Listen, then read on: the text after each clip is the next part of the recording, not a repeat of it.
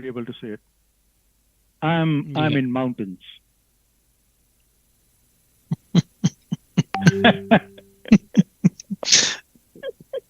Uh, it's a very striking visual impression, Vivakar. My goodness, man, that is.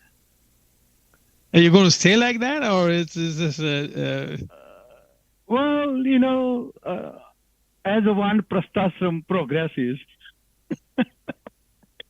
I at least I temporarily, I think.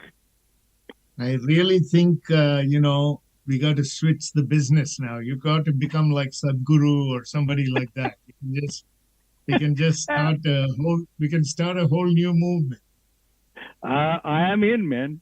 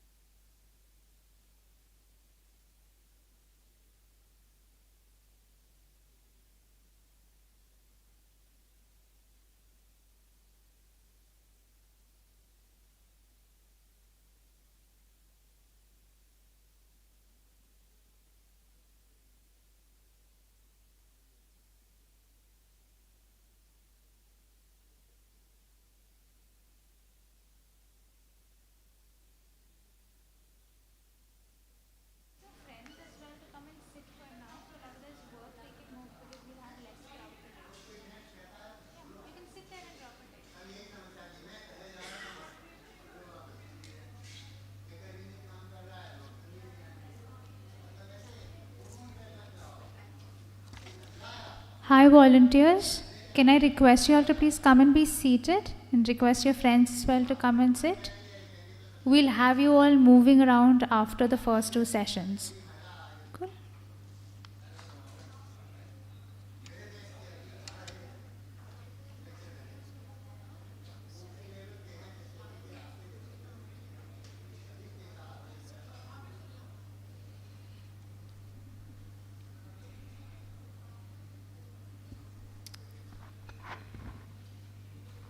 Can we have you on the first seatings?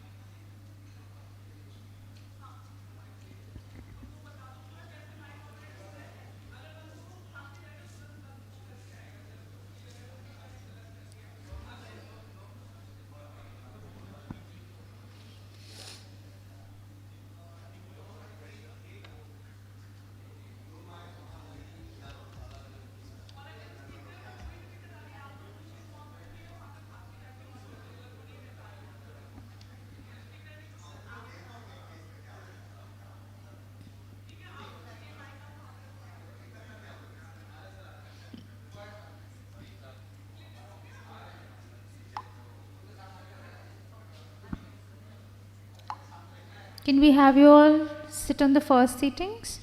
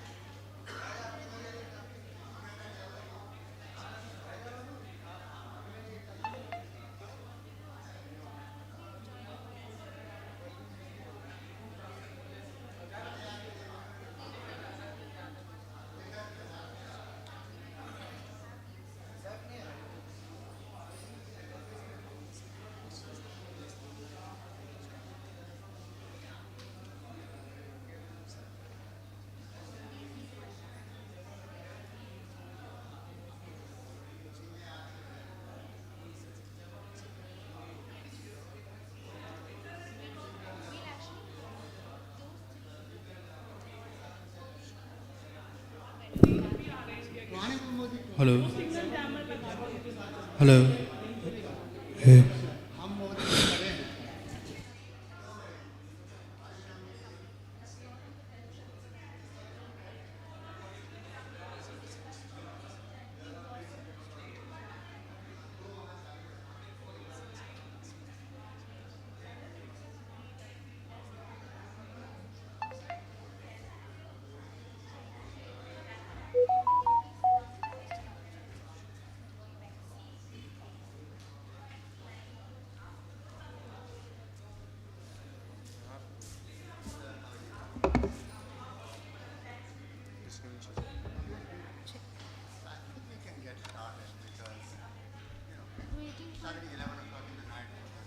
Yes, we'll start in 2 minutes. We'll start in 2 minutes. Most people won't understand anyway. I mean, the people who I'm looking at, they will not know what is drug discovery. Correct.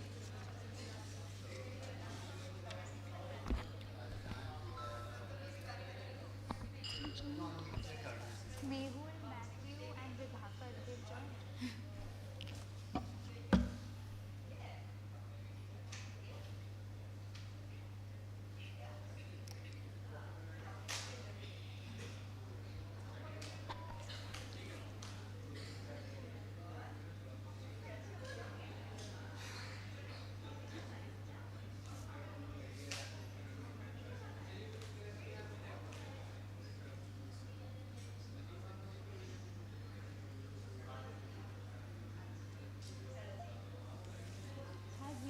started? Has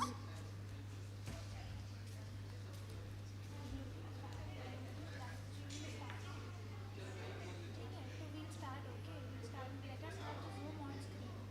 Zoom screen पे लगा दो.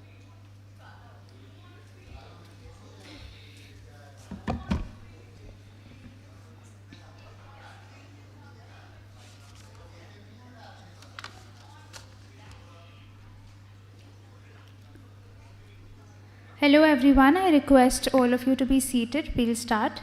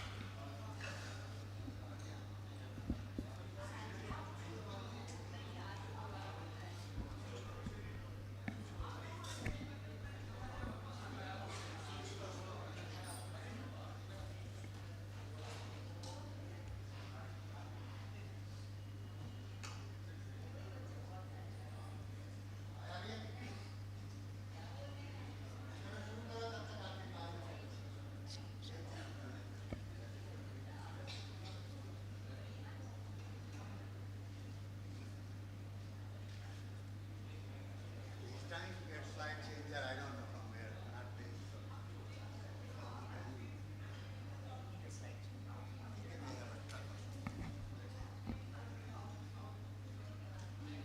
Can we have the Zoom on screen?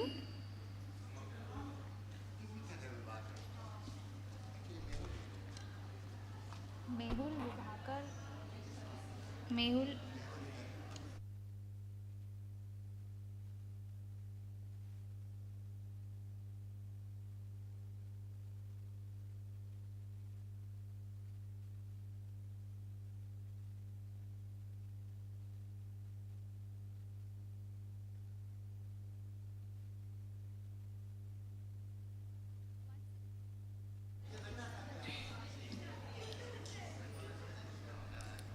Once again, a very warm welcome to the day 2 of our conference. My dear friends, guests and delegates, it is once again with great pleasure that we extend a heartfelt welcome to the day 2 of Kadam Aur's first global conference on prevention and treatment of visual challenges and educating children and adults with blindness. Without further ado, let's commence with our first session for today, a discussion on medical treatment of visual challenges, research and development. In this session, we will explore various aspects of research and development related to the medical treatment of visual challenges. In our first segment, we will be focusing on the essential role of chemistry, manufacturing and controls in the development of medicines. We have the privilege of having here with us Dr. Vibhakar Shah, Dr. Mehul Mehta and Dr. Matthew Thomas.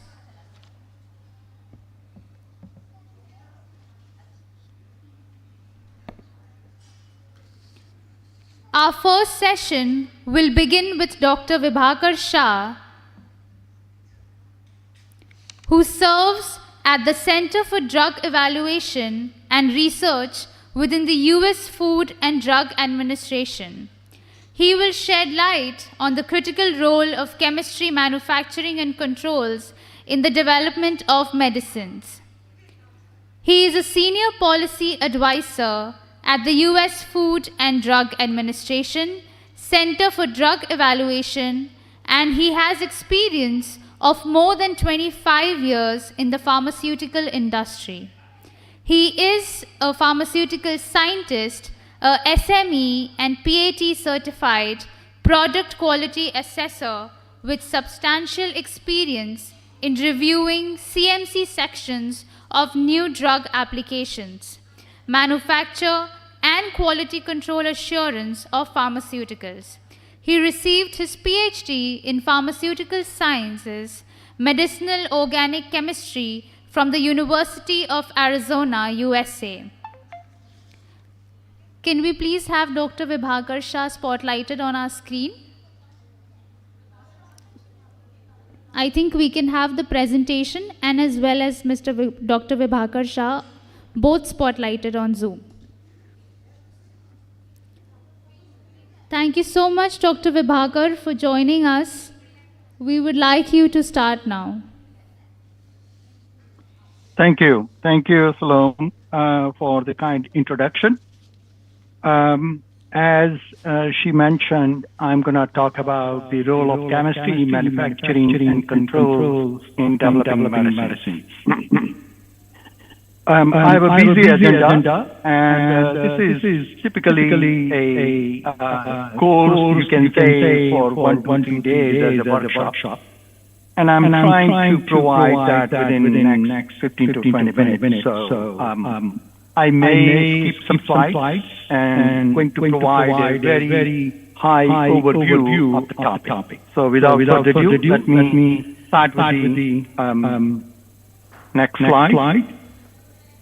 This is just a typical disclaimer with FDA. What I'm going to say is all my views and opinions, and that is not and should not be considered to represent the advice or guidance of the US FDA. So, as a part of my presentation outline, I'm going to talk about the US FDA organizational overview, talk about the mission and its scope, and in a subsequent talk, I'm going to focus on the drug quality regulations, starting with the public vision and expectation. And I'll spend some time in going over the drug life cycle overview so that you can understand the role of chemistry and manufacturing and controls. And at the end of the presentation, I have some guidance and resources for your future use. So let's start it.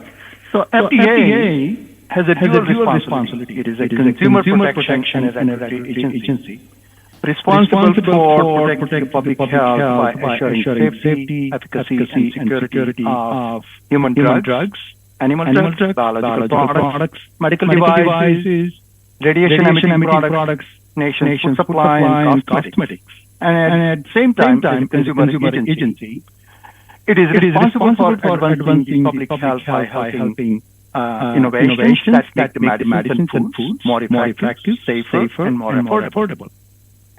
And also, it strives to provide accurate science-based information to the patients and the public so that they know how to use the medicine and the foods to improve their health. So, in a nutshell, what FDA regulates is biologics, human drug products, and mainly those are submitted to FDA as a prescription drugs, NDA, NPAs, or PLAs, or over-the-counter drugs.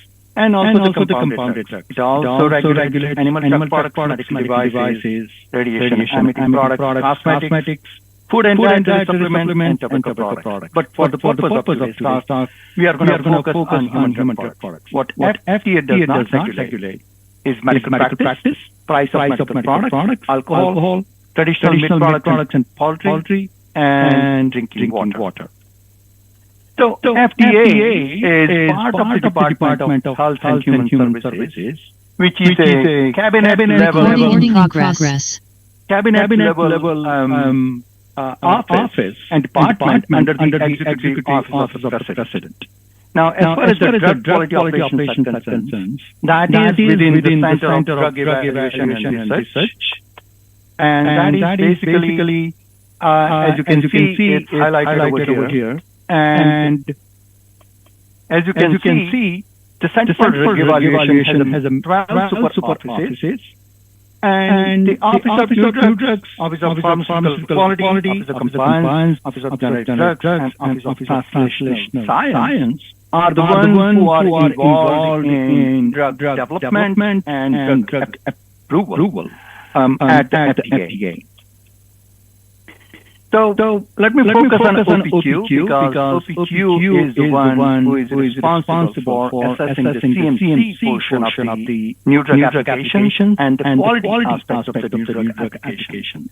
This is one office, it's a single unit, and it is combining the review function, the inspection function, and the quality surveillance function, so that we can have a quality drug product on the marketplace.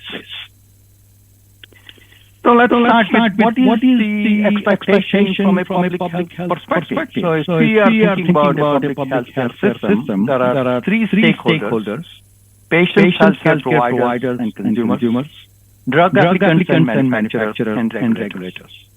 So what is the expectation from a patient perspective? They expect reliable access to safe, efficacious, stable, and affordable, high-quality medicines.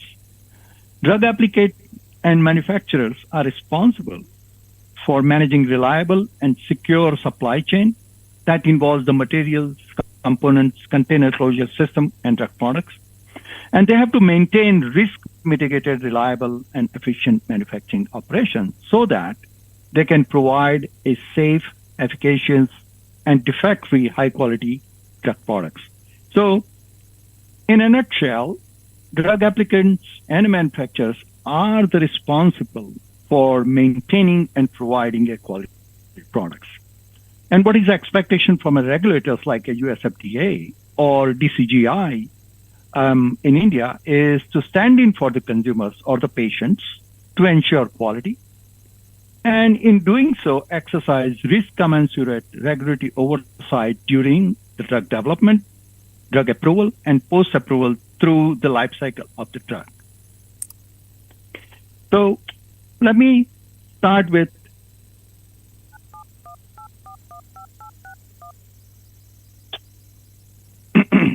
I'm having a problem with advancing the slide. So let me just, okay.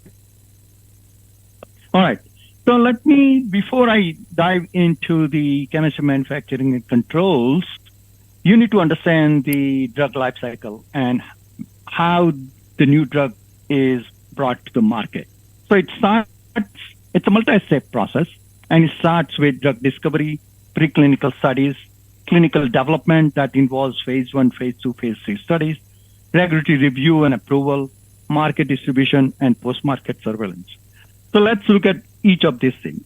During the drug discovery and preclinical studies, the company is aiming to develop a drug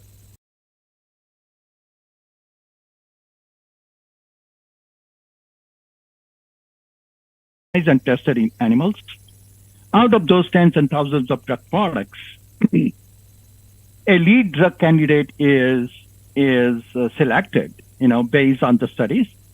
After the lead drug candidate is selected, it is optimized, and its impact in terms of its absorption, distribution,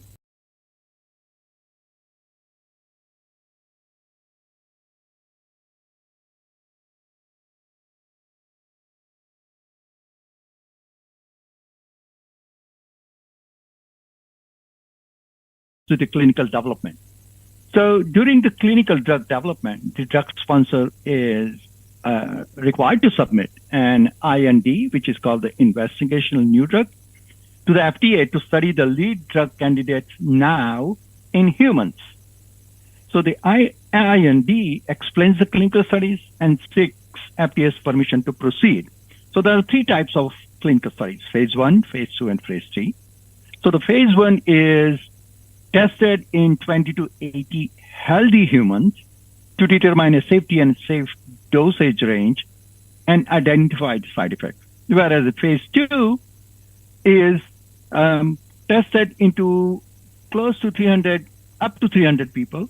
And these people are basically with the disease. And you want to find out whether the drug, what you have selected, is it effective? And that is what you try to find out during the phase 2 study. Whereas phase 3, that study is expanded to more group of people which have the disease and to confirm the drug's effectiveness and other side effects. So once If the clinical drug development studies are successful, then the drug applicant submits a drug application to the FDA. And at the FDA, the team of scientists that includes the doctors, biologists, pharmacologists, toxicologists, and chemists, microbiologists, they evaluate the clinical trial results. They evaluate the chemistry, manufacturing, and control sections and other scientific data to determine and ask this question: is this new drug safe? Does it work as intended? What it means is, does it work to cure the disease for which you are taking the drug? And do its benefits outweigh the known risks? That means if you know if there are side effects, is there any way you can balance it out so that the benefits are more than the risk? At the end of the day, from a chemistry perspective, FDA asks the question, can it be made reliably and with high quality in a CGMP compliant facility?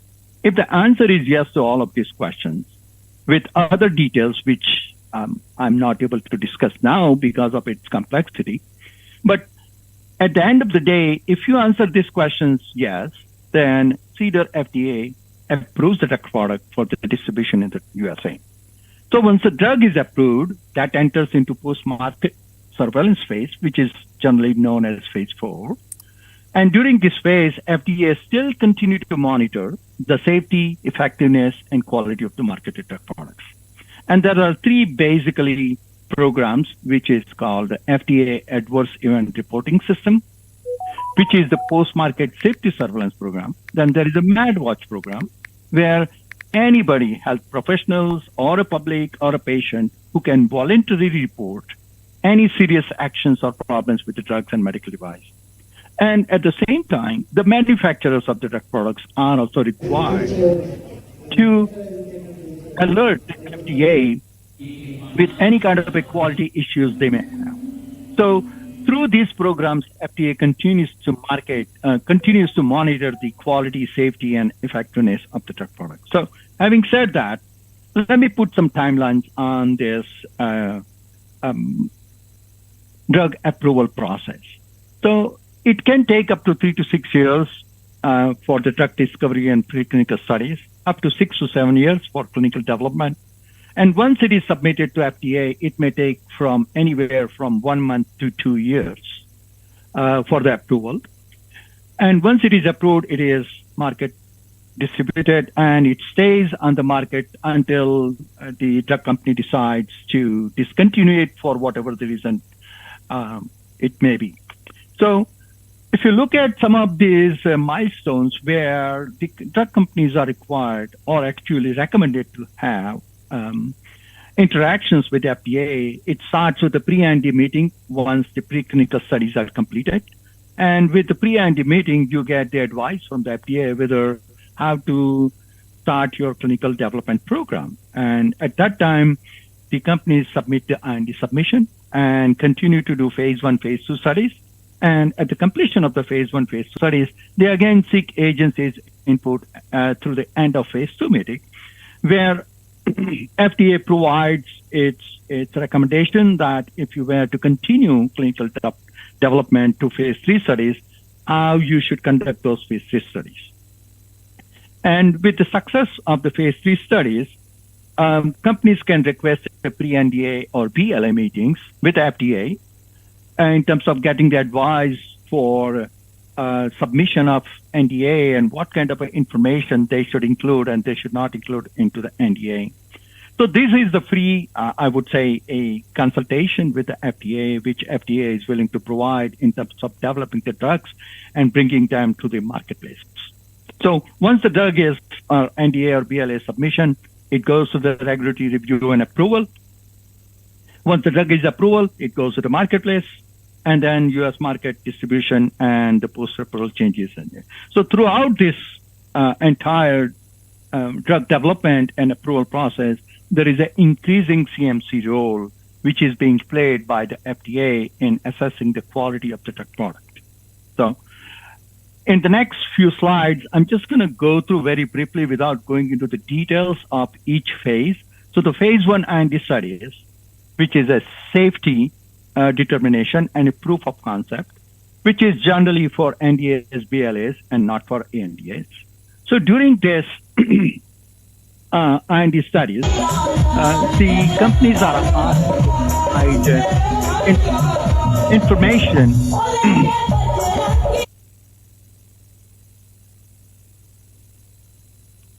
during this time. The FDA is asking or recommending the drug companies to provide information on the drug substance and the drug product.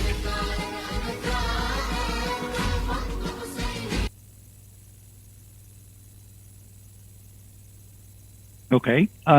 Looks like at this time, FDA recognizes that you may or may not have the information what you need in terms of its synthesis. So we understand that, and this is the graded nature of the manufacturing and control information. But at this point, some preliminary information is necessary for agency to decide whether, based on the information available for the drug substance or the drug product, can we allow company to proceed for the phase 1 studies, or should it be put on hold? So that is the whole idea of phase 1 studies and the assessment of the chemistry and manufacturing and controls aspect at the time of phase 1 studies.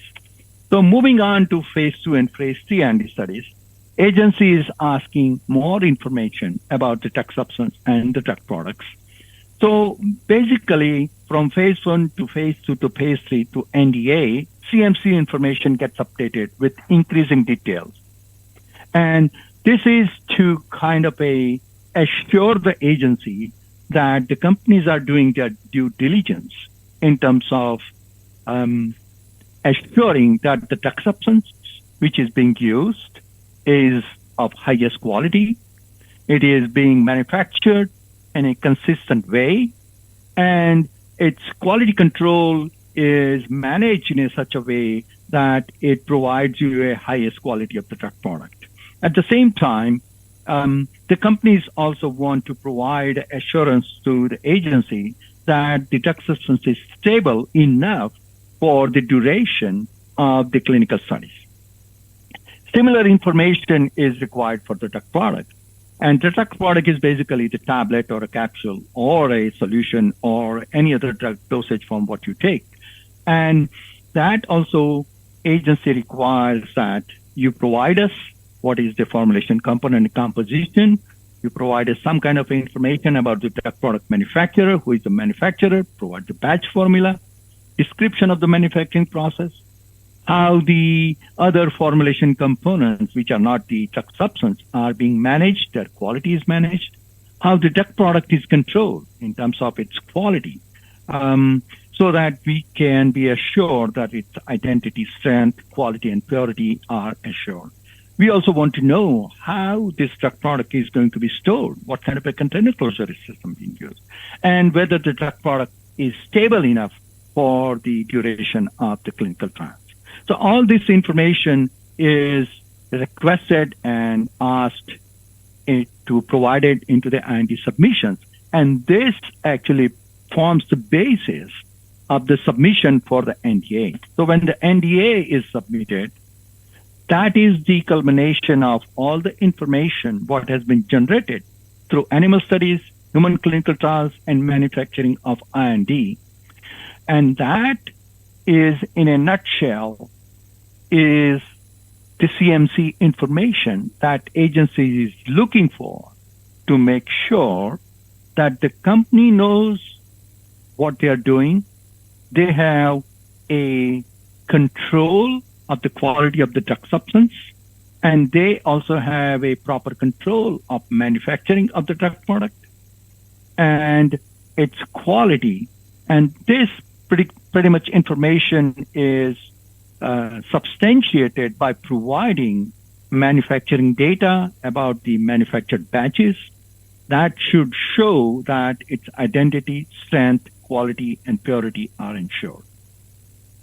So once you have that information, FDA reviews that information, and through that NDA, drug applicant is supposed to tell the entire story about the drug. What happened during the clinical trials? What are the results of the animal studies? How does the drug behave in the body? So these are the things addresses the safety and bioavailability and efficacy part of the equation. Okay. In terms of the manufacturing, we want to know how it is manufactured, how it is processed and packaged, how pure it is, what is the impurity profile, and how it is controlled.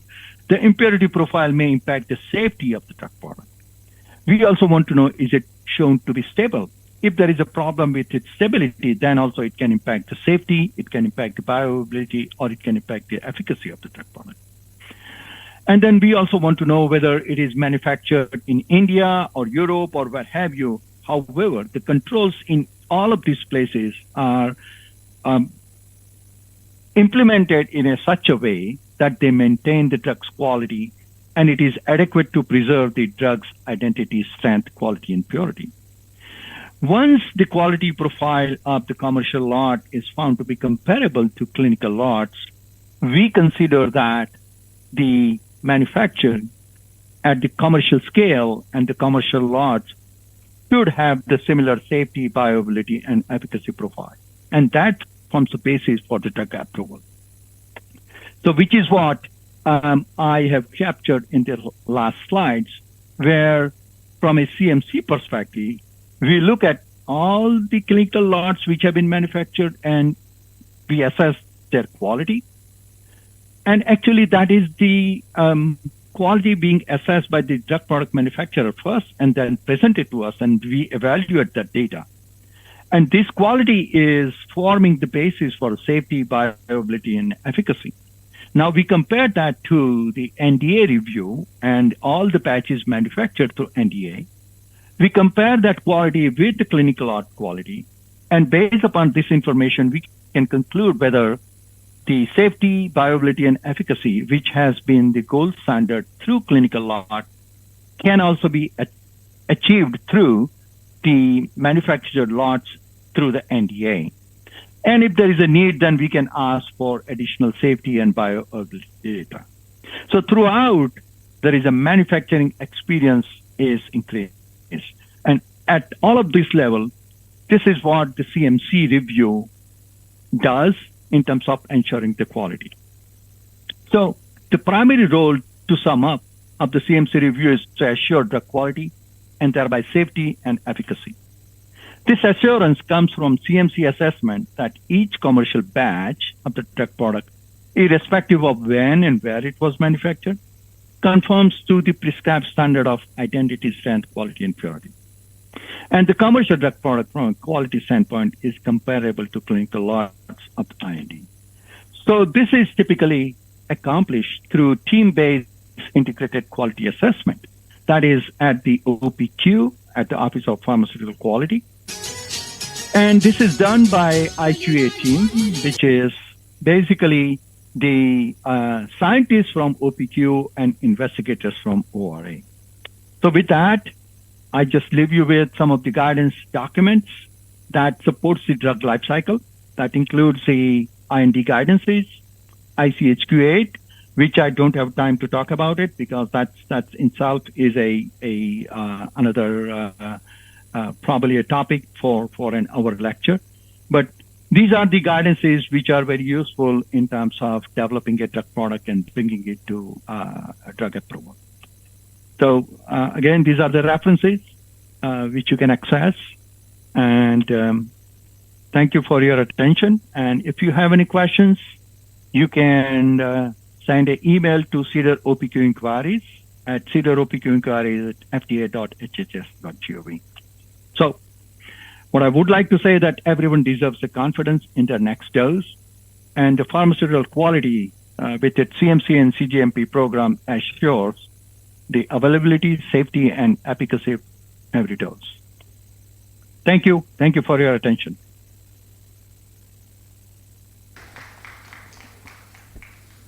Do we have any questions for Dr. Vibhakar?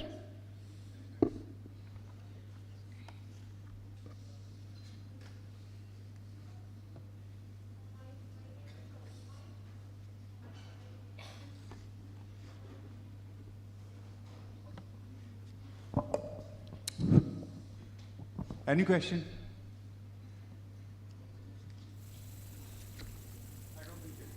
Thank you so much, Dr. Vibhakar, for joining us today. Thank you for your time and for being here with us so early in the morning. Thank you, Dr. Vibhagar. Moving on to our next speaker. You're most welcome. Thank you. Moving on to our next speaker, we have Dr. Mehul Mehta.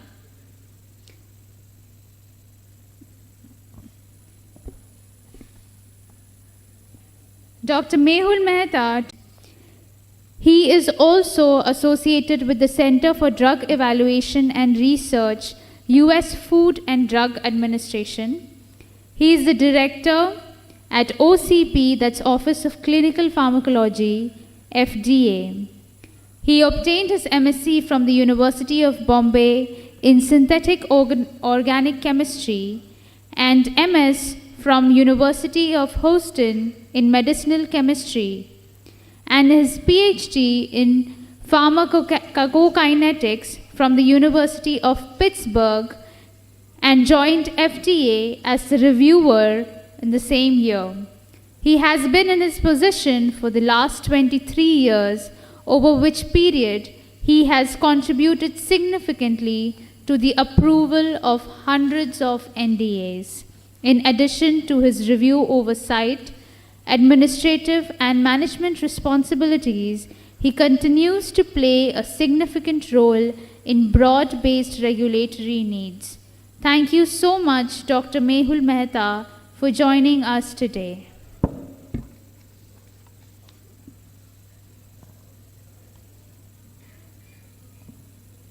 Thank you.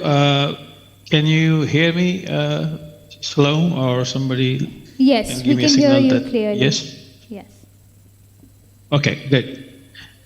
Thank you so much, and thanks for the introduction. I was getting a little worried that I sent you my brief bio was quite long, and that you would need to go through some more details. But thanks for the short introduction. I really appreciate that.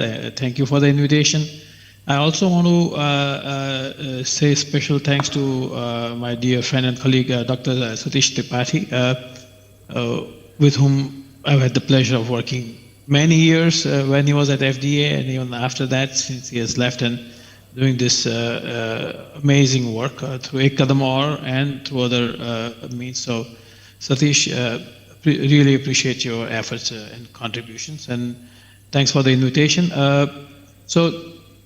I've been given the task of giving an overview of the topic clinical pharmacology in drug development in a very short period of time, 10 to 15 minutes. So on the lines of, as Dr. Shah was saying, if I have to do justice to this topic, I would need days and hours and days of full lectures to cover the full scope and breadth of what clinical pharmacology does. But I'm going to keep it very short, and I'm going to assume here that at least some of you don't know anything about clinical pharmacology, and I'll operate it from that standpoint. So if I can have the next slide.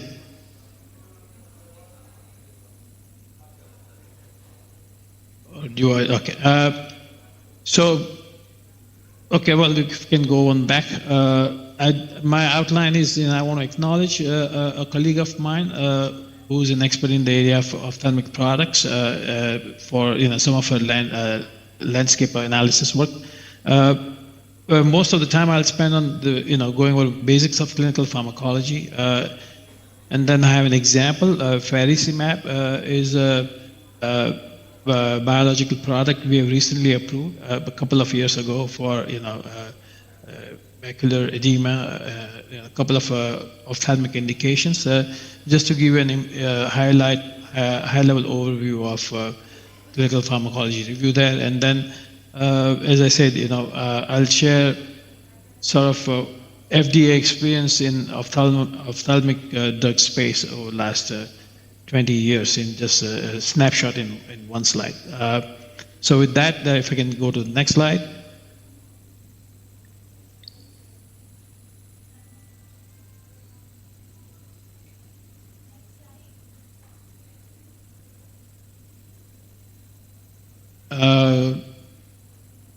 Slide hasn't advanced on. Okay, here we go. Well, yeah, I think now we are moving pretty fast. There was 2 slides ago, there was my disclaimer, just like Dr. Shah had, that these are my views, mine only as an individual scientist and not FDA. They do not reflect FDA policy. So please take this from the point of view of me as an individual scientific reviewer, staff at FDA, expressing my viewpoints. Next slide, please. And yeah, this is the person I want to acknowledge, Dr. Ping Ji. She's a biosimilar scientific lead in one of my another divisions within the same office, Division of Immunology and Immune Pharmacology. And for for her her efforts in putting together this landscape analysis. Next slide, please. So, basics of clinical pharmacology. If don't know anything about this, and then hopefully you are able to take some key messages home out of this one slide. That would be my goal. I have provided you here with the link to our office's website web page. This is for the external constituents, and if you would like to learn more about what clinical pharmacology does throughout the drug development evaluation, please check this out. You'll get a lot of very useful information, and you'll get a glimpse of various areas that we work on and contribute. But so basically, the fundamentals of clinical pharmacology is we characterize the pharmacokinetics of the drug, and we characterize the pharmacodynamics of the drug. So PK and PD. And once we have this, and again, in my next slide, I'll go over details of what I mean by PK and PD. But with that characterizations, we use that data, we use that characteristics to evaluate effect of different factors on the drug exposure in the human body, and then based on those drug exposure differences, we recommend a particular dose to be given under that particular factor. So what are these factors? We call them intrinsic factors and extrinsic factors. Intrinsic factors would be, an example would be age, race, gender, kidney disease, liver disease, pregnancy. So under all these factors, these factors are likely to change the level of drugs in the.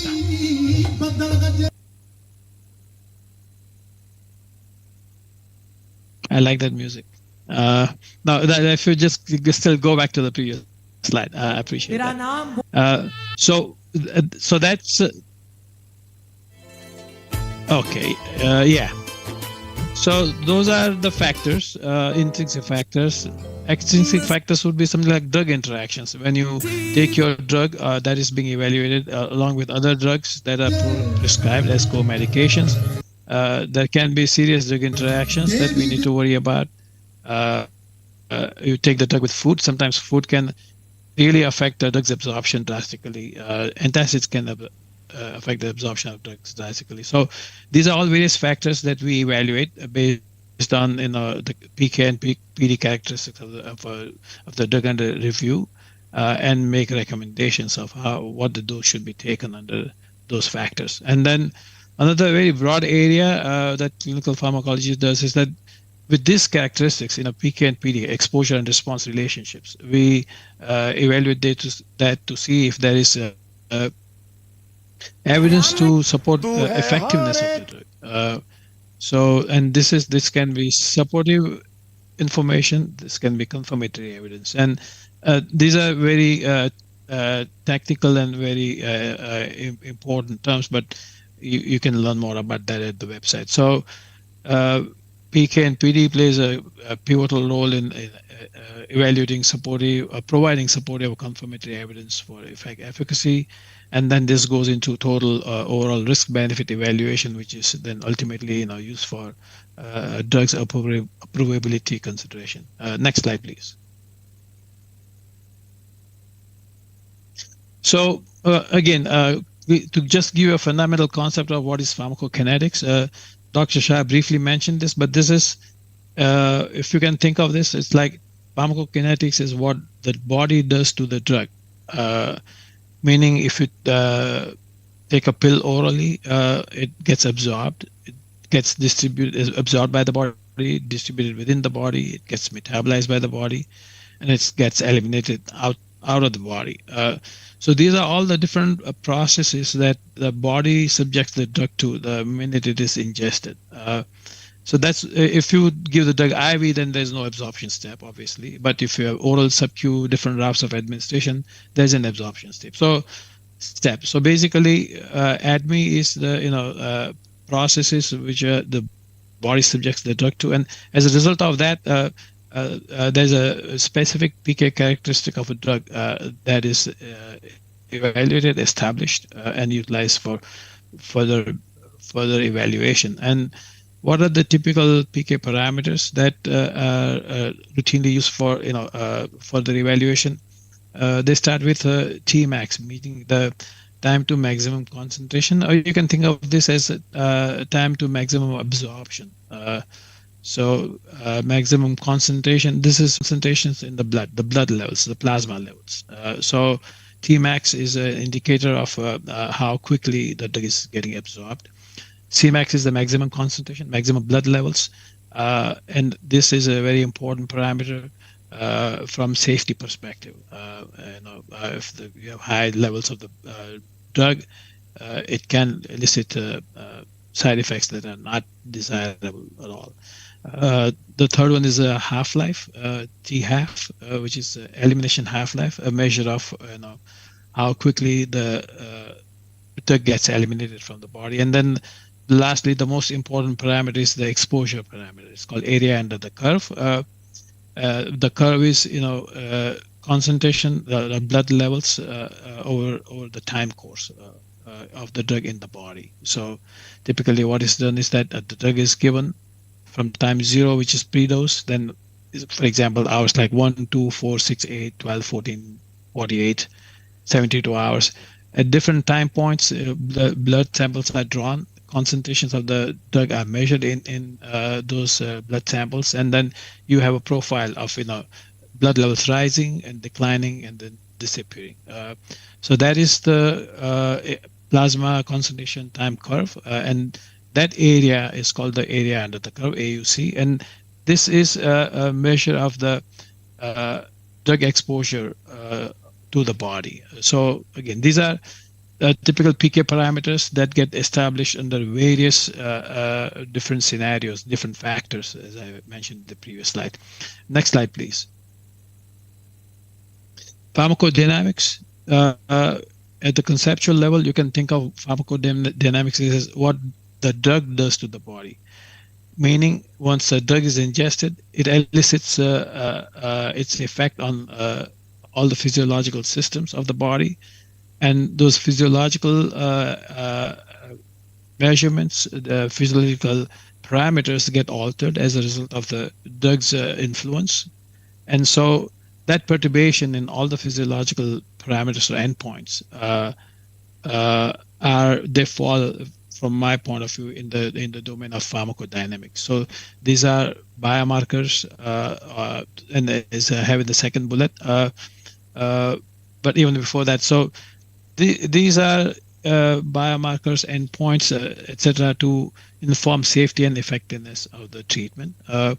And again, to further elaborate, pharmacodynamics, in my opinion, would consist of entire spectrum of endpoints. For example, meaning on-target engagement biomarkers. This is when if a drug is supposed to interact at a certain receptor level and elicit its effect, then that's on target. The drug can act on other receptors in the body also, and maybe lead to undesirable effects. So that's off target. So there's an entire spectrum of drug response that is elicited by the drug once it is ingested. And so then that includes other biomarkers. It includes safety. So the whole set of measurements fall under the pharmacodynamics. So PD characterization, PK characterization. Once you have that set of data, then we go further with that. Okay, yeah, we have 5 minutes left. Can I go to the next slide, please?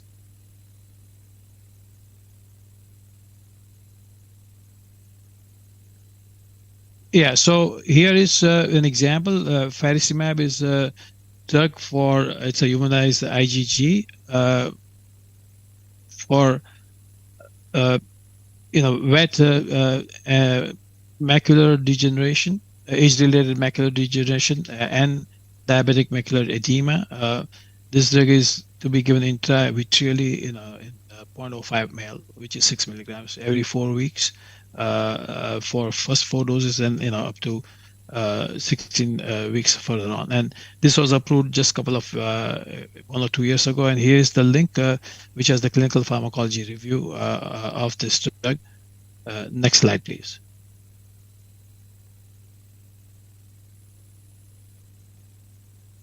So Dr. Shah mentioned about different phases of clinical trials. So clinical pharmacology of this drug was assessed in multiple different phase trials, phase 1, 2, 3, all of them.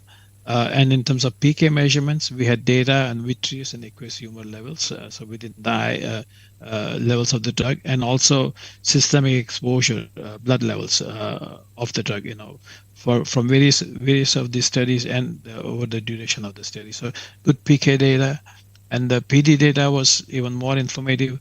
This drug binds and neutralizes this particular receptors, NG2 and VEGF-A, and elicits its response. So this is its mechanistic behavior, and we were able to see that there was a change in these factors, NG2 and VEGF-A, in their concentrations from day 7 onwards throughout the treatment interval in the phase 3 study. So indicating that there's a clear response to the drug. It's eliciting its effect. Next slide. So based on that PK/PD and analysis, we were able to recommend that we were able to show that exposure response analysis provided supportive evidence of effectiveness, meaning there was a established correlation between exposure, the PK, and the PD, the drug's effect, and that played a role in providing supportive evidence of effectiveness. Luckily for this drug, no dose adjustment was recommended for patients based on any of the factors, which was a plus for the drug. And the third point is, again, something I don't have time to go through that, but luckily for this drug, what they wanted to market was the same formulation that they studied in the clinical trial. So there was no in vivo human study needed to establish a bridge between these different dosage forms. They were luckily the one and the same. Next slide.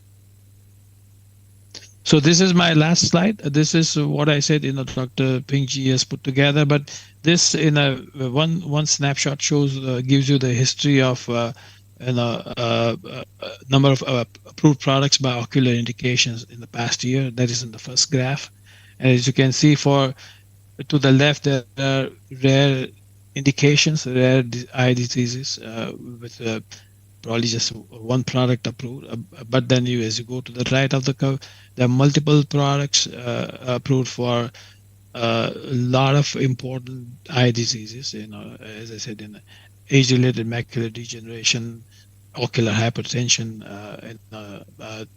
indications of that nature. And then underneath, it just highlights the mechanism by which these drugs act. So again, you can look at this at your leisure. I have the data here, and then the pie chart just talks about what kind of products these are. New drugs are, meaning they are chemicals. BLA biological products. So majority of these products are synthetic in nature and less in biologics. And the bullets below mention the recent advances in this field. Novel drug delivery approach.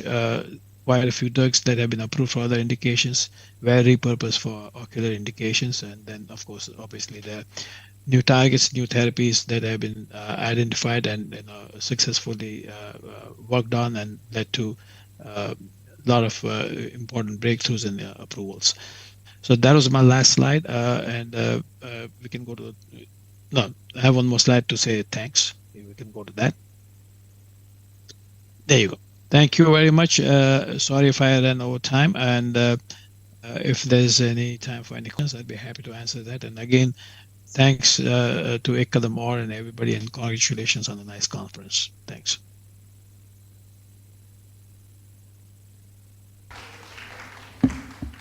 Do we have any questions for Dr. Mehul?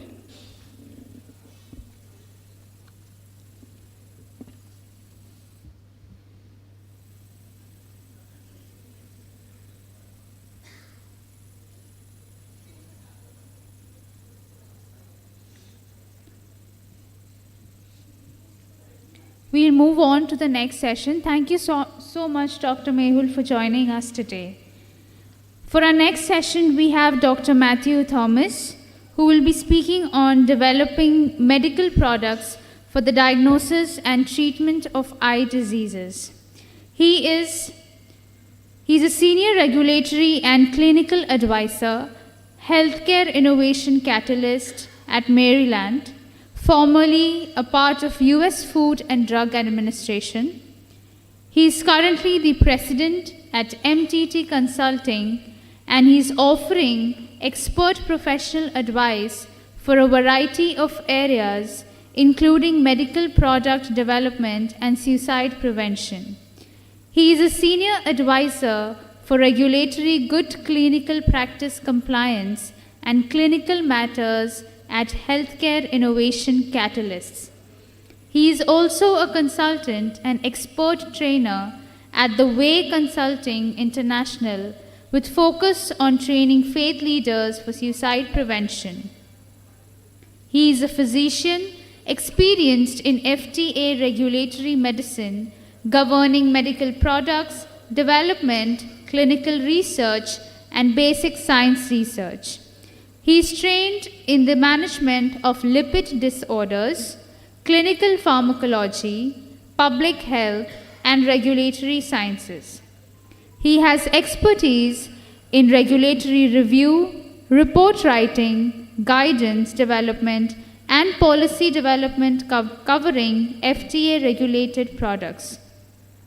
Thank you so much, Dr. Thomas, for being here with us. Over to you. Can we please have Dr. Matthew on the screen?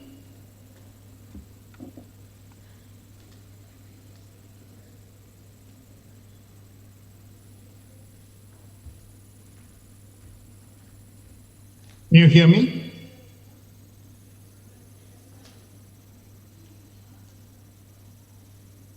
Can you hear me?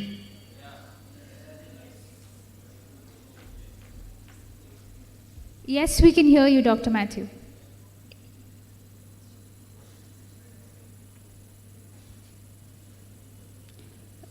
We are unable to hear Dr. Matthew. Can you hear me? Yes, we can hear you now. What about now? Yes, yes. Okay, and will I be able to advance? Will I be able to advance my slides, or will you be doing that? We will be doing it for you. Okay, excellent. Very good. Thanks a lot for that kind introduction, Ms. John. Good morning to you all in India. It is almost past midnight here, and I agreed to give this presentation because of my long friendship with Dr. Satish Tripathi, and because of his dedication to and the service through our Kadam. I applaud the efforts of everyone involved in this organization. I thank the organizers for this opportunity and wish you all the very best.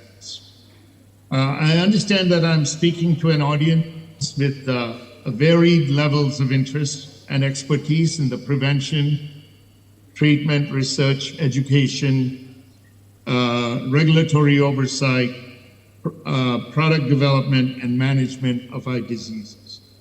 Hence, I understand, and I hope you will all understand that I will not be able to satisfy the expectations of any one of you in less than 15 minutes, the time that I've been allotted to be talking to you. Furthermore, while I have the regulatory expertise, let me be clear that I'm not an expert in eye diseases. Most of my presentation includes information that I've gathered from peer-reviewed research publications and, of course, some of my experiences. Once again, this is a broad topic, and I only intend to focus on a few specific aspects at a very extremely high level. The next slide, please. So for this presentation, what I plan to do is, for ease of understanding and for minimizing the repetitions and conserving time, I wish to offer the following definitions of terms that I'll be using during this presentation. When I say eye diseases, they may include any one or more of the established eye disorders listed under the National Eye Institute of the National Institutes of Health in the USA. Likewise, I use the term management, which will include terms like prevention, diagnosis, and treatment aspects. When I use the term medical products, they may include drugs, biologics, devices, and even software that is used as a medical device. And when I'm talking about and alluding to US FDA regulations, but all other international regulatory bodies and their regulatory aspects may be included. Next slide, please. My outline is going to be based on a broad overview of some of the emerging medical products and trends for the management of eye diseases. Then I will broadly review the regulatory process for developing medical products, which has pretty much mostly been covered, but I will touch on some salient points. And lastly, I will review some of the regulatory challenges and potential opportunities for developing medical products for eye diseases. I want to emphasize that none of these topics that I discuss would be all-inclusive.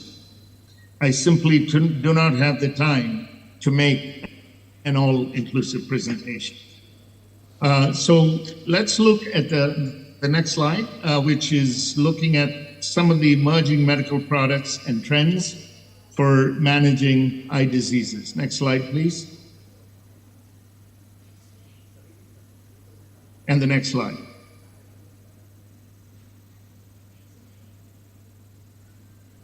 So from what I've reviewed and or my experience, I find that there is an increased focus on amelioration of underlying deficiencies and inflammation rather than on offering transient symptomatic relief alone, which used to be the case a lot in the past. There are also new device procedures for stimulating tear production. For the management of dry eye disease, immunosuppressants, immunomodulators, anti-inflammatory drugs, and corticosteroids are appearing to be more promising. Eye disease management has evolved over the years, and the current strategy is to offer comprehensive eye care, not just a one-and-done treatment approach that used to happen. Also, in the field of eye diseases for treatment and prevention and even cure, surgery has advanced and computer-aided surgeries and even remote surgical procedures are not very uncommon and also involve processes for implanting and transplanting tissues. So, eye disease field has advanced tremendously. The field of artificial intelligence is expanding and offering many applications for efficiently diagnosing various eye diseases and even predicting potential risks of developing eye diseases. In addition, the utility of what we call real-world evidence to obtain historical data and to design and conduct prospective research is growing exponentially. So I'm sure that there are many other emerging medical products and trends for managing eye diseases, but let us move on. Next slide. In the backdrop, next slide, please. And in the backdrop of the emerging trends, let us review the traditional regulatory process for developing medical products. Next slide, which is discovery. Traditionally, research of a new product begins in a laboratory. What we term drug discovery, it could be product discovery. And discovery includes originally somebody having an insight into the disease, and whether the intent is to stop the disease progression or to reverse its course as the disease progresses. Then they have to identify a suitable product, whether it be a drug, biologic, or a device, or a combination of these products.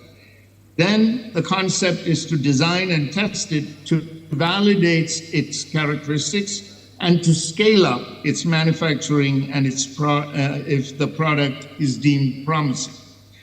These aspects are some of the aspects that Dr. Vibhakar Shah has aptly addressed during his presentation. Next slide. The next step in product development would focus on how the product is absorbed, distributed, metabolized, and excreted in the body. What would the product's potential benefits and mechanisms of action be? What would be the optimal dosage offering maximum benefit and minimum risk? What would the optimal route of administration be? Would it be best to give it by mouth as a topical application or an injection or intravenous? What are the potential toxicities one should expect based on similar treatments? Are the risks worth the benefit? How does the medical product impact different age groups? Age, gender-wise, race, ethnicity? Are there any potential medical product interactions from a known prior use of similar products? And also, how should one compare the effectiveness of the new medical product with similar prior products? Next slide, please. Next slide. A lot of information discussed in the previous slide is obtained from laboratory in vitro testing and testing in animal models in vivo to answer basic questions about safety, toxicity, pharmacokinetics, metabolism, optimal route of administration to reach target sites, the formulations that can be developed, etc. This and the preclinical research that happens has been covered by Dr. Mehul Mehta quite in detail during his presentation. Next slide, please. So when adequate preclinical safety data is available, then it would be appropriate to proceed to the next step of testing the products on humans for determining its safety and efficacy. And this testing is done in phases. As has already been mentioned, phase 1 is conducted in a small number of healthy volunteers or patients for assessing safety dosing. These studies may take a few months. Then there are phase 2 trials that are conducted in up to several hundreds of volunteers with diseased condition for the initial reading of efficacy and safety of the product. Then, next slide, please. We would, if promising, it would move on to the phase 3 trials, which are larger pivotal trials in hundreds to thousands of volunteers with the disease or condition to determine the safety and efficacy.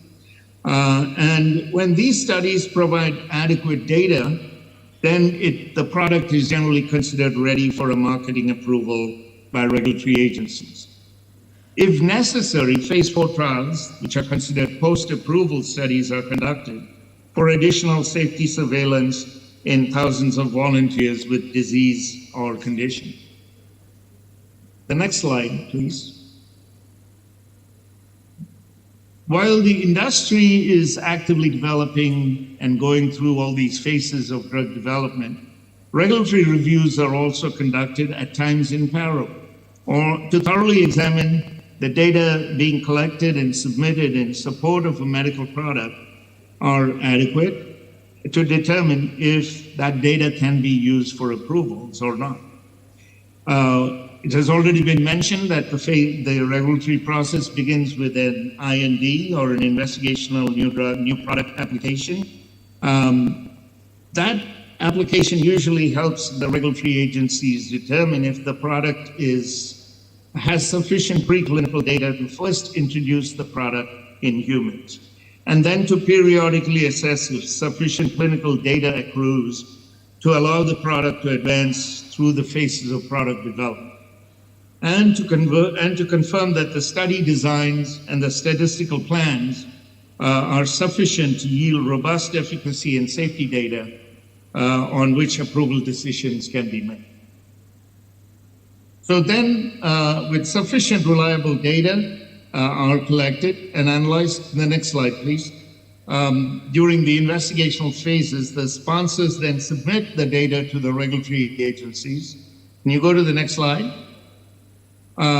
As new product applications. And the regulatory agencies then evaluate whether the proposed labeling and directions for use are adequate, whether there are adequate safety and efficacy updates, whether there's information about the medical product having a potential for abuse, whether its patent information holds well, whether its comparability studies with studies done previously add up.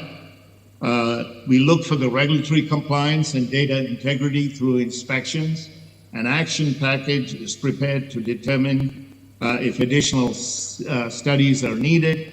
An advisory committee opinion may be sought if additional information and advice is necessary. And then a determination is made whether to approve the product or issue a letter identifying deficiencies. The next slide. Regulatory agencies, next slide. They also look at the post-market product safety once the products are available for use for the public. And as has been shown in this slide, we use several monitoring processes, manufacturing inspections, surveillance to look at whether there is adequate post-market safety information being collected. So let me quickly get to the regulatory challenges. The next slide, please. And the potential opportunities. Next slide. So the regulatory challenges include accommodating flexibility in the design of the clinical studies, moving away from traditional trial designs and using newer strategies, utilizing artificial intelligence tools and real-world evidence, defining target populations that derive most benefit and minimum risk is challenging. It remains a challenge on how to improve bioavailability of the products to the eye chambers where they are most necessary, how to minimize side effects, how to dose effectively, how to identify potential optimal endpoints, how to identify objective markers, to quantify disease severity. Often in eye diseases, laser treatments and sham treatments are used, and it is a challenge to use them when you want to use them as comparators. Another challenge is to determine the apt duration of the trials, and is calculation of non-inferiority margins when comparators are used. And also when you're using combination therapies, they pose challenge. Today, I mean actually yesterday, October 30th, 26 eye products have been identified that could lead to potential eye infections and vision loss. And these are products that are manufactured because they are manufactured under insanitary conditions. These are challenges that affect the development of products. And lastly, let me talk about how we are moving into, the next slide please, how we are moving into an area of tremendous promise and opportunities. The collection of real-world data to provide real-world evidence in lieu of traditional clinical trial. has the potential to expeditiously advance the utility of medical products, new medical products, and traditional therapies. And it has the potential to detect therapies that are not beneficial and or harmful and get them out of the market sooner. The application of artificial intelligence tools in almost all phases of medical product development is becoming a reality and has the potential to expedite development. Application of artificial intelligence tools for regulatory review has potential to expedite the regulatory review process. Overall, there are so many new opportunities to expedite the development of safe and effective medical products that benefit patients with eye disease. My last slide, I want to thank the organizers for this opportunity, and thank you, and I hope I've been able to communicate some of the potential challenges and opportunities that lie before us as we advance the development of medical products for eye diseases. Thank you very much. Thank you so much, Dr. Thomas. Do we have any questions from the audience?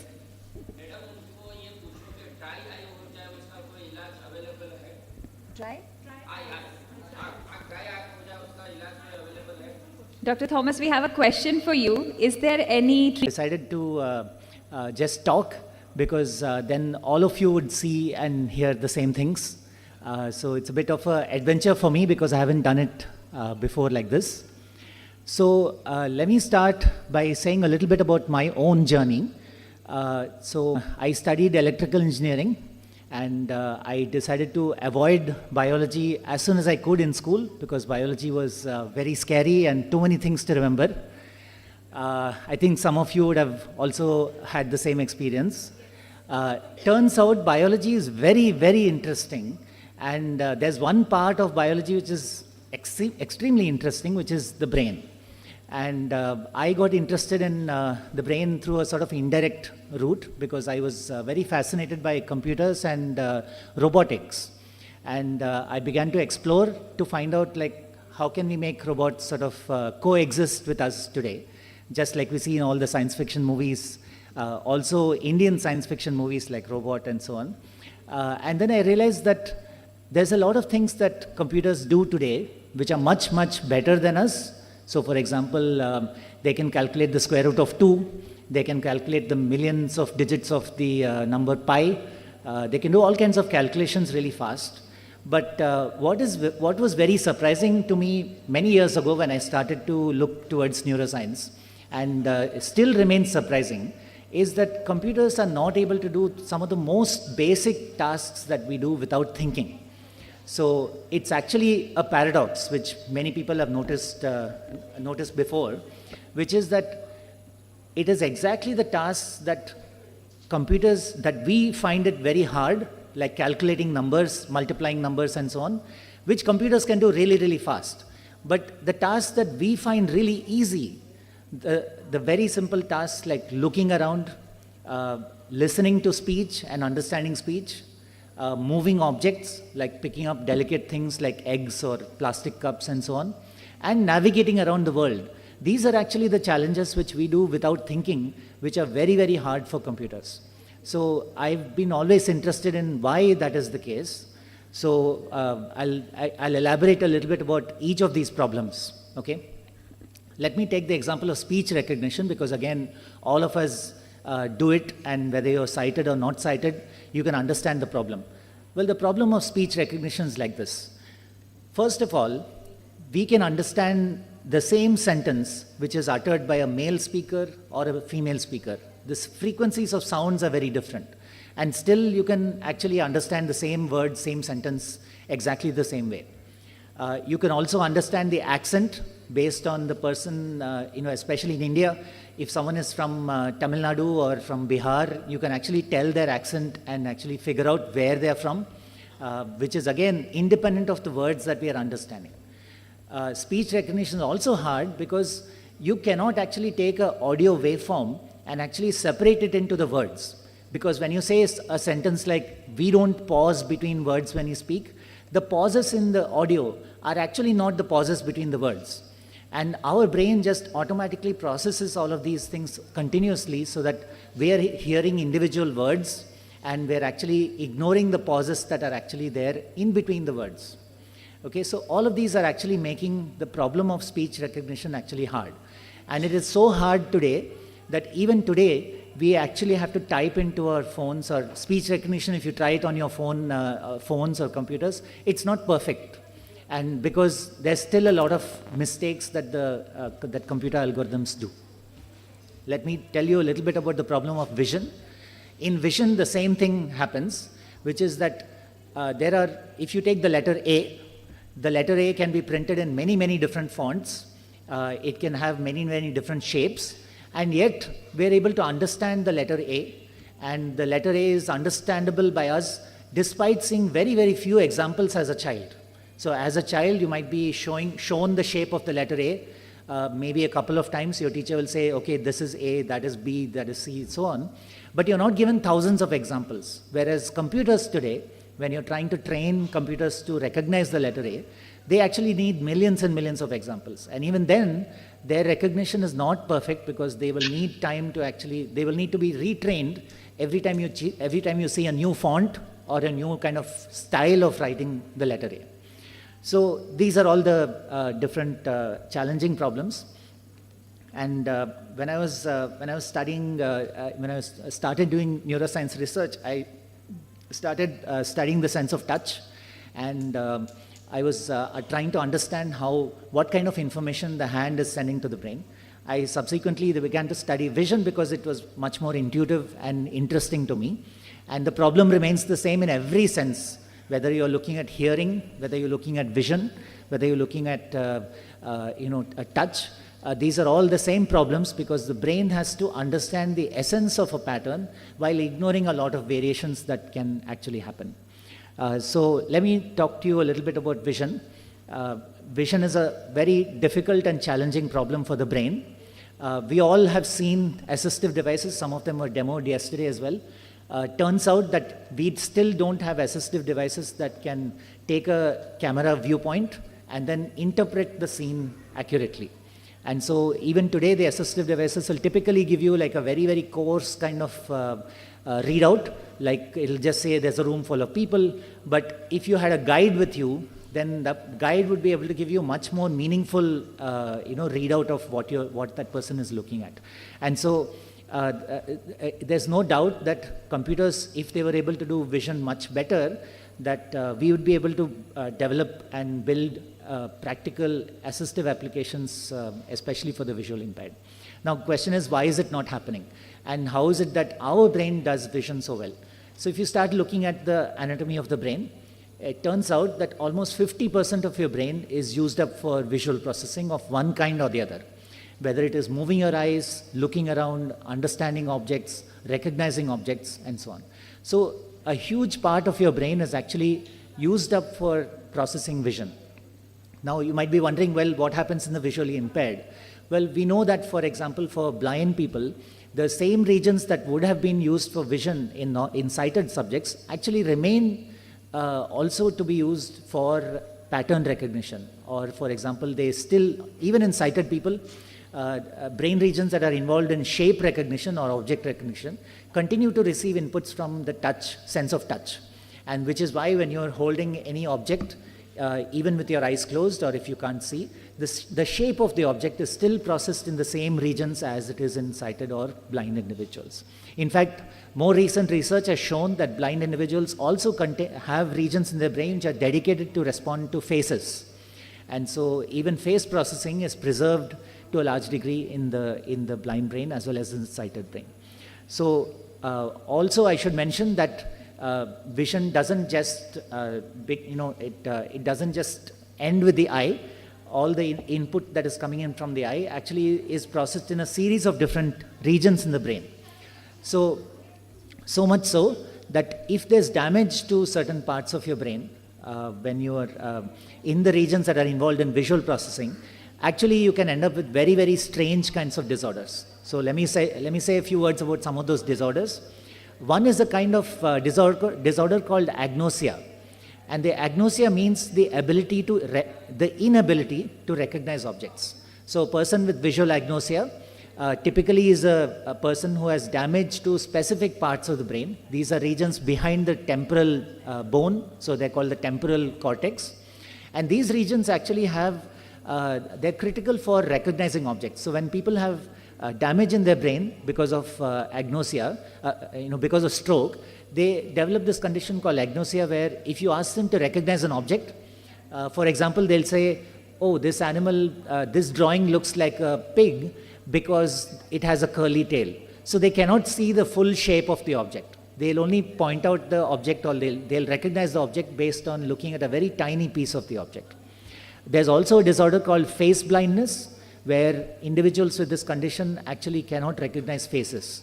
So, this is called prosopagnosia, because prosopagnosia is essentially face blindness.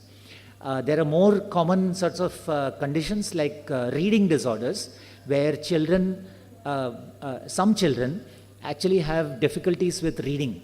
And when they're trying to learn to read, it's a difficult challenge because they have to actually understand the shapes of letters, and then they're presented with multiple letters at the same time.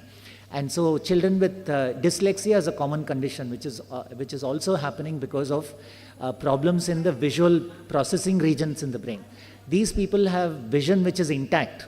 That is, their optical acuity and the lens in their eyes and the retina, everything is completely intact, but they actually have disorders of higher order perception, which are happening because of damage to the visual processing regions in the brain.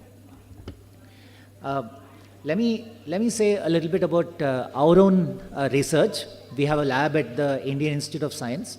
Most of our research is involved in understanding how vision happens in the brain and what kinds of visual processing happens in the brain. We use a number of different experimental approaches. That is, we conduct experiments on various kinds of vision, various aspects of vision, to understand how vision works.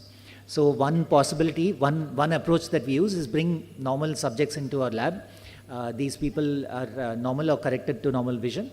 And then we try to understand how they do visual processing. So we'll give them a task, and we look at how long they take to perform the task, how long they take to press a key, and so on. We also take people into MRI scanners to record their brain activity and understand what different parts of the visual processing regions of the brain, how they respond and process to visual information. A recent line of studies in our lab involved understanding differences in perception between people with different kinds of neurological conditions. And in particular, we're looking at autism, where children with autism are known to be different in their perception. And one of our ideas is that perhaps it is their difference in perception which is leading to all their subsequent deficiencies and disorders. So it's important to understand how perception works in children with autism. We're also studying children with ADHD, where again the idea is to understand if their perception is different from others. And because their perception is different, that has all kinds of further implications for their cognition, the way they interact with the world, and so on. Let me also go to a very specific type of topic that we do research on, just to give you a flavor of the kind of research that we do. So when we learn to recognize an object, right? An object contains many different parts. For example, an animal will contain the head, the body, the tail, and so on. And so one of the ideas, and a very classical kind of philosophical debate in psychology, has been the question of whether we recognize objects using the individual parts or using the entirety of the object. That is, you understand the global shape of the object. And so one of the things that we've been investigating in our lab is to understand, when someone becomes an expert at recognizing objects, how do you actually process the parts of the object? Okay, and so basically there are two ideas, there are two possible ways in which you might be doing that.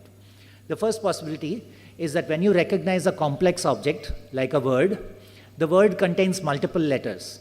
And usually when you learn to read or recognize an object, you're recognizing the object as a whole. And so the idea is that maybe you're recognizing not the individual letters of the word or the individual parts of an object, but you're recognizing the entirety of the object. So if that is really happening, what we then hypothesize, or what we then expect in our experiments, is that maybe in the brain, you have dedicated regions in the brain that are recognizing the entire word and not really the individual letters of the word. and the entire object and not the individual letters of the object. Okay, that's one possibility. The second possibility is that maybe when you become an expert in recognizing an object, it's not that you actually form a dedicated region to detect the entire object, but you actually get really better at separating the parts of the object. Okay? And so this idea predicts that when you look at a word or when you look at an object, the object is actually decomposed into the individual parts, and your ability to detect the parts of the object is actually getting better. So you see, these are two opposite ideas. In one idea, you're actually recognizing the object as a whole, and so you're developing detectors in your brain to recognize the entire object at once. The other way is to actually break down the object better.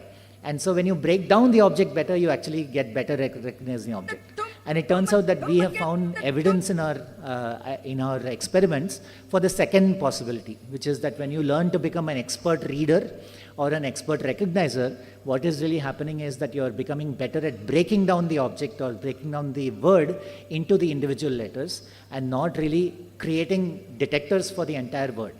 And so your ability to break down the object into parts is really what is making you an expert in recognition. So I think I'll stop there. Probably, I don't know how I'm doing on time. And I apologize for those of you who wanted to see more slides or graphs, but I thought I'll make it more accessible to all of you. So thank you, and I'll take questions.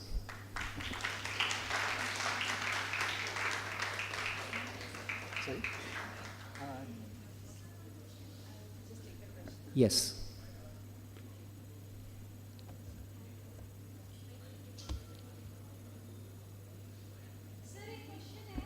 या पूछिए, मैं आपका question repeat करूंगा.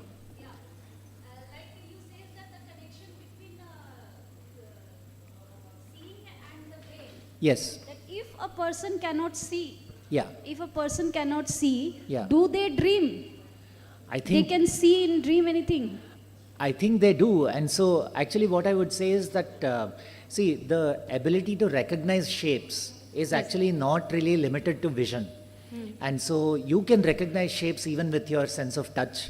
And actually to some extent even your hearing will help you recognize the shapes of objects. So I would say that I don't think there's any limitation in that sense of whether you can dream. I think the kind of dreams that perhaps sighted versus blind individuals have may be different. I have not really looked at the literature, or I mean I have not really studied this topic, so maybe the nature of the dreams are different, but I would say that you're certainly seeing things, and I mean you're certainly experiencing the shapes of things. I would be surprised if that was not the case. Okay. Thank you. That's a very interesting question, and wouldn't it be nice to ask the audience Yes, within us absolutely, to tell us if you see dreams and what are those dreams like? I think a lot of basic questions about the experience of the blind actually, I think would be very interesting to just, we ought to do more sort of research into how people perceive, various kinds of things. Yeah.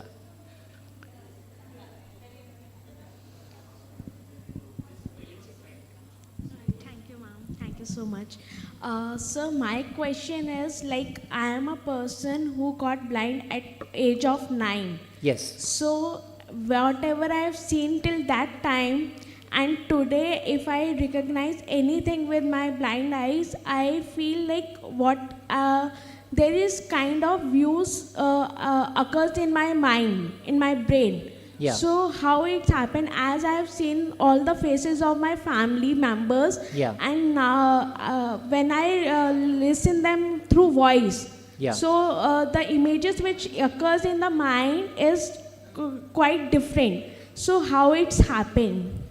So, so I'm just going to speculate a bit, because I don't know of studies of this kind that have been actually done with people who have become blind after a certain period of visual experience. So in general, when people look at the activity in the brain, when you imagine something versus when you actually see something directly, Right. those two kinds of brain activity is very similar. And the only difference between imagining some particular thing versus actually seeing it is a degree of magnitude. So the activity when you imagine something is actually much weaker than the activity when you actually see something. So it seems like at least the difference between imagination and sort of reality is just a difference of magnitude, and not really of like qualitatively different or something. But again, I think the degree of mental imagery, as it's called, this degree, how it changes when one becomes blind after a certain amount of visual experience, I don't know. There must be research on this topic. I would suggest that we should start sort of thinking as a researcher and try to investigate some of these things ourselves as well. So I would totally recommend reading the actual research papers rather than like media reports, because media reports tend to have a lot of hype in them. So if you can start looking at those kinds of things, it'll be very interesting for all of us. Sure, sir. I asked this question because what happened when I do calculations, right? Yeah. So being as a visually impaired, I should listen and calculate on the fingers. Yes. But I get very confused because I have seen the digits and all the digits moves in my mind like as a imaginary pictures. Yeah, that's really interesting. Yeah, I think all of these things need to be studied a little bit more detailed and systematically. So I think a lot of people should get into this kind of work and do more of it. Thank you. Thank you. Thank you so much, sir. Thank you so much. Hi, good morning. I actually have a question as well, and it's in relation to something that you mentioned in passing. You talked about, or you mentioned that even for people with visual impairment, the area of the brain that's responsible for facial recognition and familiarity is known to be active. Yeah. So I was just curious to know, does it serve a purpose in those who are visually impaired? And if so, sort of what is it responsible for, if not to recognize already seen faces? Thanks. Yeah, it's a good question. We don't. The short answer is that we don't know. And the reason is that there's been a big debate about face recognition in the sighted brain as well, which is that faces are very unique kind of visual images, because they're all very similar to each other, but still we are able to recognize an individual face, individual human faces from each other. And so the debate has been that we form dedicated and special regions for face recognition, because faces are all very similar to each other. So you need to form a dedicated region to distinguish between similar looking objects. Now in the blind also, there's been identified, this is very recent work actually, incidentally by a former student of mine.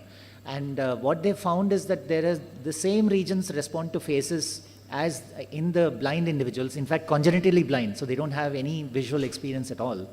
But we don't know the function of those regions. I would imagine that those people may be having some face experience because they can touch their close friends or relatives' faces, or perhaps they touch their own face, so they have some experience of the shape of the face. But again, it's not very clear what these regions are actually doing, whether they actually have some functional, direct sort of functional role. And I think studies have to be done where certain regions of the brain have to be perturbed using some magnetic or electrical stimulation while people are doing tasks which are relevant to those parts of the brain. So those things are still topics of ongoing research. All right, thanks. Thank you so much. There are a lot of questions coming. Yeah. So we will... I'm happy to take questions in the break. Please do get in touch and talk to me. So Dr. Arun is with us till evening. I encourage you to meet him during the networking break and discuss your questions with him. He'll be happy to answer that for all of us. Thanks a lot. Thank you.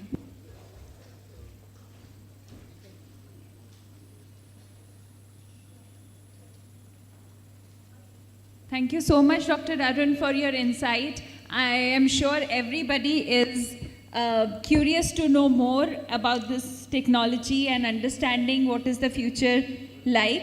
And again, I encourage you all to meet Dr. Arun. He is around us. So please meet him during the breaks, networking time, and feel free to ask your questions. He is kind enough to spend his time with us today. Now, coming up is one of an Indian billionaire entrepreneur. Can we guess who she is? She has agreed to come on video for us. She is the executive chairperson and founder of Biocon Limited. I am waiting for the guesses to come up. Absolutely, she is Kiran Mazumdar-Shaw. She is the chairperson of Indian Institute of Management, Bangalore. In 2014, she was awarded the Othmer Gold Medal for outstanding contributions to the progress of science and chemistry. She was on Financial Times 2011 Top 50 Women in Business list. In 2019, she was listed as the 68th most powerful woman in the world by Forbes. She was named EY World Entrepreneur of the Year 2020. So please let us have Ms. Kiran Mazumdar-Shaw on video. Shaw, and it is indeed a great pleasure to speak at the plenary session on the theme of bringing medicines to market in India and the world. We often pride ourselves as being the pharmacy of the world because India has very successfully over decades developed generic drugs for both the Indian market as well as, of course, global markets. Today, we cater to almost 40% of generic needs of markets across the globe. India certainly has benefited hugely from this effort, and today we do have a healthcare system that is supported by affordable medicines thanks to generics. Biosimilars likewise have also contributed to reducing the cost of biologic drugs in India, and India is doing the same in terms of bringing these biosimilars for global markets. I know that our own company Biocon has been very successful in bringing biosimilars to Europe, US, and of course every market in the world. In addition, we have also focused on scaling insulin production for global markets. I think what I really want to talk about is both development and the regulatory pathways that we follow in India. I think development is something that we've really focused on, both for generic drugs and biosimilars, thanks to well-defined regulatory pathways. But going forward, I think we need to, re-look at some of these pathways and see whether we can actually take advantage of new technologies and see whether we can accelerate these pathways, make them more predictable, make them more reliable, and make them far more precision oriented. I know that in a complex field like biosimilars, protein fingerprinting is so very crucial to delivering quality biologics and biosimilars to global markets. And that's what I really wish we could focus on and invest in, because I think technology has a very big role to play in bringing quality medicines to markets both in India and the world. And with the kind of prowess we have in technology, whether it's data analytics, whether it's AI, whether it is data science in general, we can basically become global leaders when it comes to high quality medicines for markets both in India and the world. In addition to this, I think there are many emerging new medicines, such as in regenerative medicines, cell and gene therapy. Again, I think India needs to focus on investing in developing these and bringing them into global markets. Because there is a huge unmet need. And what India brings to the world is both access and affordability. We have the talent, we have the skills, but now let's focus on quality. Let's focus on technology-led regulatory pathways and leave it less to subjectivity and more to data. That is really what we should be focused on. So with these few words, I would like to wish the summit all success. I, for one, believe that India can continue to drive leadership in generics, biosimilars, and hopefully in the not too distant future in novel medicines, in proprietary medicines, in medicines that address unmet medical needs. And for all this, the future lies in our ability to leverage new technologies and make sure that we focus on quality, predictability, and precision of the medicines we deliver to the market. Thank you.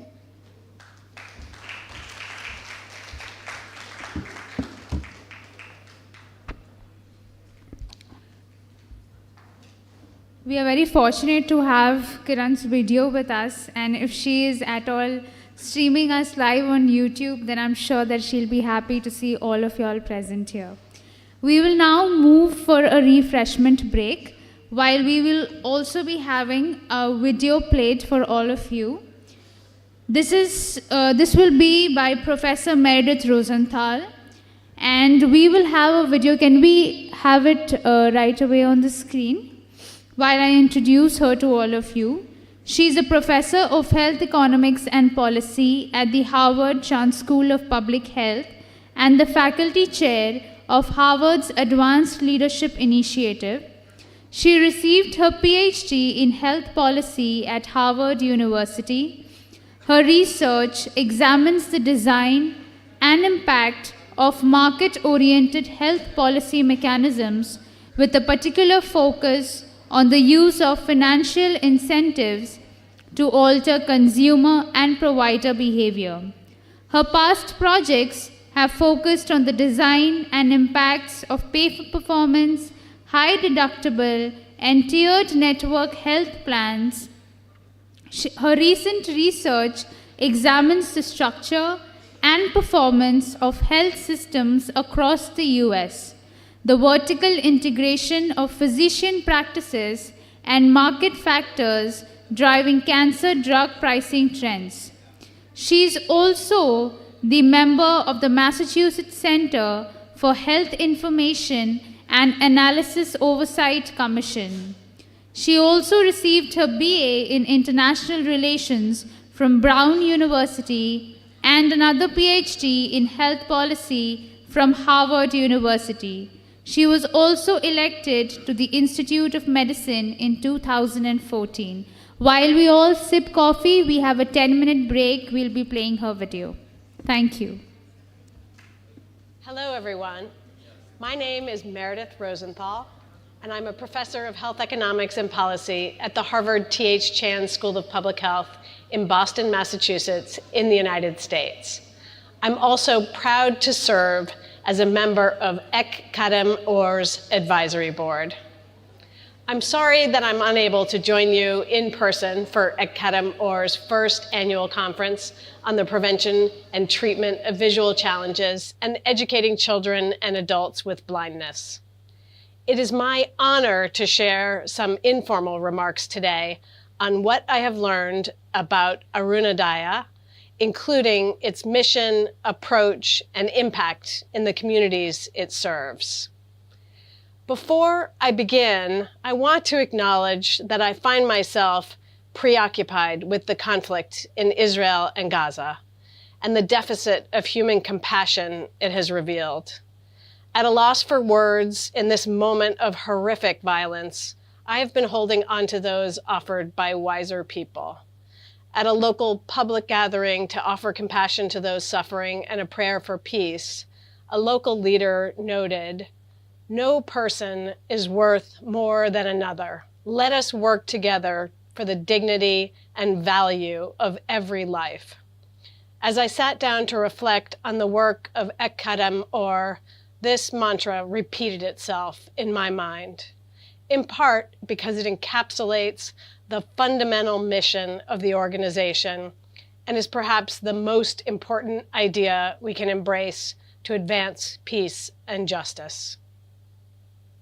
My virtual journey to speak with you here began with my involvement in Harvard's Advanced Leadership Initiative, where I had the pleasure of recruiting and getting to know Dr. Satish Tripathi, Kadam Or's founder and director.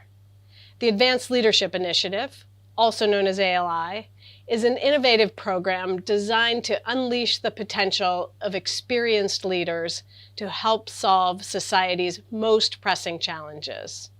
ALI fellows come to Harvard and embark on a year-long immersion in interdisciplinary academic learning, leadership development, and peer-to-peer collaboration to develop a social impact strategy focused on their issue of choice.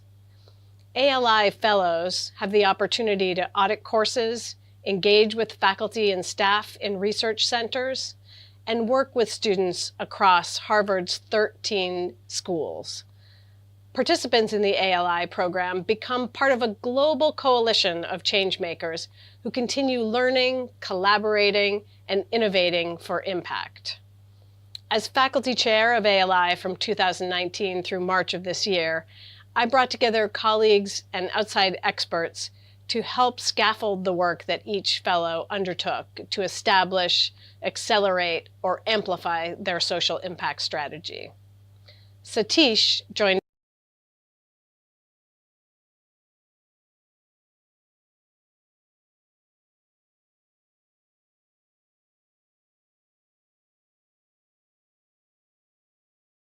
to Harvard to learn how to engage at the ground level with the issues and populations they want to serve and address. Satish, however, had already established the Kadam Foundation during the previous decade. It was registered as a nonprofit in the US in 2015 and in India in 2017. As you all know, Kadam Or's overarching mission is to transform the lives of underprivileged children through education, technology, healthcare programs, and connection with a global network of qualified volunteers and mentors.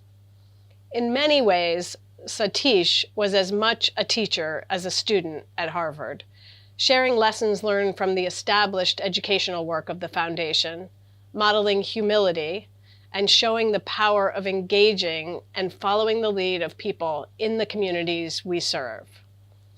Satish came to Harvard to develop and implement a plan to make Arunodaya a centerpiece of the foundation's programs.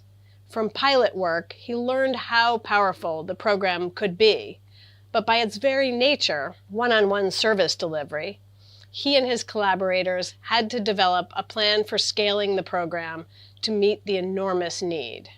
To give you a sense of how our fellows approach the kinds of challenges that social innovators like Satish face, I want to share a little taste of our curriculum, which was developed by Julie Badalana and her colleagues at the Harvard Kennedy School's Social Innovation and Change Initiative. We used their three-part framework, problem, person, pathway, or the 3 Ps as we call it, as a situational lens on a particular social challenge and its potential solution. The framework is particularly useful because it helps us surface key issues related to power and social context. These factors matter because social problems are complex, often embedded in historical and structural inequities, and require collective action. Exploring the first P, the problem, requires answering questions like, why does the problem persist? Why hasn't it been solved? Fellows take time to map out causes and barriers to change. Critically, this part of the work requires listening to stakeholders and learning how they frame the problem rather than imposing our own views. The second P, person, is more introspective and asks the fellows to reflect on their motivations, personal, positional, and relational power. The third P is the pathway, which identifies the vehicles for social impact. Different vehicles, starting a new organization, for example, or joining a coalition, or funding a grassroots initiative, have different strengths and weaknesses in terms of immediate and long-run impact, risks, and benefits. Critically, work on the pathway ultimately leads to the question of scaling that Satish identified as a focus of his work in 2022. Scaling social impact is in part about how the initiative can move from serving one child to 100 and serving one village to 3 states. It is also about identifying and working towards what our social entrepreneurship experts call the end game. The end game is when the social venture puts itself out of business. Either the need has been eliminated or a sustainable solution has been found outside of the initiative. For example, an end game for Arunodaya would be for the intervention to be offered by the government as part of its commitment to public education and child welfare. Satish's work on Arunodaya during 2022 was truly inspiring to many of us at ALI. As part of their commitment to social impact, the entire cohort came together to raise funds for Ek Kadam Or, Satish and his colleagues' concept for Arunodaya, animated by their own with their pragmatic optimism and the incredibly hard work they all undertook to make that vision a reality, have led to results that exceeded all expectations. Remarkably, since its launch in the spring of 2022, Arunodaya has served more than 150 blind children with one-on-one support that is preparing them to attend school independently. For myself, I can tell you that the decision to join Ek Kadam Or's advisory board had everything to do with the 3 Ps of Arunodaya. Remember the problem, person, pathway?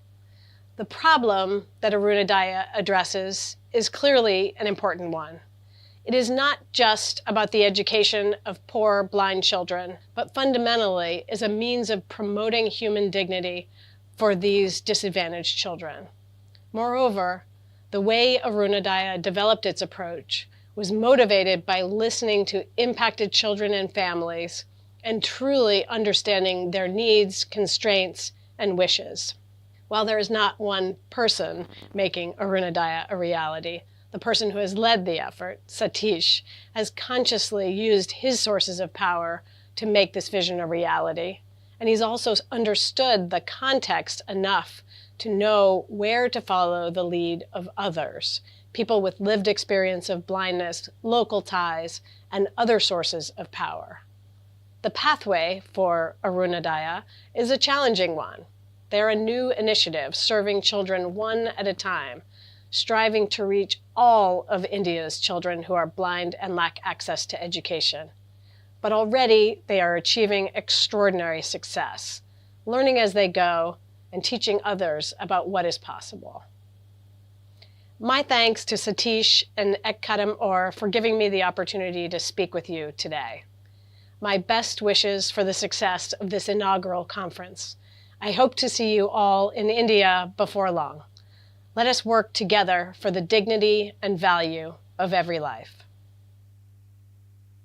Hello, everyone. My name is Meredith Rosenthal, and I'm a professor of health economics and policy at the H. Chan School of Public Health in Boston, Massachusetts, in the United States.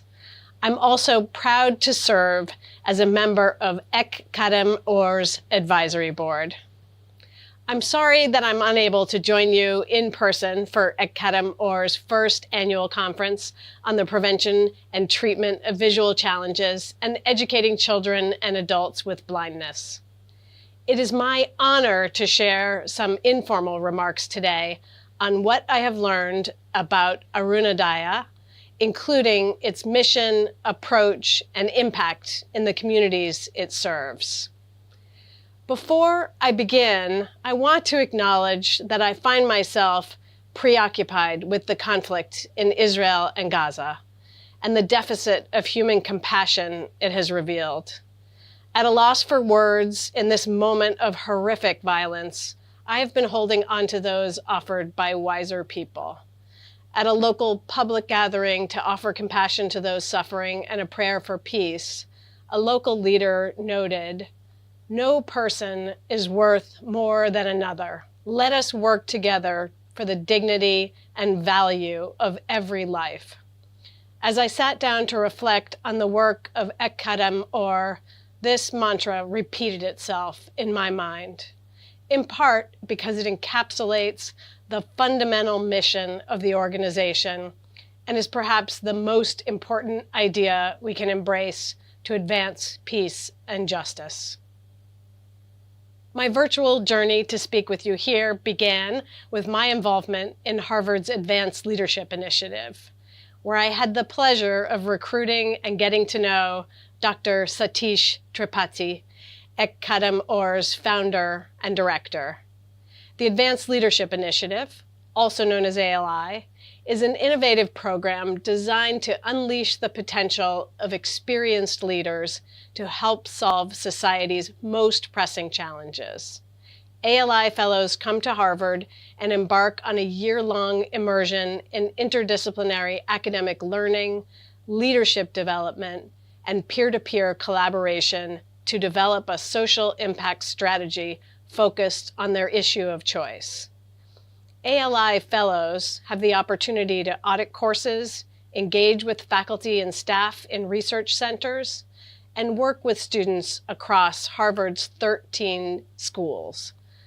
Participants in the ALI program become part of a global coalition of changemakers who continue learning, collaborating, and innovating for impact.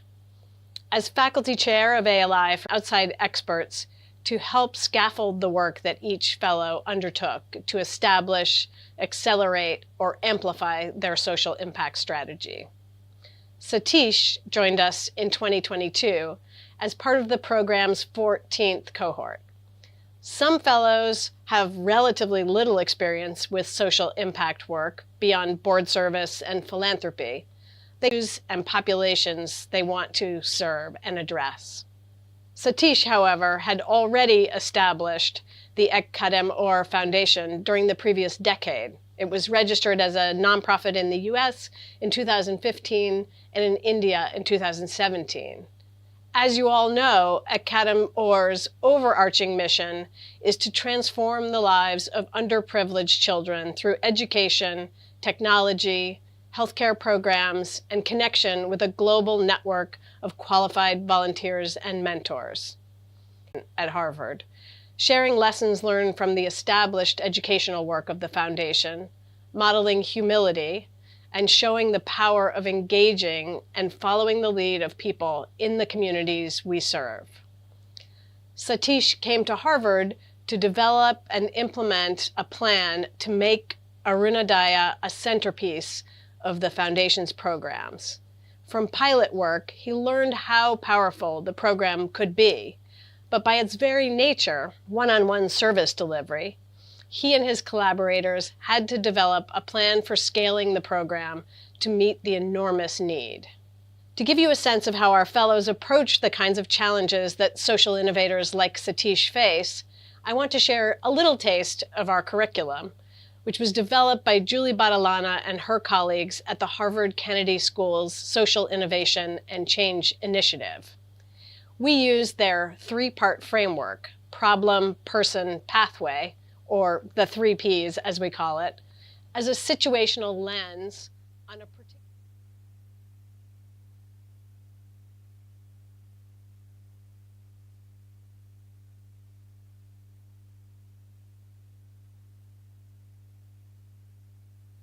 paired.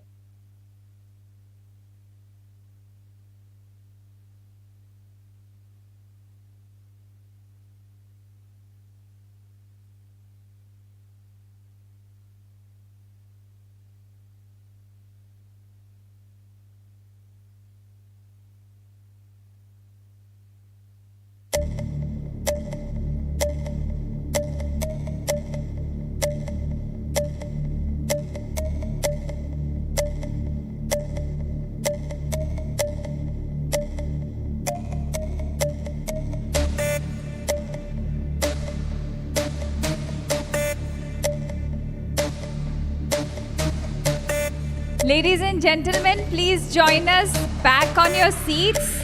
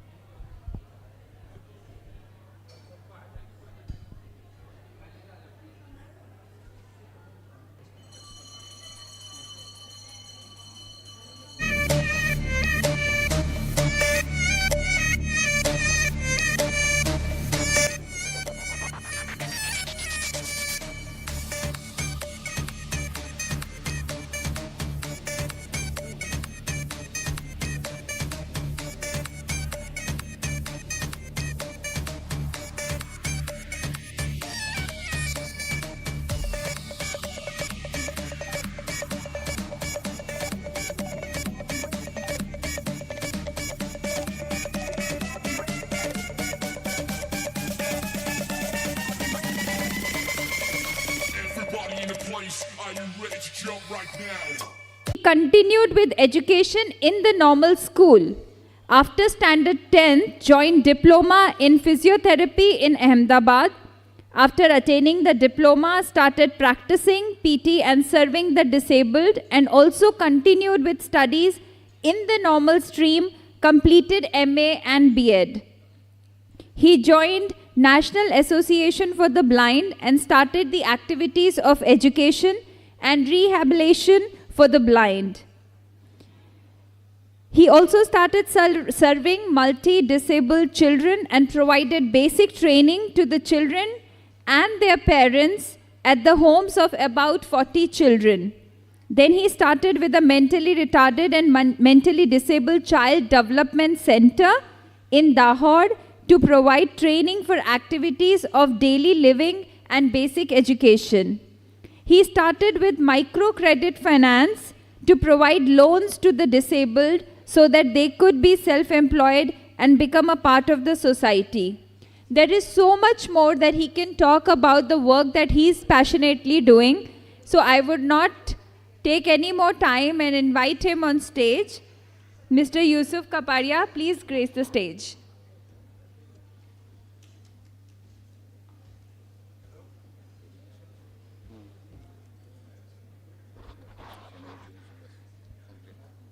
Hello, सभी को मेरी आवाज़ सुनाई देती है?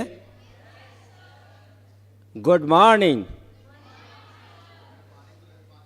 हम और तुम खुश नसीब है, क्योंकि हमारी गाड़ी राइट टाइम चल रही है।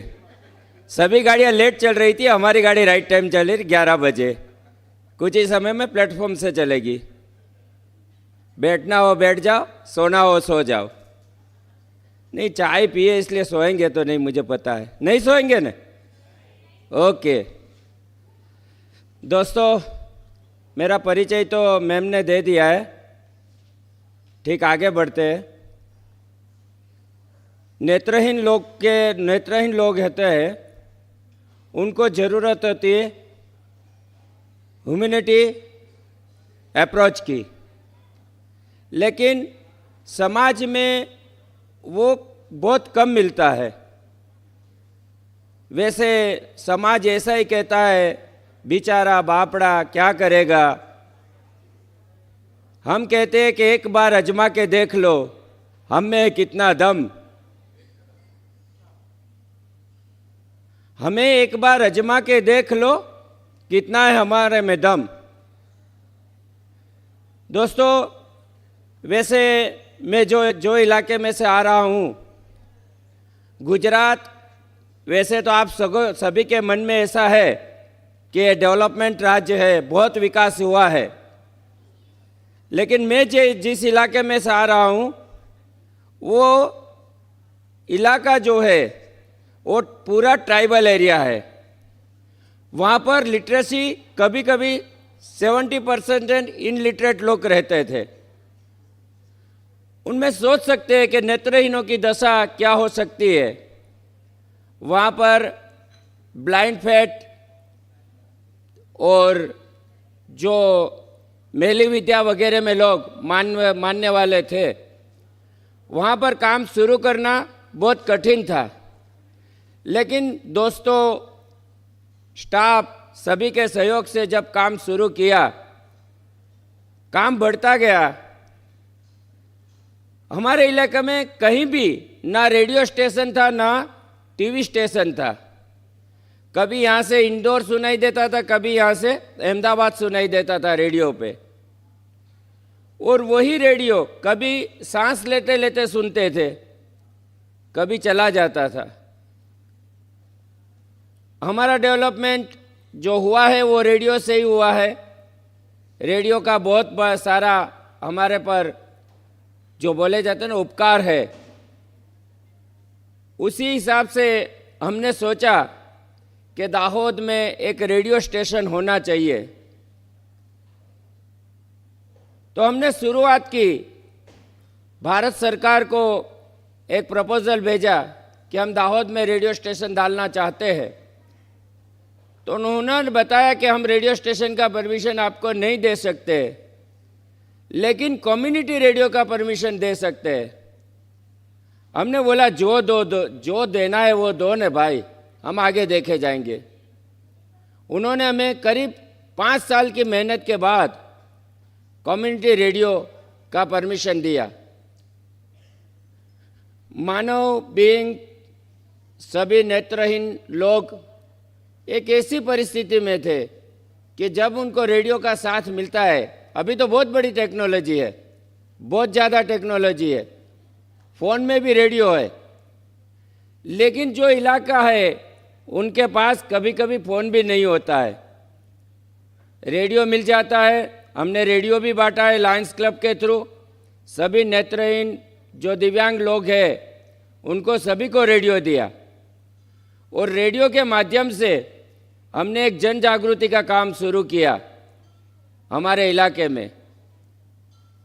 पहले कभी कभी हमारी जो ब्लाइंड स्कूल थी उनमें 5, 7, 12, 15, ज़्यादा से ज़्यादा 15 स्टूडेंट्स आते थे पढ़ने के लिए, लेकिन हमारी अवेयरनेस, रेडियो की अवेयरनेस के वजह से करीबन हमारी अभी ब्लाइंड स्कूल में करीबन 100 बच्चे पढ़ रहे हैं। ये हमारी रेडियो की सफलता है। वैसे घर बैठे ब्लाइंड नेत्रहीन लोग होते हैं, उनको भी हम रेडियो पे लाते हैं, उनकी बातें सुनाते हैं, और एक पूरा कैरिकुलम जो स्कूल का कैरिकुलम होता है वो हम रेडियो पे प्रसारित करते हैं। आप चाहोगे कि हमारे रेडियो के लिसनर्स कितने होंगे? करीबन हमारे रेडियो के लिसनर्स 1.5 लाख है अभी के रनिंग में। और कोविड के टाइम में लोग घर में बंद थे, और 10वीं और 12वीं कक्षा के सामान्य बच्चे को भी पढ़ने में तकलीफ हो रही थी। उसी वक्त सभी के लिए हमने पाठ्यक्रम रेडियो पे शुरू किया। 10 और 12 के सभी स्टूडेंट्स हमारा रेडियो सुनने लगे। लगभग 10 हमारी एप्लीकेशन भी है, iOS और एंड्रॉयड दोनों पे, क्योंकि मैं किसी को पूछता हूं कि भाई आपकी एप्लीकेशन iOS पे है कि नहीं, तो मुझे पहले करना पड़े। तो दोनों प्लेटफॉर्म पर हमारी एप्लीकेशन है, रेडियो आवाज़ 90.8। करीबन 10,000 एप्लीकेशन 10 से 15,000 एप्लीकेशन डाउनलोड है। कि कोरोना के वक्त हमारे कुल लिसनर्स से 3 लाख से 3.5 लाख, और सभी का एक पॉजिटिव रिस्पांस आ रहा था कि अच्छा चल रहा है। सभी टीचर लोग हमारे रेडियो स्टेशन पर आते थे, पूरा सिलेबस रिकॉर्ड करते थे, और रिकॉर्ड करे हुआ सिलेबस हम दिन में 2 बार, एक सुबह में एक दोपहर को, दिन में 2 बार प्रसारित करते थे। इस तरह से ब्लाइंड बच्चे और नॉर्मल बच्चे सभी सुनकर वो जो उनकी कमियां थी स्कूल न जाने की, वो कमियां पूरी होती थी। वैसे भी हमारा रेडियो ग्रीन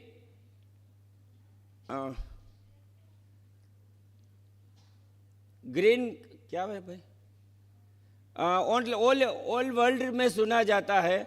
रेडियो गार्डन पे आप रेडियो आवाज़ सिलेक्ट करोगे तो आपको सुनाई जाएगा, और विश्व के 10 देशों में लोगों का रिस्पांस हमारे रेडियो का आता है। इस तरह से रेडियो आवाज़ कम्युनिटी डेवलपमेंट का, हमारे ट्राइबल एरिया का कोई भी प्रसंग हो, कोई भी ब्लाइंड फेट का हो, वो सभी हम रेडियो पे प्रसारित करते हैं, और लोगों को अपनी खेती के लिए भी प्रोत्साहित करते हैं। जुदा जुदा एक्सपर्ट को लाके खेती जो एग्रीकल्चर है, एग्रीकल्चर के बारे में भी उनको बताया जाता है कि भाई जिस सीजन में क्या उसकी खेती की जाएगी, उसके जंतुनाशक के लिए क्या करना चाहिए, सभी उस बातों को उनमें रेडियो में लिया जाता है। नेत्रहीन लोग टेक्नोलॉजी से ही पढ़ सकते हैं, और इसकी वजह से ये रेडियो का हमने शुरू किया था। आज भी एक जो मेरा लक्ष्य है, मैंने जो ये यहाँ तक की जो यात्रा पूरी की है वो रेडियो के माध्यम से ही की है, क्योंकि मेरा दोस्त सिर्फ रेडियो था। मैं 1975 में ब्लाइंड हुआ, तब से आज तक मैं रेडियो सुनता हूँ, फिर कोई भी रेडियो हो। और रेडियो के माध्यम से ही, क्योंकि टीवी पे सुनोगे तो बार बार एडवर्टाइज आएगी, बार बार एडवर्टाइज आएगी, तो क्या बोला क्या किया वो पता नहीं चलता है। और एक्सेसिबल सीरियल भी और फिल्म भी एक्सेसिबल नहीं होती है। इसकी वजह से जब संगीत बजता है तो क्या होता है वो पता नहीं चलता है, इसलिए वो एक्सेसिबल नहीं होता है। इसलिए मैं टीवी फिल्म को देखता नहीं हूँ, रेडियो भी सुनता हूँ। आज भी जब यहाँ दिल्ली आया हूँ तो भी मेरे साथ रेडियो है। इसलिए रेडियो का महत्व नेत्रहीनों के जीवन में बहुत ज़्यादा है। टेक्नोलॉजी से उनका अच्छा विकास हो सकता है। टेक्नोलॉजी बहुत आगे चल रही है। अगर आप हमारा रेडियो का एप्लीकेशन डाउनलोड करना चाहे तो कर सकते हो और हमारा रेडियो सुन सकते हो। इसी तरह से आगे भी जो अभी तक जो भी काम हुआ है वो काम आगे बढ़ता ही जाएगा। हमारी सोच है, हमने भारत सरकार के दरख्वास्त की है कि हमारे रेडियो को फ्रीक्वेंसी ज़्यादा दी जाए, क्योंकि अभी जो फ्रीक्वेंसी है वो 50 किलोवाट की है। हमने उसको बढ़ाने का दरख्वास्त किया है। अगर हो सकता है तो हम हमारे जो एमपी, राजस्थान और गुजरात के सभी इलाके में हमारा रेडियो सुनाई दे, ऐसा हम प्रयास कर रहे हैं। आप लोगों ने एक कदम और ने जो हमें यहाँ पर आने का मौका दिया और उसका हम शुक्रिया करते हैं, आभार दर्शन करते हैं। और ब्लाइंड वेलफेयर काउंसिल का मुख्य काम है रिहेबिलिटेशन फॉर डिसेबल। सभी हमारे यहाँ जो ब्लाइंड वेलफेयर काउंसिल जो एनजीओ है, एनजीओ का काम है डिसेबल लोगों का पुनर्वसन और शिक्षण। अभी हमारे यहाँ करीबन 150 स्टूडेंट्स वहाँ जो मेंटली रिटार्डेड है, हियरिंग इम्पेयर्ड है, मल्टी हैंडीकैप है, जो जिसको सुनाई नहीं देता, दिखाई नहीं देता, वैसे भी बच्चे हमारे यहाँ काम करते हैं। और वो बच्चे अच्छी तरह से अपना जीवन यापन कर सके, ऐसा हमारा प्रयत्न है। हम वहाँ पर टीचरों की बहुत कमी थी। मैन पावर जब तक नहीं होता है तब दिव्यांगों का काम नहीं होता है। आप सभी को पता है, टीचर हो तो ही काम आगे बढ़ सकता है। इसीलिए टीचर मैन पावर डेवलपमेंट में के काम किया। आरसीआई इंडिया ने 2003 में हमें डिप्लोमा एंड स्पेशल एजुकेशन की मंजूरी दी। हमने 2 काम किए, वहाँ के लोग को ट्रेन किया और उनको सर्विस मिली और हमारे को टीचर मिला और हमारे बच्चे का डेवलपमेंट हुआ। करीबन हमने 300 से 400 लोगों को ट्रेन करके समाज में दिव्यांगों की सेवा के, उनको अच्छा पगार मिलता है, दिव्यांगों को अच्छा टीचर मिलता है। इसलिए टीचर ट्रेनिंग का काम भी हम कर रहे हैं। और वोकेशनल ट्रेनिंग भी हमारे यहाँ चलती है। जितना काम करो उतना पैसा हम देते हैं। रहना और खाने का फ्री प्रोवाइड करते हैं। जितना काम करो उतना पैसा, पगार नहीं देते हम, पगार नहीं देते हम कि जितना काम करो उतना दिन में पैसा लेके जाओ। वहीं रहते हैं लोग और वहीं काम करते हैं। करीबन हमारा जो कैंपस है 3 एकड़ में फैला हुआ है और ये कैंपस में करीबन 5000 ट्रीज हमने लगाए हैं। उनमें सभी तरह के झाड़ ट्रीज लगाए, वृक्ष लगाए और 5000 वृक्ष का जो कैंपस है हमारे इलाके में कहीं पर नहीं है। ये हमारे बच्चे, हमारे ट्रस्टीज़ और हमारे जो स्टाफ है उसकी मेहनत और उसकी लगन से ये काम हो रहा है। हमें यहाँ आने का जो टाइम दिया, मौका दिया, इसके लिए हम एक कदम और का खूब खूब शुक्रिया अदा करते हैं, धन्यवाद करते हैं। जय Hind.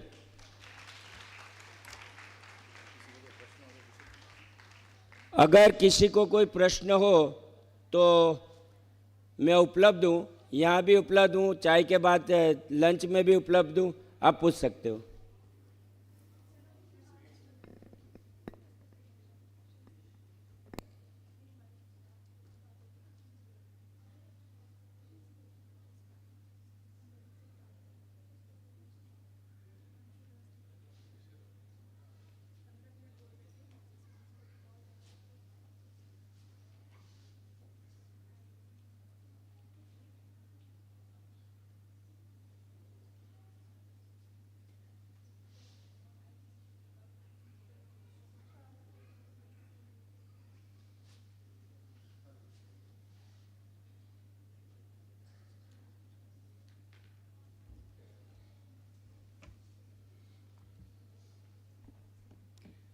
Thank you so much, Mr. Yusuf, for joining us today. We will now move on. We once again have a special moment and the book release of our Ananya curriculum for Arunoday program part 1. This book is a significant resource in the field of education and health, and its release is a momentous occasion. We are honored to have Dr. Satish Tripathi and Dr. Veena Tripathi up here on stage to give us the introduction, and along with them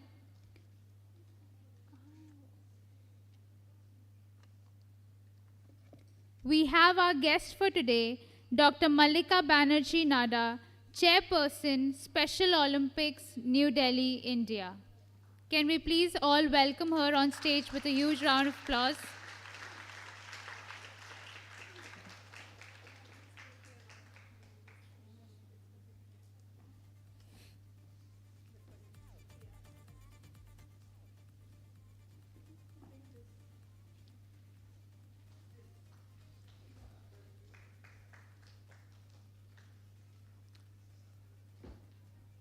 Well, good morning, everybody.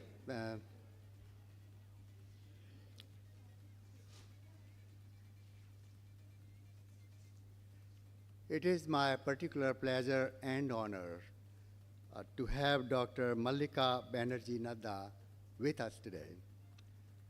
Thank you very much, Dr. Banerjee Nada, to join us today on the second day of our World Conference on Blindness.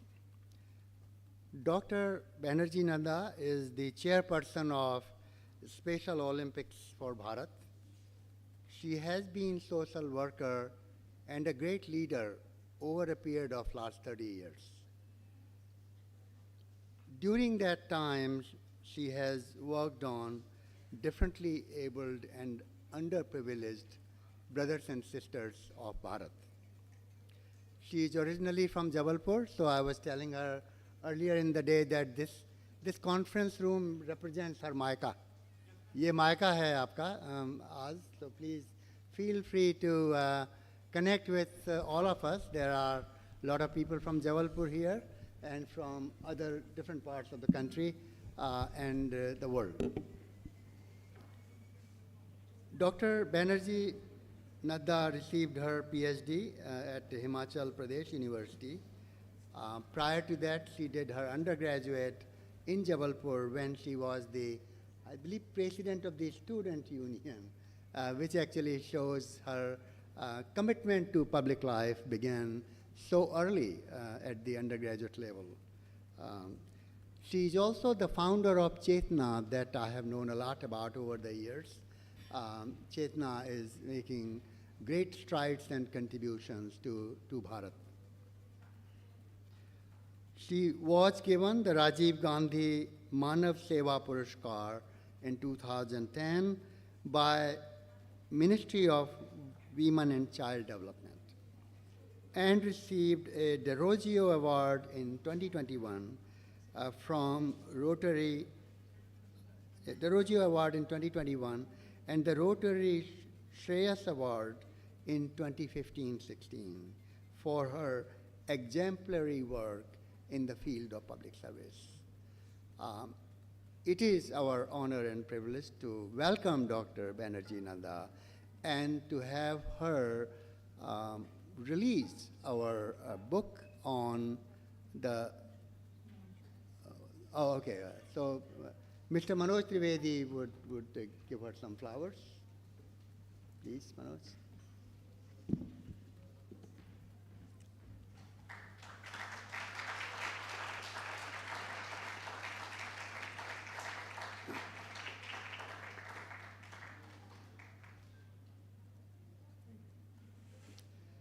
Our Arunodaya program is a one-year program for children with blindness. The one-year program is divided into two halves.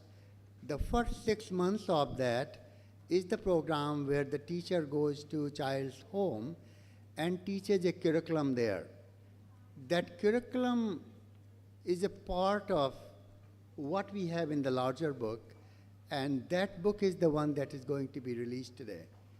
There is another book that is the part 2, which is meant for how this child would go to school for the next 6 months, and how would the teacher who we provide in our program ensures the success of that child in the school. So with that, let us request Dr. Banerjee Nadda to release the book. Thank you very much.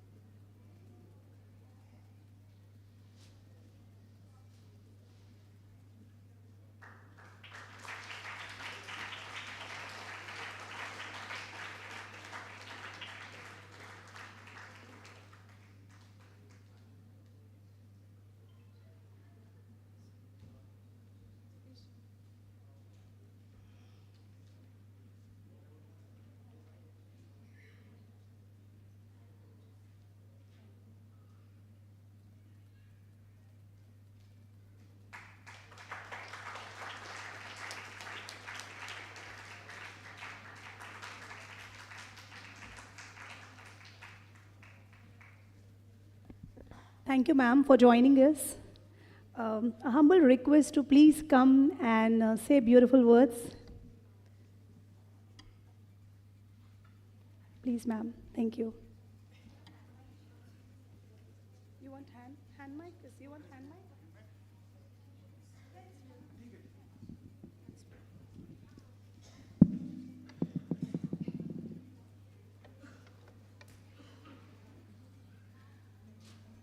सभी को मेरा प्रणाम और नमस्कार। आज हम सब एक बहुत महान उद्देश्य के साथ यहाँ उपस्थित हुए हैं, जुड़े हैं। And today I am very happy and honored to be present in a conference which is discussing and talking about prevention and treatment of visual challenges and educating children and adults with blindness. As we all know, and as we all are working in some field of disability or the other, it is very important that we discuss, we plan, and we work to eradicate blindness in our country. And I really thank Dr. Satish Tripathi ji for organizing this conference and at least highlighting the issues, the problems of disability and discussing and trying to reach the unreached section of the society who stay in the remote areas of our country, in the rural areas of our country.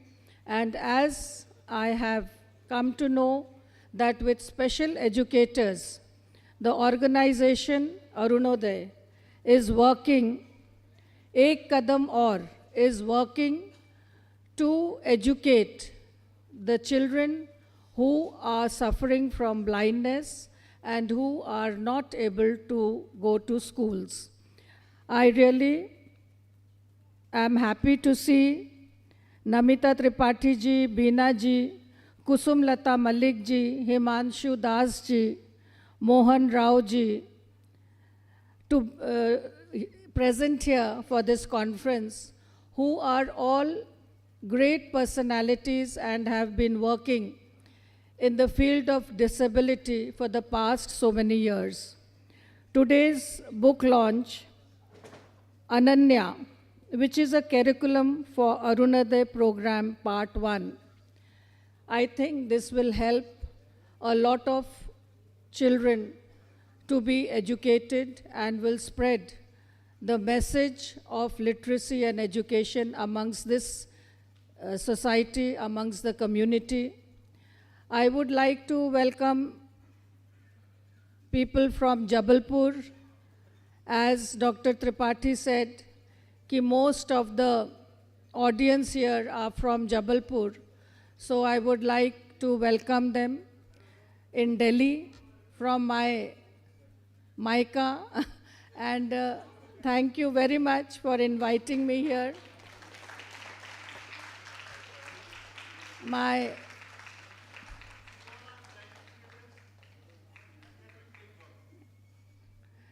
सभी का मैं अभिनंदन और स्वागत करती हूँ दिल्ली में, दिल्ली की राजधानी में। और आज रन फॉर यूनिटी और सरदार पटेल जी के जयंती के उपलक्ष्य में जहाँ ये कार्यक्रम हो रहा है, वहाँ आज आप सबका यहाँ अभिनंदन और स्वागत करती हूँ।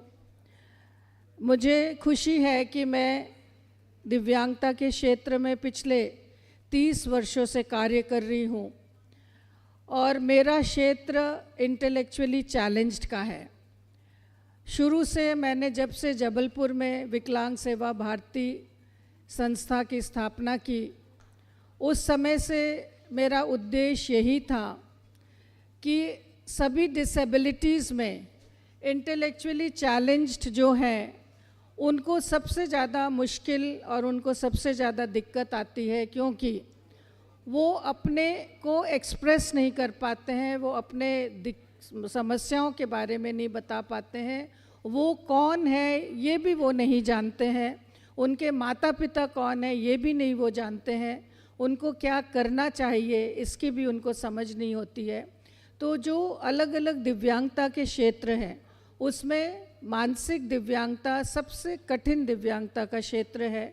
और शुरू से मैंने 1998 में जब ये संस्था का शुभारंभ किया था, उस समय से मैंने इसी क्षेत्र में कार्य किया और आज स्पेशल ओलंपिक्स भारत के अध्यक्ष के नाते मुझे गर्व भी है, खुशी भी है कि we have been able to transform the lives of intellectually challenged through the power of sports. Sports के माध्यम से इनके जीवन में परिवर्तन लाने का प्रयास स्पेशल ओलंपिक्स भारत के माध्यम से पिछले 25 वर्षों से मैं कर रही हूँ, जब से मैं स्पेशल ओलंपिक्स संस्थान के साथ जुड़ी हूँ। और आज पूरे देश के सभी प्रदेशों में स्पेशल ओलंपिक्स के माध्यम से स्पोर्ट्स एंड गेम्स के कार्यक्रमों के कारण आज जहां हमने दिव्यांगजनों को एक डिग्निटी ऑफ लाइफ देने का प्रयास किया है, वहीं स्पोर्ट्स के माध्यम से एक फीलिंग ऑफ अचीवमेंट भी इनको प्राप्त हुआ है और उसके माध्यम से कम्युनिटी में अवेयरनेस, परिवार में एक गर्व की अनुभूति और इसके साथ ही हमारे दिव्यांगजनों को आगे बढ़ने का एक अवसर प्राप्त हुआ है। तो मेरे को आज इस कार्यक्रम में आके इसी बात की अनुभूति हो रही है कि 21 प्रकार की दिव्यांगता जो हमारे एक्ट के अनुसार अभी भारत सरकार के माध्यम से किया गया है, ये एक बहुत बड़ा क्षेत्र है काम करने का।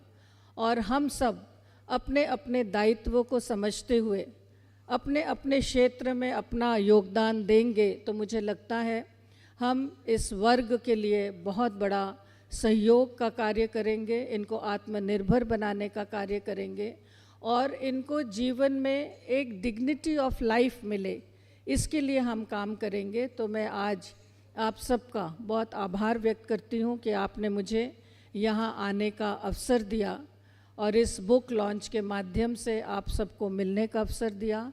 एक बार पुनः दीपावली की बहुत बहुत शुभकामनाओं के साथ आप सबका बहुत धन्यवाद।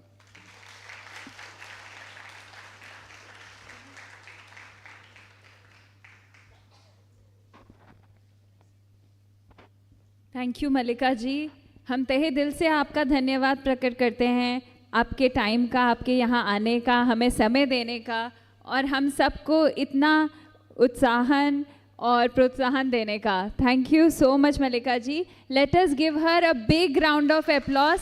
बहुत ज़ोर से तालियां बजनी चाहिए, उन्होंने अपना समय दिया है।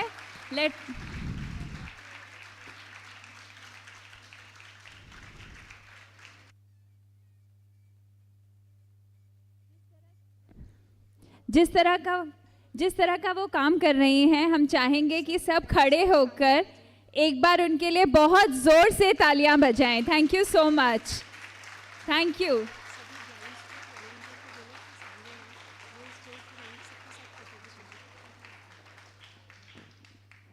क्या मैं वॉलंटियर्स से रिक्वेस्ट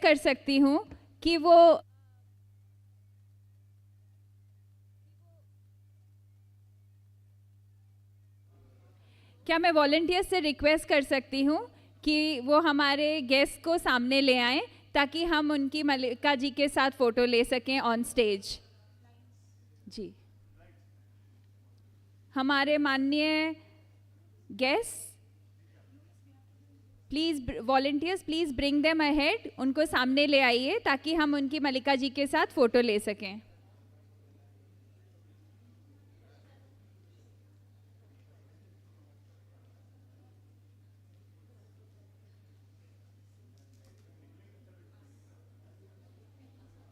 फोटो ले लेंगे।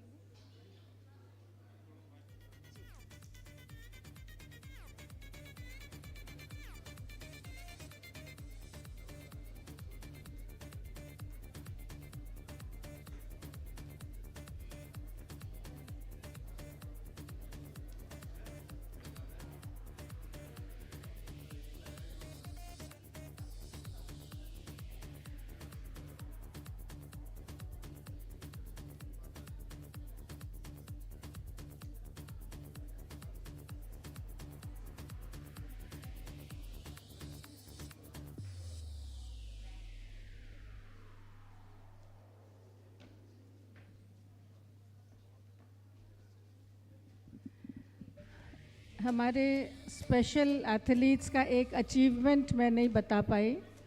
अभी वर्ल्ड समर गेम्स बर्लिन में स्पेशल ओलंपिक्स का जो हुआ था, उसमें भारत से 198 स्पेशल एथलीट्स ने पार्टिसिपेट किया था, ब्रिंगिंग बैक 200 मेडल्स, जिसमें 75 gold, 71 silver and 51 bronze medal थे। तो एक बार हमारे इन एथलीट्स के लिए जोरदार ताली।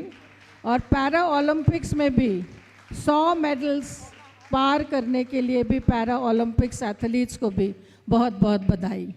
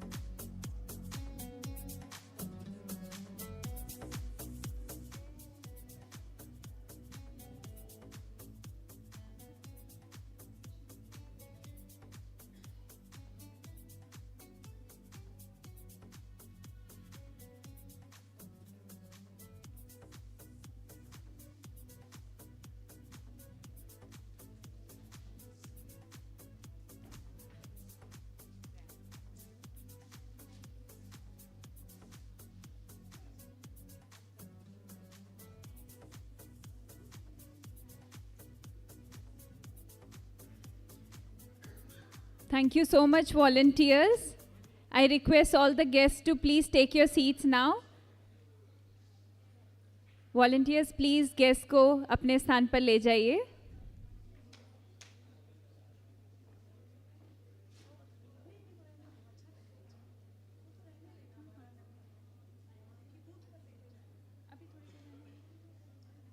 पैनल में वैसे ही हट जाएगा अभी पैनल चाहिए.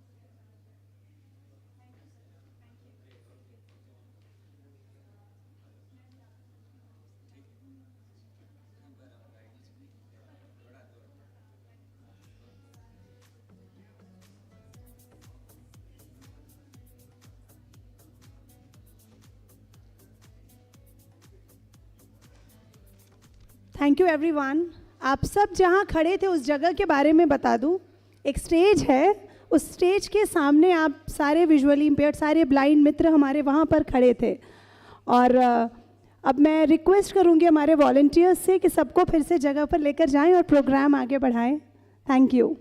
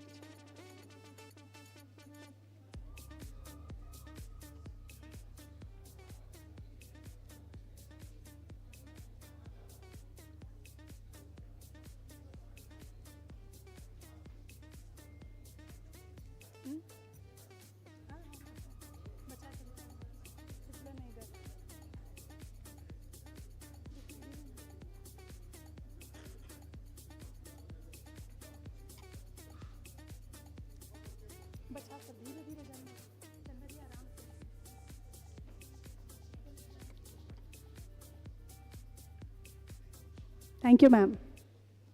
I request Salome and Hina to please continue. Thank you. Hina and Salome.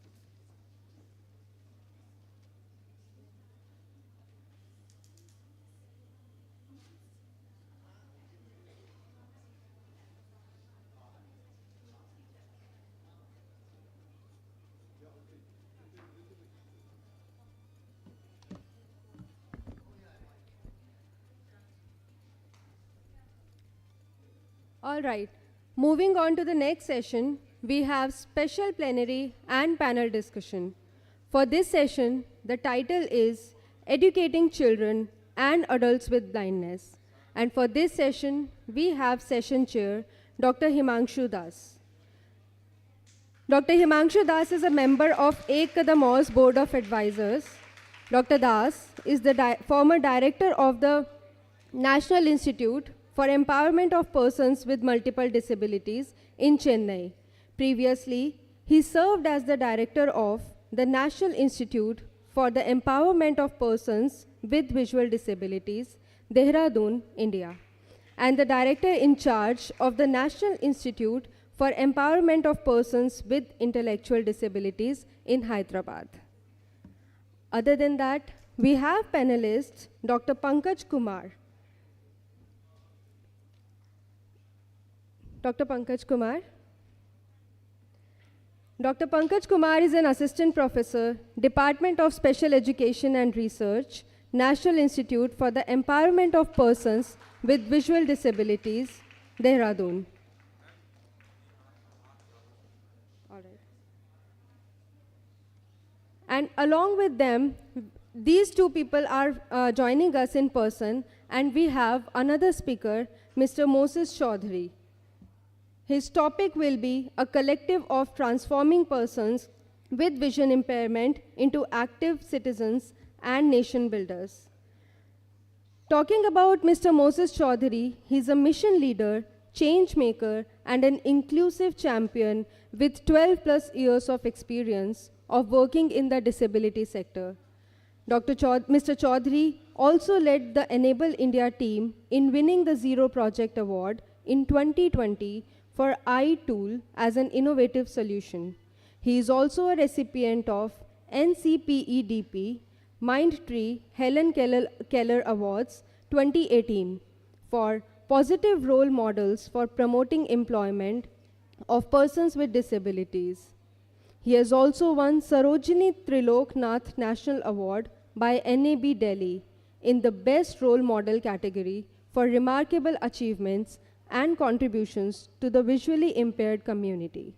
He has also been a speaker at national and international forums, including California State University Northridge, Workability International Anaheim, Workability India, Asia, and TechSure.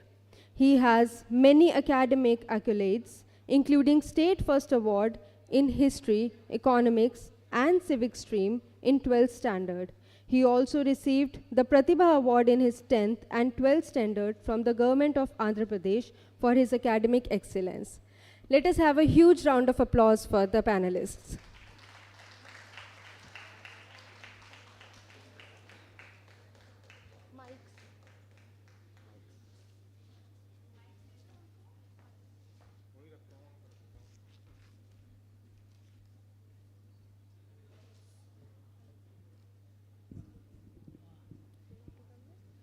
Shall we start with the video presentation? Yes. You want the video presentation? We have got a video presentation.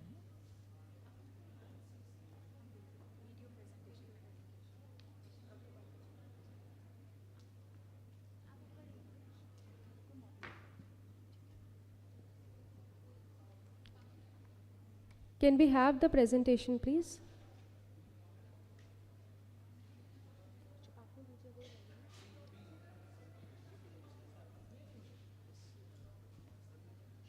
The Enable India presentation.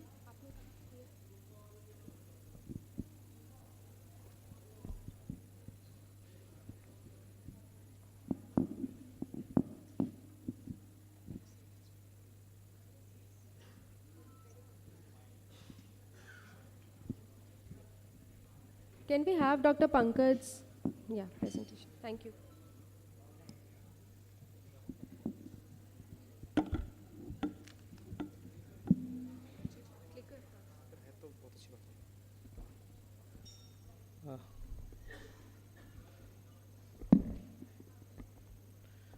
सभी scholars जितने भी हैं यहाँ पे सभी को प्रणाम. Very good morning to all of you.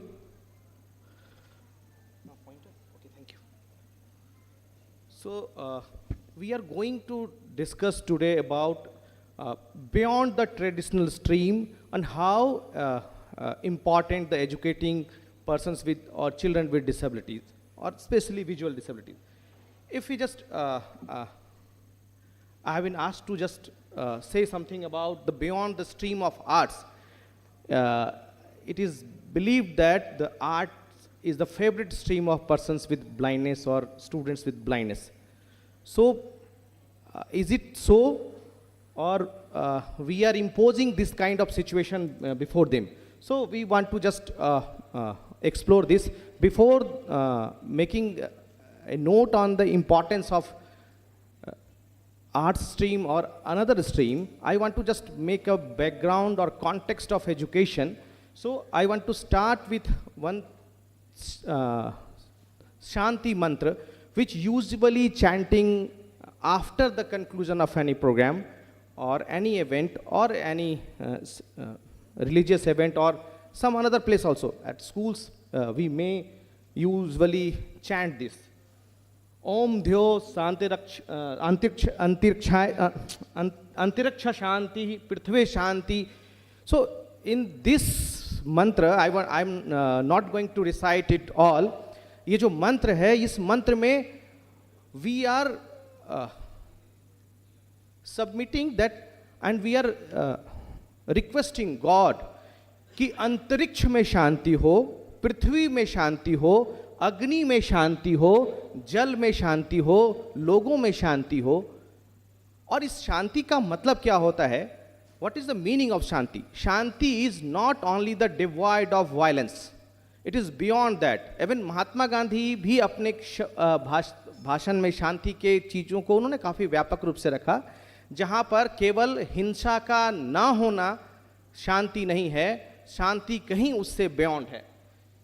तो अगर हम शांति को गौर से देखें तो शांति एक divide of pollutants, divide of absence of violence, इससे कहीं बियॉन्ड शांति सस्टेनेबल डेवलपमेंट की बात करता है। शांति मीन्स हम अंतरिक्ष को शांत करें, ऐसा बेचैन ना कर दें कि हम अपने लिए तो जी रहे हैं, आने वाले लोगों के लिए अपनी दुनिया बचा करके रख पा रहे हैं कि नहीं?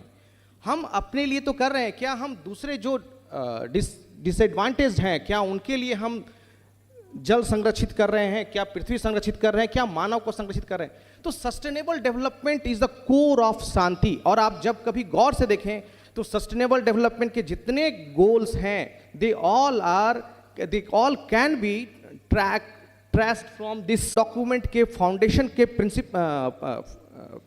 फाउंडिंग प्रिंसिपल को देखेंगे तो we are easily founding that where development is sustainable, everyone has access to decent work, quality health, healthcare and education. Yani 3 basic parameters are there to have a sustainable world. कि सभी के लिए काम हो, सभी को हेल्थ केयर मिले और सभी को गुणवत्तापूर्ण शिक्षा मिले। इसीलिए अगर हम कहें कि पर्सन्स विद विजुअल डिसेबिलिटीज के लिए सस्टेनेबल डेवलपमेंट के लिए, तो ये एक लैंडमार्क हो सकता है, एक इंडिकेटर हो सकता है, सो दैट वी कैन जज whether our world is sustainable और not, whether we are able to provide education to all persons with visual disabilities. If our answer is yes, then we are living in a sustainable world. Otherwise, we have to change ourselves to make the world more sustainable, to create more Shanti around us. एक और भी छोटा सा है, हम usually हम इसे कहते हैं साविद्या या विमुक्ति. इट मीन्स एजुकेशन और विद्या वह है जो विमुक्त करती हो. विमुक्त मीन्स लिबरेट करेगी, fearless बनाएगी. So education is not about only to have some degree or qualification, and this is the basic difference between the rehabilitation and the empowerment. If we are providing some kind of services, so we can say that we have provide rehabilitation, but empowerment is a sense of individual.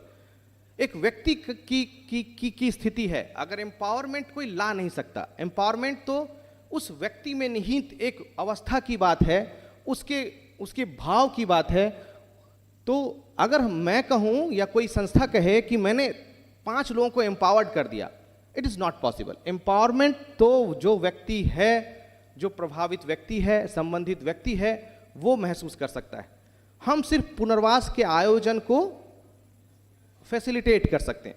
So this is the basic difference. So we have to understand whether we are going to educate, so or we are going to rehabilitate, or we are going to empower them. So empowerment is very, very broader terminology, and we should respect this terminology, and we should move forward in the view of empowering persons or students with visual disabilities and all others.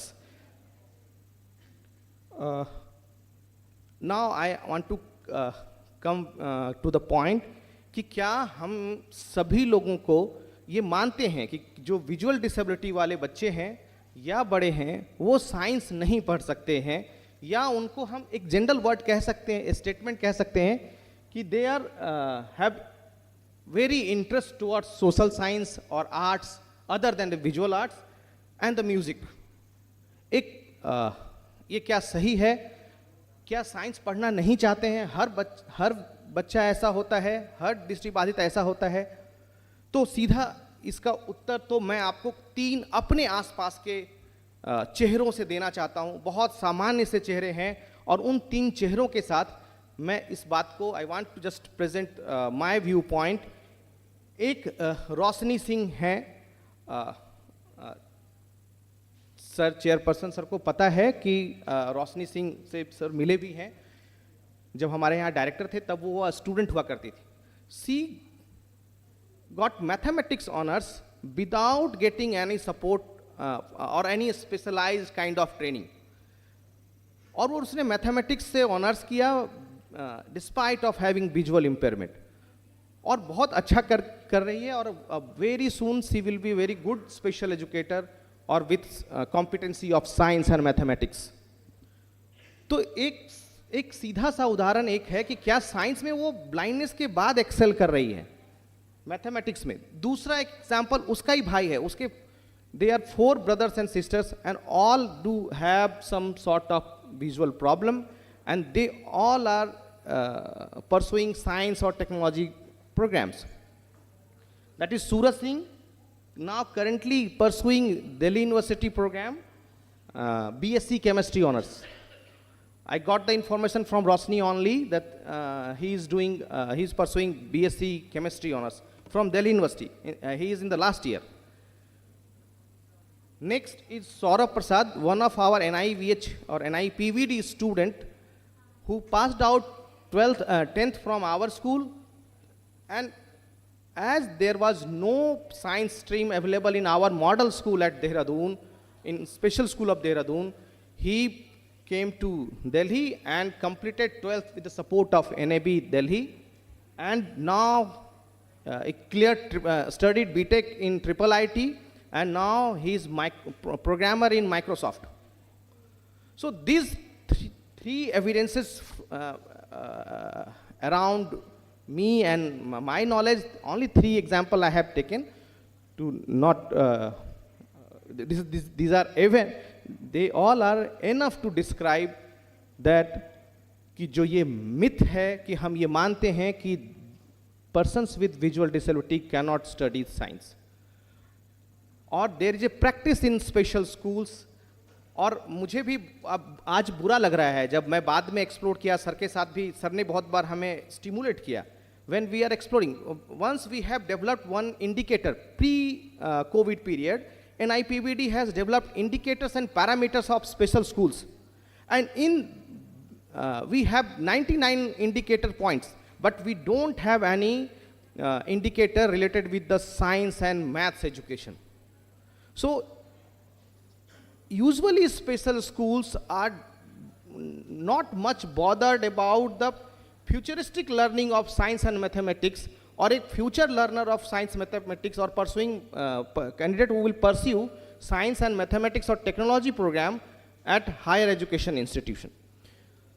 So, but this is not the situation, the claim, the myth that we have, that they are interested in science subject, art subject, music, and that's why we are compelling many places कि हम उन्हें 2 subject क्या करते हैं कि maths और science के बदले we are introducing Sanskrit and music as a substitute paper. This not good. We should appraise them और encourage them to select as per their choice, paper as per their choice.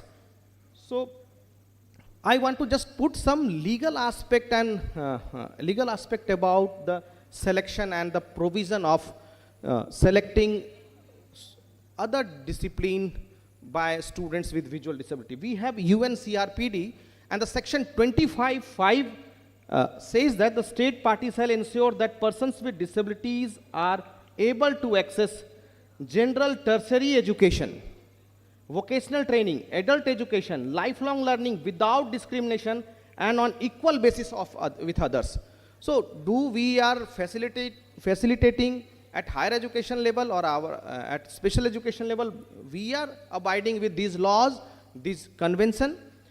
The NEP is in its fundamental principle, the first page, the first paragraph, first few paragraph, it describes the no hard separation between arts and science between curricular and extracurricular activities, between vocational and academic streams, etc., in order to eliminate harmful hierarchies among the all silos between different areas of learning. Again, the RPWD Act Section 16, which elaborates the duties of educational institution, in the Section 16(5)(4), it describes that to provide necessary support individualized otherwise in environments that maximize academic and social development consistent with the goal of full inclusion. So, next, one more UNCRPD I want to just quote here. To this end, the first one, the state party shall ensure that reasonable accommodation is provided for persons with disabilities. NEP again says that student will be given increased flexibility in choice of subjects of study, particularly in secondary school. So at secondary school, we are supposed to provide them more flexibility to choose subject as per their choice. But usually in special schools in the India, very few limited subjects are available. So, but we have to cross the boundary. We have to go beyond this. And because you thoda fast. Sir. So what is the way out? How we have to complete this? How we have to go forward? So we have to understand the environment. The environment is the key of facilitating learning for anyone. So we have to make learning environment of students with visual disability very facilitating and stimulating. And for making this learning environment, we have to think upon the physical environment, the social environment, the psychological environment, and the pedagogical environment. The physical environment is the learning material. So learning material need to be developed, more and more learning material need to be developed for science and maths or the STEM courses. And the next, the psychological, social concern is needed. The readiness, school readiness, the person's awareness, general awareness among the society is also important. Sorry, to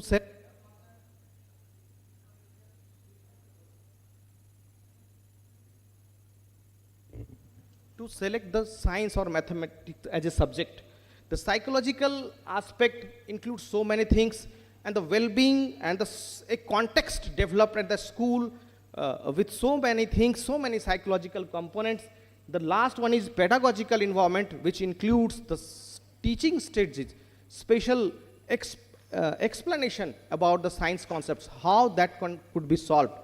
तो कुछ बहुत सारे इस तरह के हमारे रास्ते हैं जिसको हम अपना सकते हैं. सो पेडागोजिकल एस्पेक्ट जो मैं पर्सनली फील करता हूँ, with in the 3 principles of UDL, the universal design for learning, one principle is very crucial for persons with visual disabilities, that is multiple means of representation.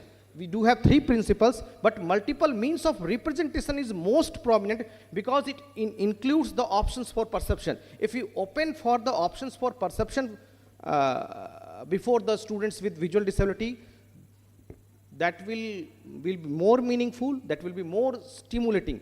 कुछ अभी पहले बात हो रही थी कि जो ब्लाइंड पर्सन होते हैं तो कितने सारे रिसर्च हैं, उनको भी स्पेशल इंटेलिजेंस होता है, स्टिमुलेट होते हैं, ड्रीम्स होते हैं.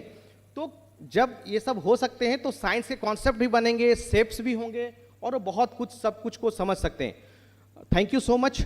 मुझे उम्मीद है कि आगे आने वाले समय में हम सभी मिलकर अपने आसपास के स्कूल्स में ऐसे बच्चों को इनकरेज करेंगे. We will encourage our teachers, students to take science और मैथमेटिक्स एज ए सब्जेक्ट, और वो अपना लाइफ को आगे ले जा सकेंगे. आज प्रणव हमारे साथ थे, मैं वो एक नाम 3 के नाम मैं तो आज सुबह मिला. He is pursuing 12th with science stream. तो बहुत सारे ऐसे एग्जाम्पल हैं और वो बहुत अच्छा कर रहे हैं. तो इतना ही कहूँगा. Thank you so much. बहुत बहुत धन्यवाद. Thank you. Thank you, Pankaj ji. May we now move to Mr. Moses Chaudhary ji from Enable India, please. Thank you, everyone. Thank you, sir. I hope I'm audible to all of you and visible.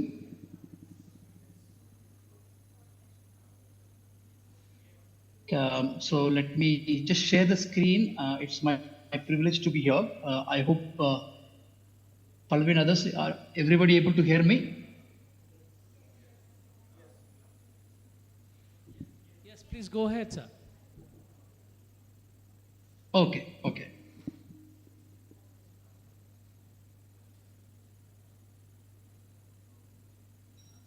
Okay, I just... Screen sharing meeting controls. Sam dash PowerPoint ready. Sam dash PowerPoint 5.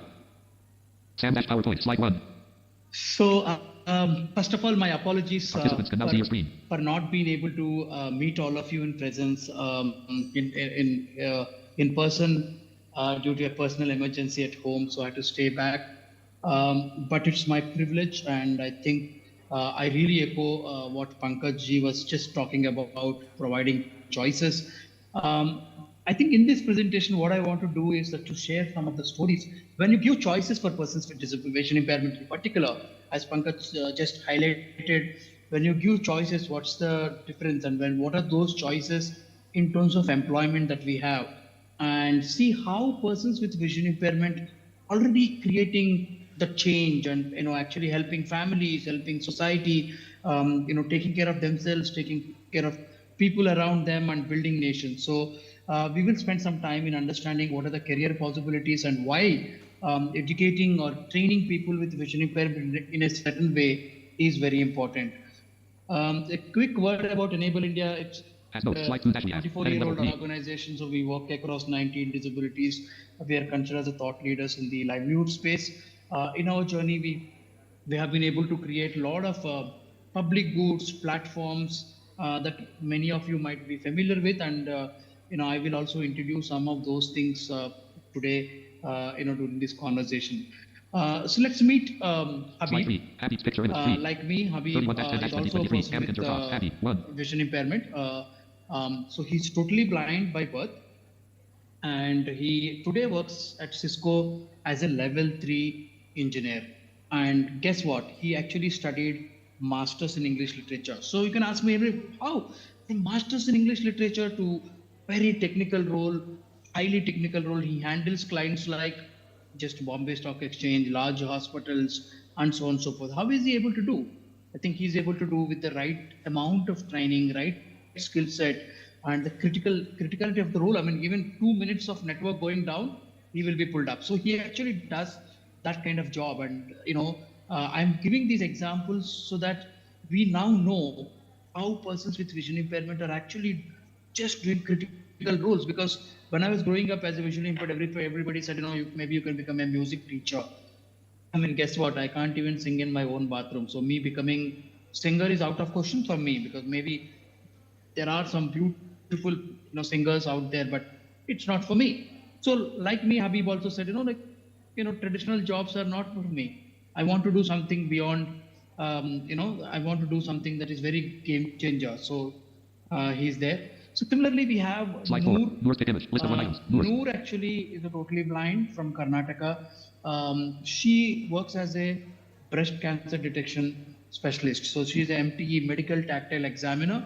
It's a German concept brought to India by another wonderful entrepreneur from NAB Women's Center in Delhi.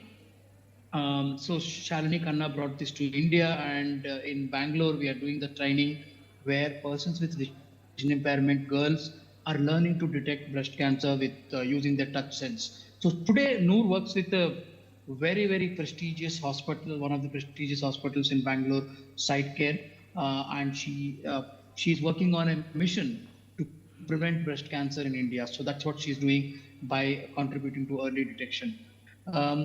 Let's meet Ilamati. Ilamati's role is a firefighter auditor. Again, a very, very technical role. It's a firefighter is not a firefighter on the street putting down the fire. This role is to make sure that technical details. I mean, when the engineers work on the requirements and build systems, the actual requirements are met and so on and so forth. She deals with huge amount of log files and sees whether there are any errors committed by engineers. Again, She's also not from a very technical background, but she picked up this and able to do. So if if Habib, if say Noor and Ilamati are able to do, I think all of us can do. So what in our 24 years of journey at Enable Slide 6, India, what we have 183 top to realized top. is there are about 183 different job roles for persons with vision impairment across 29 sectors, and these are growing. This is just an indicative list. You name the sector: IT, ITS, BFSI, banking, finance, all the retail, to manufacturing, to even very high cutting Audio edge executive joins the jobs. meeting. So all of that is happening. How is this happening? All this is happening because Slide 7, picture. the right amount of time. So let's actually look at in terms of numbers. When we look at a fresher, a trained fresher person, visually impaired salary is twice more than mean per capita income in India. That's huge. So how Habib and Ilamati and Noor are able to do this is, again, as I said, the training, and I think there's Pankaj clearly pointed out in his presentation how we need to go beyond studying just very traditional subjects or confined to few things. We as a persons with vision impairment, we need to exercise our choice and take the right subjects so that we can dream, we can actually fulfill our dreams and take up the careers.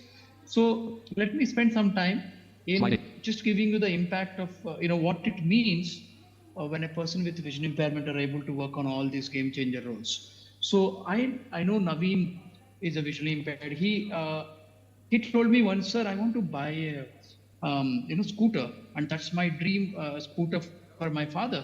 I said, why? You are working well, doing well. Why you want to buy a scooter?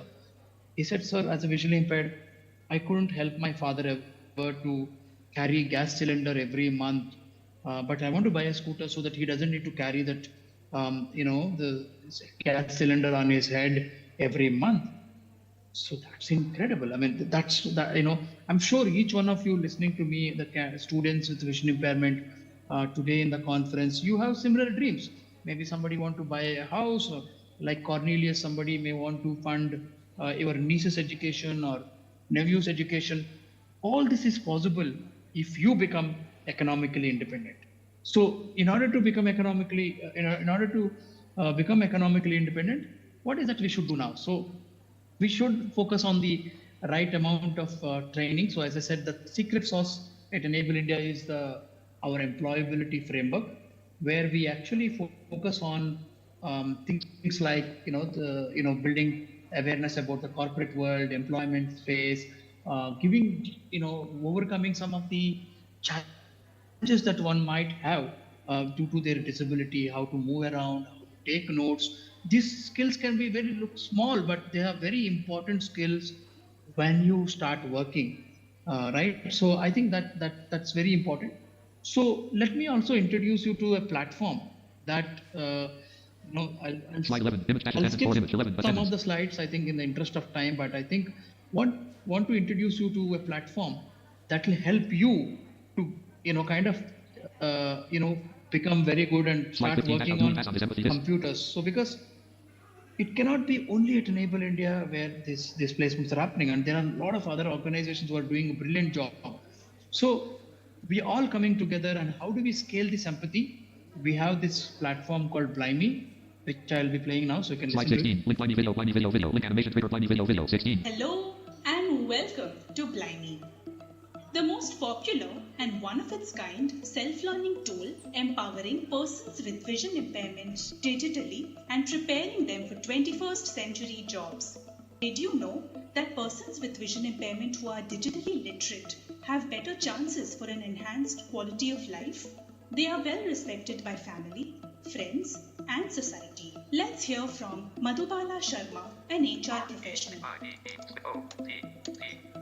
I've been able to get my education and manage my work life independently because I'm able to access the computer and my mobile phone so much with ease. I take classes online, I attend meetings, I attend programs, I attend my son's classes, meetings, parent teachers meetings as well. I'm able to check his homework, I'm able to book flight tickets, check recipes, do so much more All because I'm digitally independent and empowered. So, what is Blimey? I'm excited. What does it do? What do I get? Okay. Let me tell you. Blimey is your friendly neighborhood tool designed to work with screen readers like NVDA, JAWS, and magnifiers. It enables users like you to learn computers on their own with very little or no help. You can choose from more than 400 computer exercises based on your needs. Concepts ranging from computer basics, Microsoft applications like MS Word, Excel, PowerPoint, Internet, etc. The tool guides you at every step with simple instructions. If you are a new user, Blimey allows you to be in learning mode where it detects your actions and provides instant feedback. With an easy user interface, you can gain control and confidence through the exercises and become digitally fluent in no time. To check your readiness on different computer applications or concepts, you can evaluate progress in test mode using real-world scenarios and job simulations without depending on a trainer. Who can use Blimey? This tool is useful for everyone, new and experienced users, children with vision impairment, trainers, universities and schools who have visually impaired students, as well as companies who have employees with vision impairment. Trainers and organizations working for the blind can configure it for their needs. Blimey facilitates distance learning with trainers who can see the exercise results remotely and guide the user. Blimey is available in different languages such as English, Hindi, Kannada, and many international languages are being added as well. The best part is Blimey uses an open source technology and is available free of cost. Thousands of users across 15 countries use Blimey. Let's hear from one of the users to understand why. Hi, I am Cornelius. I used to work as a spam management executive. As a part of my work, I have to see an email in 3 seconds and respond to them in 10 seconds. And I can't afford to commit any mistake. In order to gain such speed and perfection, I use a tool called Blimey, which has been developed by persons with visual impairment themselves, who have an empathy and insight on the different problems that visually impaired and low vision people face. This tool has helped create a level playing field to people like me who have come from a remote village in the northeast India. Thanks to this tool, I'm able to work on par with my sighted colleagues. So what impact can Blimey have for you? Moses, the program director for Blimey, has this to say. Blimey to me is the opening up of possibilities. I wish I had choices when I was growing up. Can you imagine I was told that I could only become a singer? Trust me, I'm very bad at singing. But today I feel proud that any person with blindness or low vision adult can actually get digitally empowered and aspire for the job of their choice. Over the years, we have accelerated livelihood opportunities for persons with vision impairment, opening up more than 183 cutting-edge job roles across 27 sectors such as IT, ITES, banking, finance, and more. The exciting thing is, each job role can result in hundreds of vacancies. So go ahead, download Blimey tool today and start your digital journey. We are always there to help you. Reach out to us at support@blimey.live. Mr. Moses? So if you're a person with vision impairment listening to this, I think you have plenty of platforms like, Blimey is one platform where you can learn computers on your own. We have Bookshare, to read books, Sugamya Pustakalaya. There are so many things.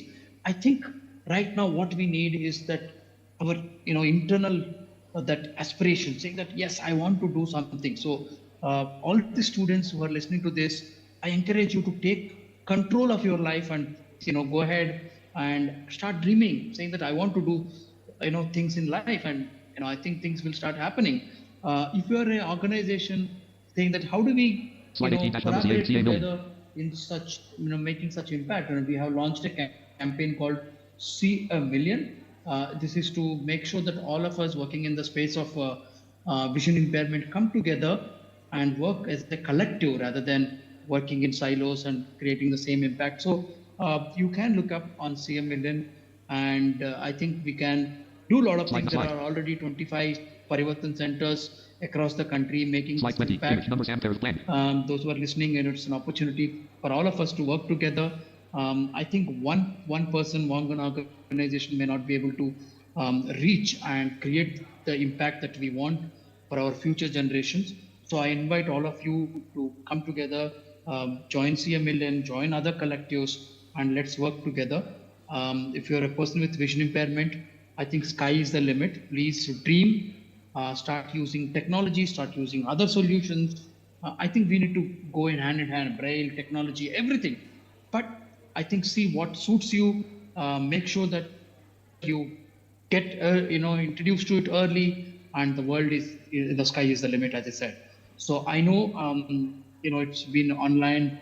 I would have loved to be in person, but I hope you could hear my voice clearly and also hear the video. I also wanted to congratulate the Kadam team for putting up this beautiful conference, bringing all of us together. Really pleasure interacting with all of you. Any questions, very happy to answer and get connected. Thank you so much. Thank you, Mr. Moses. Could you be on the line Escape. for another Sam 2 PowerPoint. minutes? Yes, I'm here. We'll take up maybe very few questions, couple of questions maybe. Volunteers may facilitate, please. Any question? Dr. Pankaj or Mr. Moses, any questions from anyone, please?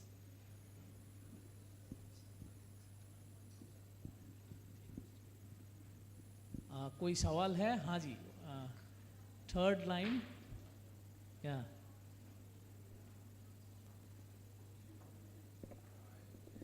Thank you. हाँ जी, बताइए. Yes, sir. It's me, Priti Yadav from Miranda House College. Sir, I have a question that as you explain about the science, means the people who study the science in the sense of chemistry, with that I have found so many difficulties while making the figures and all. So I want to ask that how the blind people they make the figures and how they learn about that figures. How they find out means what it is, and sometimes in exam also it comes.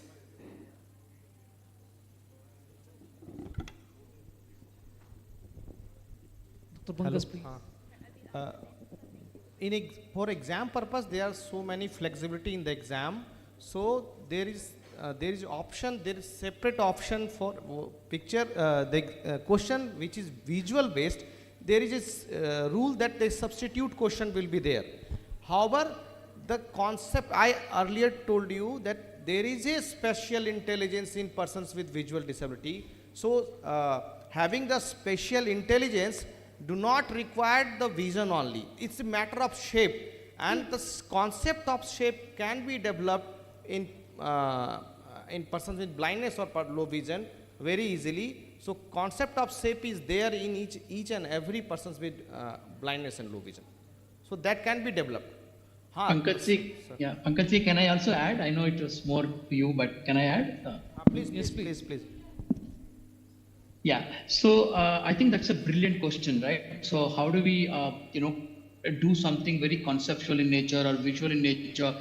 How do we study? I think may it be chemistry or anything. So one is, I think screen readers have developed to an extent where we are able to now read equations and so on and so forth. We have a lot of technology development in the artificial intelligence space, which are giving the descriptions, the auto-generated descriptions for the images.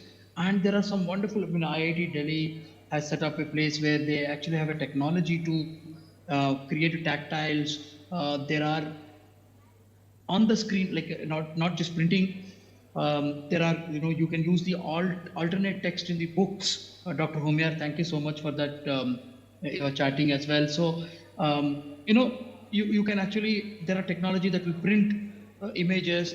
There are technologies that are available on the demand, like on the go. You can actually see what's on the screen on a digital device, embossing and things of that nature. So some of them are in early stages. I know one organization in Bangalore who is actually encouraging visually impaired to do science and math, especially chemical all the practicals. And Bookshare has the largest amount of books on education, science, math, and all that. And Sugamya has. So to answer your questions, many things together will help you. Screen readers and using alternate text, using tactile diagrams that are produced, either printed ones of hard copies or the soft copy, and the ability to see things on the screen tactilely. So all of that together will help you to do your chemistry. Thank you, Moses. Thank you so much. Honorable Satish Okay, Tripathi sir, ji thank you. and esteemed guest here. I'm afraid we will not be able to take any more questions because of lack of time. Maybe later on we can try. कुछ देर बाद दोबारा कोशिश कर सकते हैं, ये session काफ़ी late हो गया है. तो सतीश जी को मैं बहुत धन्यवाद ज्ञापन करना चाहूँगा. बहुत से डिग्निटरीज यहाँ हैं, board of directors and experts. I wish you all very best. And thank you all for being part of this very special program, and also for giving me this very special opportunity. It's in fact a very different feeling to be having such a different kind of a gathering and a very inclusive gathering here. The sister who was asking the questions, I think everywhere there is a gap between what is available and what we see around us. बहुत से model special schools हैं, बहुत से model institutions हैं, model colleges हैं, model labs हैं, model technology centres हैं. We are not aware of, or our people have not been exposed to. We do not have a system of dissemination well in this country, and that perhaps is leading you to this question कि भाई क्या होगा, science करेंगे तो क्या होगा, arts कैसे करेंगे. हमारे पास बहुत से एग्जाम्पल्स हैं. In fact I do not have much time, but in a little time I would like to share you, पूरे वर्ल्ड में जितने ग्रेजुएट्स हैं, इंडिया में अकेले उतने ग्रेजुएट्स हैं विद विजुअल डिसेबिलिटी. पूरे वर्ल्ड में जितने अचीवर्स हैं उससे कई गुना ज़्यादा अचीवर्स इंडिया में है विद द विजुअल डिसेबिलिटी. पूरे वर्ल्ड में जितने PhDs हैं उससे ज़्यादा PhDs आपको इंडिया में मिलेंगे with persons with visual disability. So situation is slightly different. मैं पंकज जी को और मोजेस जी को बहुत बहुत धन्यवाद ज्ञापन करूंगा. They have done a great job in showing us A light and pushing us towards a different kind of a game-changing thinking that persons with disability has got miles to go in different aspects of life. हमारे पास population की समस्या है. It's only the population. It is not the problem with the achievers or significant achievers. In every forum, whether it is a NGO, government or whatever it is, we keep counting number of achievers and number of significant achievers. Problem is happening with the left behind. जो लोग पीछे रह गए हैं उनका संख्या जो है वो मिलियंस में है. 20-30 lakh persons with visual disabilities होंगे, those who are actually aspiring. और मुझे लगता है ये special schools, residential special schools, remedial education, integrated education, inclusive education, although they are all doing a very good job, it is high time now that we change our perspective towards persons with disabilities. Whenever I interview persons with disabilities, their parents and even special educators, ये क्या करेंगे, what they will do in future, so the answer is still very gloomy. Even good special educators cannot answer what they will do in future. So mindset ऐसा है कि वो लोग कम काम करेंगे, ये 2-4 फील्ड में ही काम करेंगे. While we are trying to identify jobs for persons with visual disability for Government of India, now we have got a gazette. It was very difficult to even identify jobs those who cannot be given to persons with visual disability. That is the situation becoming. Every year where we will go for review for jobs, we realize that those jobs are becoming more sort of adapted for persons with visual disability. So education system has to change, awareness has to change. The school, the National Institute has a school. That school doesn't have science and science education there.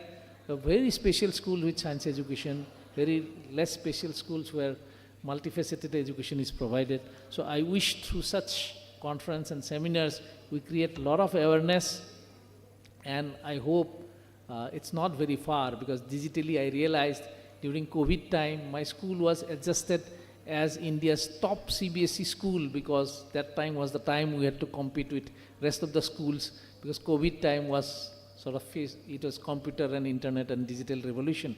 So I foresee a very bright future for persons with special needs in India, with such empathetic gentlemen like Satishji coming in from US and trying to work hard in India, and all of us being together. I wish we have a great show to go in next 2-3 decades. UNICEF report was not very good in last 2 decades. UNICEF report clearly indicated that we had not been doing good as far as education of blind children and adults. UGC has recently come up with the accessibility guidelines for higher education. Skilling has taken up, so I hope with corporates, NGOs, government and state government coming up together, we'll see things changing. Thank you so much. Namaskar.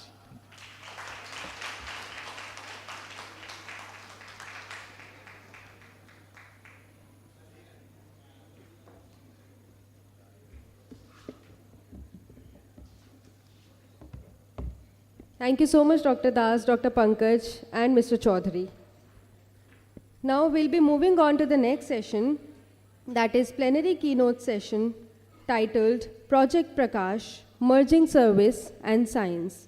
And for that, we have Dr. Preeti Gupta with us, who's a postdoctoral fellow at IIT Delhi and Director of Fundraising and Partnerships at Project Prakash. Dr. Preeti leads the research team at Project Prakash in India. Apart from formulation and validation of research studies involving close interaction with Prakash children, she is also responsible for the coordination of all research activities between the US and India. Preeti has a PhD in computational neuroscience and has been involved with Project Prakash as a scientist since 2017. Her work involves investigating visual development in children treated for congenital blindness using psychophysical, electrophysiological, and computational techniques. Her research work has been featured in leading international journals. Aside from research, Preeti is equally passionate about women and child welfare, dedicating her time and energy to advocating for their rights and well-being and fostering positive change in their lives. We welcome Dr. Preeti Gupta. Let us have a huge round of applause.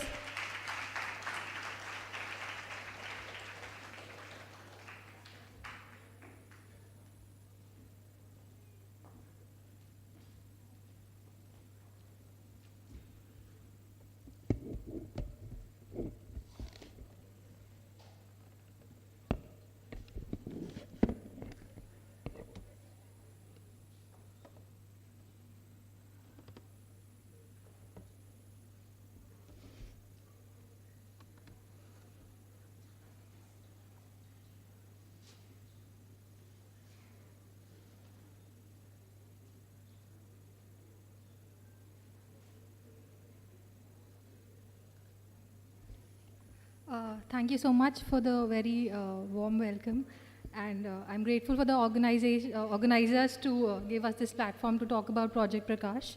And I'm also very excited to learn about all the initiatives that are ongoing in India at the moment on people with visual impairment. I want to start my talk by showing you all this video.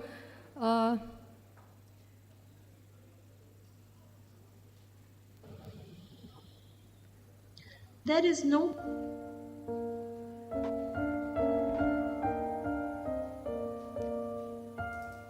So this moment, these are the moments of the first sight of some of the Prakash children who got operated last year.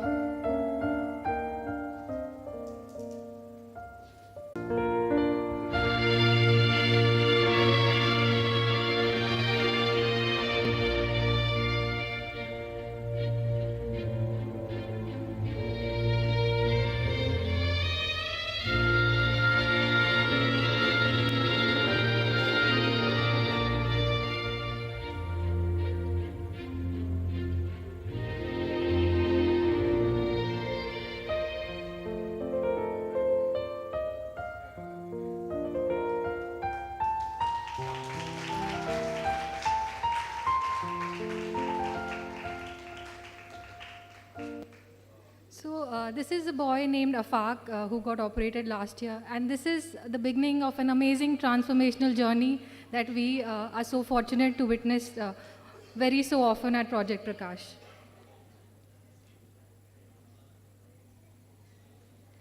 So the health problem basically that we are trying to tackle here is encapsulated in this very startling statistic, which is that India is home to almost over 2 million blind children. The incidence of childhood blindness in India is at least 3 times that in the West. And as if this was not tragic enough, most of these children who languish in blindness don't really have to, as their conditions are either preventable or treatable, because, but however, most of them do not receive any treatment because either they are not close to any medical facilities, they are not aware that their condition is treatable, or simply for not having the money to get the treatment. And the consequences of this untreated childhood blindness is very, very distressing. The lifespan of this Indian child who is born blind is on an average 15 years shorter than that of a sighted child. And that's for the lucky ones who are making past the very first few years of their life. According to WHO, fewer than half of children who are born blind live to see their birthday. Very few are educated, and even fewer get employment as adults. And this is the grave health problem that we are trying to address here.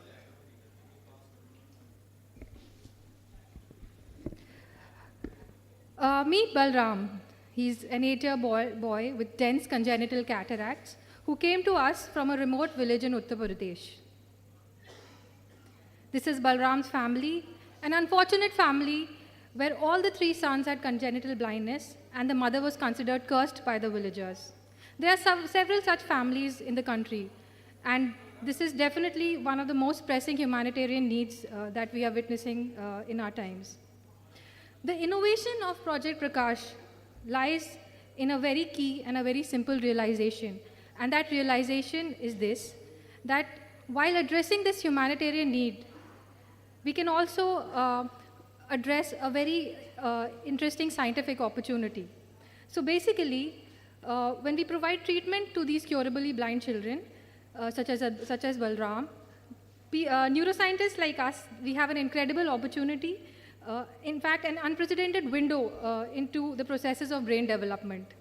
A child who has been born blind and in whom we can initiate sight at a later stage, right from the moment the child's bandages are removed, we have a window into the processes of visual development in that child.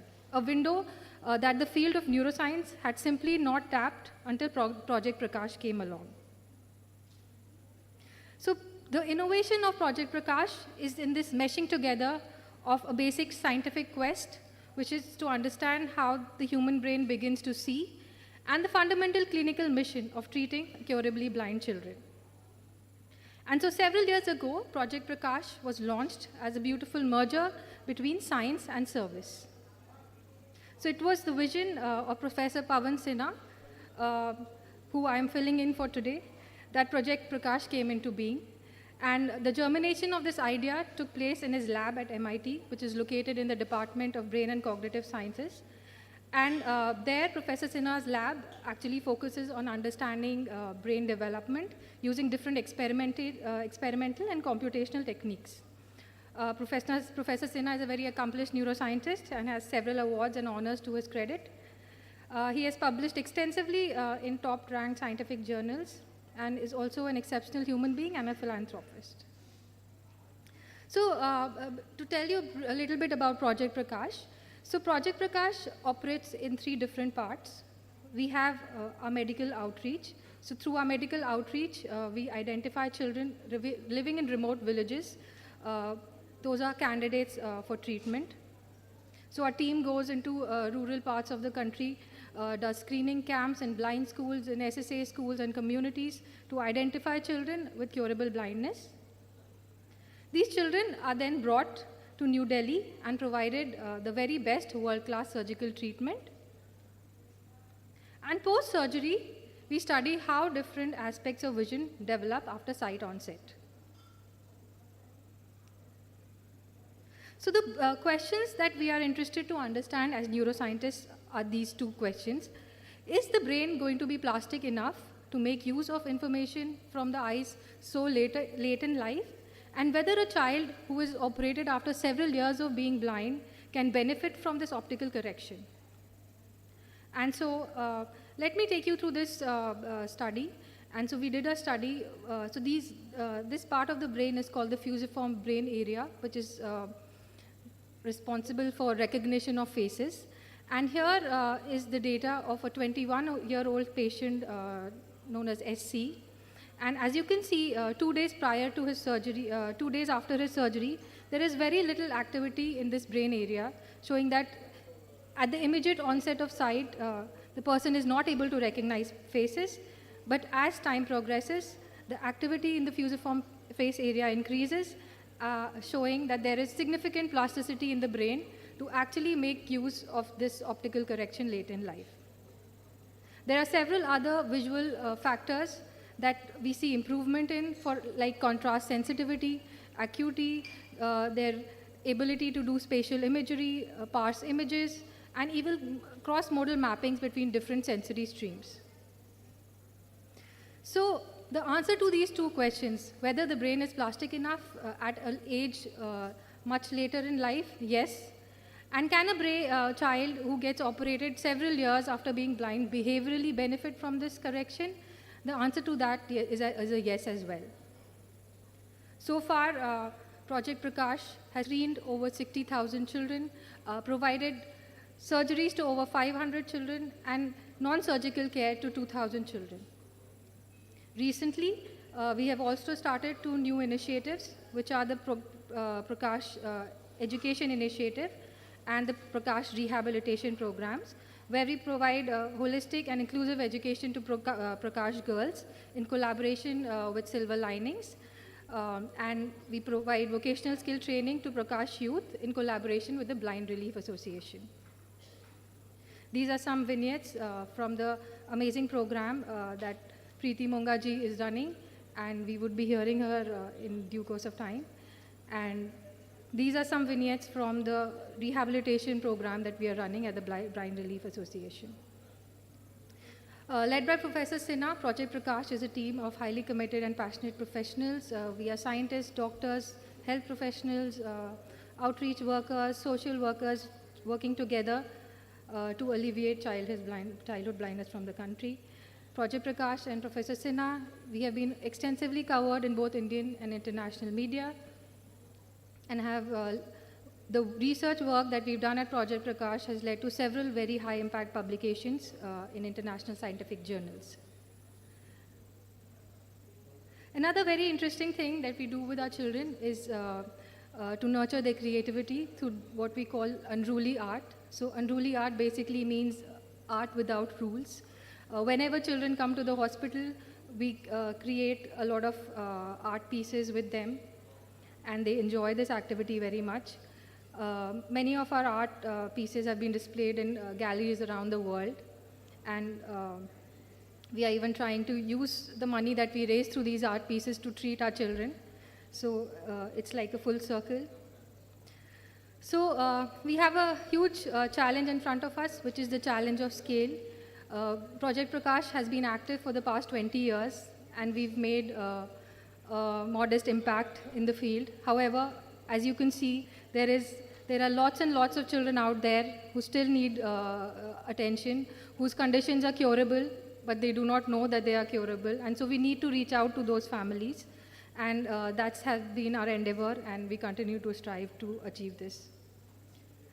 Project Prakash is basically a collaborative effort between Massachusetts Institute of Technology, the Dr. Shroff Charity Eye Hospital in Delhi, and IIT Delhi.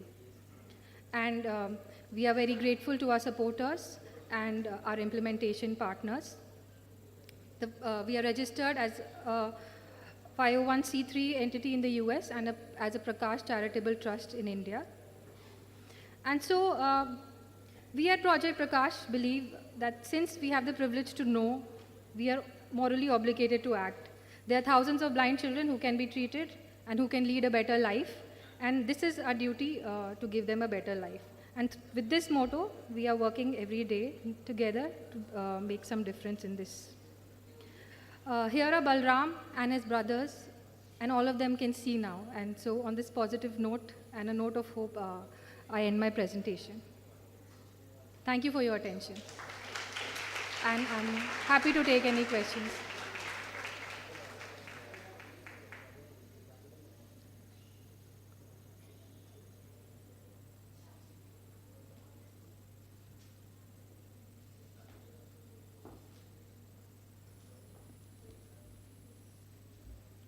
Do we have any questions?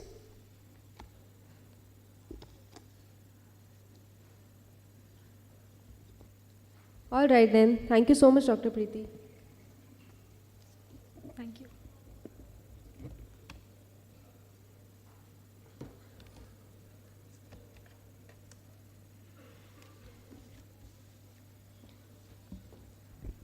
Now we'll be moving on to the next keynote session, and the title of this session is Making Inclusive Education Successful for Persons with Visual Disabilities, Reaching the Unreached.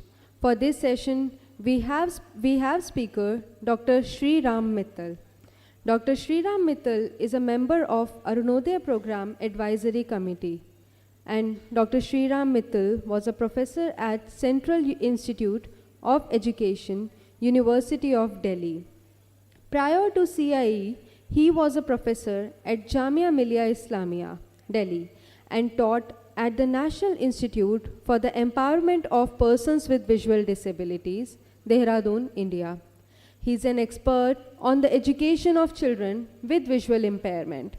Professor Mittal served as the chairman of the subcommittee of experts at the Rehabilitation Council of India, as the Vice Chairman, Academic Council, NIEPVD Dehradun, and as a member of the Braille Council of India and Ministry of Social Justice and Empowerment, Government of India. Professor Mittal was also a member of the Board of Studies within the Department of Education, Uttarakhand Technical University, and the chairman of the Empowered Committee on Disability, and a country delegate on the West Asia Regional Committee on the International Council of Education of Visual Impairment, that is ICEVI. We welcome Professor Mittal with a huge round of applause.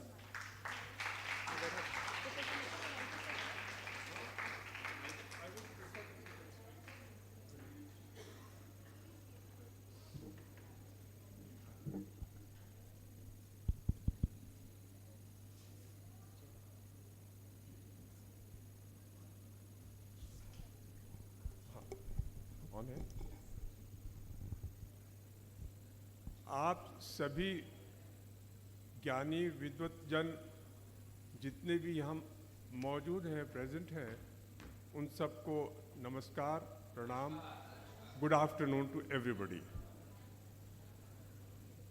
Friends, अब जो next 10-12 minute में आप सुनने वाले हैं, वो जो कल से अब तक आप सुनते रहे हैं उससे बिल्कुल अलग होगा। मैं शुरू में ही आपको बता दूं कि मेरा कोई रिटन प्रेजेंटेशन या पावर पॉइंट वगैरह कुछ नहीं है, और शुरू करने से पहले मैं एक कदम और में डॉक्टर सतीश त्रिपाठी, पल्लवी जी, सलोनी जी, इन सभी को तहे दिल से शुक्रिया अदा करना चाहता हूं, थैंक्स बोलना चाहता हूं कि उन्होंने मुझे यहाँ पर आने का मौका दिया। और शायद इसका कारण शायद ये है कि पिछले साल मैं देहरादून NIVH में गया था और वहाँ पर डॉक्टर पंकज शाह ने कहा कि मैं ये लोग भी वहाँ आए हुए थे, इनसे बात कर लूँ 1 घंटे। तो मैंने जो कुछ ब्रेल से रिलेटेड या और जो teaching children with visual impairment के बारे में है बताया था, उसमें शायद मैंने कुछ मीनिंगफुल चीज़ें बोली होंगी, जिसकी वजह से इन्होंने सोचा कि मुझे प्रोग्राम एडवाइजरी कमेटी में भी रखें और यहाँ पर भी बुलाएं।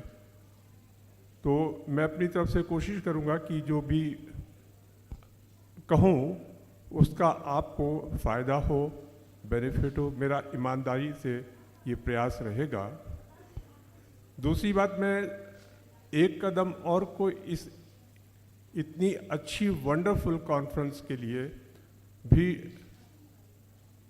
कंग्रेचुलेट करना चाहूँगा, क्योंकि इस कॉन्फ्रेंस में ये एक ऐसी यूनिक कॉन्फ्रेंस मेरे को लगी है अभी तक कि इसमें सबके लिए कुछ ना कुछ सीखने के लिए है। सबके लिए, कोई ऐसा नहीं है जिससे कुछ सीख नहीं सकता है, चाहे वो 12 साल का, 15 साल का, 20 साल का विजुअली इम्पेयर्ड या नॉन डिसेबल्ड हो, या फिर मेरे जैसा 75 ईयर ओल्ड पर्सन हो, क्योंकि मैं समझता हूँ मेरे से ज़्यादा ओल्डर इस हॉल में इस वक्त कोई नहीं होगा। ओके, तो फ्रेंड्स, सबसे पहले मैं जो कल सतीश जी ने अपने भाषण में ब्रेल की बात कही थी, ब्रेल के बारे में कि ब्रेल एंड और डिजिटल टेक्नोलॉजी, मैं एक बात सिर्फ कहना चाहता हूँ, माने या ना माने वो आप सबके ऊपर है। मेरा अपना जो व्यक्तिगत विचार है वो आपको बता रहा हूँ कि डिजिटल टेक्नोलॉजी जितनी ब्लाइंड के लिए, हम लोगों के लिए अवेलेबल है, उतनी ही या उससे कहीं ज़्यादा सीइंग पर्सन्स के लिए अवेलेबल है। लेकिन सीइंग पर्सन्स को हमने पढ़ना लिखना सिखाना बंद नहीं किया है, उनको किताबें देना बंद नहीं किया है। उनके लिए हम सब कुछ प्रिंट में छापते हैं, प्रेसेस हैं, पब्लिश होती है। तो मेरा अपना मानना ये है कि हम ब्रेल की जगह पर डिजिटल अगर देने की बात करते हैं तो एक तरफ हम इंक्लूजन की बात करते हैं, दूसरी तरफ वो हम एक्सक्लूजन कर रहे हैं। ये मेरा सोचना है। आप मेरी बात को माने या ना माने, ये आपके ऊपर है। तो मैं ये मानता हूँ कि visually impaired child with visual impairment या child with blindness, students with blindness जो है, इनको right from the beginning braille सिखाई जानी चाहिए। उसी तरह से सिखाई जानी चाहिए जैसे एक सीइंग बच्चे को आप ब्रेल सिखाते हैं, प्रिंट सिखाते हैं। एक दूसरी बात इसी से जुड़ी हुई ये कहना चाहूँगा कि देखिए, बहुत लोगों का ये सोचना है कि स्कूल में बच्चे को भेजने से पहले उसको ब्रेल सिखा दी जाए। आपको मैं बताना चाहूँगा कि ब्रेल एक स्क्रिप्ट है, अलग से सब्जेक्ट नहीं है। हालांकि कुछ लोग इसको एक सब्जेक्ट के रूप में देखते हैं, सब्जेक्ट नहीं है, इट इज़ अ स्क्रिप्ट। जैसे हम देवनागरी स्क्रिप्ट हिंदी लिखने के लिए और इंग्लिश स्क्रिप्ट की बात करते हैं, वैसे ही ब्रेल भी एक स्क्रिप्ट है। और इसको जैसे हम भाषा सिखाते हैं उसी के साथ साथ सिखाया जाना चाहिए, ये मेरा अपना सोचना है। और अगर हम ऐसा करेंगे तो ब्रेल सीखने वाले को और सिखाने वाले को दोनों को अच्छा लगेगा, दोनों को पसंद फ़ायदा होगा। अभी थोड़ी देर पहले डॉक्टर पंकज शाह, जो मेरे अच्छे दोस्त भी हैं, वो स्टूडेंट भी आप मान सकते हैं कि मेरे, उन्होंने मैथ साइंस की बात की है। मैं इसके बारे में थोड़ी सी एक बात कहना चाहता हूँ कि चॉइस देना बहुत अच्छी बात है, चॉइस दिया जाना चाहिए, लेकिन सच्चाई ये है कि जब तक आप किसी चाइल्ड विथ ब्लाइंडनेस को क्लास 1 से, रादर प्री स्कूल से मैथमेटिकल कॉन्सेप्ट्स, साइंस कॉन्सेप्ट्स नहीं सिखाएंगे, आप लाख चॉइस दे दीजिए उसको मैथ्स पढ़ने के लिए हाई स्कूल या +2 लेवल पे, ग्रेजुएशन, अंडर ग्रेजुएशन लेवल पे, वो चॉइस के बाद भी, चॉइस सिलेक्ट करने के बाद भी मैथ साइंस नहीं सीख पाएगा। क्यों? क्योंकि बेसिक्स उसने नहीं सीखी है। एग्जाम्पल के तौर पे मैं आपको बता दूं कि अगर आप किसी को मैथ्स पढ़ाना चाहते हैं, ज्योमेट्री पढ़ाना चाहते हैं और उसको एंगल ही नहीं मालूम है, तो ट्रायंगल के बारे में वो कैसे सीखेगा? रेक्टेंगल या स्क्वायर के बारे में वो कैसे सीखेगा जब तक उसको लाइन के बारे में ना मालूम हो, एंगल के बारे में ना मालूम हो? ये सारी चीज़ें हम प्राइमरी क्लासेस में सीखते हैं। और प्राइमरी क्लासेस में मैथ्स टीचिंग की जो स्थिति है, विजुअली चिल्ड्रन विथ ब्लाइंडनेस या विजुअल इम्पेयरमेंट जो है स्पेशल स्कूल्स में या कहीं पर भी, उसके बारे में जो न कहा जाए वो अच्छा है।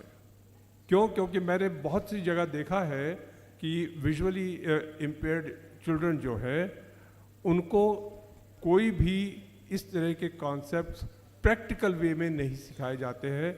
एंगल का अर्थ कोण होता है, कोण क्या होता है ये वर्बली बता दिया जाता है और प्रैक्टिकली नहीं सिखाया जाता है। ऐसा मैंने देखा है, मेरा अपना सोचना है, मानना है। लेकिन अगर सिखाया जाए तो कम से कम उतना साइंस और maths her child with blindness सीख सकता है जितना उसके काउंटर पार्ट सीइंग चाइल्ड सीखता है। हर एक जैसे साइटेड भी न्यूटन या आइंस्टाइन नहीं बन सकते, वैसे ही हर एक student with blindness Nicholas Saunderson नहीं बन सकता है। ओके, तो मैथ साइंस के बारे में इतनी बात कहना चाहता था मैं। इसके बाद मैं आपसे जो मेरा मेन टॉपिक है इंक्लूसिव एजुकेशन को सक्सेसफुल बनाने के बारे में, उसके संबंध में सिर्फ 2-4 बातें कहूँगा। और वो ये है कि हम इंक्लूसिव एजुकेशन को गोल ना बनाएं, education of child with blindness को गोल बनाएं। और अगर हमारा education of child with blindness goal है तो उसको हम चाहे स्पेशल स्कूल में पढ़ाएं, चाहे रेगुलर स्कूल में पढ़ाएं, चाहे होम बेस्ड एजुकेशन प्रोग्राम में रखें, कहीं पर भी रखें, तो हम उसके लिए वो सब कुछ करने के लिए तैयार होंगे, कोशिश करेंगे, प्रयास करेंगे, जिससे उसकी एजुकेशन मीनिंगफुल हो सके, पर्पसफुल हो सके। और उसके लिए ज़रूरी ये है कि सबसे पहले हम ये स्वीकार करें कि चाइल्ड विद ब्लाइंडनेस के लिए एजुकेशन उतनी ही इम्पॉर्टेंट है, उतनी ही नेसेसरी है, एसेंशियल है, आवश्यक है, जितनी एक सीइंग बच्चे के लिए है। अगर हम ये स्वीकार करेंगे तो हम उसको जहाँ कहीं भी एजुकेशन के लिए प्लेस करेंगे, रेगुलर स्कूल में करेंगे तो भी, स्पेशल स्कूल में करेंगे तो भी वो एजुकेशन ले पाएगा। क्योंकि मैं इंक्लूसिव एजुकेशन की जो मेरी अपनी डेफिनेशन है, जो मैं मानता हूँ, जो किताबों में दी है, लॉ में दी गई है, उसका मैं विरोध नहीं कर रहा हूँ, बट मैं उसको न मानते हुए मैं सिर्फ इतना ये मानता हूँ कि एक चाइल्ड विथ ब्लाइंडनेस को वो सब कुछ सीखने की अपॉर्चुनिटी, फैसिलिटीज़ को यूज़ करने की व्यवस्था होनी चाहिए, जो उसका एक सीइंग काउंटर पार्ट स्कूल में जब वो प्लेस होता, अनरोल होता है, जाता है, सीखता है, उतना वो सीख पाए, ऐसा होना चाहिए। तब तो वो इंक्लूजन सक्सेसफुल होगा, अदरवाइज नहीं। और उसके लिए ज़रूरी ये है कि एक्सेप्टेंस के साथ साथ कन्विक्शन हो कि जो एक सीइंग बच्चा स्कूल में सीख रहा है वही चीज़ें मेरा चाइल्ड विथ ब्लाइंडनेस भी सीख सकता है। कन्विक्शन अगर है तो ऐसा संभव हो सकता है, विदाउट कन्विक्शन नहीं हो सकता। मैं एक एग्जांपल आपको देके बताना चाहता हूँ अपने एक्सपीरियंस के आधार पर, क्योंकि मैंने 70 साल एज ए ब्लाइंड पर्सन ज़िंदगी बिताई है अभी तक। I lost my vision at the age of 5 and now I am 75 almost, right? कि जो मेरे एक टीचर थे जिन्होंने कभी कोई ट्रेनिंग नहीं ली थी, गणित के टीचर थे, जो बंगाल के लोग हैं यहाँ पर, जो 60-65 से ऊपर की एज के होंगे, अगर 1-2 जैसे विश्वजीत जी हैं 60-61 के आसपास, इनको मालूम होगा, इन्हें सुना होगा। एक HM शाह नाम के व्यक्ति थे, हिम्मत लाल शाह, गुजरात के थे बेसिकली, बट बंगाल में उन्होंने एज एन एजुकेशन ऑफिसर काफ़ी काम किया था। वो मेरे प्राइमरी क्लासेस में मैथमेटिक्स के टीचर थे। उन्होंने मेरी बाजू को पकड़कर मेरे को एंगल का, ट्रायंगल का कॉन्सेप्ट दिया था, समझाया था।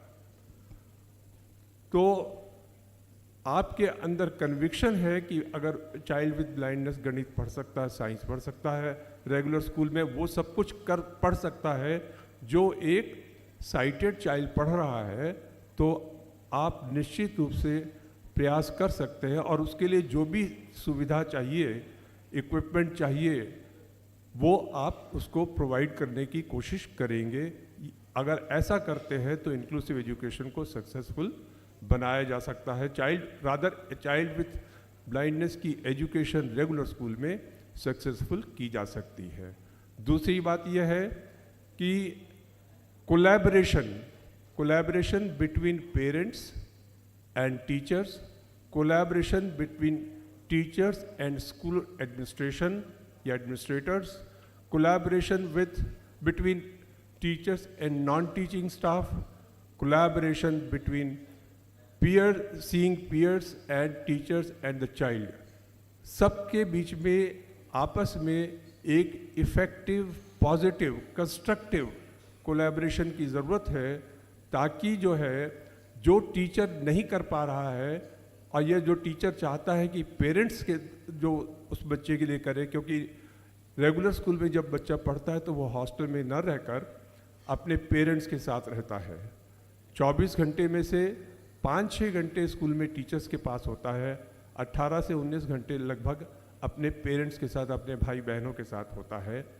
और वहाँ पर अगर उसकी एजुकेशन के लिए जो कुछ ध्यान दिया जाना चाहिए वो नहीं दिया जाएगा तो सब मुश्किल होगा, तब वो एजुकेशन उसकी संभव नहीं हो पाएगी। तीसरी चीज़ जो है cooperation between a child with blindness, child with vision, seeing child जो है, टीचर्स, इनके बीच में आपस में कोऑपरेशन होना चाहिए। वो भी बहुत ज़रूरी है। उस कोऑपरेशन के बाद ही उस कोऑपरेशन से उसकी एजुकेशन को हम एंश्योर कर सकते हैं। चौथी बात जो मैं समझता हूँ कि इंक्लूसिव एजुकेशन को सक्सेसफुल करने के लिए ज़रूरी है, वो ये है कि हमें ये स्वीकार करना चाहिए कि एक जनरल टीचर जो है, रेगुलर स्कूल का जो टीचर है, वो चाइल्ड विद ब्लाइंडनेस की एजुकेशनल नीड्स को पूरा करने में कॉम्पिटेंट नहीं है, ना हो सकता है, ना होगा कभी। ये आप मान लीजिए। इसलिए मेरा ये मानना है कि एक रेगुलर स्कूल में कम से कम एक टीचर ऐसा होना चाहिए जो बेसिक सारी डिसेबिलिटीज़ के बारे में जानता हो, स्पेशलाइजेशन उसका कम से कम 1 या 2 डिसेबिलिटी में हो। अगर ऐसा टीचर एक स्कूल में अवेलेबल है तो निश्चित रूप से education of child with blindness को हम रेगुलर स्कूल में इफ़ेक्टिव तरीके से इंश्योर कर पाएंगे। टीचर भी सिखाने के लिए तत्पर रहेगा, जनरल टीचर भी रेडी रहेगा और प्रयास करेगा। लेकिन अगर हम सोचें कि हम पूरी तरह से जनरल टीचर के ऊपर, रेगुलर टीचर के ऊपर छोड़ देंगे, तो आप ये मान लीजिए कि आप चाहे कुछ भी कहें, चाइल्ड विद ब्लाइंडनेस की एजुकेशन जो है रेगुलर स्कूल में, इंक्लूसिव एजुकेशन प्रोग्राम में इफ़ेक्टिव या अच्छी तरह से नहीं हो पाएगी। हो सकता है कुछ वो सीखे, बट बहुत ज़्यादा अच्छी तरह से नहीं हो पाएगी। पांचवी इससे अगली एक चीज़ मैं मानता हूँ कि text books, brailler, abacus, Taylor frame, geometry kit, playing equipment जो स्पेशली डिज़ाइंड होते हैं या है चिल्ड्रन विद विजुअल इम्पेयरमेंट के लिए, पर्सन्स विद ब्लाइंडनेस या विजुअल इम्पेयरमेंट के लिए, वो सारी चीज़ें स्कूल में केवल अवेलेबल ही नहीं होनी चाहिए, बल्कि उनका यूज़ भी किया जाना चाहिए। मैं आपको एक बात बताऊं कि एक दफ़ा मैं और मेरे साथ डॉक्टर MNG मनी, आप में से कई लोगों ने उनका नाम सुना होगा, कोयम्बटूर में है, और इंटरनेशनल काउंसिल जिसके बारे में सलोनी जी ने बताया था कि मैं इंडिया से रिप्रेजेंटेटिव हूँ, उस काउंसिल पर उसके CEO हैं, और उन्होंने पिछले 50 साल में ब्लाइंडनेस फील्ड में काफ़ी काम किया है, right from teaching at preschool level to preparing teachers. तो उनके साथ मैं एक ट्रेनिंग सेंटर के इंस्पेक्शन के लिए गया था RCI की तरफ से, और जो ट्रेनिंग सेंटर है उसने अपने फॉर्म में एक लिस्ट दे रखी थी जो इक्विपमेंट उनके पास अवेलेबल है। तो चूंकि हम लोग इंस्पेक्शन के लिए गए थे तो उनको वो सारी इक्विपमेंट डिस्प्ले करनी थी। बाई चांस या पता नहीं कैसे उन्होंने जो लो विजन की डिवाइसेस का मेंशन किया हुआ था, लिस्ट दी हुई थी, उनको अपने रिसोर्स रूम में या अपने ऑफिस में डिस्प्ले नहीं किया था हम लोगों के इंस्पेक्शन या देखने के लिए। तो हमने डॉक्टर मनी ने तुरंत उनसे कहा कि भाई आप लोगों ने तो लो विजन डिवाइसेस के बारे में भी लिखा हुआ अपने फॉर्म में, और then they got baffled they got annoyed, and then what they did, they asked a teacher, I won't name the school or the institution or the name of the teacher, to run and bring the equipment. They opened their cupboard, brought out low vision devices which were dusty, जिनके ऊपर धूल चढ़ी हुई थी, लगता था कि बरसों से या जब से वो खरीदी गई है, आई है, उनका कोई प्रयोग ही नहीं हुआ है। तो ऐसा जो है इक्विपमेंट का अवेलेबल होना is as good as not available होना, उनका प्रयोग होना चाहिए, उनको यूज करने के लिए सिखा। कल से मैंने बहुत सी बातें सुनी हैं टेक्नोलॉजी के बारे में।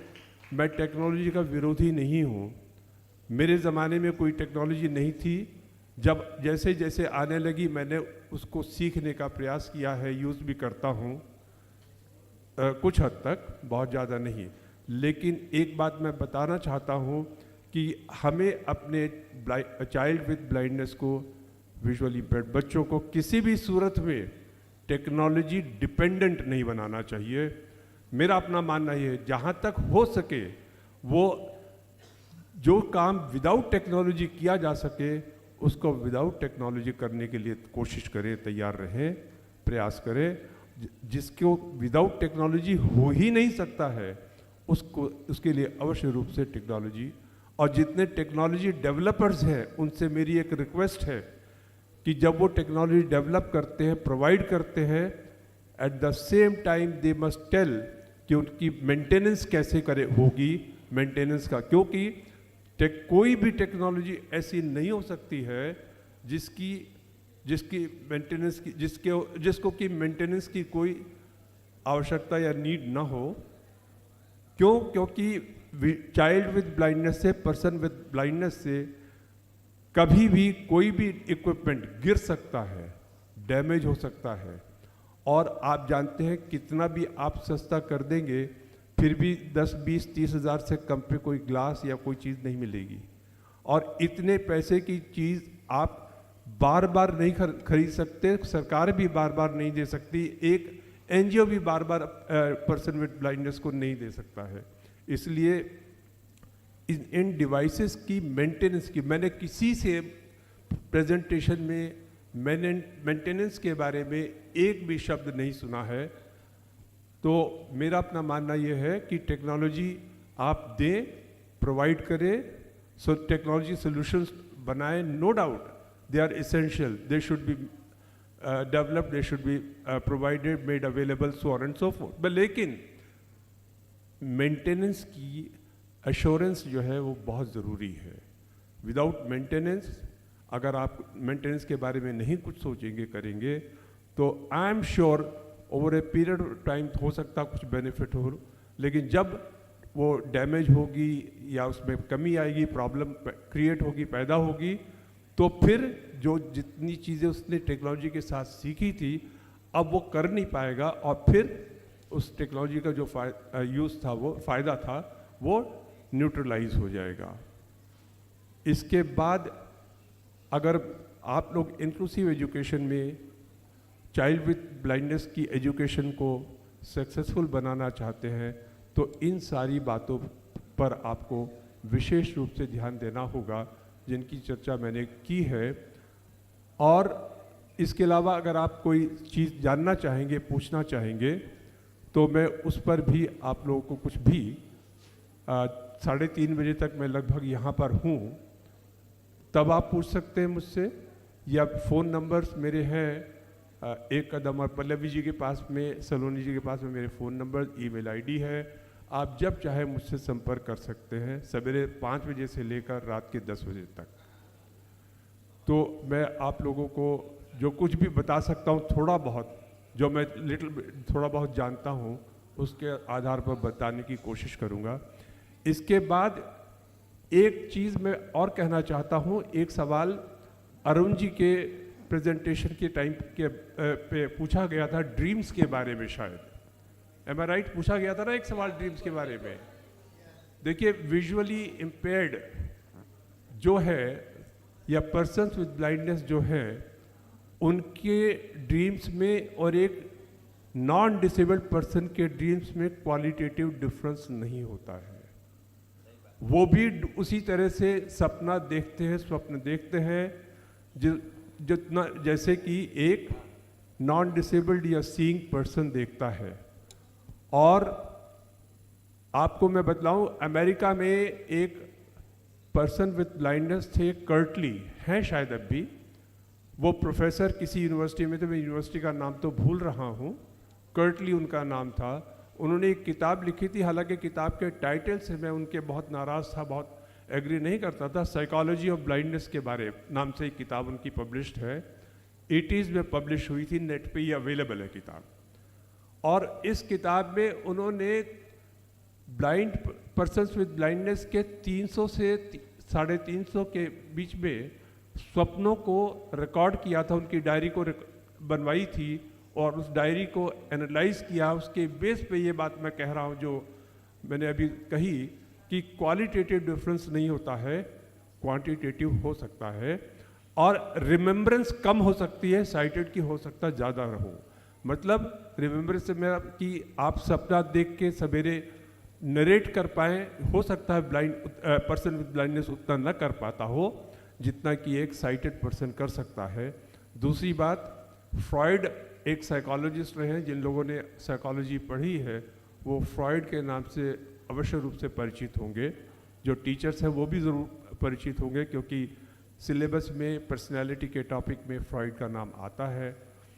फ्रॉइड ने जो ड्रीम के बारे में एक बात कही है, युंग ने भी कही है कि unfulfilled desires and avoidance of fear का मैनिफेस्टेशन ड्रीम्स में होता है।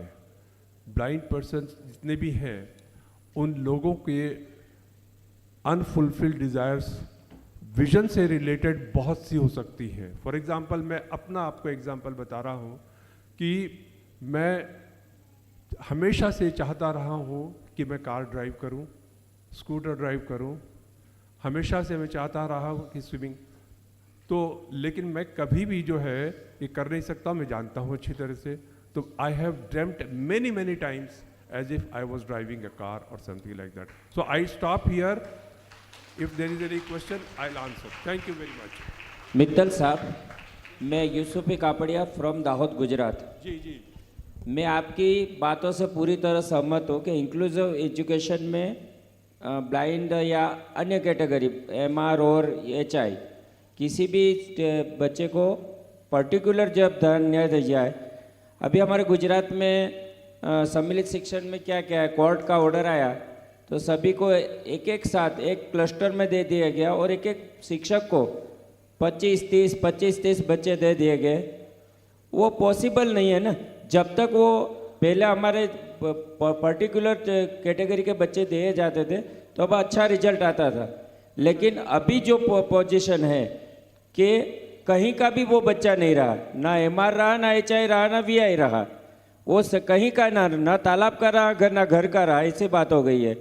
और आप RCI की कमेटी में या यहाँ पर दास साहब भी बैठे हैं, तो आप लोगों से मेरी रिक्वेस्ट है कि RCI में कुछ करके सभी से गवर्नमेंट, सेंट्रल गवर्नमेंट और स्टेट गवर्नमेंट सभी पर प्रेशर डाला जाए कि भाई इस क्षेत्र में काम हो, क्योंकि कुछ काम ही नहीं होता है फील्ड में काम। क्योंकि अब पहले हमारी जो सम्मिलित शिक्षण योजना चलती थी तब हमारे ब्लाइंड स्कूल में बच्चे नहीं थे। अभी ऐसी पोजीशन है कि हमारी स्कूल में ज़्यादा भर्ती हो गई है स्पेशल स्कूल में, इसलिए जो शिक्षण का स्तर है बहुत नीचे जा रहा है। मैं आपकी बात से पूरी तरह सहमत हूँ कि ब्लाइंड बच्चे को पर्टिकुलर ध्यान न दिया जाए तब तक उसका विकास नहीं हो सकता है। Thank you sir. Kapadia ji, आप मेरे से लंच के टाइम पे अगर बात करेंगे, क्योंकि आपने माइक शायद अपने मुंह के काफ़ी क्लोज रखा हुआ था, जिसकी वजह से मैं पूरी तरह से आपकी बात को कुछ समझ नहीं पाया हूँ कि आप कहना क्या चाहते हैं। तो लंच पे आपसे बातचीत करेंगे, कुछ भी होगा तब मैं आपको अपना व्यू पॉइंट बताने की कोशिश करूँगा। ये नहीं कि मैं आपको पूरी तरह से सेटिस्फाई कर दूँगा, उसकी गारंटी नहीं लेता हूँ, लेकिन मैं अपना पॉइंट बताने की कोशिश अवश्य करूँगा। Thank you.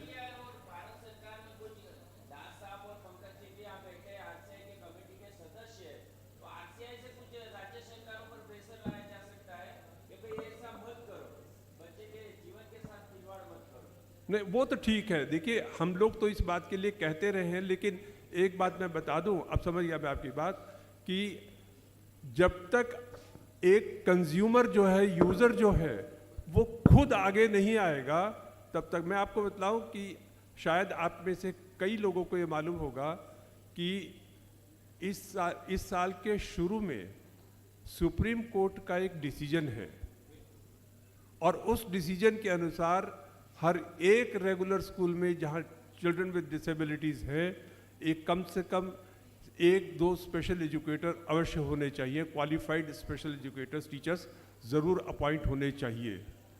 अगर किसी के पास, किसी को नहीं मालूम है, तो आप अपनी आप मेरे को ईमेल कीजिएगा, मैं उस डिसीजन की कॉपी जो है आपको, या फिर आप RCI की वेबसाइट पे जाएंगे www.rehabcouncil.nic.in पर, उस पर भी आपको एक डिसीजन मिल जाएगा।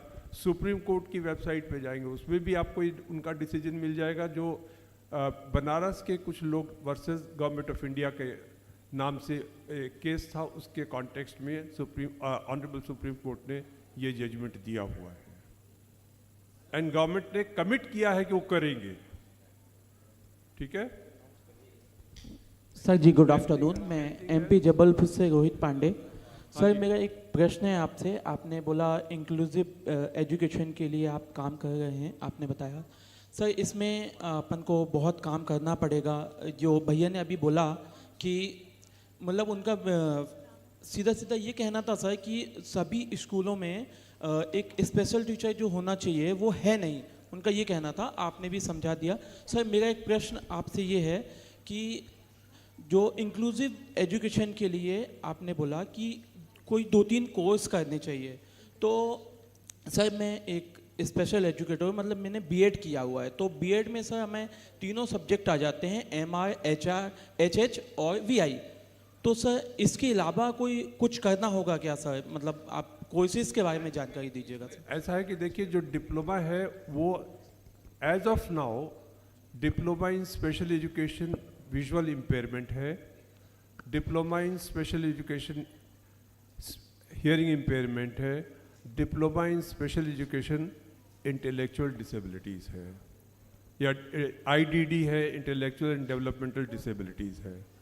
तो ये हमने RCI को एक सुझाव दिया हुआ है, RCI ने उसको माना भी है, लेकिन अभी तक उस पर शायद आगे काम नहीं हुआ है, होगा नियर फ्यूचर में, कि जितने भी टीचर्स ट्रेंड हैं, चाहे डिप्लोमा लेवल के हों या B.Ed लेवल के हों, इन सब के लिए 6-6 महीने का एक मॉड्यूल कोर्स डिज़ाइन किया जाए, जो उन लोगों को जो एक डिसेबिलिटी में ट्रेंड है या 2 में है, उनको वो बाकी डिसेबिलिटीज़ में भी अपनी कैपेसिटी, अपनी कैपेबिलिटी को बढ़ा सकें, क्षमता को बढ़ा सकें सिखाने के लिए।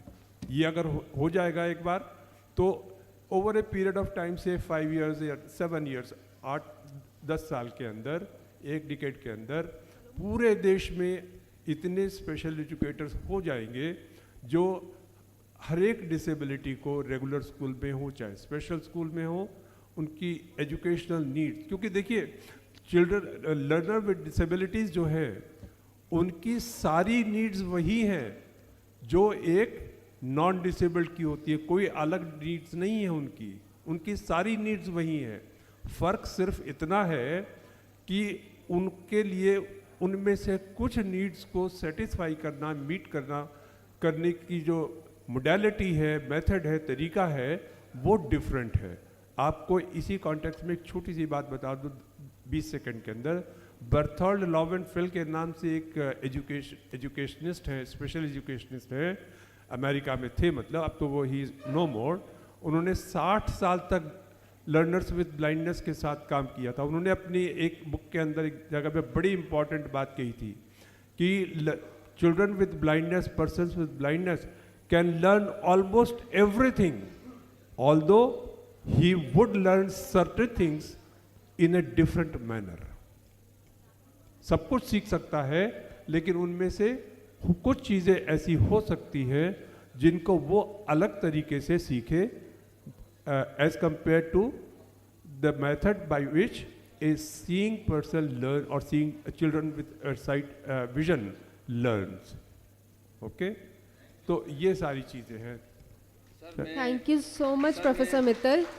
And if we have any other questions, so you can talk to Professor Mittal during lunchtime, or he's very much available on the email as well. Thank you so much, Professor Mittal. Moving on to the next session, that is plenary panel discussion titled Catalytic Role of Government at Central, State and District Level. For this session, we have the panel moderator, Bianca Ghosh. Bianca Ghosh is a chief storyteller at Wipro, and also she is a director at Kadam Board of Advisors. Can we have Bianca? And the panelists include Mr. Taha Hazik, IAS, who's the secretary at the Office of the Commission for Persons with Disabilities, Goa State. And Mr. Taha will be joining us through Zoom. For this session, I would also like to invite Mr. Ramu Muthangi, who's the CEO and co-founder of SHG Technologies Private Limited.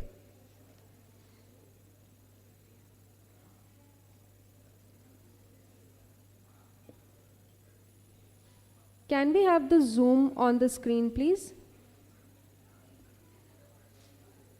Thank you. Thank you. Mr. Ramu Muthangi.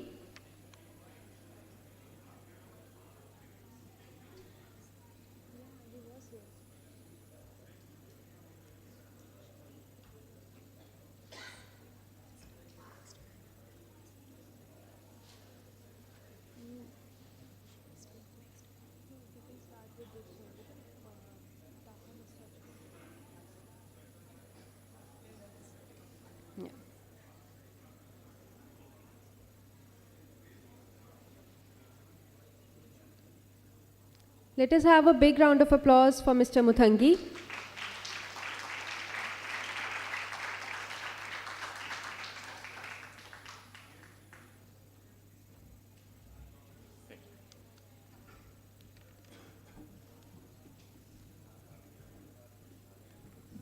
Over to you, Bianca. Sure, thank you so much. And any minute now, we should have our other guests joining on Zoom virtually. This is the world that we now live in, right, after the pandemic. So thank you so much for staying on. I know it's been a long day, but wonderful discussions and some interesting perspective coming up over the next couple of minutes. We're running a little short on time, so we're going to try and wrap things up in 20 minutes or so. But Mr. Muthangi, let me start with you while we wait for Mr. Hazik to. You and I had a little conversation outside, and I know that as a person, you are interested in bringing technology to solve problems that have a social relevance, and to that end, you've established SHG Technologies, and talk to our audience today about glass. And let's assume people don't know what it is. Yeah, sure. So talk to us a little bit about that and what it can do, how everybody can benefit from it. Sure, Bianca. Yeah, it's a pleasure to be here with all the, with all the relevant people here, who are going to make an impact to this society. Okay, so this is like yesterday I was talking in my, in my speaker slot. So this all started from my personal experience, where my elder sister, she started losing her vision to diabetic retinopathy, which is very, very common. Diabetes is a big problem in India. Then I thought, why not we, when she lost her vision, and doctors couldn't do much about it. Then I said, why not we apply the technology to solve the problem? So immediately that made me work on this particular thing. And then many people helped, many people came forward, like our doctor, like Arvind Eye hospitals. They started advising me how to go about it, and then different kinds of vision impairments and all that. So today we do have a product that where they may not be able to see, but what they can do is they get an auditory response in their ears. Like, suppose I'm looking at the people, what is in front of me? There are a group of people, it will tell me there are a group of people in front of you. Suppose I'm looking at you, it will tell me there is a lady, and it will tell me the approximate age and the color of your sari, all these things it will tell me. So that at least, though I cannot see, it will tell me I can see the surroundings, mentally. Okay, that is a big thing. The most important thing is like, the reading aspect, where one can read. Like, all books are not braille coded today. Okay. And suppose if I want to read comics, I won't be able to read because it's not braille coded. But whereas with the technology, you can read that. Okay. Yeah. Here? Okay, sure. Thank you. Okay, so we're going to try and test it out, maybe even have everyone get a sense of what the Smart Vision glass is and how it works. I do want to take a moment to welcome our second guest who is joining us today on Zoom, Mr. Taha Idris Hazik. He is the Secretary of the State Commission of Persons with Disabilities, and he's joining us today from Goa. Mr. Hazik, can you hear us? I do see you on the screen, but I'm not sure if you can hear us. Okay, we'll check that and we'll come back. So,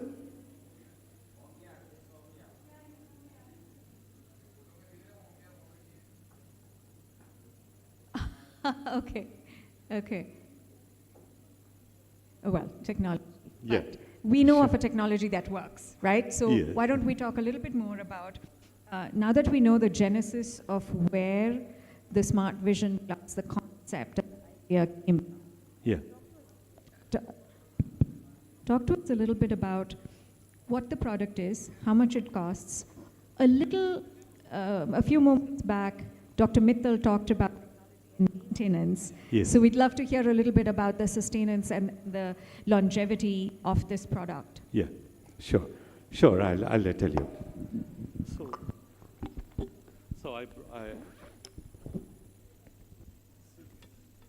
So what I have here is a glass. It's a wearable device. So this has got a camera. This is a eye, electronic eye, and then it also has got a distance sensor. It keeps telling me where is the obstacle, and it's got a flash. And then here I have it is a what is called a gesture control. Like, I can say, okay. Yeah. Now, if I say, if I touch, it tells me things around you. Then I can say, yes, I want to see the things around me. Then it tells me there are people around me. Okay. And if I want to read a book, okay, I think it's picking up something else. Yeah. Okay. And then if I want to read, I can say, then it says, it starts reading the book in front of me. If I want to stop, I can say, stop. Then if I want to pause and unpause, I can start reading. And when it reaches the end of the book, it says page turnover. Okay.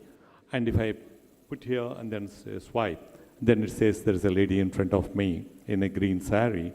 And then it asks me, would you like to store the name, save the name, Bianca. Next time when I see you, it tells me Bianca is in front of you. So like that. So this is artificial intelligence Yes. and machine learning in real time. And so it learns from your experiences and it makes your experience more and more natural going forward, right? Yes. That's amazing. Yeah. This is based on machine vision, which is the camera, and then artificial intelligence and machine learning. That is fantastic. So going back to the point that Dr. Mittal made a little earlier, technology is wonderful. And, I'm a big fan of technology. It can really change the way we live our lives for the better and also not for the better. But here, in this case, definitely a massive life improvement. Why then are we not seeing widespread adoption of an assistive technology like this? Yes. Yeah, one thing we found in the last, and I've been working on this project for the last 5 years, Bianca, but awareness, creating awareness through a forum, like this is the best forum I found, Kadam, and there are other forums that are bringing technologies to the forefront and making people aware there is technology available to you. But something definitely needs to happen at a different level. We have nearly 1.6 million children in blind schools. Who is going to make them aware that the technology is available to them? Is it their school principals, or the teachers, or the people who are running the schools? Like today, we do have awareness in some of the schools in Bangalore, where I am working, because we go and educate people, their principals, saying that there is some technology.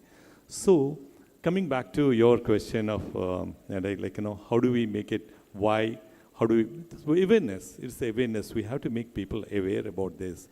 And initiatives by this kind of organizations. And then I do feel, I think the government should play a very important role here, okay? Like the state government or the central government, they need to play a very important role because they do have the wherewithal. Like there is, I know personally, there is a commissionerate for disabilities and social welfare in each state. They're empowered to do a lot for the visual impaired community. I have not seen much of action from that side. So let's try and get a perspective from that side as well. Mr. Hazik, are you able to hear us? If you can say something.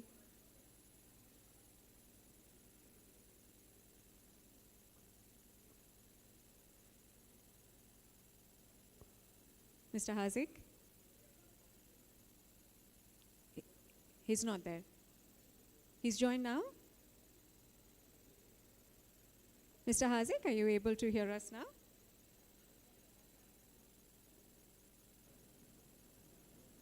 Okay. So until we can, bring Mr. Hazik back. So tell us a little bit, Mr. Muthangi, what your experience has been as a technologist who lives and works in the United States of America, flies in for all these conversations, these meetings with government bodies, private institutions. Do you believe that in the absence of institutional support from the government, perhaps it is the civil society, philanthropists who could potentially step in?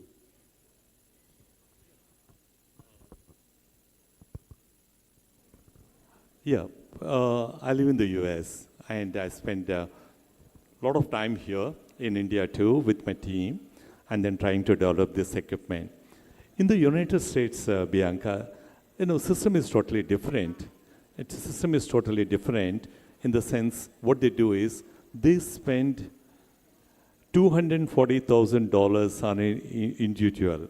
That's incredible. Yeah. There are special needs children. They all come under special needs. People with autism, people with different kind of special needs and the visual impairment. Sure. And what I have seen, because I closely follow with, my wife works for special needs children in the United States. Then she tells me, for each blind student, there is one assistant. The government, state government takes care. And this is all the taxpayers' money is properly channeled to encourage these children to reach a state where they can be independent and also they seek they can support themselves. And of course, there are some people who are where they have a moderate to severe impairment. They are taken care of by the government in other ways. But such an initiative, I have not seen it here. Right. And definitely, I'm afraid we could not get a perspective coming through from, the government side of things. But that's essentially where I think we need that support, right? People like you, you're bringing in the technology, you're bringing in the innovation, and you're willing to be able to give this out to children and adults who will benefit from this. And what you need is that momentum, which has to come from the Absolutely. government. Yeah, because like, again, Newton's law, you need that force, something, either a financial force or some kind of a force you need to make this gain momentum. Absolutely. Indeed. On that note, we'll wrap up this conversation. Mr. Muthangi, thank you so much for coming in all the way from the US for this conversation. And I wish that you have more successful conversations in the next few weeks that you are here in India. And, this is a technology that I would encourage all of you to go outside and check it out. There is a booth. You can experience it firsthand yourself and see how it impacts your everyday experience. Thank you so much for your time. Thank you, Bianca. Thank you so much.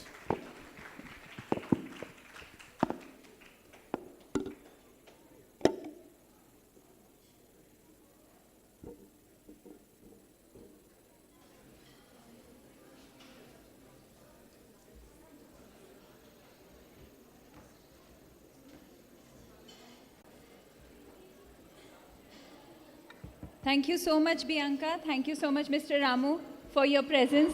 We appreciate your time. Now for our next discussion, we have very special guests again. We have, the title is Role of Stakeholders in Education and Employment for VI Individuals. It's a very important topic. This is what we've been talking about since yesterday.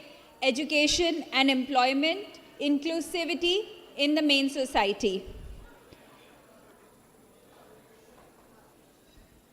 I would like to invite our esteemed guests.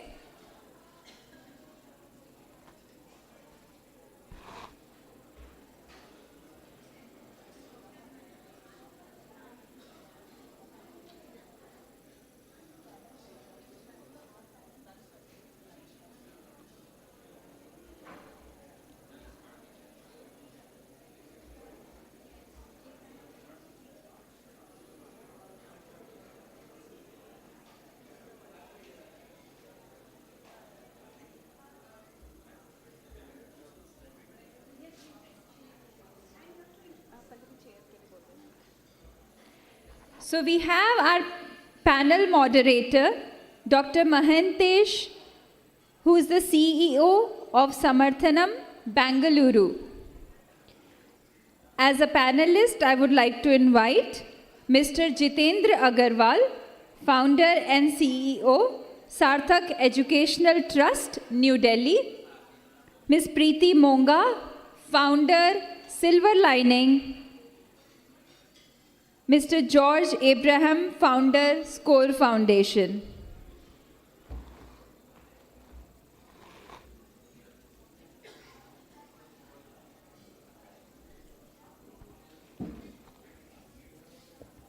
Dear panel members, please join us on stage. Oh my God. So how about the first thing we do is we sing together. Ready? 1, 2, 3. Happy birthday to you. Happy birthday to you. Happy birthday, dear Sir. Happy birthday to you. A big round of applause and loads of blessings for being here today on your birthday.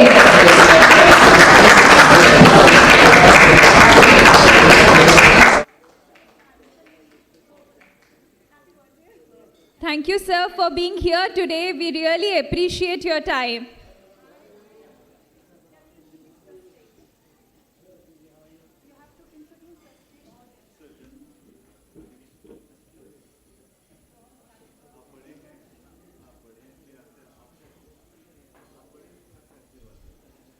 So on stage, we have Mr. George Abraham.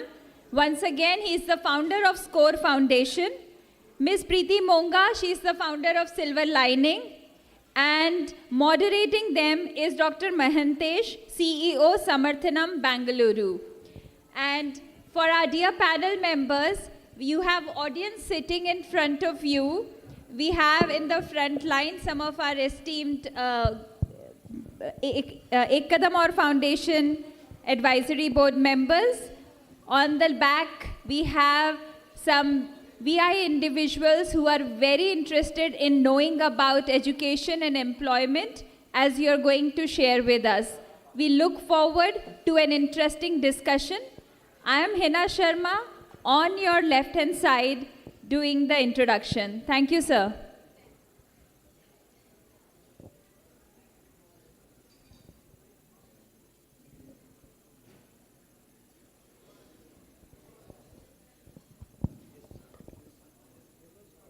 Yes, so the stage is all for three of you. Thank you. Okay. Good afternoon, everybody. I think we are heading for a very challenging task. Holding you in between lunch and us, I think, is not very fair. So, but we'll keep it very short. I'm privileged to moderate this session, two stalwarts, and it's a great honor. It's on a birthday of my role model, George sir, and Preeti madam. As you all know, cricket is a religion in our country, and if blind cricket is existing in our country, this is a person who made it happen. I was the beneficiary or part of whatever you say. So that is the kind of responsibility as a proactive stakeholder George sir initiated way back in 1990. So I know both of them personally, and also would like to congratulate Satish Tripathi ji and the entire team for organizing this global conference. I was asking George sir, what's so special today about your birthday? He said, so it's a global meet, and we'll be sharing our experience. So without a further ado, so I wanted to kind of start with posing a few questions to George sir. But more than questions, he doesn't need any questions, so he can start from the power play, is what we call in cricket. George sir, so with reference to the subject, education and employment, and more than that, so what do you feel about the responsibility of the stakeholders, or what society should be doing, or the family, or anything else? So would you like to start, sir? Okay. Hello, check. Hello. So thank you, Mahantesh, and thank you, Kadam Aur, for this opportunity to be part of this panel discussion today. And thank you for the beautiful singing of the birthday song. I didn't expect it. I don't know who spilled the beans. But anyway. Right. In fact, this hotel has a very special place in my life because the Kanishka World Cup was hosted in this hotel. This was called Kanishka Hotel at one time. And the first World Cup for the blind was hosted in this hotel. So it is a special place. So coming to the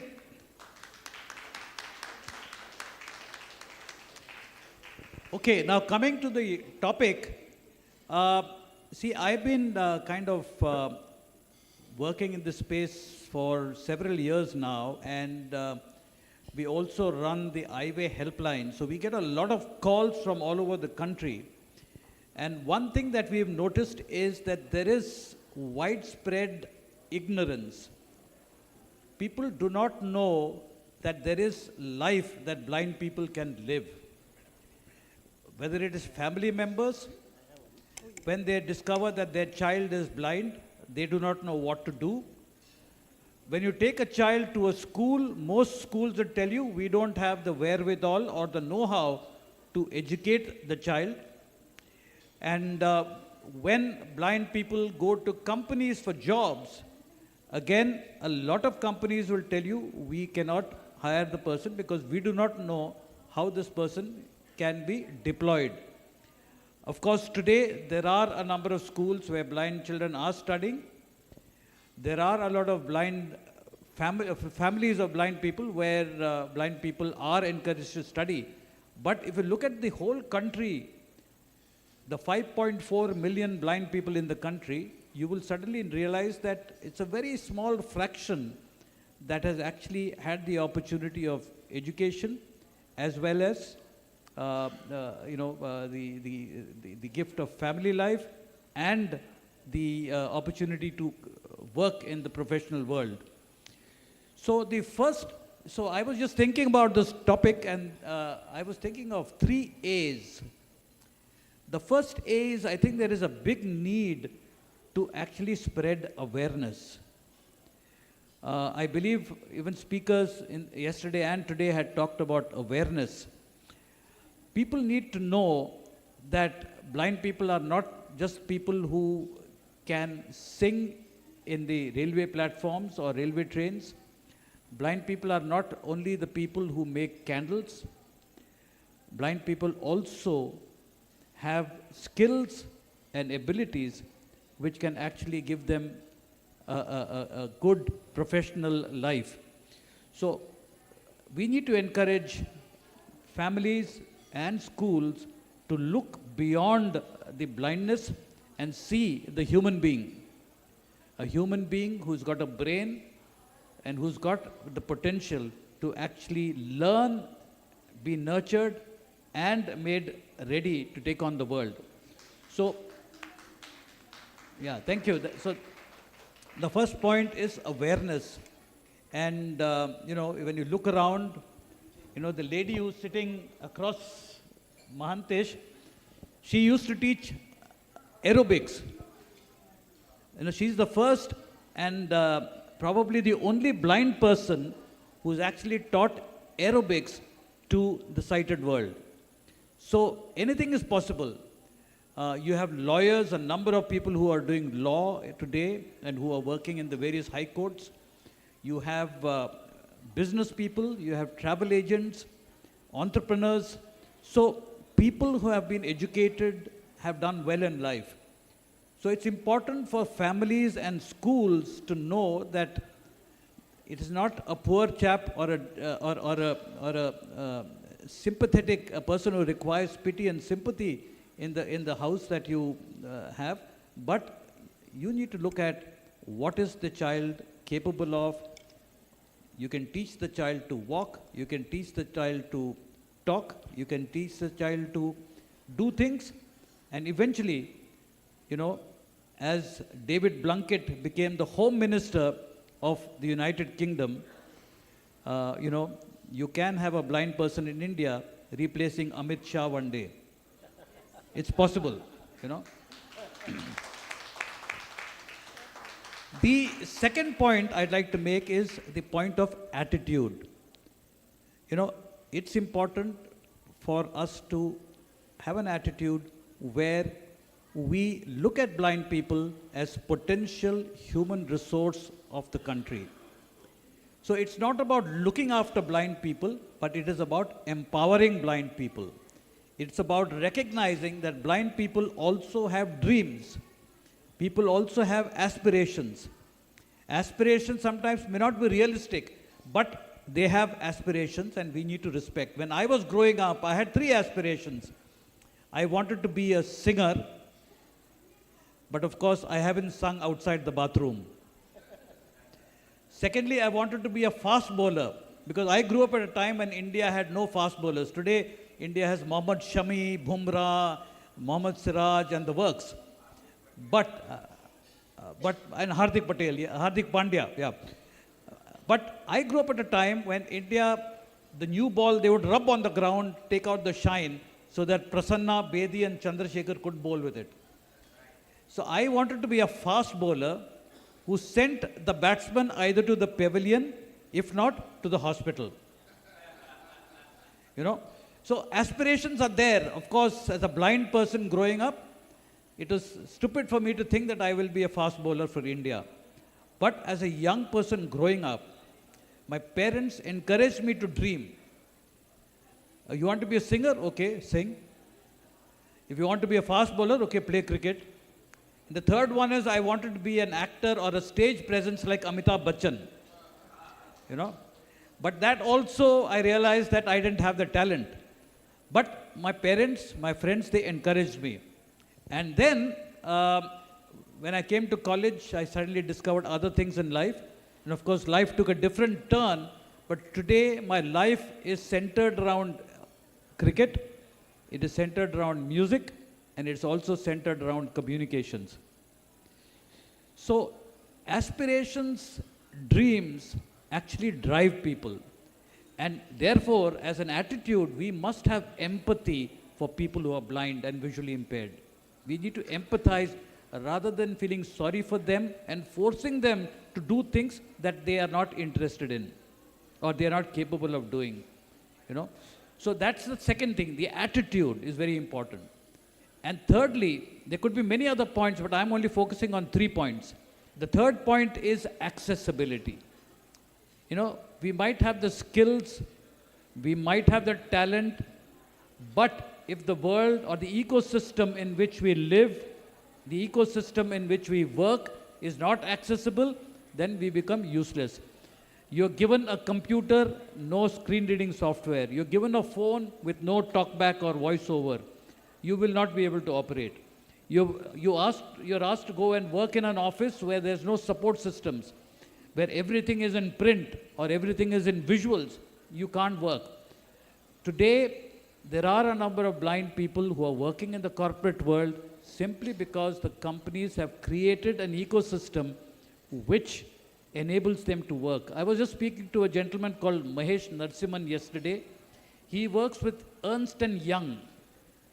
But before Ernst & Young actually gave him the job 6 years ago, he had invited a few people like me to go and speak to the HR department.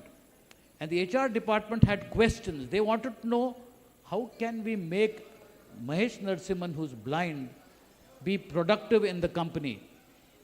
They had a lot of questions about accessibility, about technology, about how to, the etiquettes of behaving and interacting with blind people. So that effort the corporate took, and as a result, Mahesh Narsiman has been working as a, he joined as a trainee there. Today he's an associate and he's doing well. And I asked him, all good? He said, couldn't be better. So awareness, attitude and accessibility, to my mind, are the fundamentals that will enable us to have blind people in our schools, to have blind people in our corporate world, to have blind people as productive professionals in our country. I think I'll stop here for the moment. Thank you. Thank you. I think that was really great. 3 A's: awareness, attitude, and access. Madam, how would you like to continue from here? So, what is your advice or feelings or suggestions to the gathering and to all the stakeholders? Could be corporates, could be government, NGOs, and especially there are some companies who are here who are working for creating accessible solutions for visually impaired. And also, you did something very different which I was unaware of, what George sir mentioned. So it's always nice to be different than what regularly others do. It's all yours. Thank you so much. Namaste, good afternoon. आप सबकी तरफ से भी एक बार नमस्ते audio मतलब आप बोल के बोलें. हाँ, एटलीस्ट अब मुझे पता चला है कि सामने मेरे ऑडियंस है. अभी तो मैं इमेजिन कर रही थी खाली हॉल है, क्या है, खाली नहीं है.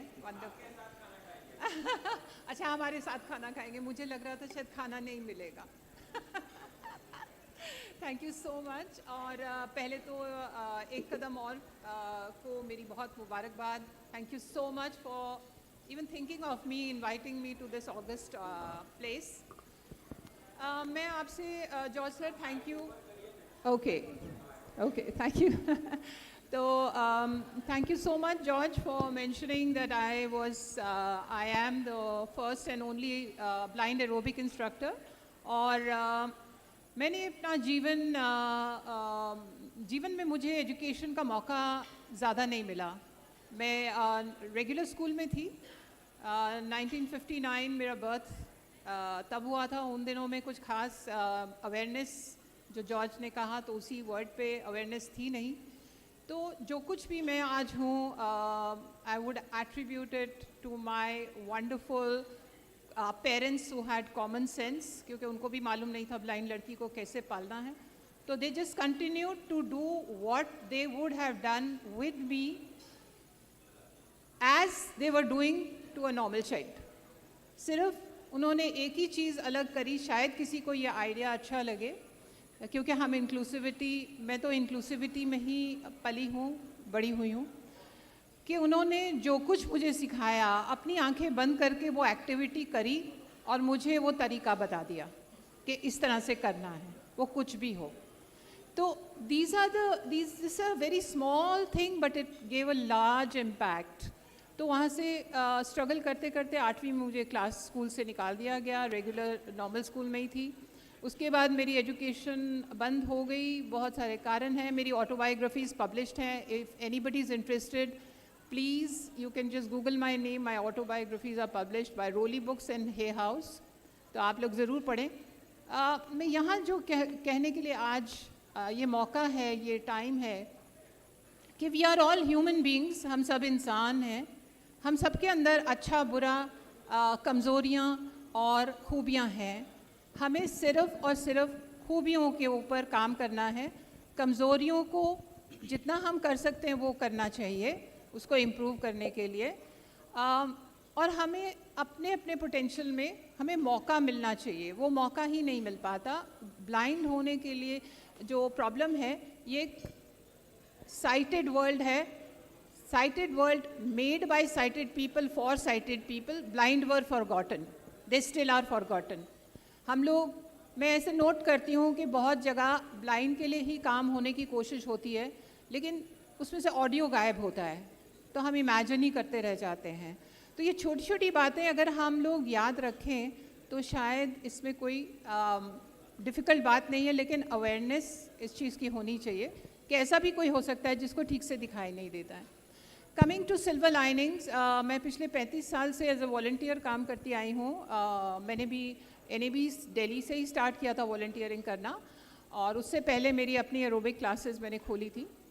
आज सिल्वर लाइनिंग्स एक छोटी सी, बहुत नन्ही सी संस्था है, लेकिन हम इंक्लूसिव एजुकेशन के लिए बच्चों को तैयार करते हैं और बच्चों को इंक्लूसिव एजुकेशन में भेजते हैं। मैं सिर्फ, क्योंकि रिसोर्सेज है नहीं, लगभग ना के बराबर हैं, बहुत कम रिसोर्सेज हैं, तो इसलिए हम सिर्फ और सिर्फ कोशिश करते हैं लड़कियों के लिए काम करें। Blind women, blind girls are very very marginalised, तो उनको हम एजुकेशन देने की कोशिश कर रहे हैं। हमारी बच्चे जो हैं नॉर्मल स्कूल्स में जाते हैं। मेरे को आप सबका सपोर्ट चाहिए, मेरे को आप सबका एडवाइस चाहिए कि इसको और अच्छा कैसे करें, ताकि हमारी बच्चियाँ एक्चुअली कंट्रीब्यूटिंग डिग्निफाइड सिटीजन्स बन के बड़ी हों। बट मैं एक चीज़ आप लोगों से शेयर करना ज़रूर चाहूँगी। जो हमारी पहली स्टूडेंट थी, 2017 में ये प्रोजेक्ट शुरू किया था, तो उसने आज अभी इस साल CBSE से क्लास 10 का पेपर दिया है और लैपटॉप पे खुद उसने एग्ज़ाम लिखे हैं। And she scored 92.2% marks with maths and science, everything included. So thank you so much. और हम कुछ ऐसे अलग नहीं कर रहे हैं, सिर्फ बच्चों को कोशिश करते हैं कि उनका ध्यान, उनको एक्सपोजर दिलाया जाए कि दुनिया जहाँ आपने जीना है, जहाँ आपने बड़े होना है, जहाँ आपने मुकाबले करने हैं, वो दुनिया कैसी है, what is that, what is expected, what you should do. This is what is slightly different in our organization. और जो कुछ मैंने सीखा, जिन तरीक़ों से मैंने सीखा, वो तरीके हम लोग अपनाते हैं। ये छोटी छोटी बातों के साथ हमारे बच्चे, हम चाहते हैं कि ये we are ready to share, we are ready to learn, और हमें बहुत कुछ सीखना है, क्योंकि मैं तो खुद खाली 10वीं पास हूँ, उससे बियॉन्ड मेरा एजुकेशन नहीं है। बट डेफिनेटली एम्प्लॉयमेंट में कोशिश करी थी काम करने की मैंने, और मैं आप सबसे I would like to share that to my face people used to say, please bring candidates with other disabilities. We will not like to hire blind people. मेरे ही मुंह पे बोल रहे हैं, बताइए. How wonderful. These are huge corporates. I mean, this is what I found. And then I found that हमारे बच्चों को all round exposure नहीं है और नहीं मिल पाता. तो वहाँ से ही शुरू हो जाती है गड़बड़. मैं डॉक्टर मित्तल की बहुत रिस्पेक्ट करती हूँ. उन्होंने जो बात कही कि जब तक हम बच्चों को, स्पेशली ब्लाइंड बच्चों को, कॉन्सेप्ट्स नहीं सिखाएंगे, ब्रेल नहीं सिखाएंगे, टेलर फ्रेम नहीं सिखाएंगे, ये सब नहीं सिखाएंगे, ज्योमेट्री नहीं सिखाएंगे, तो आगे किस चीज़ पे खड़े होंगे, नींव नहीं रखेंगे. टेक्नोलॉजी हमारे यहाँ एक 5 साल का 3 साल का बच्चा भी आता है, वो भी टेक्नोलॉजी सीखता है, लेकिन साथ की साथ वो बाकी चीज़ें ज़रूर सीखता है. जैसे ब्रेल है, टेलर फ्रेम है, जो कुछ भी है हम अपनी कोशिश कर रहे हैं. लेकिन आप सबसे निवेदन है कि हमारी सहायता करें और हमें और गाइड करें, ताकि हम सच में एक ऐसा मॉडल इंस्टीट्यूट खड़ा करें जहाँ पे हर बच्चे को मौका मिले उसकी ब्लाइंडनेस के साथ सक्सेसफुल होने का. Thank you.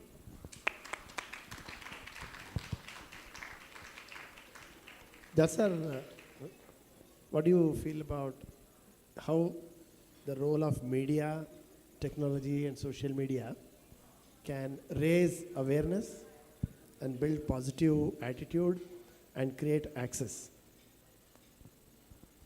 Shukriya Mahantesh. I think this is a very appropriate question in today's day and age. मैं शुरू करूंगा 1991 की बात है. हम लोग बेंगलुरु में थे और एक क्रिकेट टूर्नामेंट किया जा रहा था. So there was some media person who came from Hindu and he came to me and said, mister Ibrahim, क्या मैं इन ब्लाइंड दर्शकों का फोटोग्राफ ले सकता हूँ? तो मैंने बोला ज़रूर फोटोग्राफ लीजिएगा. कुछ देर बाद मैंने देखा कि ये काला चश्मा और सफ़ेद छड़ी ढूंढ रहे थे और मुझसे आके पूछा कि do you have white canes and dark glasses? So I said, why do you need white cane and dark glasses? He said, I am taking their pictures but they don't look blind. You know, so the point is, the media has a stereotype image of blind people and they try to promote that image. Blind people need dark glasses. They don't know why blind people wear dark glasses, but they believe that blindness and dark glasses are synonymous. एक बार मैं बॉम्बे में auto rickshaw में जा रहा था तो auto rickshaw driver किसी और से बोल रहा था, ये काला चश्मा वाला है. You know, referring to me, you know, so that is the image. And having spent about 14-15 years moving around the country, I realized that awareness की बहुत कमी है and we need to use media.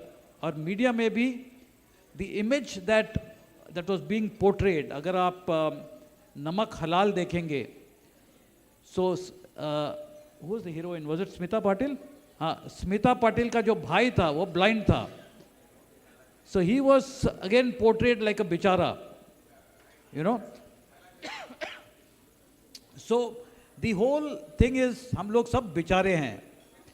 So that image needed to be changed. And I also realized जब हम media वालों से बात करते थे, so they did not believe that what we were saying had to be promoted. They had their own ideas. So that is what prompted me to launch Project iWay. और iWay के माध्यम से हमने एक रेडियो कार्यक्रम किया था, iWay ये है रोशनी का कारवां, जो 2006 से लेके 2014 तक लगातार हमने ब्रॉडकास्ट किया, जिसमें हमने अलग अलग ब्लाइंड व्यक्तियों का साक्षात्कार किया, इंटरव्यूज़ किया, अलग अलग टेक्नोलॉजीज़ के बारे में बात किया, अलग अलग कानून के बारे में बात किया, अलग अलग परिस्थितियों का से जिस तरह से ब्लाइंड लोग जूझते हैं उसके बारे में हमने वर्णन किया. और ये एस्टैब्लिश करने का प्रयास किया कि नज़र में प्रॉब्लम नहीं है, नज़रिया में प्रॉब्लम है. तो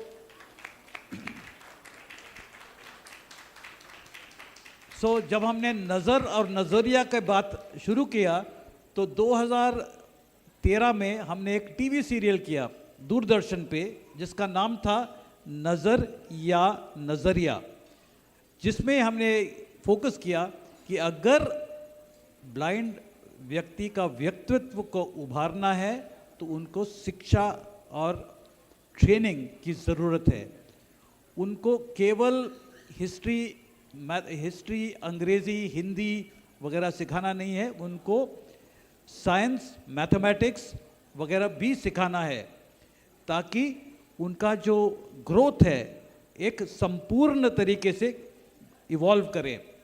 दूसरी बात हमने कहा कि जब हम पैदा होते हैं, हम एक समाज में पैदा होते हैं, तो इस समाज से हमें हटा के अलग एक स्कूल में इंस्टीट्यूशनलाइज करने से हमारे शिक्षा को अधूरा करते हैं, क्योंकि we do not know how to live with the community. After 12 years of schooling, you are thrown into the community. बोलो हाँ अब तैरो अभी, you know, you start swimming in the world. So at that point of time, you don't have the skills. Then the other thing is, today the world is driven on technology. हमारे प्रधानमंत्री ने कहा 2014 में कि India is going to be a digital India. मेरा सवाल ये है, क्या हम ब्लाइंड लोग इस डिजिटल इंडिया के हिस्सा है? हम उसके हिस्सा बनना चाहेंगे, हाँ या ना? जरा जोर से, मुझे सुनाई कम देता है। बिल्कुल, ओके। सो अगर हमें इस डिजिटल इंडिया का हिस्सा बनना है, देन हमें डिजिटल टेक्नोलॉजी का प्रशिक्षण भी देना बहुत ज़रूरी है, नंबर 1। नंबर 2, जो डिजिटल प्लेटफॉर्म्स बनता है उनको एक्सेसिबल भी बनाना है। अगर आप देखते हैं कि हमें बैंकिंग, आजकल सभी लोगों का चेक्स और जो पैसा है वो बैंक में सीधा जाता है, और अगर आपके मोबाइल में ऐप एक्सेसिबल नहीं है, और मेरे मानना ये है कि ज़्यादातर ऐप्स एक्सेसिबल नहीं है, सो हम खुद अपने पैसे को यूज़ नहीं कर सकते हैं। Why? Because it's in the bank, we do not know how to take the money out. The technology has left us drive. So it's important that technology, all the technocrats जो हमारे infrastructure ecosystem को बना रहे हैं, they need to be aware that blind people are part of the ecosystem. They are also citizens of this country, and they are also part of digital India, right? So it is important that technology is developed in the country, keeping in mind that there are also blind users, and therefore it's very important to inform technology, IT companies and the technology developers that whatever you create, it needs to be accessible. Otherwise, you will have a whole population, section of your population outside the system, and then that will create problems. एक नमूना आपको पेश करता हूँ। 2015 या 16 में demonetisation हो गया था, नए करेंसी नोट्स आ गए। 2014 तक हम लोग ब्लाइंड जो थे करेंसी नोट्स को आराम से पहचानते थे। सही या गलत? नाउ जब नए नोट्स आ गए तो हर नोट का शक्ल बदल गया। अभी 10 रुपए या 50 रुपए 2-3 किस्म के हैं, 100 रुपए 2-3 किस्म के हैं, राइट? तो जब हमारे पास करेंसी नोट आता है, हमें मालूम नहीं कि वो 100 रुपया है या 50 रुपया है या 200 रुपया है। रंग से हमें कोई लेना देना नहीं है, क्योंकि हमें नजर नहीं आता है, right? So does the country, does our society, does our government, does our technologist, does our people who run the show, do they recognize us as citizens? So शिक्षा की बात दूर, एम्प्लॉयमेंट की बात दूर, the people who run our samaj do not recognize us as people. So that is the I think very important. तो हम लोग जब समावेश के बारे में कहते हैं, when we talk about inclusion, it is important for the infrastructure to be accessible. And यहाँ पर मेरे ख्याल से मीडिया का बहुत बड़ा हाथ है, where media projects us as citizens who need to be included. Point number one. Secondly, हम लोग, all of us individually, we need to get involved with social media, जहाँ पर we engage, whether it is Twitter, आजकल X कहते हैं, with X or Twitter, with Facebook, with Instagram, with whatever social media, YouTube, we need to educate and interact with the world, telling them what is accessible, what is not accessible, telling them that we have skills, we can participate with the world. Now, we don't have to depend on a journalist. We can be self-advocate using social media. On Facebook, you can tell your story and you can talk about, I had this problem because my ICICI Bank app was not working. Immediately, ICICI Bank का जो chairperson है, उनको भी पता चल जाएगा because they are also active on Twitter. So they will immediately respond. So it is important for us to become active members, active players in this social media space. So social media we can use to create awareness and to advocate for the challenges we face and to tell the world what we can do, what we would like to do, and what our goals in life are, so that the world becomes more aware. And when they become more aware, their attitude will change. And when their attitude changes, the accessibility happens. So it's not for George Abraham or Preeti Monga or Mahantesh to do it. It is for everybody sitting in this room. Is that right? So I think we should self-advocate and let the world know now that we have the tools in social media. Thank you. I want to add to this. मैं इसके साथ जोड़ना चाहूँगी कि ये जो social media platforms भी हैं, ये भी एक्सेसिबल तो हैं पर बहुत ज़्यादा एक्सेसिबल नहीं हैं हमारे डिवाइसेस के साथ. तो आई थिंक उस पर भी काम करना बहुत ज़रूरी है ताकि इजीली हम लोग उसको एक्सेस कर सकें और उसके साथ इंटरेक्ट कर सकें. और दूसरी बात ये है कि जब तक हम वो नॉलेज नहीं देंगे अपने विजुअली इम्पेयर्ड, बचपन से जब उनको नॉलेज नहीं देंगे बच्चों को कि ये भी साथ साथ आपको सीखना है, तो हम पीछे ज़रूर रह जाएंगे. तो ये दोनों चीज़ें साथ साथ चलनी चाहिए. और मीडिया का तो बहुत बड़ा रोल है. मीडिया हमेशा सब कुछ करने के बाद, मेरा भी इंटरव्यू लेने के बाद फिर बोलेंगे बट शी इज़ ब्लाइंड, बेचारी. तो that is the underlying tone that I think we all also have a responsibility as visually impaired citizens.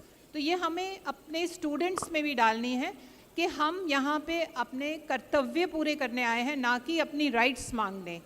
हमको बच्चों को और स्टूडेंट्स को और खुद को भी ये बताना है कि how can I help you, how can I do something for you, not कि हमारे लिए आप क्या कर रहे हैं. जब तक हम मांगते रहेंगे, जब तक कुछ नहीं होगा. जब हम देने वाले बन जाएंगे तो हमारे लिए सब होगा.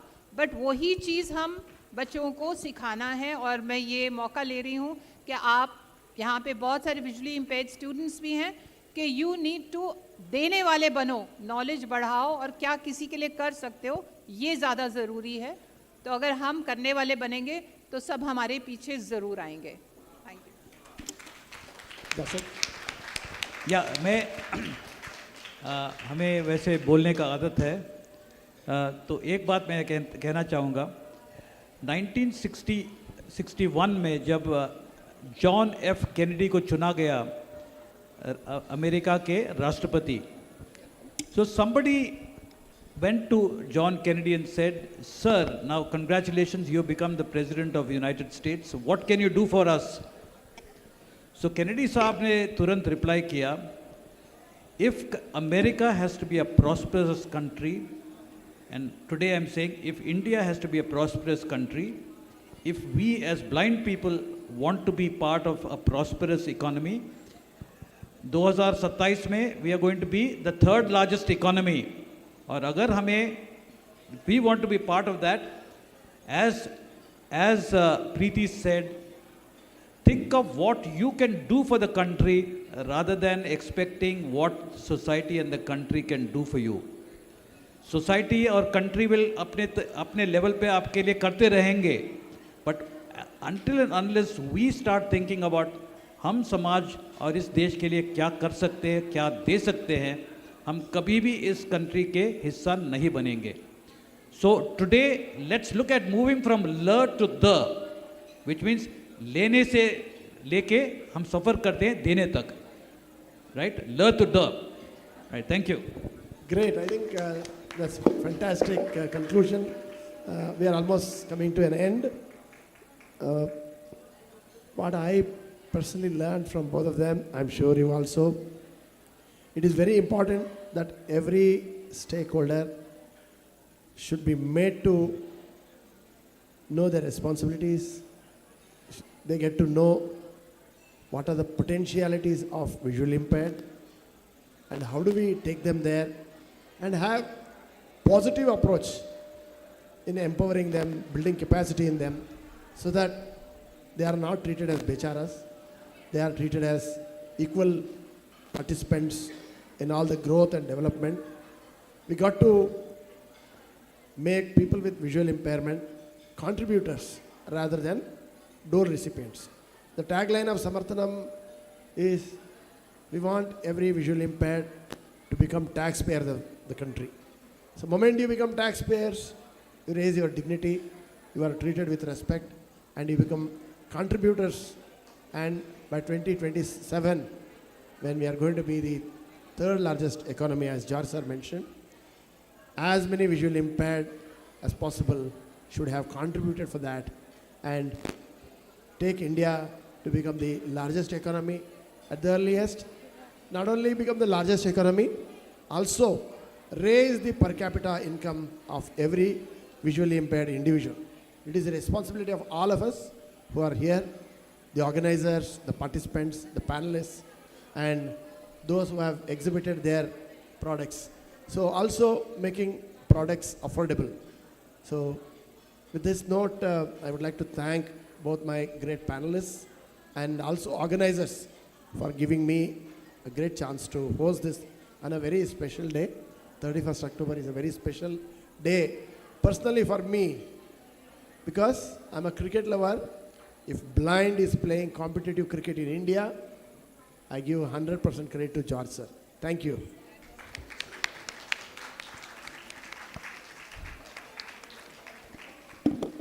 Thank you, Dr. Mahantesh, for such an enlightening discussion. We are overwhelmed with the kind of knowledge that you have shared with both the panelists today.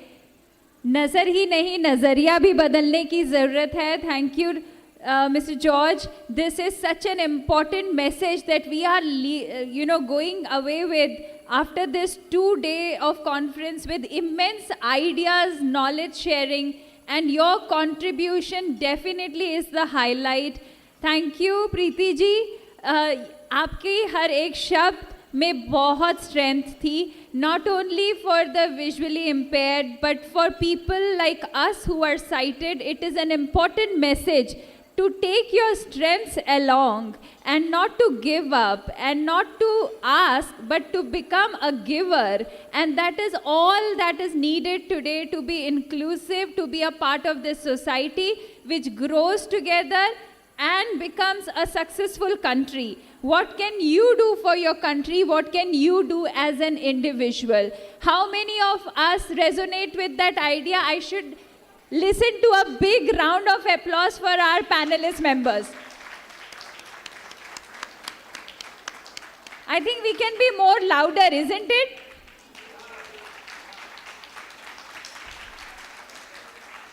And if we are the change makers, अगर हम नज़र और नज़रिया बदलने वाले हैं, तो एक बहुत ज़ोरदार ताली होनी चाहिए.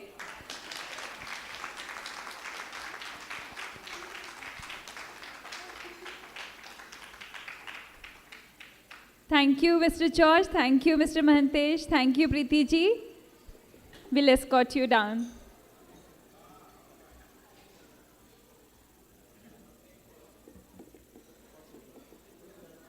We are open for lunch now. I request you to please go ahead and have lunch, do the networking, share ideas, and you can meet and greet everyone. Thank you.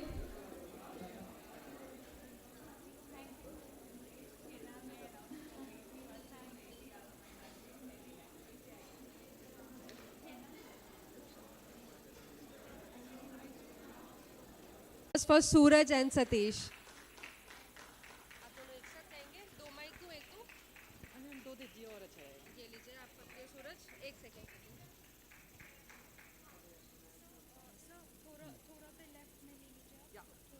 चलो फिर वहीं बोल दो, गाना शुरू कर दो।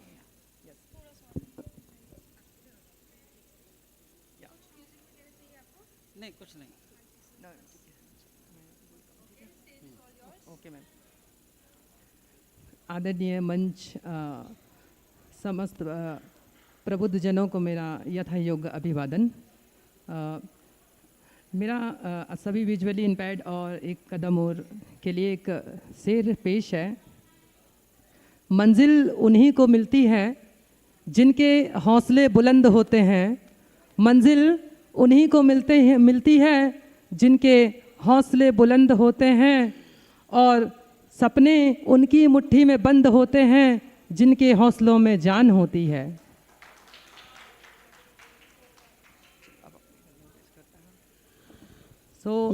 मैं सूरज प्रसाद रजक, मैं एक कदम और फाउंडेशन का बहुत बड़ा आभारी हूँ कि ये इतना अच्छा मंच हमें उपलब्ध करवाया है।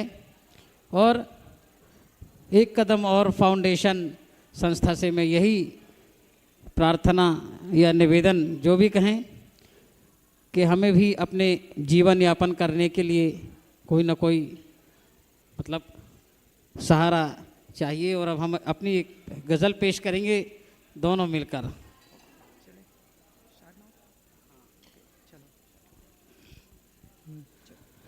मौसम आएंगे जाएंगे, मौसम आएंगे जाएंगे, हम तुमको भूल न पाएंगे। मौसम आएंगे जाएंगे, हम तुमको भूल न पाएंगे। मौसम आएंगे जाएंगे, जाड़ों की बहार जब आएगी, दो पांगन में लहराएगी। गुल दोपहरी मुस्काएगी, श्यामा के चराग जलाएगी।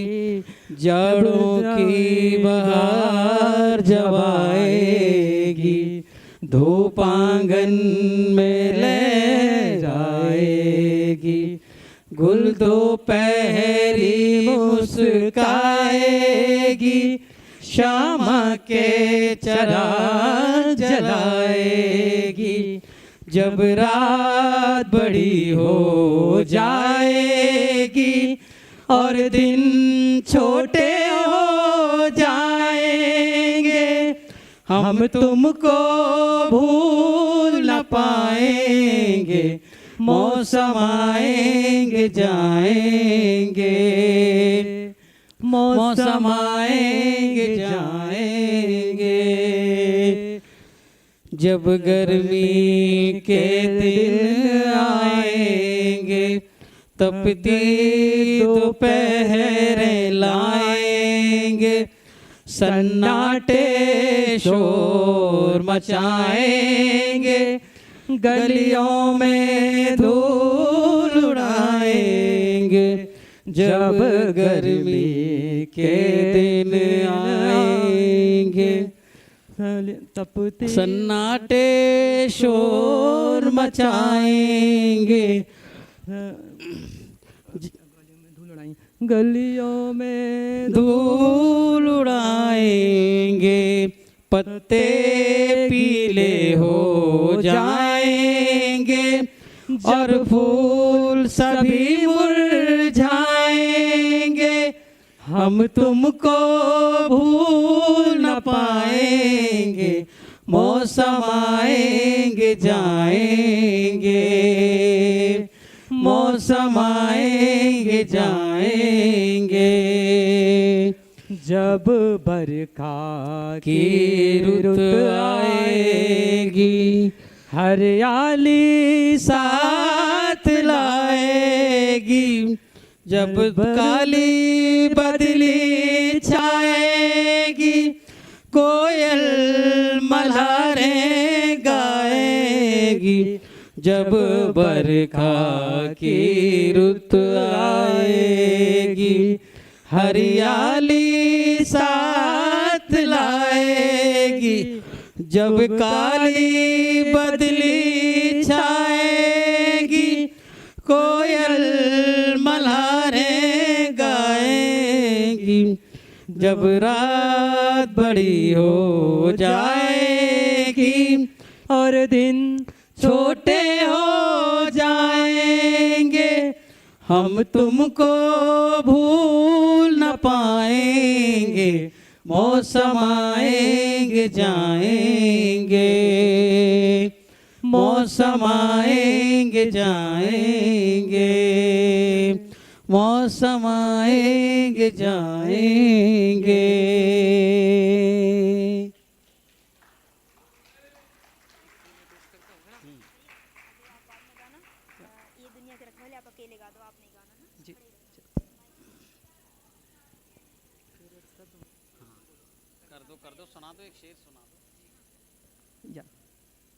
मेरा एक शेर पेश है आप सभी के लिए। कमल को भी गुलाब बना देते हम, कमल को भी गुलाब बना देते हम। आपकी अदा पर एक गज़ल गा देते हम। काश इश्क कमबख्त, काश इश्क कमबख्त एक और कदम का सहारा होता, दिल्ली में भी ताजमहल बनवा देते हम। भगवान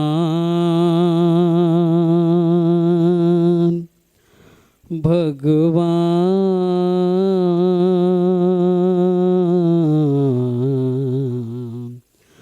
भगवान,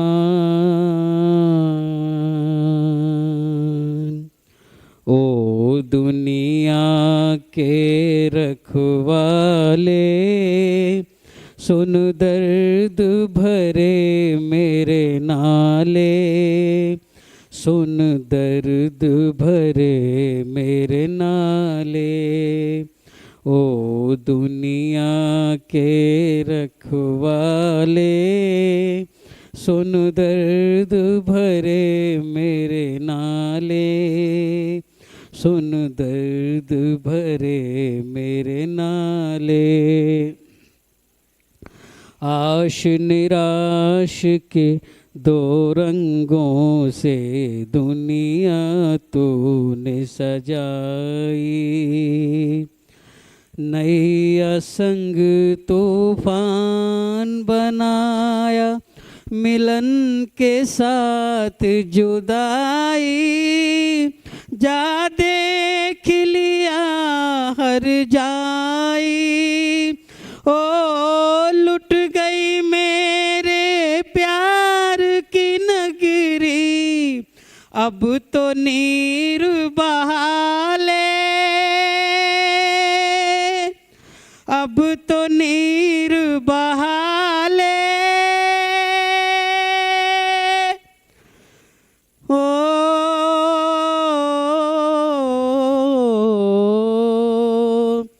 अब तो नीर बहा ले। ओ दुनिया के रखवाले, सुन दर्द भरे मेरे नाले। सुन दर्द भरे मेरे नाले। आग बनी सावन की बरखा, फूल बने अंगारे। नागन बन गई रात सुहानी, पत्थर बन गए तारे। सब टूट चुके हैं सहारे। ओ जीवन अपना वापस ले ले, जीवन देने वाले हो दुनिया के रखवाले। चांद को ढूंढे पागल सूरज, शाम को ढूंढे सवेरा।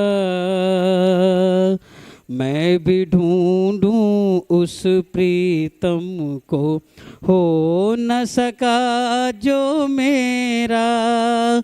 भगवान भला हो तेरा, ओ किस्मत फूटी आस न टूटी।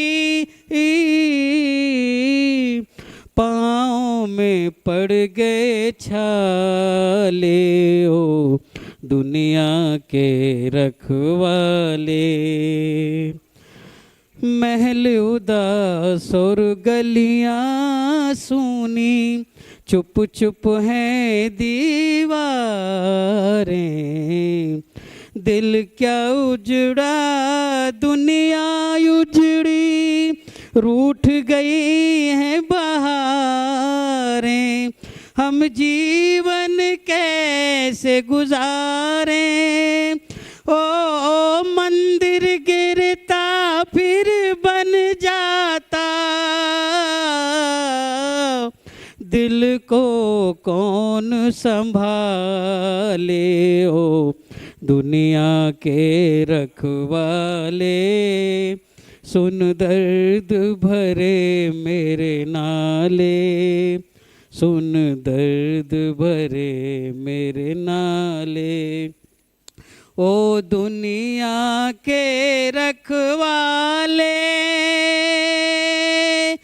रखवाले, रखवाले।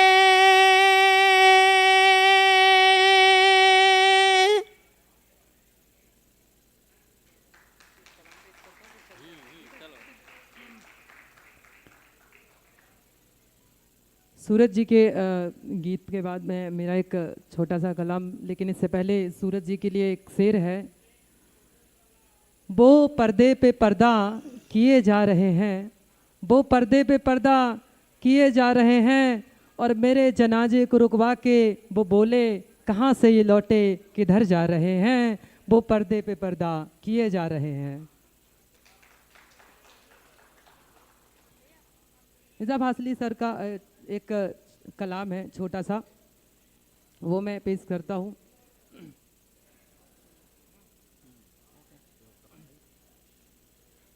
एक पल में एक सदी का मज़ा हमसे पूछिए। एक पल में एक सदी का मज़ा हमसे पूछिए। वो जान ही गए कि हमें उनसे प्यार है। वो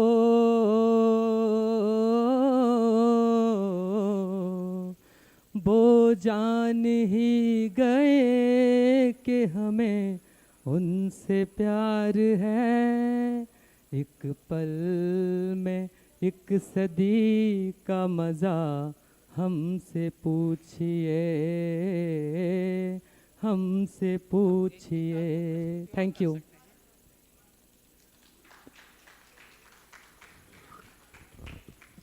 थोड़ा सा प्यार, थोड़ी सी दुआ अता कीजिए। एक बार फिर से जोरदार तालियां बजा दीजिए। अगली प्रस्तुति के लिए मैं आमंत्रित करूंगी क्रांति दीदी को। वो आपके सामने एक प्यारी सी गज़ल सुनाएंगी।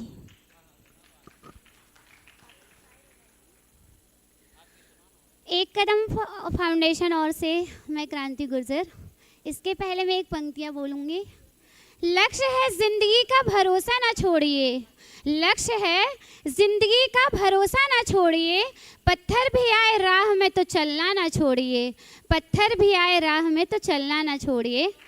Thank you. आइएगा मेरी गज़ल सुनिएगा।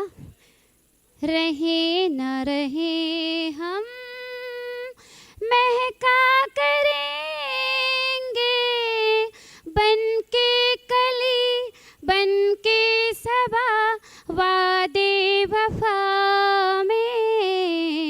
रहे न रहे हम महका करेंगे बन के कली बन के शबा वादे वफा में रहे न रहे हम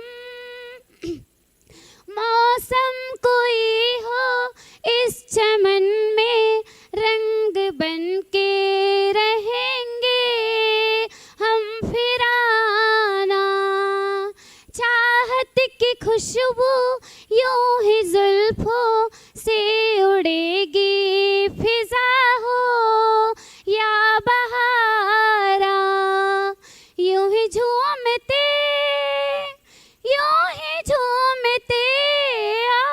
और खिलते रहेंगे बन के कली बन के शबा वादे वफा में रहे न रहे हम महका करेंगे बन के कली बन के शबा वादे वफा में रहे न रहे हम जब हम न होंगे जब हमारे खाक पे तुम रुकोगे चलते चलते अश्कों में भीगी चांदनी सी एक सदा सी सुनोगे चलते चलते यहीं पे कहीं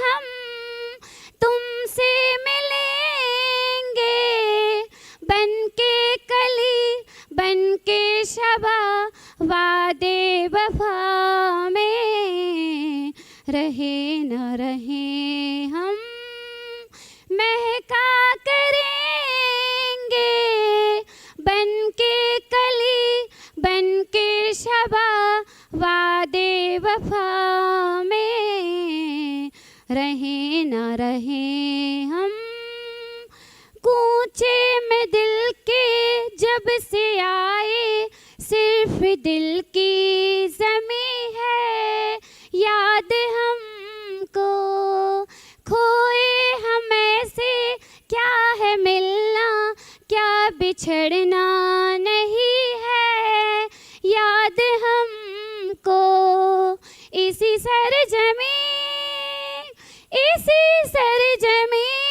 पे हम तो रहेंगे बन के कली बन के शबा वादे वफा में रहे न रहे हम थैंक यू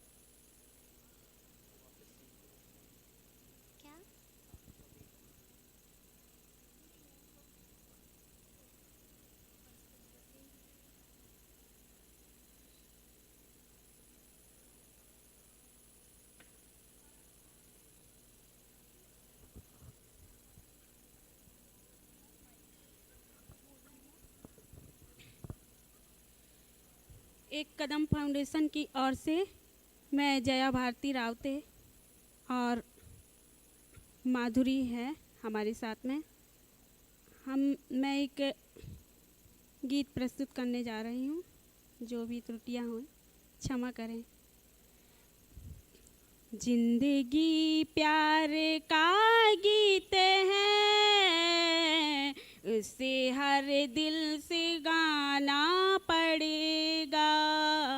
जिंदगी प्यार का गीत है उसे हर दिल को गाना पड़ेगा। जिंदगी गम का सागर भी है हंस के उस पार जाना पड़ेगा। जिंदगी गम का सागर भी है, उसे हर पार जाना पड़ेगा। जिंदगी प्यार का गीत है, इसे हर दिल को गाना पड़ेगा। जिसका जितना हो आंचल यहाँ पर, उसको सौगात उतनी मिलेगी। ला ला ला ला ला ला ला ला ला ला ला ला ला। जिसका जितना हो आंचल यहाँ पर, उसको सौगात उतनी मिलेगी। फूल जीवन में करना खिले तो कांटों से भी निभाना पड़ेगा। जिंदगी प्यार का गीत है, उसे हर दिल को गाना पड़ेगा।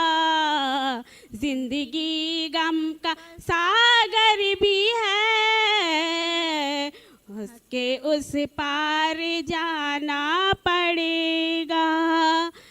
है अगर दूर मंजिल तो क्या, रास्ता भी है मुश्किल तो क्या। है अगर दूर मंजिल तो क्या, रास्ता भी है मुश्किल तो क्या। रात ध्यारो बारी ना मिले तो दिल का दीपक जलाना पड़ेगा। जिंदगी प्यार का गीत है, उसे हर दिल को गाना पड़ेगा। जिंदगी गम का सागर भी है, उसके उस पार जाना पड़ेगा। जिंदगी प्यार का गीत है, उसे हर दिल को गाना पड़ेगा। Thank you.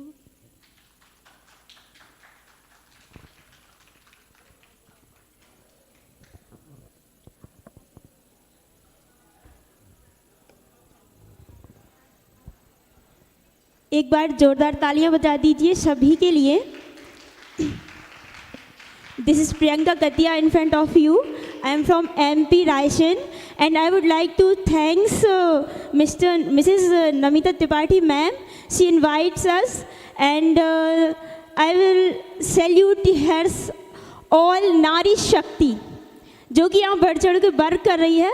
और स्पेशली मैं थैंक यू बोलना चाहूँगी एक कदम और टीम फाउंडर्स को, टीम को। एंड स्पेशली मैं नारी शक्ति को सशक्त बनाने का प्रयास कर रही हूँ। मैं सेल्फ डिफेंस की ट्रेनिंग देती हूँ ताकि जो महिलाएं हैं वो कहीं भी आए जाए तो खुद से आ जा सके। उन्हें किसी प्रकार की प्रॉब्लम होती है तो वो उनका डिफेंस खुद कर सकें। तो मैं यहाँ उपस्थित सभी नारी शक्ति के लिए कुछ वर्ड्स बोलना चाहूँगी जो कि हिंदी पोएम राइटर जयशंकर प्रसाद जी की लिखी हुई पंक्तियाँ हैं।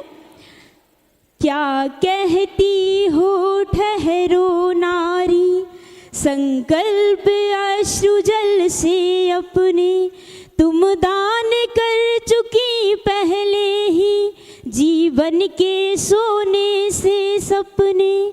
नारी तुम केवल श्रद्धा हो, पीयूष रजत नभ पग तल में, विश्वास रजत नभ पग तल में। पीयूष स्रोत से बहा करो जीवन के सुंदर समतल में, जीवन के सुंदर समतल में। स्पेशली वो लाइन कही गई है कि कुछ रीत जगत की ऐसी है, हर एक सुबह की शाम हुई। कौन है तू, तेरा नाम है क्या, सीता भी यहाँ बदनाम हुई। फिर क्यों संसार की बातों से भीग गए तेरे नैना, कुछ तो लोग कहेंगे, लोगों का काम है कहना। मैं कहूँगी कि आप सभी एक कदम और फाउंडर से जुड़िए और हेल्प कीजिए सभी जो भी विजुअल पर्सन है। मैं एक वर्ड बोलना चाहूँगी कि उन्हें आप ब्लाइंड पर्सन ना कहें, आप एक अच्छा वर्ड यूज़ कर सकते हैं, दिव्यांग, ना कि blind.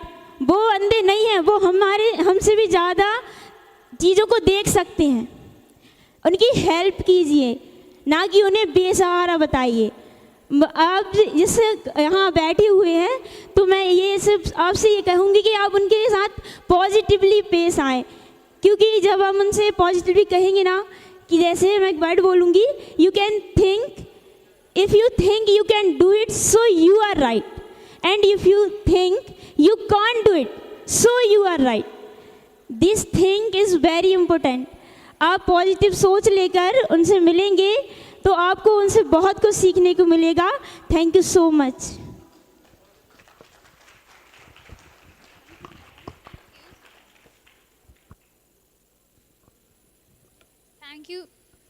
Thank you so much for all the lovely performances that happened during lunch. We will resume now, and I would request all our participant friends to please return to their seats as we start with our sessions post-lunch. We will now have a plenary keynote session titled Preparing Visually Impaired Children for Inclusion and Ways to Make It Successful. And we have here with us Ms. Bhavna Shahe, who is the Communications Officer for National Association for the Blind, New Delhi. Can we please have you on stage? She has been working for the social cause ever since an early age. She is a strong advocate for inclusive education and has been instrumental in opening 3 schools to foster inclusive education in the past. She has worked closely with multiple disability kids and as well as with HIV. To Voice for Children with Visual Impairment, she has recently joined the National Association for the Blind as their communications officer. She has a B.Ed, MBA, and as well as a 6 Sigma certification and certification in community development. We are very happy to have you here with us, and over to you. Thank you.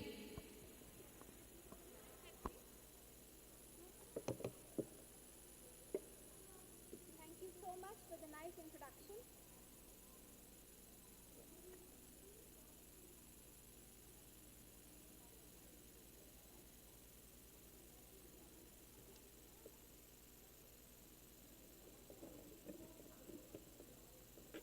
Can I have this connected, please?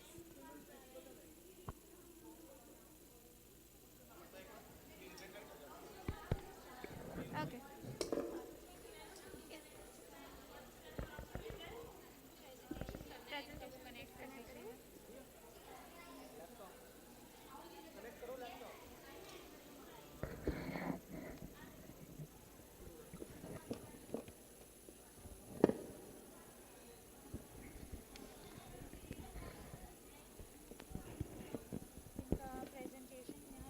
So while they're connecting my laptop, I would extend a warm hello and namaskar to all of you.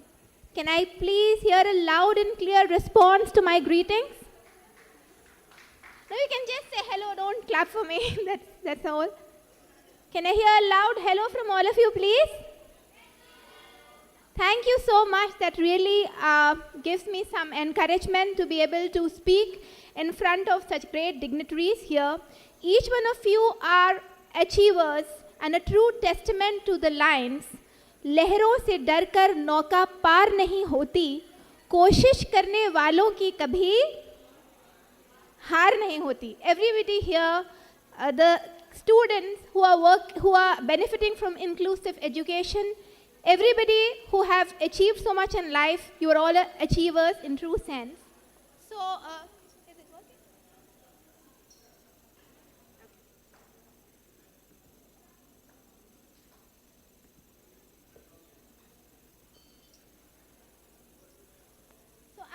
here to talk about preparing visually impaired children for inclusion and ways to make it successful. Okay? So this inclusive education is a ideology and a concept that my organization, National Association for the Blind Delhi, also known as NAB Delhi, has been working for, voicing for, and advocating for. And I, as an individual, also strongly support inclusive education. So I'm very glad to come here and talk about this. The purpose of my presentation is to create an understanding about how NAB Delhi is facilitating and preparing for inclusion in the true sense. When I say true sense, it means an inclusion with a purpose and a strong impact.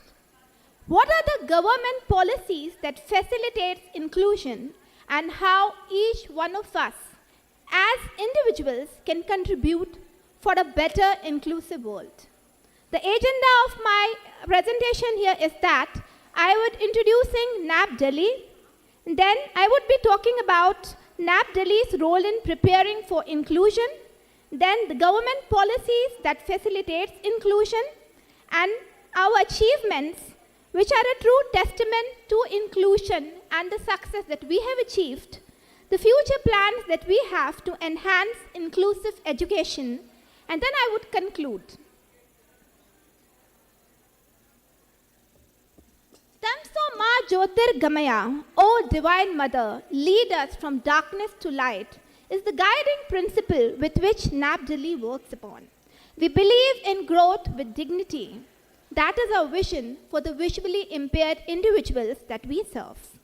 NAB Delhi has been serving children and adults with visual impairments for now over the past 45 years. And we have organized a variety of programs for children with visual impairment and additional disabilities. The branch began its humble beginning in the year 1986 via its RK office. And one of our primary objectives, one of our main key objectives is to provide free, quality, inclusive education to visually impaired children. Then I'll be talking about the services at NAB Delhi. We have a pre-integration unit, which is a very nice unit that has students of the age from 5 to 9 that are eventually integrated into mainstream education. We have our integrated unit in which we have young visually impaired students who are admitted to mainstream education once they learn to read and write. We have a Center for Multiple Disability, which is a very nice center in which kids and adults with multiple disabilities are equipped with vocational training to lead a life with dignity and independence, and they're also empowered via counseling, therapy sessions, etc. We have a hostel facility in which we accommodate more than 160 kids at this time when I'm speaking to you. We have a very robust and a nice technology training center by which we provide computer training and assistive technology training to blind persons of all age groups. We have a helpline. A helpline has proven to be a very impactful service at NAB Delhi by which we help thousands of visually impaired individuals every month all over India. We have digital library and braille print and large print unit. Our approach is based on empowerment, education, and inclusion. So now I'll be talking about NAB Delhi's role in fostering inclusion and our model of inclusion. So here on my slide, I have few pictures of our students that I'll be explaining to everybody. The first one is of our students taking a pledge on Safai ki or ek kadam swachhta pakhwada ke sang. Then there is an image in which our students are engaged in a workshop on better sexual and mental health, which was conducted by the Canadian ambassador. Then we have a summer camp on technology training. By this we mean this is how we achieve holistic inclusive education by stressing on each aspect overall development of the students that we serve. So this is the model of inclusive education that we follow, about which I'll be dealing in detail in the next slide. We have a preparatory unit, then we have integrated unit, and finally, there is the integration to mainstream life of the students that we serve. Now I'll be talking about NAP Delhi's preparatory program. This is a specialized care and education center for young, visually impaired children, in which we offer early intervention and tailored support for crucial development. We believe in strong foundation for learning that fosters confidence and independence in our kids. We stress on developmental milestones. We have individualized plans for holistic growth.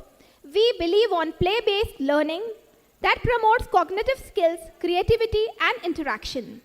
We strongly focus on family involvement, and we closely work with collaboration with the parents, and we offer them time to time guidance and counseling of our students. Again, in this slide, I have few pictures. The first one of our preparatory unit kids participating in 15th August celebration. The second one is of a cute kid participating in Janmashtami celebration, and the third one is of play-based hands mobility skill learning that is a part of our curriculum. The program highlight of preparatory unit is that we have multi-sensory learning in which we focus on touch, sound, and senses. We introduce Braille to our students in this preparatory program. We introduce basic life skills that can include even simple functions such as opening tiffin, opening your school bag, and then gradually becoming independent. We have white cane mobility orientation given to the preparatory unit students. This ensures mobility and skill for independence in our students. We have technology training given to preparatory students. We also equip them with fine motor skills. The next topic I'm talking about is NAP Delhi's integrated program. While I talk about this, I have few of our students who are in integrated program. Ayushi, Ritika, can you please stand, all of four of you? These are our class 12 students, a true testament to the success of integration. Can I please have a round of applause for them and all the students here? Or everybody else who is into integrated program, who is studying in schools and colleges. So they are in class 12 and they have opted for subjects such as maths, commerce, and social science. Please take your seat. Thank you. So by the integrated program, we promote inclusive education and we create an inclusive environment for visually impaired students. We give them equal opportunities for learning, growth, and excellence. These students study at regular schools with the same timings as sighted kids because they are empowered enough to do so.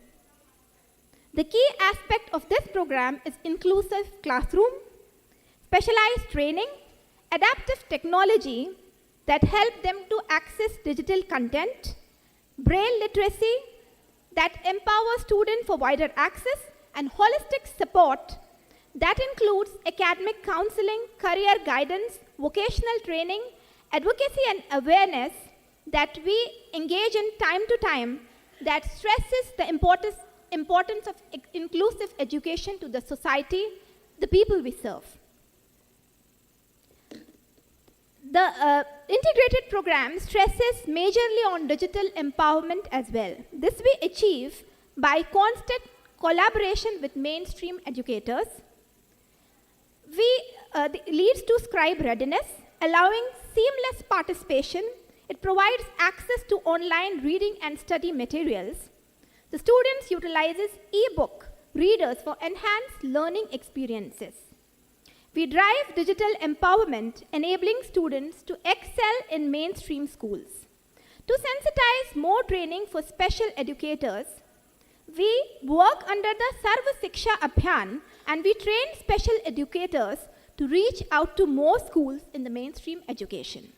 Also, few of the schools, regular schools that our students attend are Tagore International, Kendriya Vidyalaya, DAV Public School, Salwan Public School, Bhatnagar International, DPS Arkipuram, Greenfield, and many more.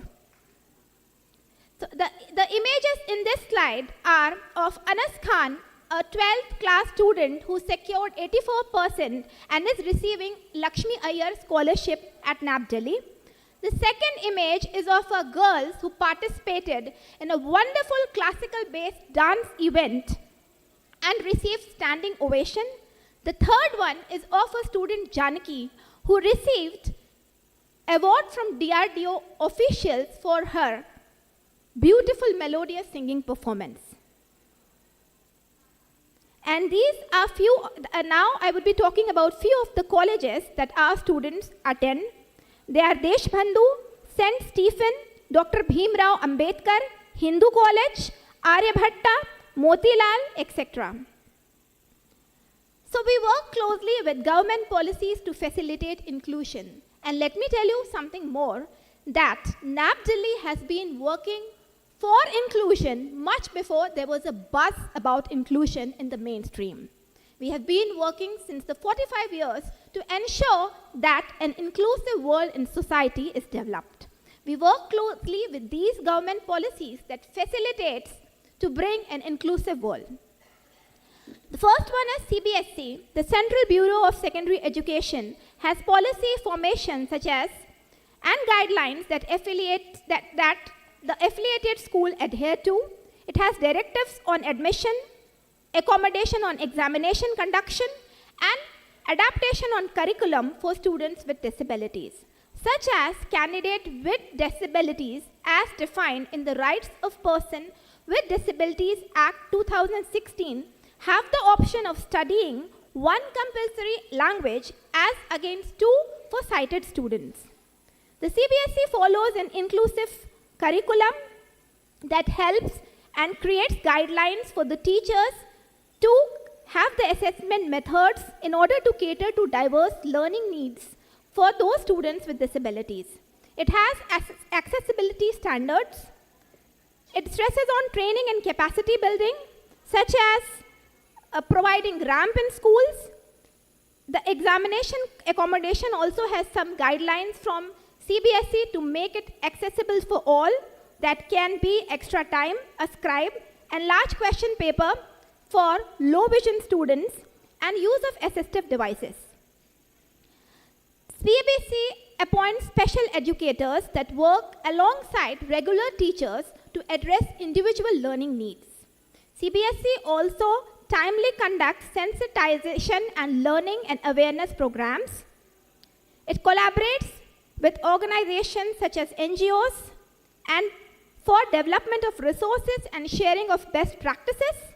Also, it works to provide support to schools. It also focuses on monitoring and evaluation and recognition of inclusive school. The role of NCERT in inclusion is the National Council of Educational Research and Training is committed to promote inclusive education for all trainers. It has an inclusive curriculum. The teacher training and capacity building is also inclusive, and it also educates on policies that support and encourages inclusion. Pratham book is a very interesting aspect that supports inclusion in studies in curriculum. It is a non-profit organization that is dedicated to providing high-quality, affordable book in multiple languages. These books are in accessible format, and they have inclusive storytelling that is also very accessible, maybe in audio format. And they also, Pratham books have nice collaboration initiatives with various organizations to conduct workshops and events that promote inclusive reading habits.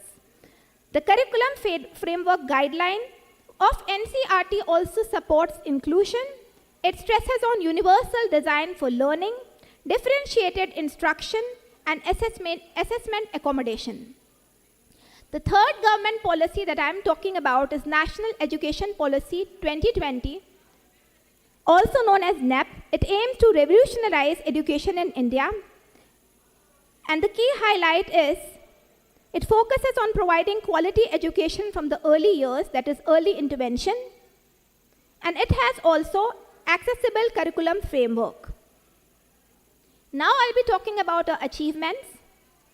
So these are some of our notable alumni. To name one or two is Saurav Prasad, who is an incoming STE. He was an engineering student who was campus placed at Microsoft on 2023. Another one is Karthik Sonwe. He's a computer engineer, alumni who works at Microsoft USA. The future plans that we have to enhance inclusive education are dedicated early intervention center, expanding reach to more families. So these are maybe a takeaway for everybody to how to enhance inclusive education. We believe in family-based rehabilitation, engage family members, provide training and support, community volunteer resources, and also scaling up in digital literacy and empowerment, and strategic partnership with NGOs. And we believe in a cradle-to-grave motto and provide comprehensive care. To conclude, I would show you the power of inclusion by a short video clip of a student.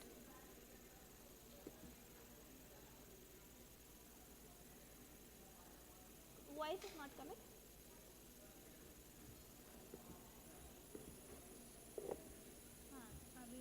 आएगा?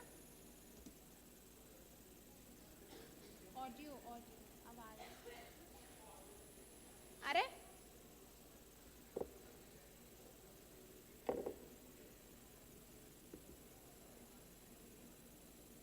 मेरे से तो है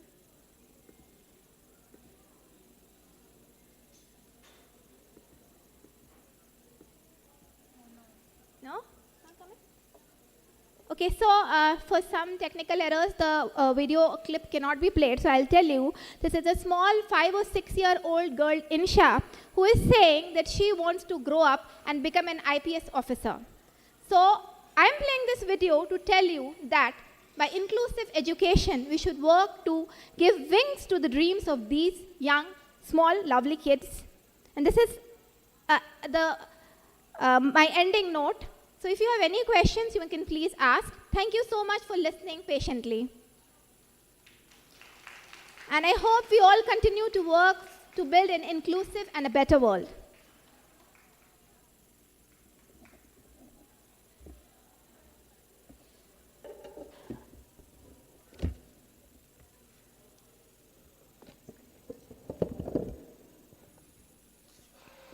Thank you so much, Bhavna, for sharing with us the work of the National Association for Blind.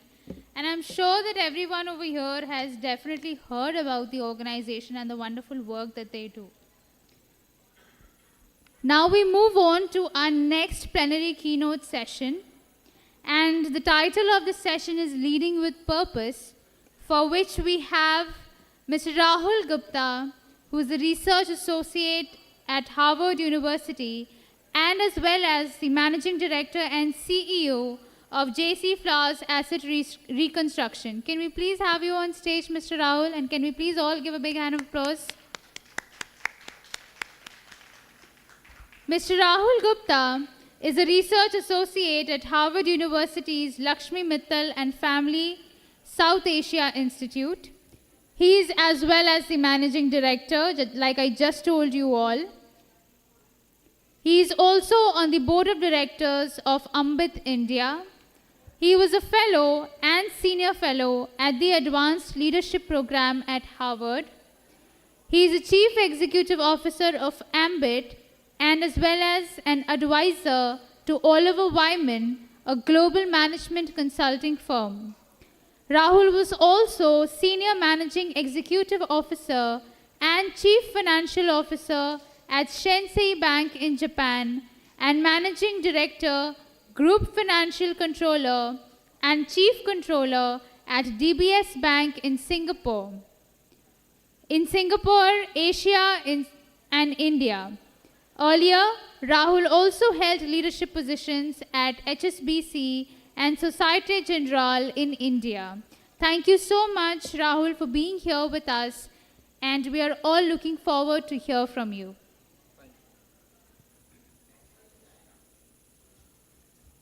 Thank you. Thank you, Salome, for your introduction. So my topic today is leading with purpose. And I want to break it up into three parts: leadership, purpose, and why lead with purpose. So let me start with leadership. Leadership is accepting responsibility to enable others to achieve a shared purpose under conditions of uncertainty. So let me repeat, it's a very important definition of leadership. Leadership is accepting responsibility to enable others to achieve a shared purpose under conditions of uncertainty. So what are the key takeaways in the definition of leadership? One, you accept a responsibility. And ingrained in that accepting responsibility is humility. If there is arrogance, in my view, there is no leadership. And if there is no uncertainty, you do not require leaders. In a certain world, you do not need leadership. So I said, I'm speaking on leading with purpose. The first element is leadership. It's very important to understand what is leadership. I move on to the second element. The second element is purpose.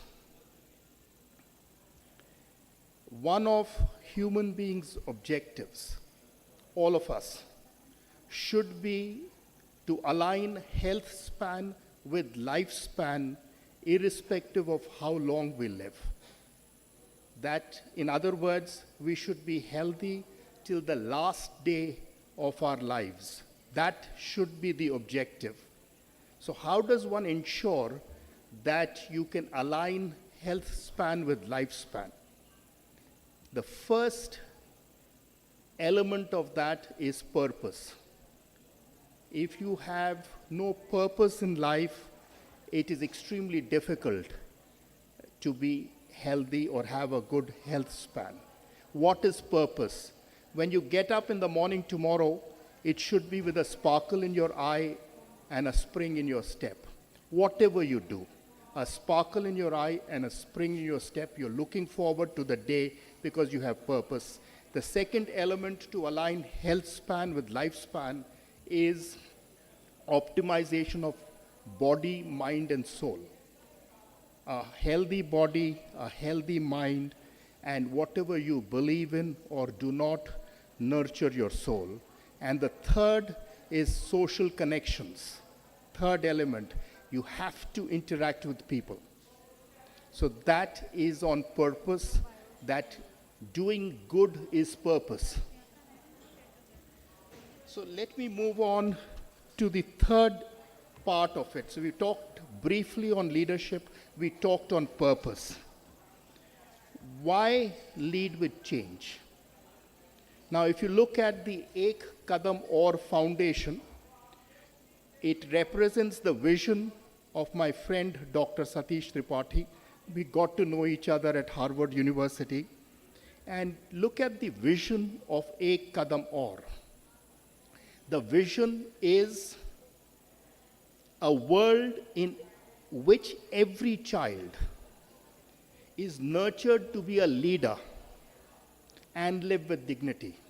It's a very simple statement. It's a very powerful statement that you are given an opportunity. You're given an opportunity to be a leader.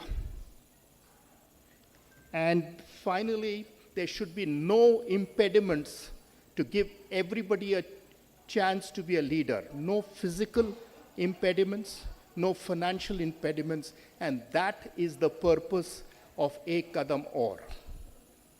My final point is, given how important leadership is, how important purpose is, and the noble work that is being done by Ek Kadam Aur Foundation, I have to say that watching CNN and BBC this morning, I came to a conclusion that we live in a very miserable world. 3,200 children have been killed in Gaza in the last 3 weeks, and 420 children are being killed every day. This is not a political statement. This is not about Israelis. This is not about Palestinians. It's about humanity. This is the time.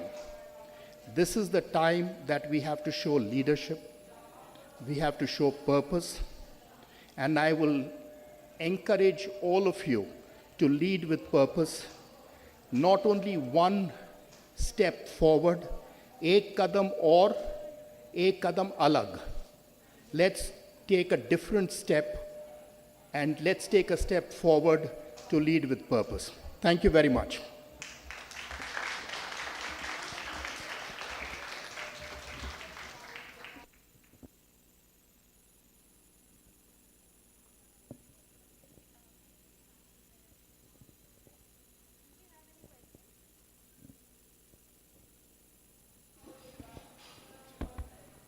Do we have any questions? All right. Thank you so much, Dr. Gupta. Yes, please. All right. So with that, we'll be moving on to the next panel discussion. And for this panel discussion, I would like to tell you all the title of the panel discussion, which is Assistive Devices and Accessories for Individuals with Visual Impairment. The panel moderator would be Dr. Veena Tripathi, PhD, Director, Global Strategic Partnerships and Outreach, Ek Kadam Aur Foundation for Education and Health.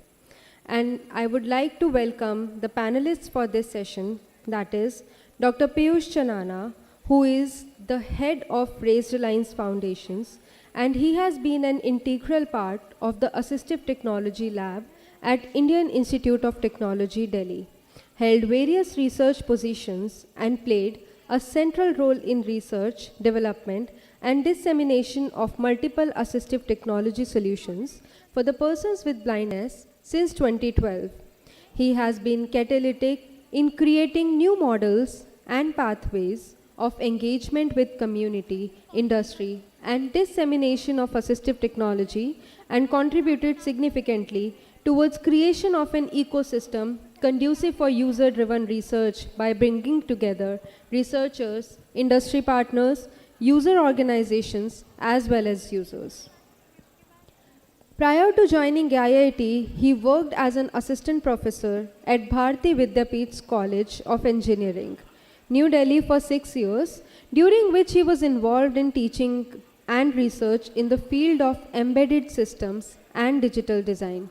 We welcome you, Dr. Piyush Chanana. Let us have a big round of applause for him. I would also like to invite Dr. Deependra Manocha, who will be joining us through Zoom. About Deependra Manocha ji, he has been visually impaired since childhood. Mr. Manocha attained MPhil in music from Delhi University. He joined National Association for the Blind in 1993 as director and has since then dedicated his life's work to develop an ICT infrastructure in India.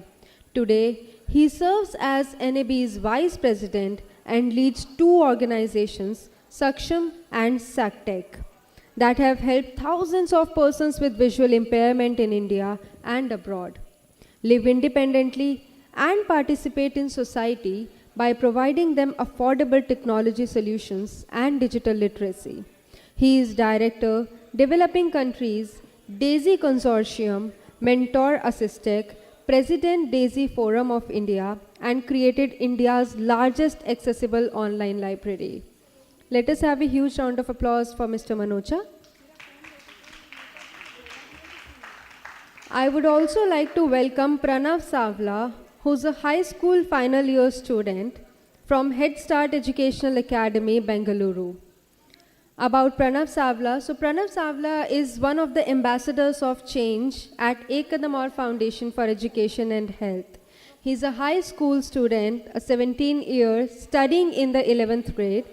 He is also a computer science enthusiast and software developer with 6 years of working experience in a myriad of fields, including, but not only limited to, predictive artificial intelligence, web development, and accessibility.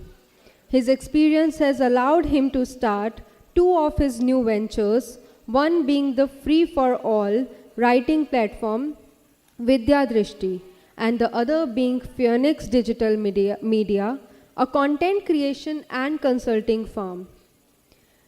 So Pranav Savla is an all-rounder, and at heart, he is a teacher, musician, content creator, and a wanderer. Thank you so much. Let us have a huge round of applause for all the panelists.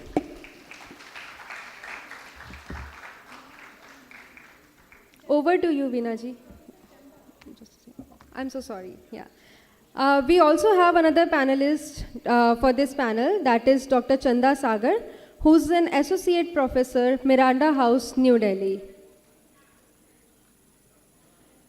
Professor Chanda, let us welcome her.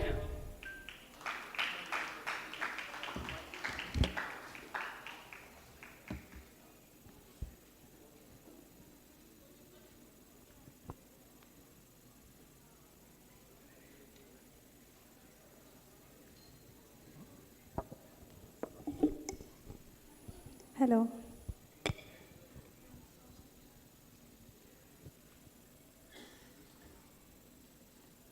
Meanwhile, Pallavi, can you please contact Dipendra Manocha ji? Yes. I've shared you the number.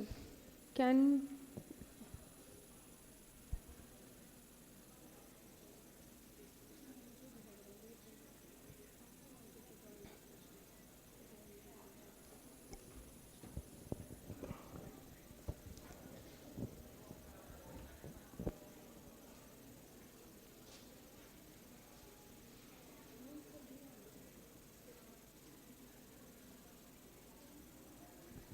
Thank you. A very warm good afternoon to all of you.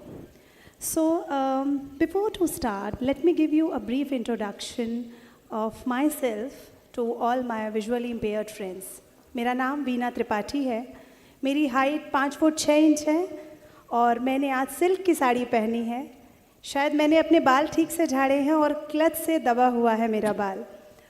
और मेरे पीछे 2 LED लगी हुई है जिस पर दीपेंद्र मनोचा जी को हम एक्सपेक्ट कर रहे हैं, उनका चेहरा दिखेगा क्योंकि वो हम सबको ऑनलाइन ज्वाइन करने वाले हैं.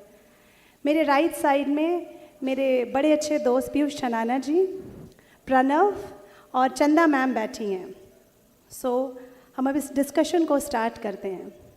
बट मैं कोशिश करूँगी क्योंकि मुझसे कई लोगों ने कहा मैम हिंदी भी चाहिए हमें, तो मैं हिंदी और इंग्लिश दोनों में कोशिश करूँगी. अगर किसी को ट्रांसलेशन चाहिए तो please raise your hand. We are completely open for the question and answers but after the discussion. Thank you. Before starting the discussion, I'll just give you I was just thinking that imagine a hurricane has ripped through your town. The trees got abandoned, life after life dangling. There are people who are losing their life, and you actually you're really looking forward to find a new road, but you don't know how to find the help, whom to ask. Now you have to cross the road and you have to reach the home safely in such devastating hurricane situation. Now imagine this situation being as a blind. When Hurricane Maria devastated Puerto Rico, a blind professor got lost. And interestingly, he got a new friend through his mobile phone. And this friend has helped the blind professor, Mr. Gore, to reach the place very much safely. So why are all these things happening? Why I'm discussing this? Because we see the world in full of gaps. The gaps what we want to do and the gaps what we can do. Some gaps are small and temporary, while some are profound and everlasting. But with the blind, it is never ending. How can you trust that the cashier is giving you the amount is correct? How can you check that your daughter's own homework? Isn't it, don't you all feel that imagine it would be a really big trouble? So we call the people with the profound gaps the disabled. However, I don't agree to this. I believe that disability is merely a mismatch between the people and the environment they are in. And with the right tools, they are limitless. And the challenge here is how to fill those gaps. So that's what I believe. And I believe that technology is not the convenience for a blind people, it's a necessity. So that's what I believe. Let us hear from our esteemed panelists. And I request Mr. Piyush Chanana, and then we will go to Pranav and to Chanda ma'am, that you are having 5 minutes to share your experience, and as the discussion will go ahead, we will ask the additional points. Right? Thank you.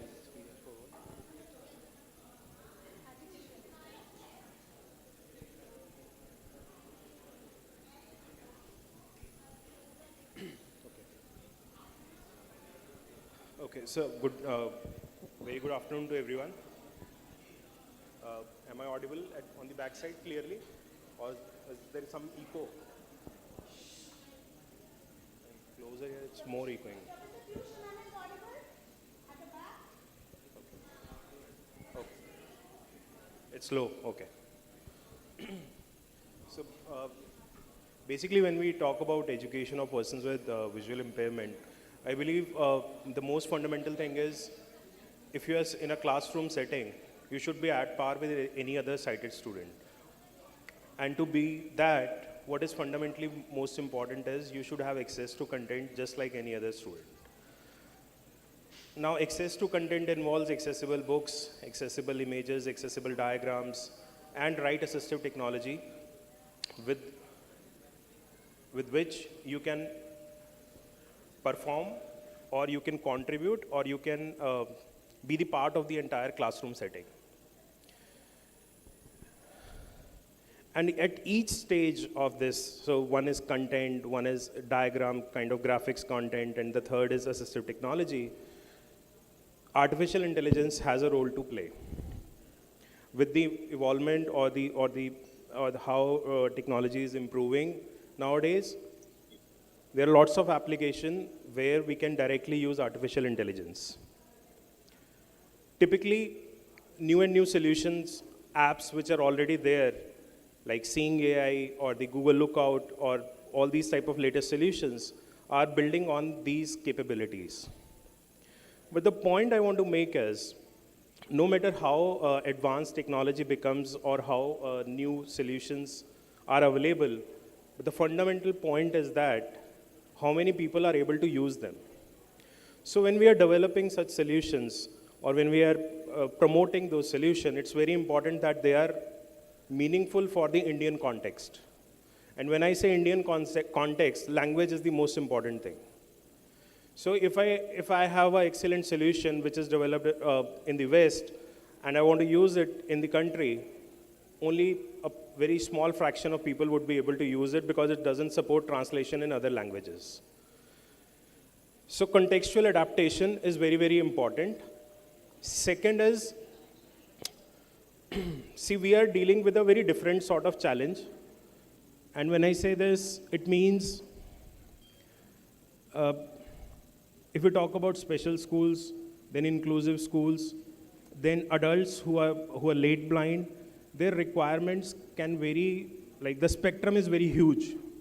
The kind of requirements they have or the kind of learning preferences they have are very different.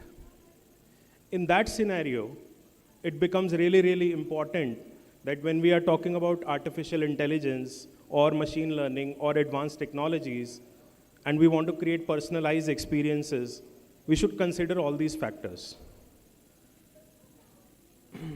So the personalized experience of a child who has grown up in a specialized school environment will be very, very different from a child who has grown up in the inclusive school environment.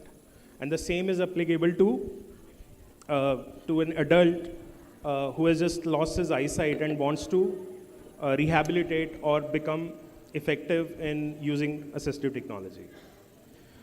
So this is second point that comes to my mind when I talk about assistive technology or the artificial intelligence. Third is, in all these solutions, another thing which is very, very important is that they should come from the field. So it's very important to understand the grassroots level requirements. Generally, most of the times how solutions are promoted, you develop a solution, you use a very new technology or a artificial intelligence technique or some latest algorithm, and then you are saying that this may be useful for a person with visual impairment or maybe for a person with some other learning disability. But the point is that if you really want a meaningful solution, then it should come from a requirement from the user side. And it's not necessary that every time you need a very high-end solution. So I would not advocate that every solution should be directed or should be moving towards use of AI or machine learning. Some solutions can still be really low cost, low fidelity, simple teaching aids, learning materials, and they have their own place and their own role. So we should not also try to replace every solution with the very high-tech, high-end, costly solution. Yeah. Thank you. Thanks, Veena, and thanks, Piyush, for that wonderful starter. And good afternoon to all of you. Again, also thanks to Dr. Tripathi and Kadam for the opportunity. I find myself in a very interesting place as I speak at this panel, because I am still very much in the thick of things when it comes to education and when it comes to obtaining my education. So I am still in that space of figuring out solutions that work for me as a student. And over the last year, more than anything else, artificial intelligence has opened up a lot of experiences for me, from image generation. In fact, I've used it often to illustrate some of my documents or PowerPoint presentations at school, to image description, which has been a lifesaver when it comes to finding images online. What I do want to talk about, and I want to take a bit of a positive note to begin with, we of course might explore the other side of the coin later on, but I want to talk about a few of the things that I've noticed in terms of artificial intelligence and how it poises itself in terms of being in education over the past year. The big advantage of artificial intelligence and of a lot of the solutions that have come up right now is that they learn with time, and they keep improving with time and with greater amounts of data. One of the examples I'd like to give is called of an app called Seeing AI, which is available on iOS. And it has recently come to light that it learns with the greater amount of information that you give it. Another one is of a service that is, I would actually not hesitate to even call it underrated. It's called Seralex, and it is an OCR platform that's available. It is very, very good at OCRing math content and written content. And that particular product actually even allows you to give it feedback to continually improve the model. Even other services like ChatGPT that are used in education allow you to give it feedback after using it. The second aspect that I want to talk about in terms of positive AI use in education for the visually impaired is that a lot of the requirements for artificial intelligence are text-based, in the sense that, for example, you may need it to convert an image to text or describe an image. And computers are generally decently powerful at text generation, because text is a slightly more limiting database, or in the sense that the size of text is easier to comprehend, to calculate. And that allows for a greater level of accuracy, helping in education. Also, the fact that we have been exploring technologies like OCR over the past 20 years or around that timeline.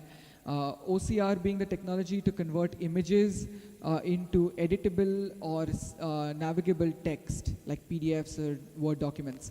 And so we've got a lot of experience and thus a lot of data in that aspect.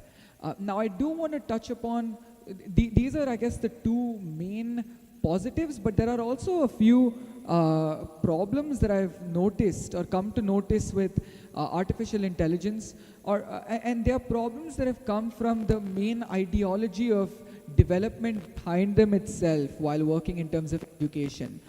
One of the problem, as mentioned by Mr. Chanana, is the tendency to often over-engineer a product, leading to lapses in accuracy. So often a lot of developers might over-engineer a solution because it is the common tendency to overthink a solution in some cases.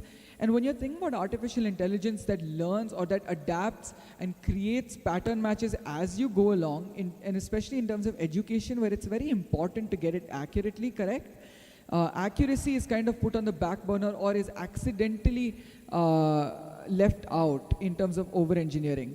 The second thing that I've noticed is often artificial intelligence solutions can create unfair disadvantages. What I mean by this is, let's say you use Bard, which is Google's sort of equivalent to ChatGPT, and you can use Bard to describe images for you. But the other thing is that Bard also gives you the unfair disadvantage to ask further questions on the image that would put you one step ahead of someone who's sighted or someone who can see the image. And what the problem with that is that when you want to create an equal environment, this tips the scales in the other direction. So all of a sudden you're not creating an equal environment, you're kind of doing the opposite. So those are the two problems or peculiar behaviors or patterns that I've noticed in terms of using artificial intelligence for education. But overall, if I were to take a zoomed out look at it from the start, I've had quite a positive experience using it in my own education field. Thank you.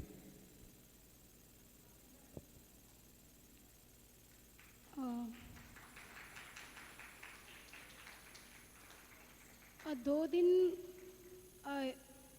आईए के बारे में विस्तार पूर्वक सुनने के बाद अब कहने को कुछ खास रह नहीं गया, फिर भी जो मेरे अनुभव हैं, मुझे लगता है कि पीयूष जी को भी मैंने सुनने का प्रयास किया, लेकिन ऑडियंस बहुत बात कर रही थी, लेकिन पीयूष जी को मैं बहुत ध्यान से सुनने की कोशिश कर रही थी और प्रणव को भी मैंने ध्यानपूर्वक सुना।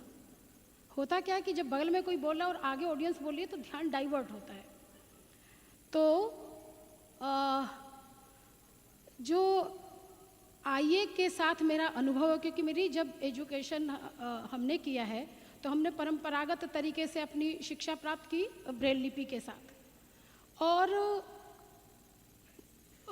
उस समय इस तरीके की, हाँ जी, हाँ कितना इको करेगा बहुत ज़्यादा,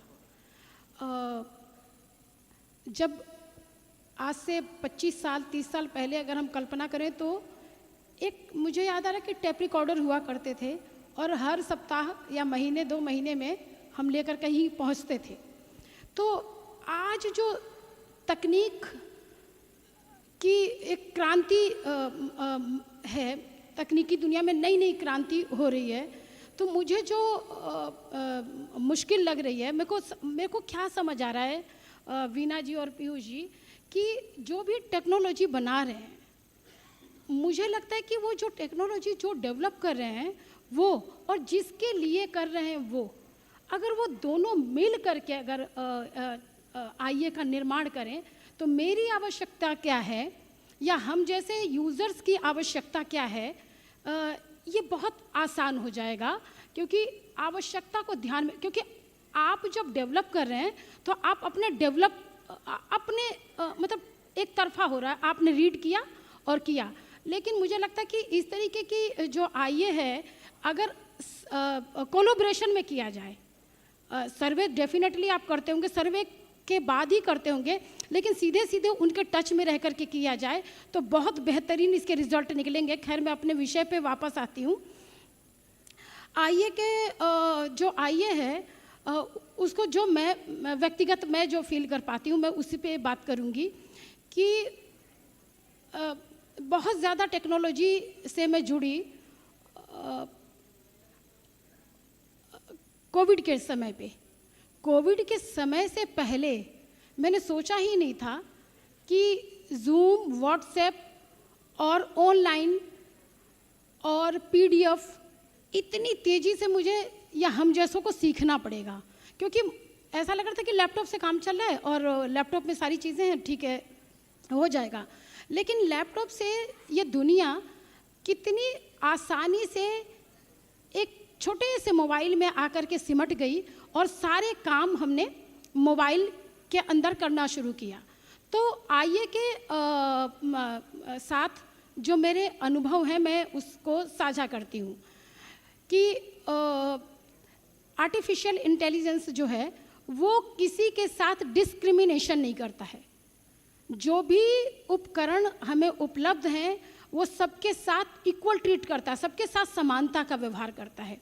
वो कोई भेदभाव नहीं करता है, ना जेंडर के बेस पे ना मतलब किसी भी तरीके का मैं पक्षपात फील नहीं करती हूँ। मुझे लगता है वो इक्वल ट्रीट करता है। और टेक्नोलॉजी के आने से जितने भी प्रकार के ऐप ले लीजिए, सॉफ्टवेयर ले लीजिए, तो उससे हमारी लाइफ आसान हुई है। कुछ भी घर बैठे ऑनलाइन घर का सामान ऑर्डर करना है, क्योंकि हम ज़्यादातर चीज़ें जो यूज़ करते हैं हम उसी पे बात करेंगे, क्योंकि जो एक्सप्लेन करता है कोई, मान लीजिए कोई मुझे ड्रेस ही खरीदना है तो ड्रेस से मुझे कोई एक्सप्लेन करेगा ना, और एक्सप्लेन करने में वो फीलिंग नहीं आती, क्योंकि हम अपनी ड्रेस को जब खरीदते हैं तो हम टच करके लेना चाहते हैं कि जो मैं टच करूँगी और मुझे जो पसंद आएगा कि हाँ ये अच्छा कपड़ा है मैं ये खरीदूँगी। पर ऑनलाइन में तो वो सहूलियत नहीं है। तो मैं ऑनलाइन में वो चीज़ें परचेज़ करती हूँ, घर के सामान, जिसमें लगता है कि हाँ इसमें मेरा लॉस नहीं होगा। और रिटर्न इतना इजी नहीं है रिटर्न करना, मतलब उसमें इतनी प्रॉब्लम्स होती है। कई बार तो इजीली उसको रिटर्न होता है, कई बार नहीं भी होता है। तो ऐप के आने से जो मैंने अपने यंग जनरेशन को, जो अपनी स्टूडेंट को देखा, हमारे स्टूडेंट बहुत टेक्नोलॉजी में फास्ट हैं। जिस काम को करने में हमें समय लगता है वो 1 सेकंड में करते कि मैम आप दीजिए, हम कर देते हैं, बहुत जल्दी हो जाएगा। तो जिन बच्चों को हाथों में टेक्नोलॉजी मिली है उनकी तो पूरी दुनिया मुट्ठी में आ गई है और वो बहुत सक्सेसफुल कर पा रहे हैं। आईए ने रोजगार के बहुत ज़्यादा अवसर दिए हैं। किसी भी फील्ड में अगर मैं आज देख पाती हूँ, चाहे वो रेलवे हो, बैंकिंग हो, इसके अलावा प्राइवेट सेक्टर में, हर जगह रोजगार के अवसर मिले हैं। जो भी कंप्यूटर फ्रेंडली बच्चे हैं उनको कहीं बेरोजगार बैठना ही नहीं है, जो मैं महसूस कर पाती हूँ। वो बहुत आराम से घर बैठे ऑनलाइन अपना कुछ नया काम भी शुरू कर सकते हैं और घर बैठे वो बेहतरीन कमा भी रहे हैं, जो मेरी ऑब्जर्वेशन है। इस टेक्नोलॉजी ने हमारे लिए आसान किया है रास्ता कि पुस्तकें पढ़ने के लिए अगर मुझे कोई लेक्चर सुनना है, अब तो बहुत सारे नाम यहाँ मुझे मिले हैं, इन सबको जा कर के मैं सर्च करूँगी।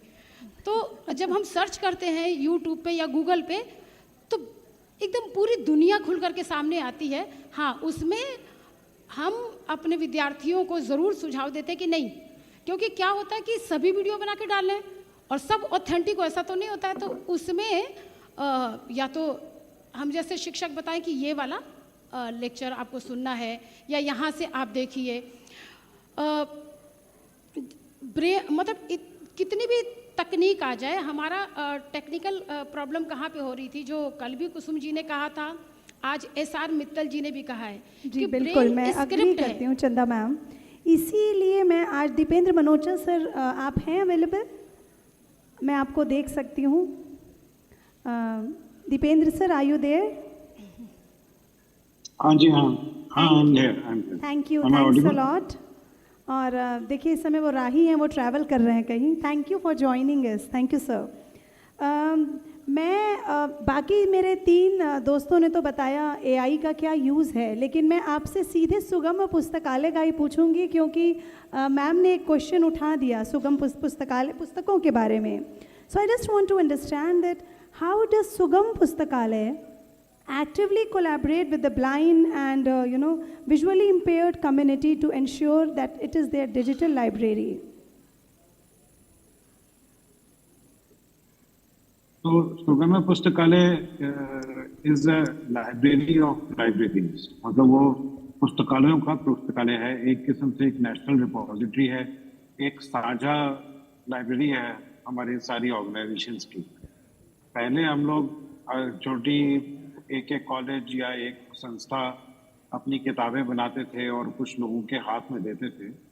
तो ये सुगम पुस्तकालय हमें ये अनेबल करता है कि चाहे हमारी छोटी सी संस्था हो, लेकिन हम एक तो जो भी कुछ प्रोड्यूस कर रहे हैं उसको पूरी कंट्री के जितने भी यूजर्स हैं उन सबके साथ शेयर करें. दूसरा, बाकी लोगों ने जो कुछ उस सुगम पुस्तकालय पे डाला है, हमारे माध्यम से जो चाहे 10 यूजर भी जोड़ रहे हैं, उनको वो सारी किताबें मिलेंगी जो कि हमारे देश में किसी भी संस्था ने बना करके इस ऑनलाइन लाइब्रेरी पर डाली है. तो एक किस्म से एक नेशनल रिपोजिटरी है जहाँ पर कि किसी भी संस्था ने कोई भी किताब एक्सेसिबल फॉर्मेट में बनाई और उसने अपलोड करी, तो वो एक कॉमन बन गया. इसमें रेपिटेशन, इसमें डुप्लीकेशन, वो सब चीज़ों को इसमें इसका हल हमें मिल जाता है कि एक बार किसी ने अगर एक किताब को स्कैन कर लिया, प्रूफ रीड कर लिया, तो अब किसी दूसरे संस्था को या दूसरे व्यक्ति को सेम किताब को प्रोड्यूस करने की ज़रूरत नहीं है. और ऐसा बहुत ज़्यादा एक्चुअली हो रहा था, उसी वजह से ये सुगम पुस्तकालय की हम लोगों ने इसके बारे में सोचा. दूसरा ये कि यूज़र को कोई रिस्ट्रिक्शन नहीं है. वो एक लाइब्रेरी के माध्यम से अगर सुगम पुस्तकालय ज्वाइन करता है तो उसको सारी की सारी किताबें उपलब्ध है, चाहे वो जिसने मर्जी बनाई हो, जिस मर्जी संस्था ने. तो यूज़र के सामने कोई रिस्ट्रिक्शन नहीं है. उसको जितनी भी पूरी कलेक्शन है वो पूरी कलेक्शन मिल रही है. तीसरा जो सुगम पुस्तकालय पे अवेलेबल हो रहा है वो ये कि इसका कोलैबोरेशन हो रहा है ग्लोबल लाइब्रेरीज के साथ. तो 2 ग्लोबल लाइब्रेरीज बनी हैं मार्राकेश ट्रीटी के आने के बाद में, जो कि इंटरनेशनल लाइब्रेरीज हैं. जैसा हम हिंदुस्तान में सारी संस्थाओं की किताबों को इकट्ठा कर रहे हैं, ऐसे ही वो इंटरनेशनल लेवल पे, ग्लोबल लेवल पे एक्सेसिबल बुक्स कंसोर्टियम नाम से एक लाइब्रेरी ऑफ लाइब्रेरीज बनी है, जिसमें चाहे वो यूएस की, कनाडा की, ऑस्ट्रेलिया, न्यूजीलैंड, कहीं की भी लाइब्रेरीज हैं, उन सबकी किताबें इकट्ठी एक लाइब्रेरी में जा रही हैं. और ये डेजी फोरम ऑफ इंडिया और सुगम पुस्तकालय उसका भी हिस्सा है. इसका मतलब यह है कि ना केवल हमारे देश के ऑर्गेनाइजेशंस की किताबें हम लोग सुगम पुस्तकालय के थ्रू डाल रहे हैं, बल्कि अभी थोड़ा सा इनडायरेक्टली ग्लोबल लाइब्रेरी का आ रहा है, लेकिन कुछ ही समय में डायरेक्टली भी जितने भी यूजर्स सुगम पुस्तकालय पर जुड़े हैं उन्हें एबीसी की ग्लोबल बुक सर्विस से भी डायरेक्टली जोड़ दिया जाएगा कि वो खुद ही सर्च करके डाउनलोड भी कर पाएंगे सुगम पुस्तकालय के थ्रू ही इंटरनेशनल कलेक्शन को भी. ऐसे ही बुक शेयर का भी कलेक्शन, अगर आप कोई भी किताब को सर्च करेंगे सुगम पुस्तकालय पे, तो वो किताब अगर बुक शेयर पे भी है तो भी आपको यहाँ की सर्च में दिखाई देगी. तो एक सिंगल विंडो है जहाँ पर अगर आप सर्च करेंगे तो किताब जहाँ पर भी उपलब्ध है वहाँ से वो किताब हमें यहाँ पे मिल जाएगी. पर इसके साथ में आपको बताऊंगा कि क्योंकि ये चर्चा एआई के बारे में हो रही है, कुछ लोगों ने ऑलरेडी, मैं सुन रहा था कि text to speech engine, sorry OCR की बात करी, लेकिन एक और क्षेत्र जहाँ पर एआई बहुत हमारे लिए बहुत ज़्यादा फायदेमंद साबित होने वाला है वो है हमारा टेक्स्ट टू स्पीच. यानी कोई भी डिजिटल टेक्स्ट है उसको हमारी भाषाओं में, क्योंकि हमें टेक्स्ट टू स्पीच नहीं था तो हमारे स्क्रीन रीडिंग सॉफ्टवेयर उसमें काम नहीं करते थे, उसकी वजह से बहुत बड़ी लिमिटेशन थी रीजनल लैंग्वेजेस को. जैसे उड़िया भाषा में अगर किसी को करना है तो उनकी डिजिटल लिटरेसी कैसे हो, उनको स्क्रीन रीडिंग सॉफ्टवेयर कैसे उपलब्ध कराया जा सके. तो ये आर्टिफिशियल इंटेलिजेंस के थ्रू डीएनएन सिस्टम्स कहलाते हैं, न्यूरल नेटवर्क वाले सिस्टम्स हैं, उनके थ्रू बहुत अच्छी क्वालिटी की वॉइसेस में टेक्स्ट टू स्पीच इंजन बनाना अब संभव हो पाएगा। पहले इसके लिए बहुत ज़्यादा रिसोर्सेज लगते थे, हमें करोड़ या 1.5 करोड़ रुपए की हमारे पास रिक्वायरमेंट आती थी कि इतना पैसा दो तो आपका टेक्स्ट टू स्पीच इंजन तैयार होगा। वो चीज़ अब संभव हो पा रही है कि कुछ कुछ 1-2 डेवलपर्स ही लग करके अपनी किसी भी एक लैंग्वेज के लिए काम कर सके, और हियर टू रीड जैसे इस क्षेत्र में काफ़ी हमारी मदद कर रहा है हिंदुस्तानी भाषाओं के लिए, इन्हीं आर्टिफिशियल इंटेलिजेंस को यूज़ करके इंडियन लैंग्वेजेस के लिए टेक्स्ट टू स्पीच इंजन बनाने की। और जो किताबें सब जगह उपलब्ध हो पा रही हैं उनको फिर ऑडियो या ब्रेल, जैसे ब्रेल की अगर जैसे चर्चा हो रही थी, तो इन्हीं टेक्नोलॉजीज में कि हम OCRs यूज़ करके उसी को डिजिटल बना करके और साथ के साथ उसको आँख, कान या उंगलियों से पढ़ने में सक्षम है। यानी जितनी ब्रेल हमें आज उपलब्ध हो पा रही है इन टेक्नोलॉजीज की मदद से, उतनी ब्रेल हमें कभी भी हिस्टोरिकली इतनी ब्रेल हमें कभी भी उपलब्ध नहीं थी। तो ये ब्रेल के लिए बहुत स्वर्णिम युग है, क्योंकि न्यूज़पेपर अगर मुझे ब्रेल में पढ़ना है, कोई किताब आज पब्लिश हुई है और वो मुझे ब्रेल में पढ़नी है, तो वो और अपनी भाषा में, हमारी 16 भाषाओं में तो ये ऑलरेडी इस चीज़ को इनेबल कर दिया गया है कि आप आज कोई किताब पब्लिश होती है, उसको अगर आप ब्रेल में पढ़ना चाहते हैं तो उसको आप एक्चुअली पढ़ सकते हैं। सुगम पुस्तकालय और इस तरह के जहाँ पर ये बुक्स उपलब्ध हो पा रही है, या फिर जो डिजिटल बुक स्टोर्स, ये तो लाइब्रेरी, स्पेशल लाइब्रेरीज हो गई, लेकिन जो मेन स्ट्रीम बुक स्टोर्स हैं जैसे किंडल वगैरह, वहाँ से भी किताब लेकर के आप उसको आँख, कान या उंगलियों से सीधा पढ़ना शुरू कर सकते। तो रीडिंग और राइटिंग को लेकर के आई थिंक बहुत इम्पोर्टेंट पार्ट है। और एआई का एक और जो इम्प्लीमेंटेशन जो मैं देख रहा हूँ आने वाले समय में, कि हमारे बहुत एक्सपेरिमेंट हो रहे हैं कि मोबाइल फ़ोन पे या कंप्यूटर पे तो हम उसका फ़ायदा उठा पा रहे हैं, लेकिन अब अगर मुझे मोबिलिटी में इसका लाभ लेना है, या मुझे किसी जैसे अभी एक स्टेज पे बैठे हैं, लेकिन उस चीज़ का अगर मुझे लाभ लेना है, तो मैं मोबाइल फ़ोन को कैमरा सामने रख करके बैठ करके देखना, ये बड़ा अटपटा सा लगेगा। तो उसके लिए कुछ वो स्मार्ट ग्लासेस के इस किस्म की कुछ चीज़ें हो रही हैं, एक्सपेरिमेंट चल रहे हैं। आज की डेट में उनका प्रैक्टिकल यूसेज बहुत कम हो पा रहा है, क्योंकि वो उनकी टेक्नोलॉजी अभी उस हद तक नहीं बढ़ी कि रोज़मर्रा की ज़िंदगी में किसी एक प्रॉब्लम का real solution real life situation में वो अच्छे से नहीं दे पा रहे। लेकिन सेम चीज़ के आर्टिफिशियल इंटेलिजेंस के थ्रू जो रिकग्निशन का जो पार्ट जो इंक्रीज हो रहा है, जितना कम रिसोर्सेज लेते हुए भी छोटे रिसोर्सेज वाले डिवाइसेस में भी जो हम इन चीज़ों को फेस रिकग्निशन, सीन डिस्क्रिप्शन और करेंसी आइडेंटिफिकेशन या किताब को पढ़ना अपनी लैंग्वेजेस में, ये कुछ एप्लीकेशंस हैं जो कि आने वाले समय में मुझे लगता है कि हमारे स्मार्ट ग्लासेस के अंदर भी इनका प्रैक्टिकल जो इन्वायरमेंट है, जो हमारी रोज़मर्रा की जो हमारी ज़िंदगी में भी इसको यूजेबिलिटी के चांसेस बहुत बढ़ जाएंगे। I think with that I will stop here, बाकी चर्चाएं। Yes sir, thank you.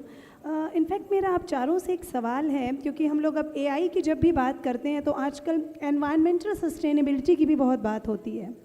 So this question is for four of you, anyone can give me the answer, that how can AI technologies be made more environmental sustainable in the context of providing education to the blind, considering factors like energy consumption and e-waste? क्योंकि e-waste भी एक बहुत major issue आजकल आ रहा है, और चूँकि हम जब टेक्नोलॉजी फॉर द ब्लाइंड की बात करते हैं या फिर हम ये पूरा डिस्कशन ही एआई पर है, सो डेफिनेटली ई-वेस्ट को भी हमको टच करना चाहिए। I just want to understand, anyone can pick. Pranav, you want to say? I'll start on and I'll pass the floor on to the others, because I'm sure that the rest of them have some interesting points as well. But to get started, there are some interesting observations that we have to make here. First of all, I think it's important to remember that artificial intelligence runs off of centralized backends. Essentially, it runs off of one or many centralized computers stored in what are called data centers or server rooms. And these computers are not power efficient. What do I mean by this? I mean that they take so much power and they dispense so much heat that it's not good for the environment. It actually causes quite a bit of carbon damage. So when you consider education, which is only intensive in terms of volume, by which I mean that the tasks that are carried out are not intensive themselves, they're actually pretty light. What we can do, the first thing that, and I think the most important thing that we need to do, is to make these systems that are being used, to make these backends, to make them more efficient. Maybe substitute out or single out the AI tools used for education, run them on computers that take less power.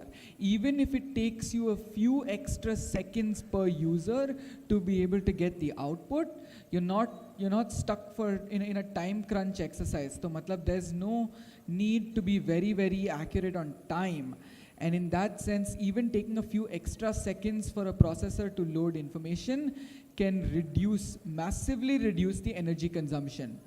Now moving on to the e-waste aspect, I think there are two aspects of this. The first thing is, a lot of these devices, or a lot of these artificial intelligence use cases can be hardware devices. You consider these glasses, for example.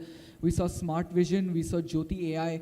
These are glasses that are going to be worn, are going to be shared around.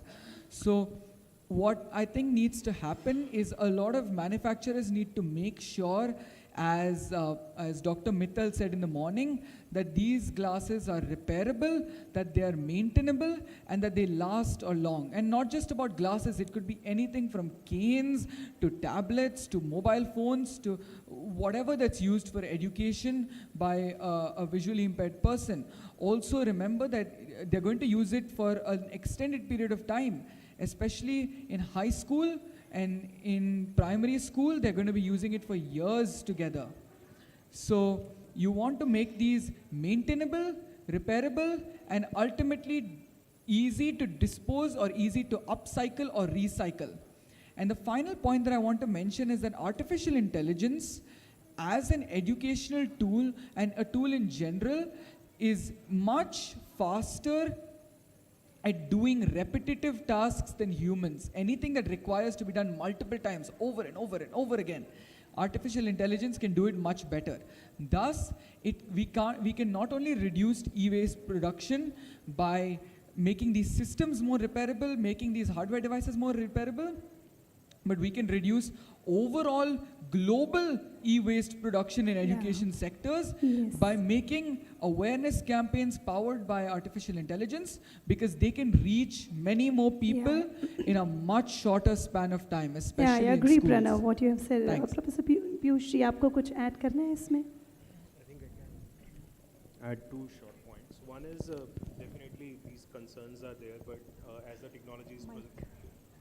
the technology is progressing, like recently we were developing a language model for regional language, and when this was tried out few years back, then it would have taken several much more powerful computers, which were like really super powerful computers, much more power intensive. But now we are able to do same thing on a very small embedded kind of systems, and that too in a much less time. So that is the positive side. It's not that everything is becoming more and more environment sustainability challenges are coming. So this is one important aspect. Second is, it's very important that we try to integrate more and more technologies into mainstream solutions. So instead of having a separate device for everything, so you want to do 10 things and there are 10 different devices, so mainstream solutions can have more and more applications embedded into them, so that it becomes more sustainable. Like we are seeing today that 10 years back, smartphones were doing a very limited kind of task. Nowadays, every second thing is getting embedded into your smartphone. So that is the way forward, I think. Yeah, thank you, thank you. चंदा ma'am, मुझे आपसे एक पूछना है, क्योंकि आप Miranda house में professor हैं, आपका क्या मानना है, what measures can be taken to ensure that the teachers and educators in India are adequately trained? Acceptance है आपके यहाँ सारे टीचर्स को जो नहीं है? कुछ आप मेरे को 2-3 चीज़ें यहीं पे ऐड करनी थी आप मैम माइक आपके साथ, कि जो भी डिवाइस है उसका एक टाइम भी होना चाहिए। कि मान लीजिए कि हमने 2010 या 11 में अगर बच्चों को लैपटॉप प्रोवाइड कराया, तो उसका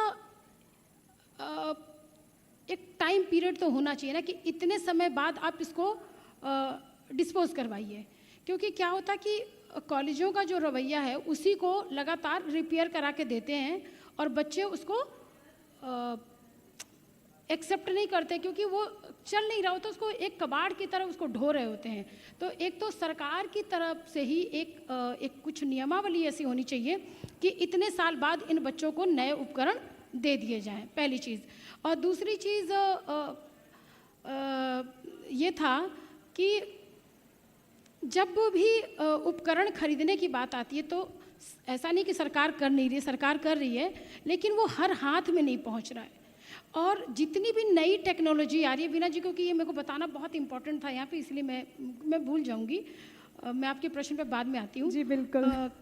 कि जो भी नए सॉफ्टवेयर बनते हैं या नई तकनीक आती है, जैसे भी दीपेंद्र जी ने बोला कि आप जा कर के ब्रेल में या जैसे भी पढ़ना चाहें पढ़ सकते हैं।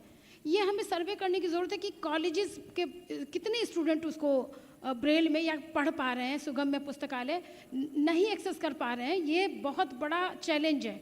तो जो नई टेक्नोलॉजी बन रही है, जो भी नया उपकरण आ रहा है, उसकी ट्रेनिंग बहुत ज़रूरी है। और मुझे लगता है कि वो कॉलेज लेवल पर वो ट्रेनिंग अनिवार्य करना चाहिए। अब आ गई बात जो वीना जी ने कहा था कि क्या प्रश्न था वीना जी आपका कॉलेज लेवल पे?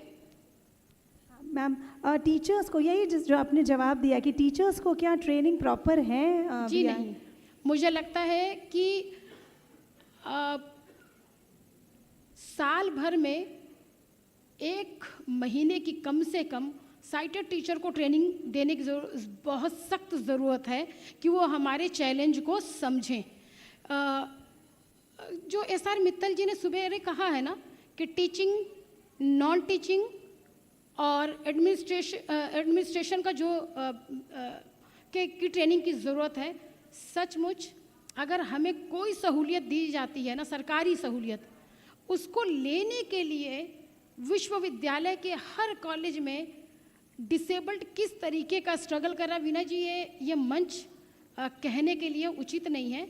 आप सर्वे करवाइए इस पे हर कॉलेज का, तो आपको रियल अंदर की जो परेशानी है वो लोगों की समझ आएगी। दूसरी चीज़, मान लीजिए ये मैं इसलिए बता पा रही हूँ, मेरे बहुत सारे विद्यार्थी भी सामने बैठे और पीयूष जी को भी पता होना चाहिए कि जब कोई उपकरण के साथ हम काम करते हैं डिपार्टमेंट में, मान लीजिए डिपार्टमेंट में 15 टीचर हैं, 1 विजुअली इम्पेयर्ड है, उसको अलग से रूम नहीं दिया जाएगा उसके पढ़ने लिखने के लिए। वो 24 घंटा हेडफोन नहीं लगा के रख सकता मैडम। तो ऐसे में क्या होता है, जैसे ही हम लोग डिवाइस कोई चलाते हैं, चाहे मोबाइल या लैपटॉप, तो जो सहयोगियों का एक्सप्रेशन होता है, ओहो ये कितना बोलेगा, कब तक बोलेगा, यार ये चुप कब होगा, उस समय जो हमारे फेस का एक्सप्रेशन डाउन होता है ना, वो हम जैसे समझ पाते हैं कि मैं अगले को क्या जवाब दूं और कैसे जवाब दूं।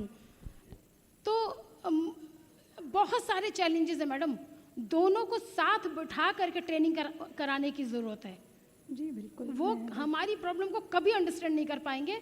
देखिए, मंच पे बोलना एक बहुत आसान बात है, मंच पे आप आइए, अच्छा बोल जाइए, लेकिन प्रैक्टिकल सच्चाई ये है कि कॉलेज लेवल पर अगर आप इस तरीके का वो करवाएंगी ना, इस तरीके के गेम करवानी चाहिए, इस तरीके की ट्रेनिंग करवानी चाहिए, जिसमें कि आपको रियलाइज़ होगा कि नहीं, हमारे चैलेंजेस हमारे जैसे लोग ही समझ पा रहे हैं। कुछ महान लोग हैं जो नई तकनीक की खोज में लगे हैं, वो उनको मैं इस मंच से हर विश्व लेवल पे जितने लोग भी इस तरीके के काम कर रहे हैं हम लोगों के लिए, उनको मैं बधाई देती हूँ। लेकिन वीना जी, आपका प्रश्न बहुत मुश्किल है। मैं एग्री करती हूँ चंदा मैम, ये बात तो सही है, यहाँ कहने लायक नहीं है, लेकिन फिर भी मैं कहूँ बड़ी बड़ी बातें बड़ा पाव खाते, तो मैं मानती हूँ ये बात। लोग कहाँ कहाँ क्या क्या बातें हो रही हैं इस समय, क्या क्या काम करना चाहिए, और इंटेलेक्चुअल्स यहाँ एसी में बैठकर बात कर रहे हैं, मैं इसमें एग्री करती हूँ आपसे। हालांकि आप विश्वविद्यालय की बात कर रही हैं, हम बच्चों के साथ काम करते हैं, तो हमारे तो चैलेंजेस, हमारे बच्चे विश्वविद्यालय तक पहुंच जाएं, हमारे लिए यही एक सबसे बड़ा सपना है इस समय। तो इस सब तो आप थैंक यू। सो इसी सिलसिले को बस मैं इस डिस्कशन को क्लोज करना चाहूँगी और अपने पैनलिस्ट से कहना चाहूँगी, आप सब लास्ट 2 वर्ड्स 2 लाइन्स में AI का एक फाइनल डिस्कशन आप बता सकते हैं। चंदा मैम, आपसे ही शुरू करते हैं। 2 लाइन कुछ भी आपको बताना हो कंक्लूजन में, मैं समझ सकती हूँ और हम बिल्कुल इस कोशिश में लगेंगे।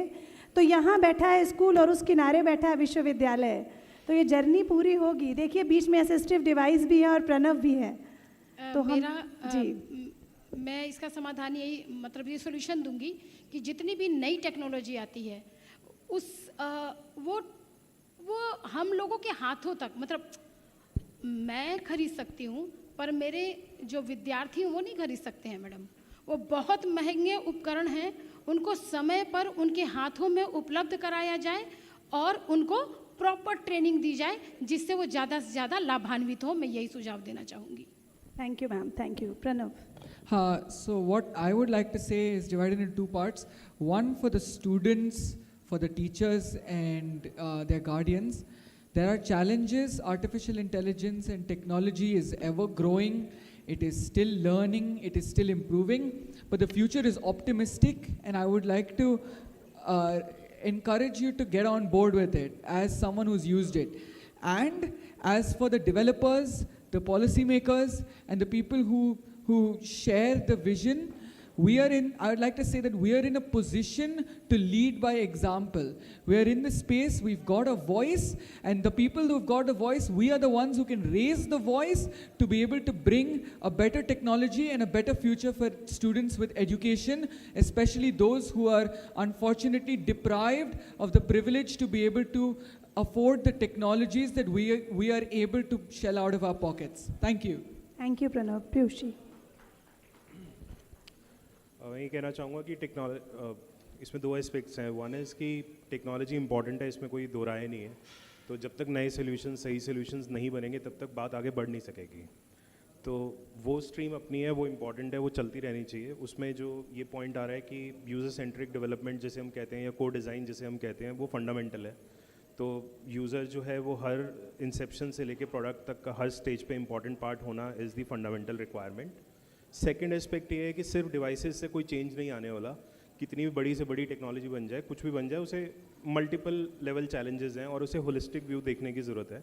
और उस होलिस्टिक व्यू में हमारे 3-4 एस्पेक्ट्स और आ जाते हैं, जिसमें ट्रेनिंग एक इम्पॉर्टेंट है ही, उसमें कोई डाउट ही नहीं है। मतलब पिछले 10-12 साल से तो हम लोग एवरीडे हर छोटी से छोटी चीज़ को करिकुलम में इंट्रोड्यूस करने के लिए या एडॉप्शन के लिए, या ग्लोबल डेटा भी यही कहता है कि असिस्टिव टेक्नोलॉजी की अबैंडनमेंट का सबसे बड़ा रीज़न लैक ऑफ ट्रेनिंग है। तो लैक ऑफ ट्रेनिंग तो है, बट हमें ट्रेनिंग के लिए नए रास्ते बनाने होंगे, उसमें भी अगेन टेक्नोलॉजी का रोल आएगा। बिकॉज अदरवाइज हमारी रिक्वायरमेंट ये है कि हमारे लोग ज़्यादा हैं, हमारे टीचर्स कम हैं, तो वो कैडर एग्जिस्ट नहीं करता, और अगर वो कैडर एग्जिस्ट भी करता है तो उसमें बहुत लिमिटेशंस आ जाती हैं। तो वहाँ पे टेक्नोलॉजी के थ्रू किस तरह से हम स्केल कर सकते हैं, लार्ज स्केल ट्रेनिंग्स किस तरह से इंश्योर की जा सकती हैं, वो बहुत इंपॉर्टेंट है। और इन सब के बावजूद भी तब तक बात आगे नहीं बढ़ सकती जब तक आपके पास लोगों के हाथ में डिवाइस नहीं पहुंचते। तो टेक्नोलॉजी बनाने से कुछ नहीं होता, वो सस्टेन भी तभी करेगी जब कोई उसे लेने वाला होगा। और लेने वाला कब होगा? जब वो उसको लगेगा कि ये उसका कुछ मेजर एडवांटेज लाइफ में चेंज ला पा रही है। तो वो मैकेनिज्म्स पे भी वर्क करना होगा, चाहे वो गवर्नमेंट लेवल पे हैं, चाहे वो CSR लेवल पे हैं, चाहे वो इंडिविजुअल लेवल पे हैं, कि किस तरह से हम इस स्पायरल को ब्रेक कर सकते हैं। क्योंकि टेक्नोलॉजी एक बार लोगों के हाथ में पहुंचेगी, यूज़ होगा, तो अपने आप क्वालिटी ऑफ लाइफ चेंज होगी, स्पेंडिंग कैपेसिटीज चेंज होंगी, और स्लोली हम उस फ्यूचर की तरफ जाएंगे जब ये कोई भी नया सोल्यूशन पर्सन खुद परचेज कर सकेगा। That is we looking forward. 10 साल बाद, 20 साल बाद ऐसा हो पाए, but that's the way to go forward. ज़रूर होगा पीयूष जी। अभी दीपेंद्र जी हमें ऑनलाइन ज्वाइन किए हैं, तो टेक्नोलॉजी है, so we can not avoid that. और हम सब टेक्नोलॉजी को यूज़ करते हुए यहाँ बैठे हैं और आप सब सुन भी रहे हैं, but definitely AI is a long way to go when it comes to blindness. So it is important, we have to come with a user-friendly solution and a cost. जैसा मैम ने कहा है, approachable होना चाहिए, cost इतना high नहीं होना चाहिए. Thank you. With this, I would love to say thank you to Dipendra Manocha ji, Piyush ji, Pranav and Chanda ma'am. Thank you. Thank you for being here. Thank you, everyone.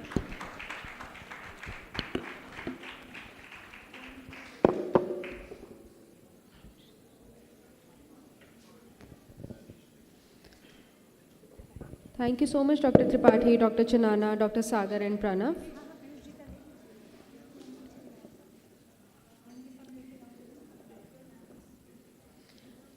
Now we'll be moving on to the next session, that is a keynote session on using international norms to lead with the disability in higher education.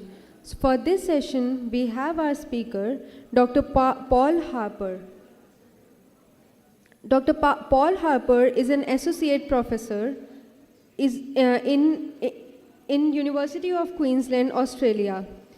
He is a leading international and comparative disability rights, legal academic, current Australian Research Council, future fellow, and Harvard Law School academic fellow, and a Paralympian. He is a chair of the University of Queensland Disability Inclusion Group and holds international posts, including as an international distinguished fellow with the Burton Blatt Institute, and is a former Fulbright's Future Scholar. Harper leads a multi-university funded project aiming to combat ableism's influence on human life, so that in the future, different ability is not associated with disablement, but instead is accepted as a part of human diversity.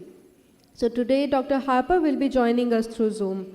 And just to let all of you know that he has been promoted to a professor last week only. So let us congratulate him and have a big round of applause for Dr. Harper.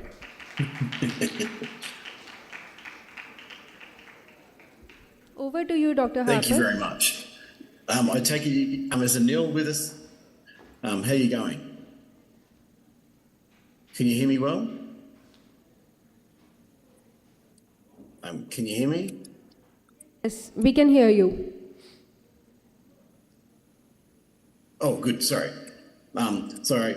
Just all this talk of technology. I got a computer upgrade last week, and I had another meeting, and it was completely not working.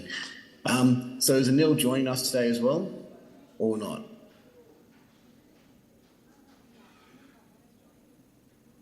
Okay. Well, I'll just talk. Okay. So today, I want to talk to you about, I want to introduce the Convention on the Rights of Persons with Disabilities, but rather than giving you an extensive international law lecture, which I could give if you wanted, I want to tell you a story how the CRPD, the Convention on the Rights of Persons with Disabilities, can be used to champion change which benefits you, me, all people with vision impairments in the world, and how it can be used to demand a seat at the table where decisions are being made. And this is relevant to higher education.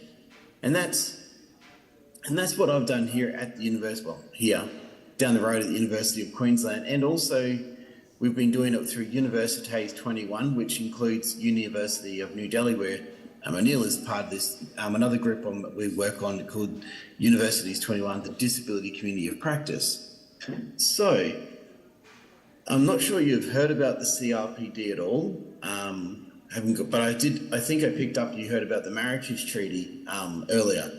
So the CRPD, I'll mention that. So the Convention on the Rights of Persons with Disabilities, it's really interesting because it was actually started by countries from what we call the Global South. So Brazil, Mexico got it started, the ad hoc committee, then then the Global North really became dominant. But the implementation of it is really driven by countries from but outside that traditional Global North powerhouse. So it's just really good because it means it's got more relevance to countries where the majority of people with disabilities live around the world. So the CRPD on education in Article 24. Now, prior to this, education, we always talked about primary school and international law, which is, that's very important, but it totally omitted it did not cover higher education. The CRPD is transformational in that it covers lifelong learning. Now that means the idea of university education has to be accessible. Now the CRPD specifically addresses the needs of people with disabilities. So it talks about inclusive education, non-segregated education, and that goes into university. And so that enables us to not just finish primary school, but also go through high school, we call high school, through into university and into higher, onto doctorates and things. So it's really created a powerful right. Now, rights, well, they don't always get realised. Now that's a real challenge. Now we can bring complaints to an international UN committee called the Convention of the Rights of Persons with Disabilities, what we call the CRPD committee. But in reality, most states doesn't really get you a long way. It's very hard. It's time consuming. It can be expensive, although not as expensive as you would imagine. But getting a real change, like a change now, this is where another part of the CRPD is super powerful and has really, I've got to say, supercharged my career. And that's why I'm a professor now, not probably a senior lecturer, I'd suggest. Maybe I'd be an associate professor now. But so what it is, the CRPD was built on the concept of nothing about us without us. You would have heard of this term, I'm pretty confident, but so this idea of nothing about us without us enthused the drafting of the Convention of the Rights of Persons with Disabilities. The chair of the ad hoc committee, the people who are drafting it, the UN body, the group, so working group essentially, let persons with disability organisations have a direct access to the drafting of the convention. So normally international law, it's between states. So, the Quad is between Australia, India, I actually forget the other two countries, but they're not as important as India and Australia, right? Anyway, sorry. But that's international law, a free trade agreement, or things like that. They're between country and country. So you don't usually get stakeholders directly involved in negotiations. The CRPD was different in the sense that disability person organisations, including from India and Australia, a lot of other countries as well, directly were at the floor with the UN people drafting it. Now that showed those that were drafting the convention just how valuable having people with disabilities from the community directly involved was. And that resulted in persons with disability person organisation, this right of participation being written into the convention itself. So you could, if you have a peek at, say, Article 4 sub 3 and 33 sub 3, both of them enthuse a right of persons with disabilities to be involved. Now this also, there's a general comment on that, so it's 7, it's GC 7, and so there's a lot of these rights. Now again, international law doesn't always get realised, but this is where it's really valuable. If I said to my country, my government, I want my right to higher education, I want access to textbooks, I want all these things, then I've got to try and lobby a politician to make the changes. And it's hard, and they take time, and they can create change. And right now in Australia, we're having some significant luck because of our current federal education minister. But those are long-term ventures. But if you have a university or a provincial government or even a national government, and you go to them and say, you've committed to giving us a voice in our decision-making, because the CRPD enthuses this idea of participatory justice, the right that people with disabilities have a right to be heard, not just heard, I should say, actively participate. So it's worded a number of different ways in different concluding observations, but the idea is that we have a right to have a seat at the decision-making table where it impacts upon us and have resources to be there. Now, this is in itself an area where we use to say, look, we need resources, we need funds, but it's not just money, it's also, we need a secretariat, we need these supports. And so you can get that seat at a table. It's much easier, for example, to convince the government to create a committee than it is to change the law. But the thing is, once you actually have your committees, your groups, then you can slowly lobby for change, but you're inside the tent. So to give a real world example, this is what I did at where I'm at university now, where I work. Back when I started at the University of Queensland, I'd just come back from one of my visits to Harvard when my mate Michael Stein, he had a fireside chat with students with disabilities. He's in a wheelchair, I'm totally blind. And I thought that'd be great. And we were drafting our next disability action plan. That's like our university's commitment to help people with disabilities who are students and staff. But in reality, it was driven by people without a disability. And it was okay, but the next iteration I said, what about giving people with disabilities some role in hearing it, in enforcement? And I was on staff, and my colleague, he was a pro vice chancellor, said, yeah, it's a good idea. So I got this group, no money, we had a secretariat.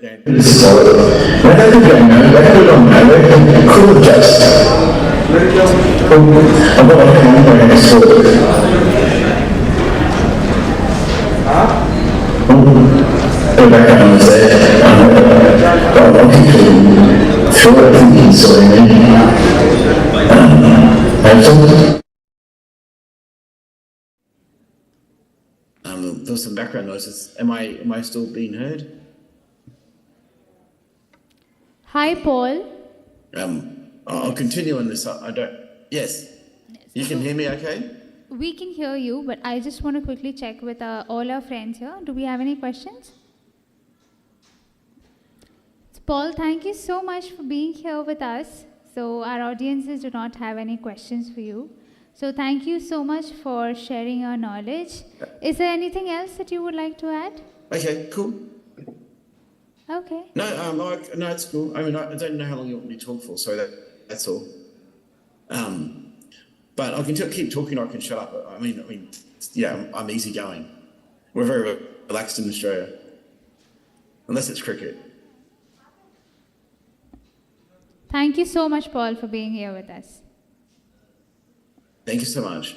Thank you for the opportunity, and good luck with your conference and for the privilege of addressing you today.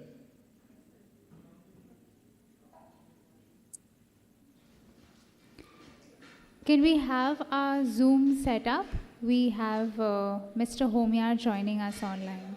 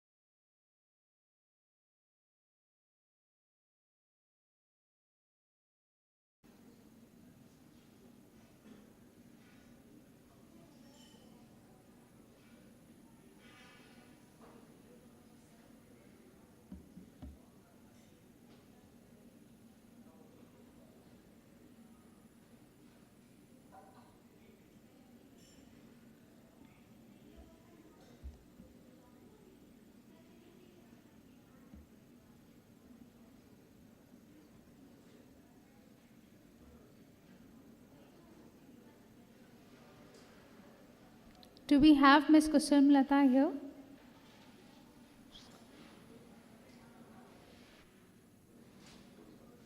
I would request all of you for your patience. We're just figuring out.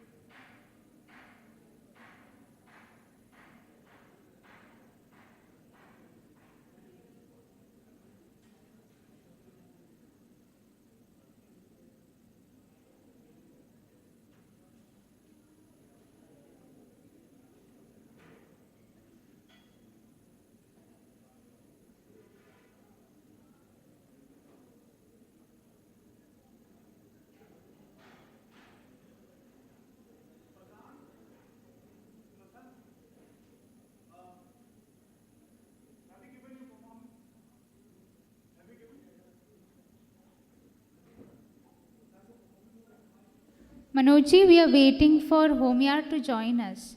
He's there on Zoom.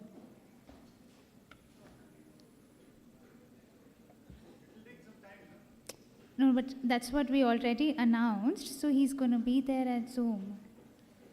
Can we do it in a break? We'll have a break after this.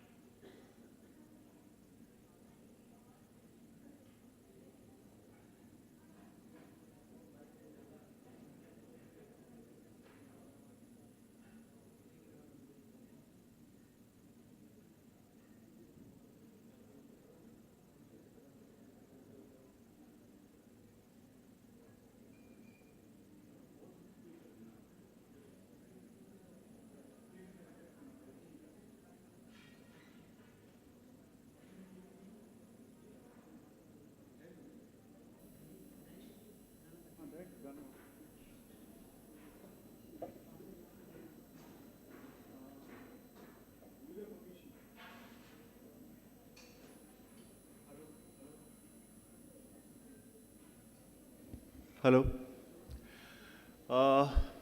This gentleman name is Mr. Pasang Dorji, and it's a very interesting story.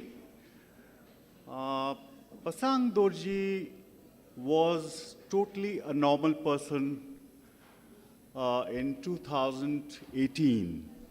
Means he could see, he could walk, he could easily talk, he could easily hear. But, and let me tell you one thing, he doesn't have his parents, he doesn't have any sibling.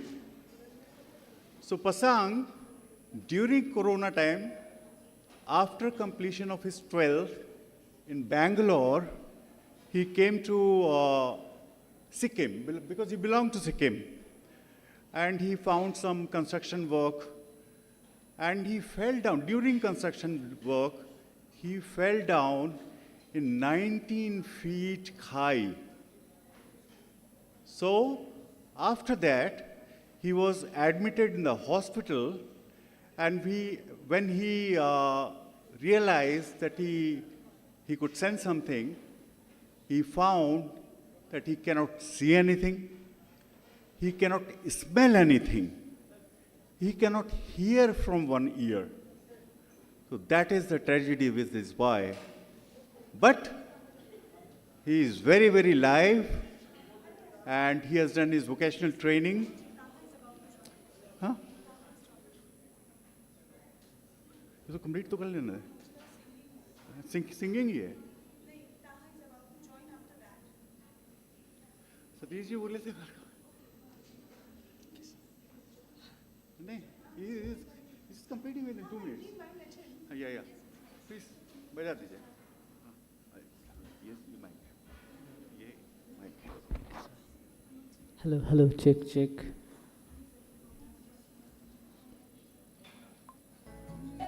Audio.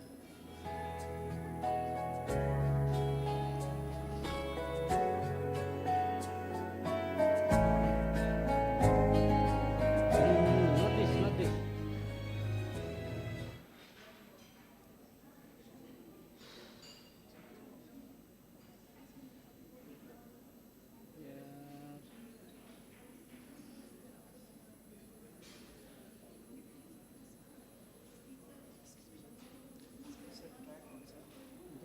Should I open the floor?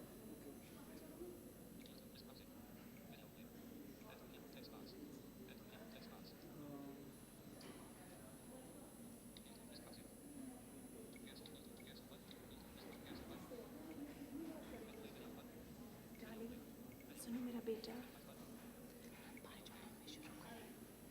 Why, ma'am? No, I will just.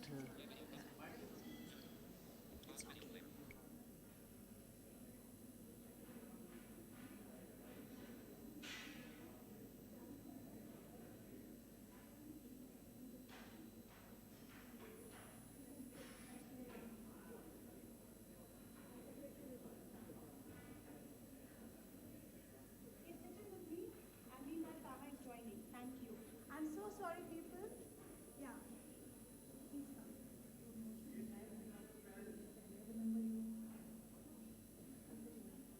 Salon, just check.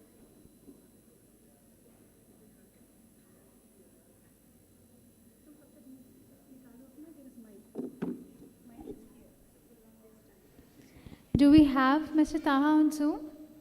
Can we have the Zoom link?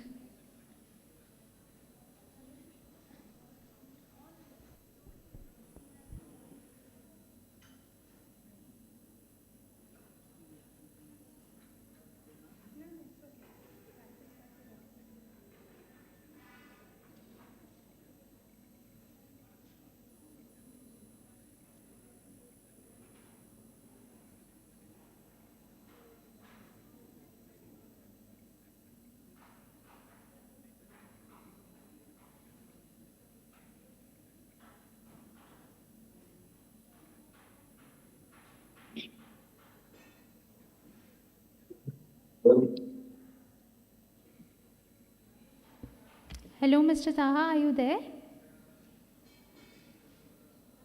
Can we have him on the screen?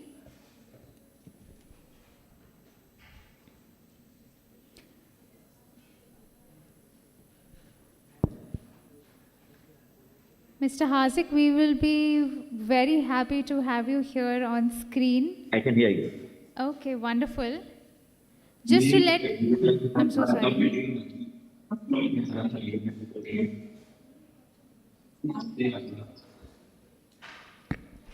To all my friends over here, we have Mr. Taha Hasik.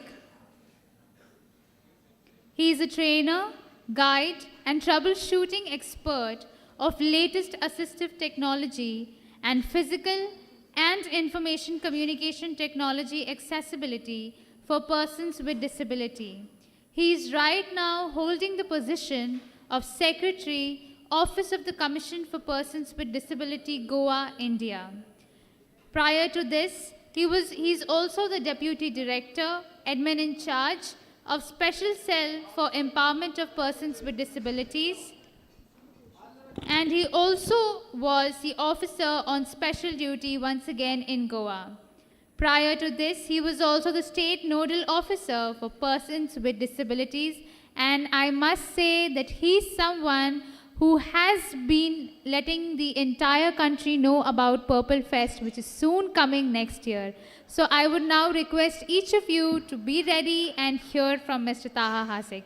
Thank you so much, Mr. Taha, for being here with us. We're all waiting to hear from you.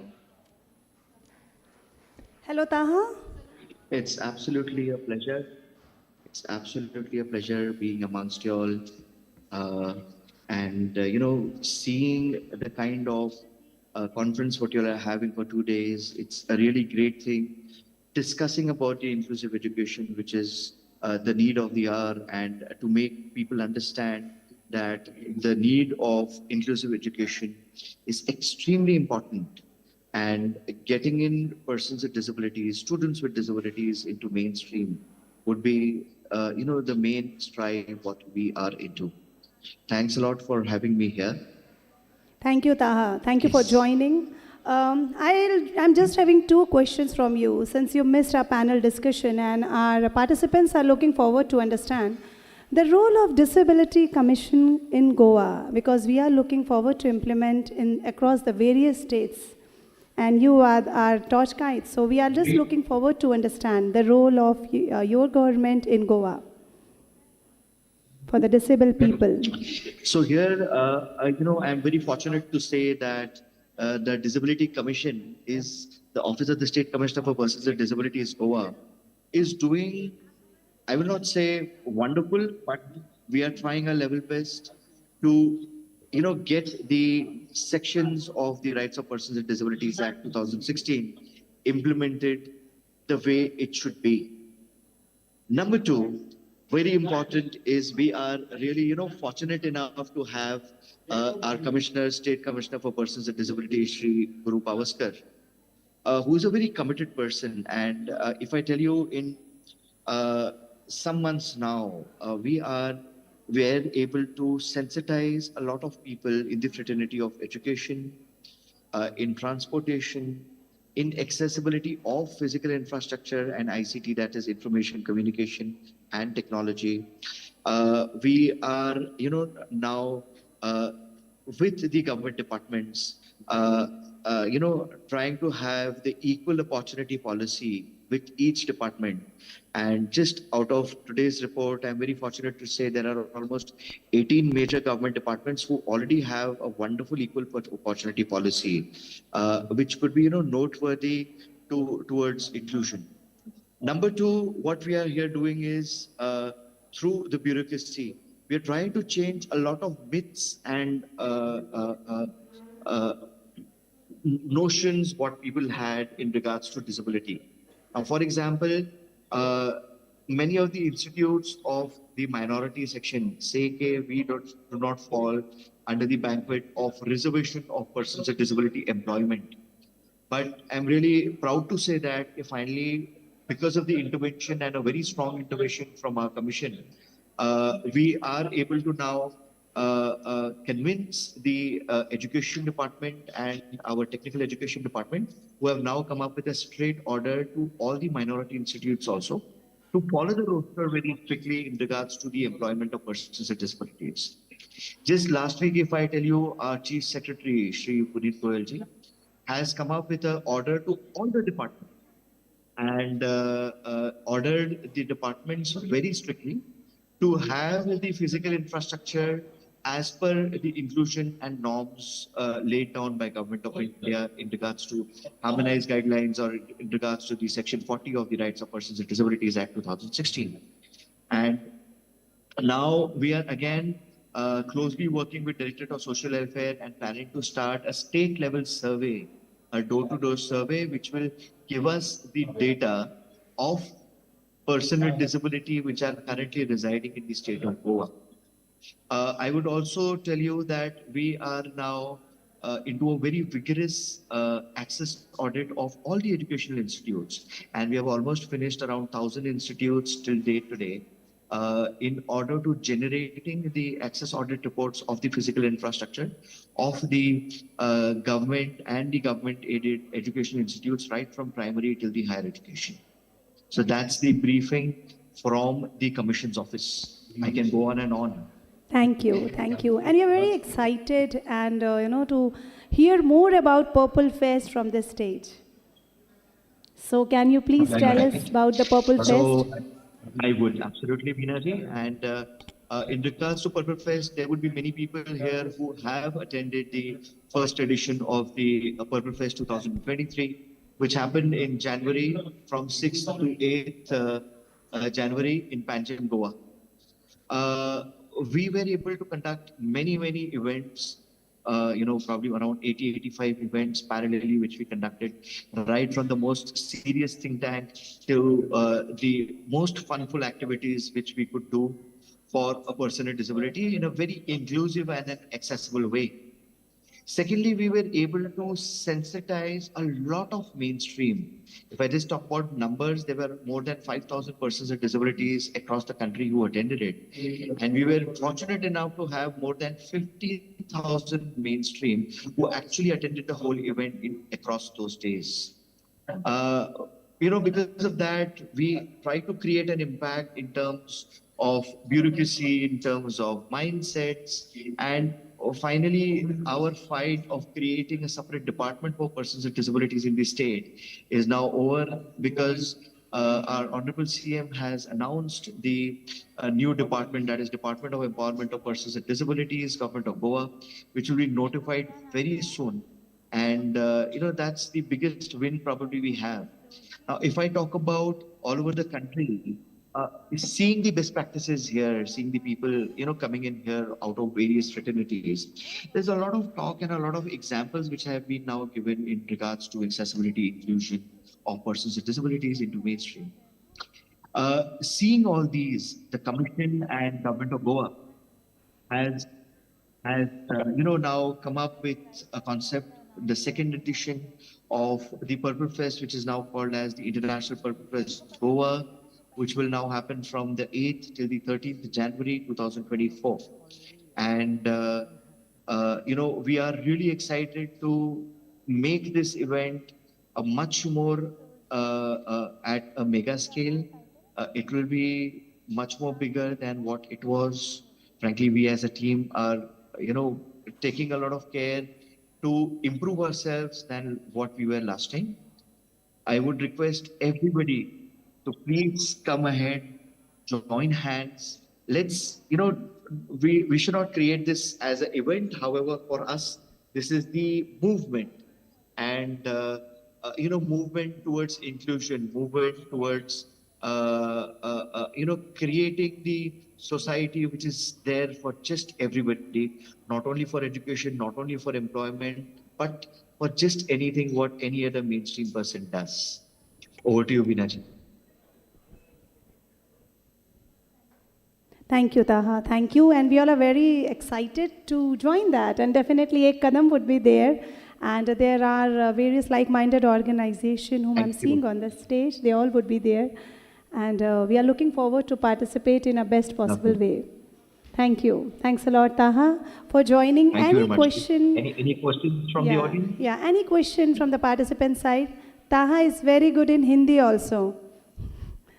Any question from Taha? Rita दीदी कुछ पूछना है ताहा से? Mic, please. Can someone? The mic is here, even the stage also.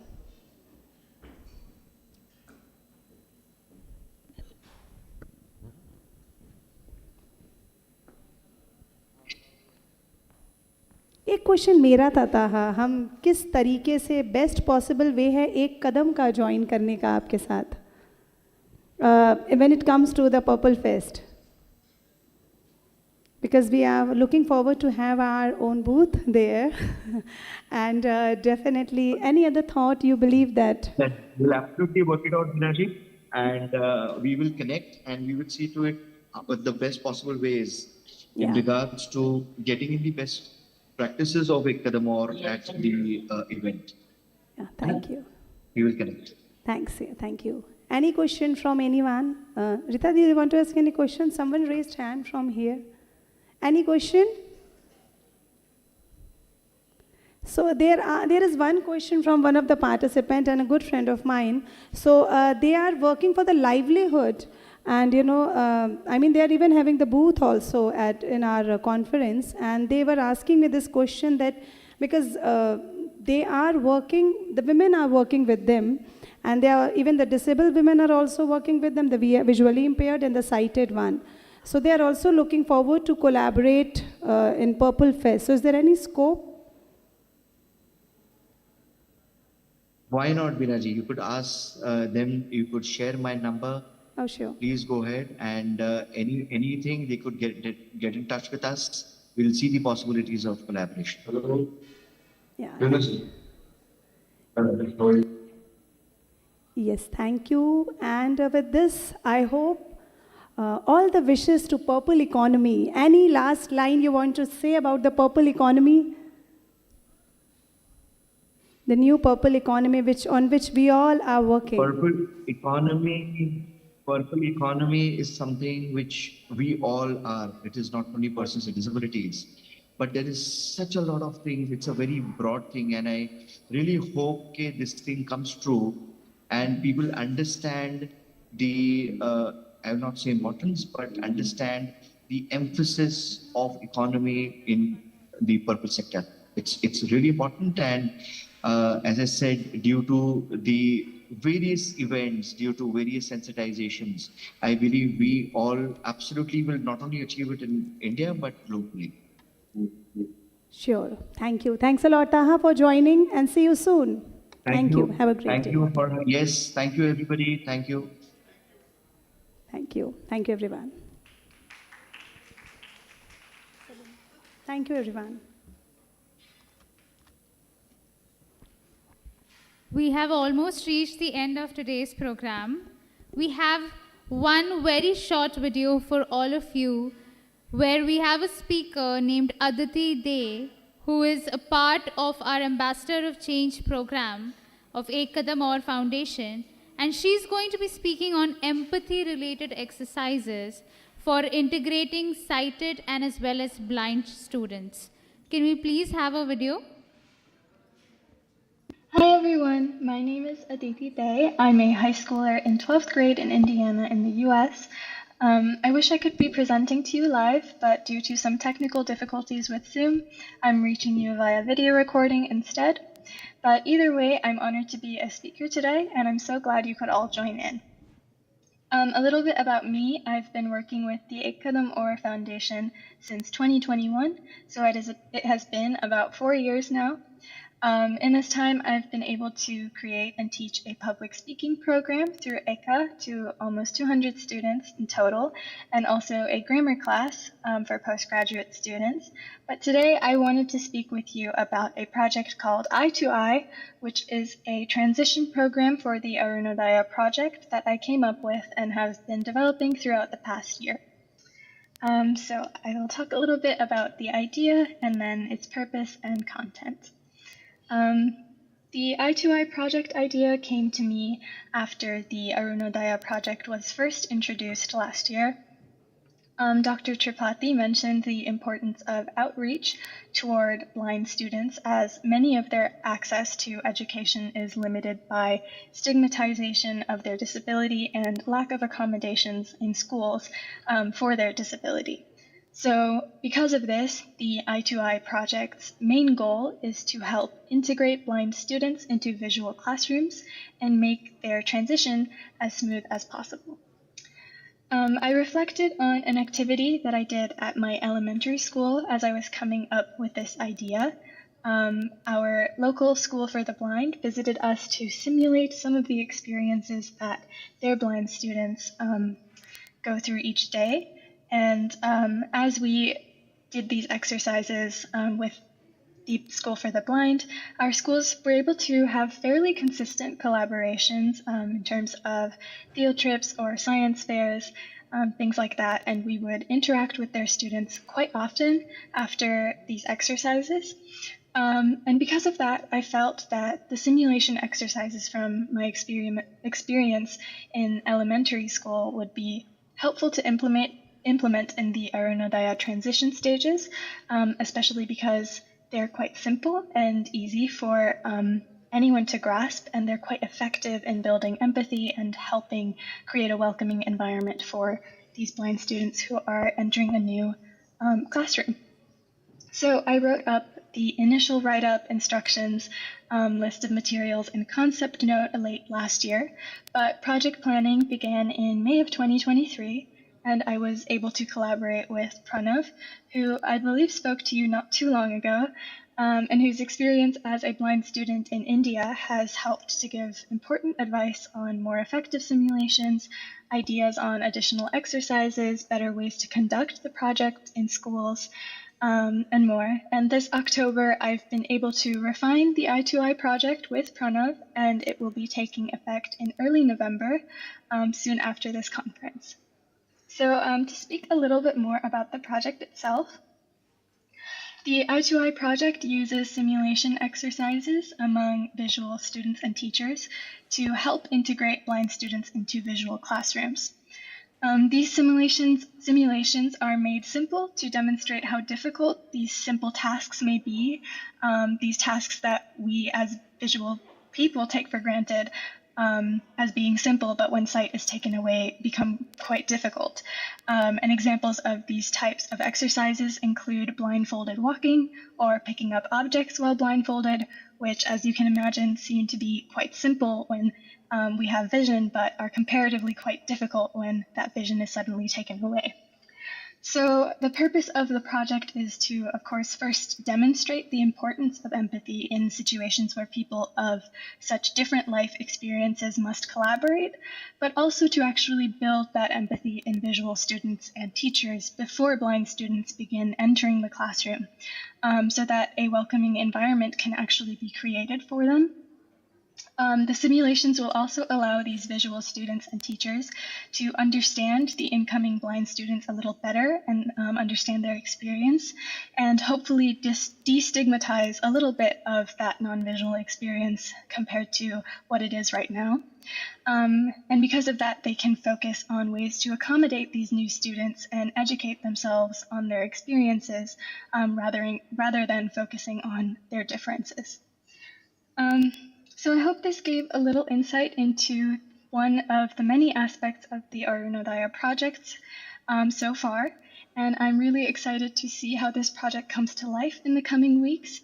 As I mentioned, it is in its first stages of actual implementation right now, so I'm quite excited to see how that will come along. And finally, I hope you have a wonderful afternoon. Thank you so much for listening and for having me. Hi everyone, my name is Aditi Day. I'm a high schooler in 12th grade in Indiana in the US. Thank you so I much, wish I could be Aditi. presenting to you live, but due to some technical difficulties with Zoom, I'm reaching you via video recording You can stop instead. the video. But either way, I'm honored to be a It speaker has today, and restarted. I'm so glad you could all join in. As we have now come to the end of the conference, I would now like to request our founder and president, Dr. Satish Tripathi, to please come forward for the vote of appreciation.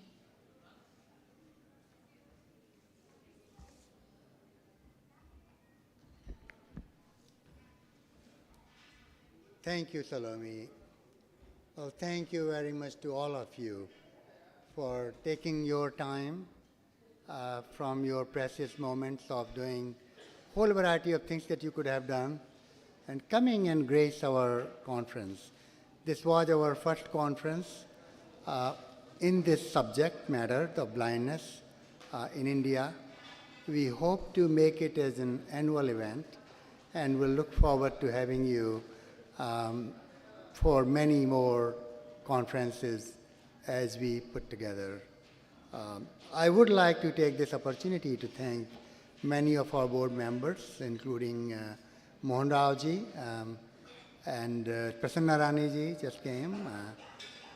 There is Usha Tiwari. There was also Dr. Dawa, who I don't see right now, but he was with us for the 2 days as well. I would also like to thank our colleagues, Salome John, and others who are doing emceeing. So Salome John, Hannah Sharma, Bianca Ghosh, and Pallavi Kaushik. I'd like to thank our colleagues at Kadam Aur Foundation, Richa Mehta, Veena Tripathi, Soumya Tripathi, Anup Dubey, Priyanka, Natasha Paul, Varsha Mishra, Mayank Ruhela, Manoj Trivedi, Namita Tripathi Madam, Kirti Saxena, and many, many more. We were so happy to have had the opportunity to get actually help from so many of you as volunteers. So to the National Cadet Corps as well as National Service Scheme, the NCC and NSS, to all the students who have NCC or NSS.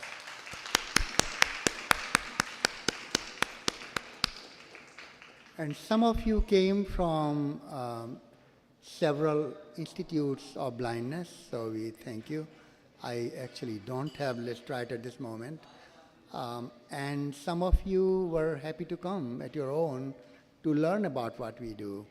I would also like to thank our mentors and special educationists from Jabalpur as well as from Auraiya district and other districts in Uttar Pradesh.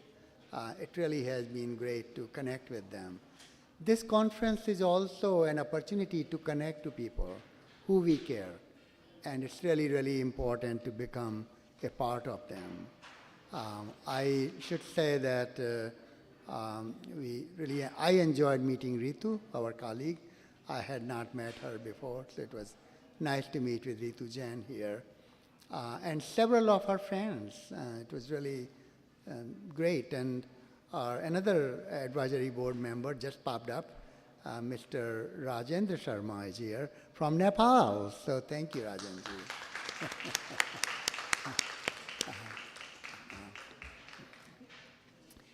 And it's really, been just great opportunity, as I said, to connect. Would like to thank Mr. Ghosh, definitely, and Bonita. Bonita is right here. And Kokon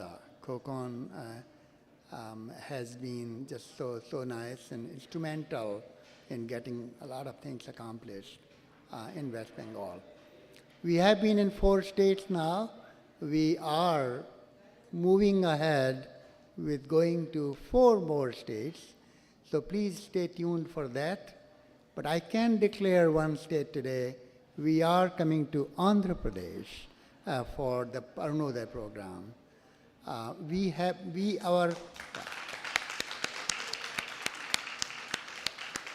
Our high school leadership program started in Andhra Pradesh with the leadership by Mr. Mohan Rao Garu.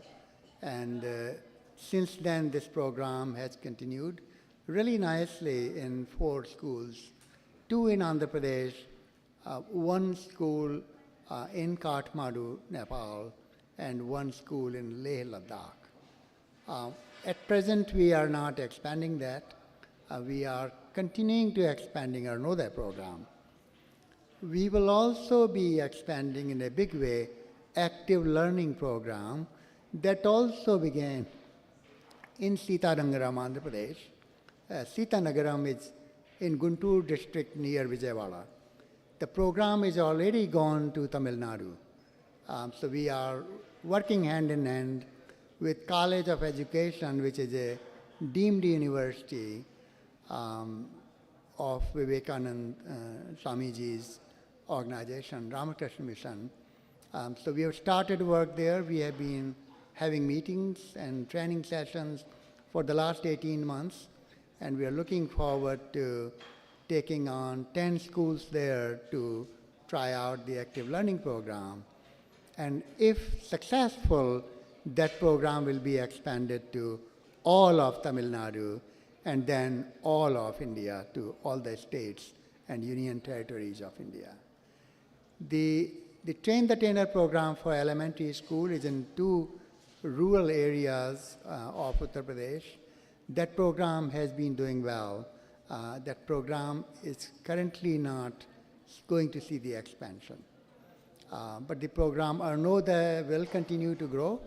As you have heard, we have 151 children, more than 100 teachers.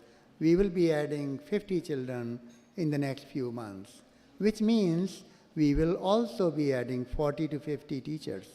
So for those of you who are in some training programs and looking for 1-year opportunity as an employment, please reach out to us with your resume.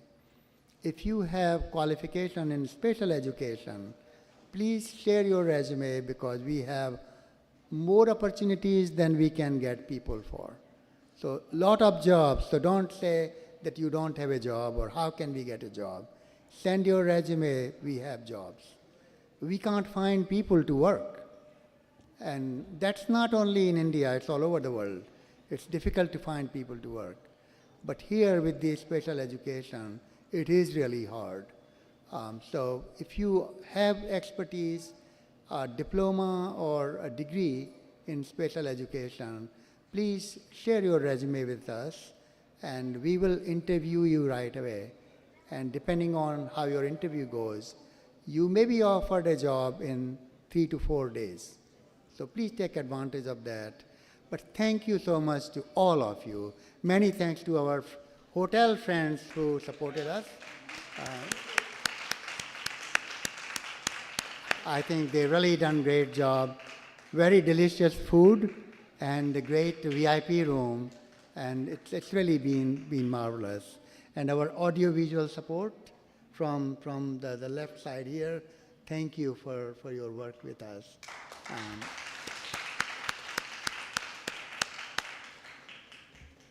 And finally, thank you so very much again for coming.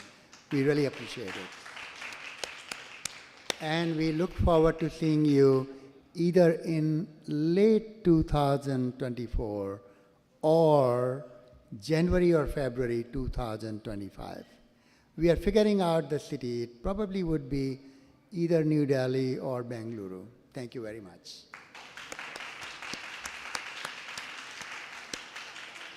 Have a wonderful evening and see you soon. Bye-bye. Namaskar.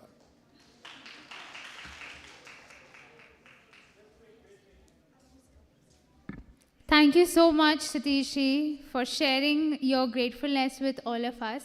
We are also very grateful to you for starting Ek Kadam Aur Foundation for all of us, and as well as for all the blind children here in India. So we close this session with the last event, I would say a music. We have with us a student who is going to sing for us Vande Mataram, that goes by Ma Tujhe Salam as well. And after that, we are closing the session for the day.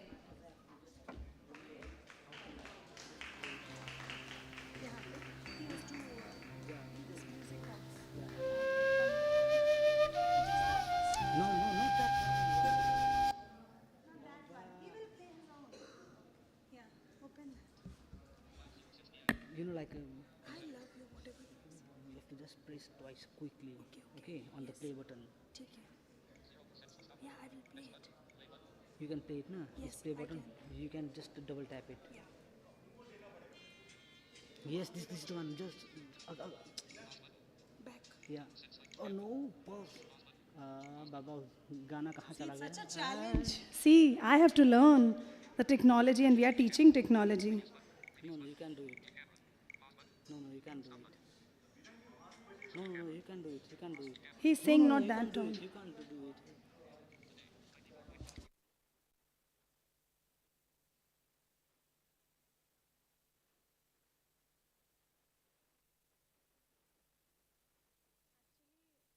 Honestly, I believe whatever he's doing on screen, wish I could show you. You know, it's remarkable how he's using this technology, and I'm unable to. You know, so that's what the real inclusion is. I don't think that during my school days I had any VI friend of mine in the class. So, you know, otherwise I would have learned inclusion long back.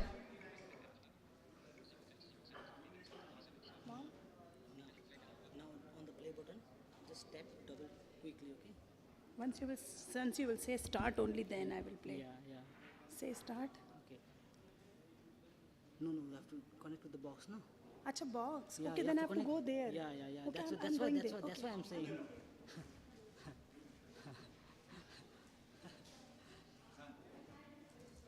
Yes, you can do it. You can do it.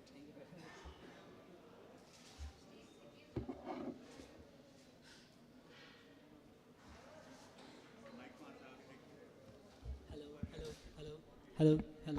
Check. Hello.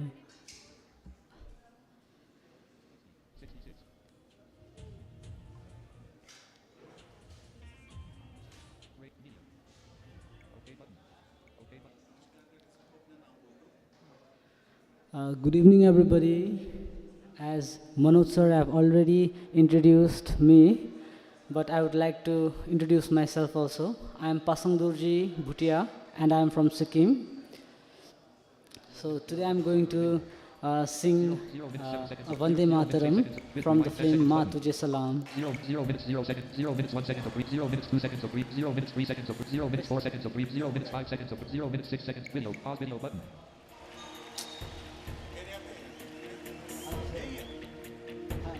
Yes, sir.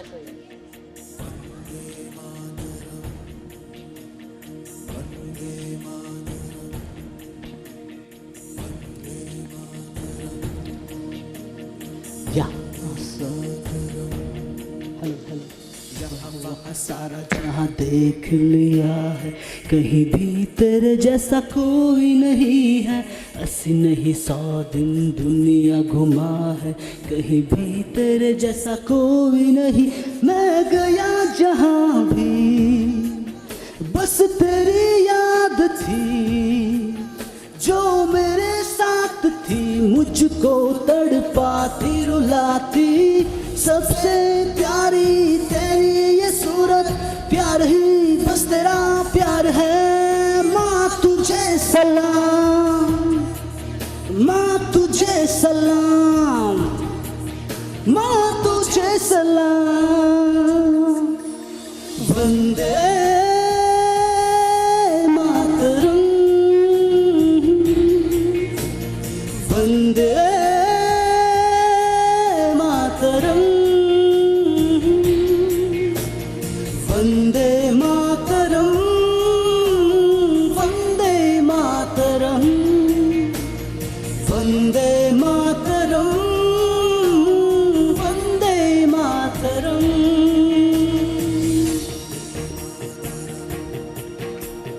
तेरे पास ही मैं आ रहा हूँ, अपनी बाहें खोल दे.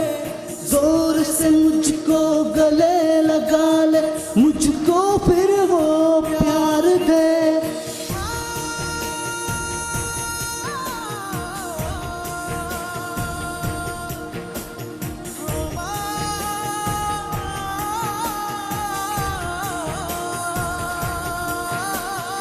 तू ही जिंदगी है, तू ही मेरी मोहब्बत है. तेरी ही पैरों में जन्नत है, तू ही दिल तुझा हमारा. माँ तुझे सलाम, माँ तुझे सलाम, मम्मा तुझे सलाम.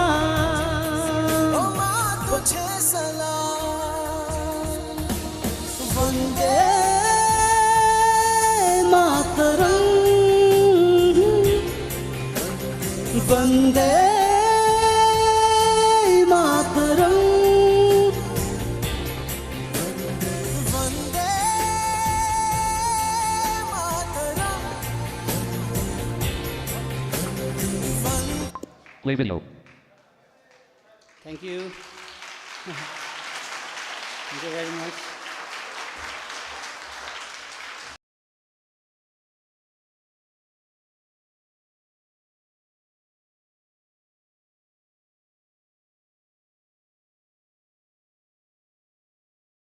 Thank you for helping us end this conference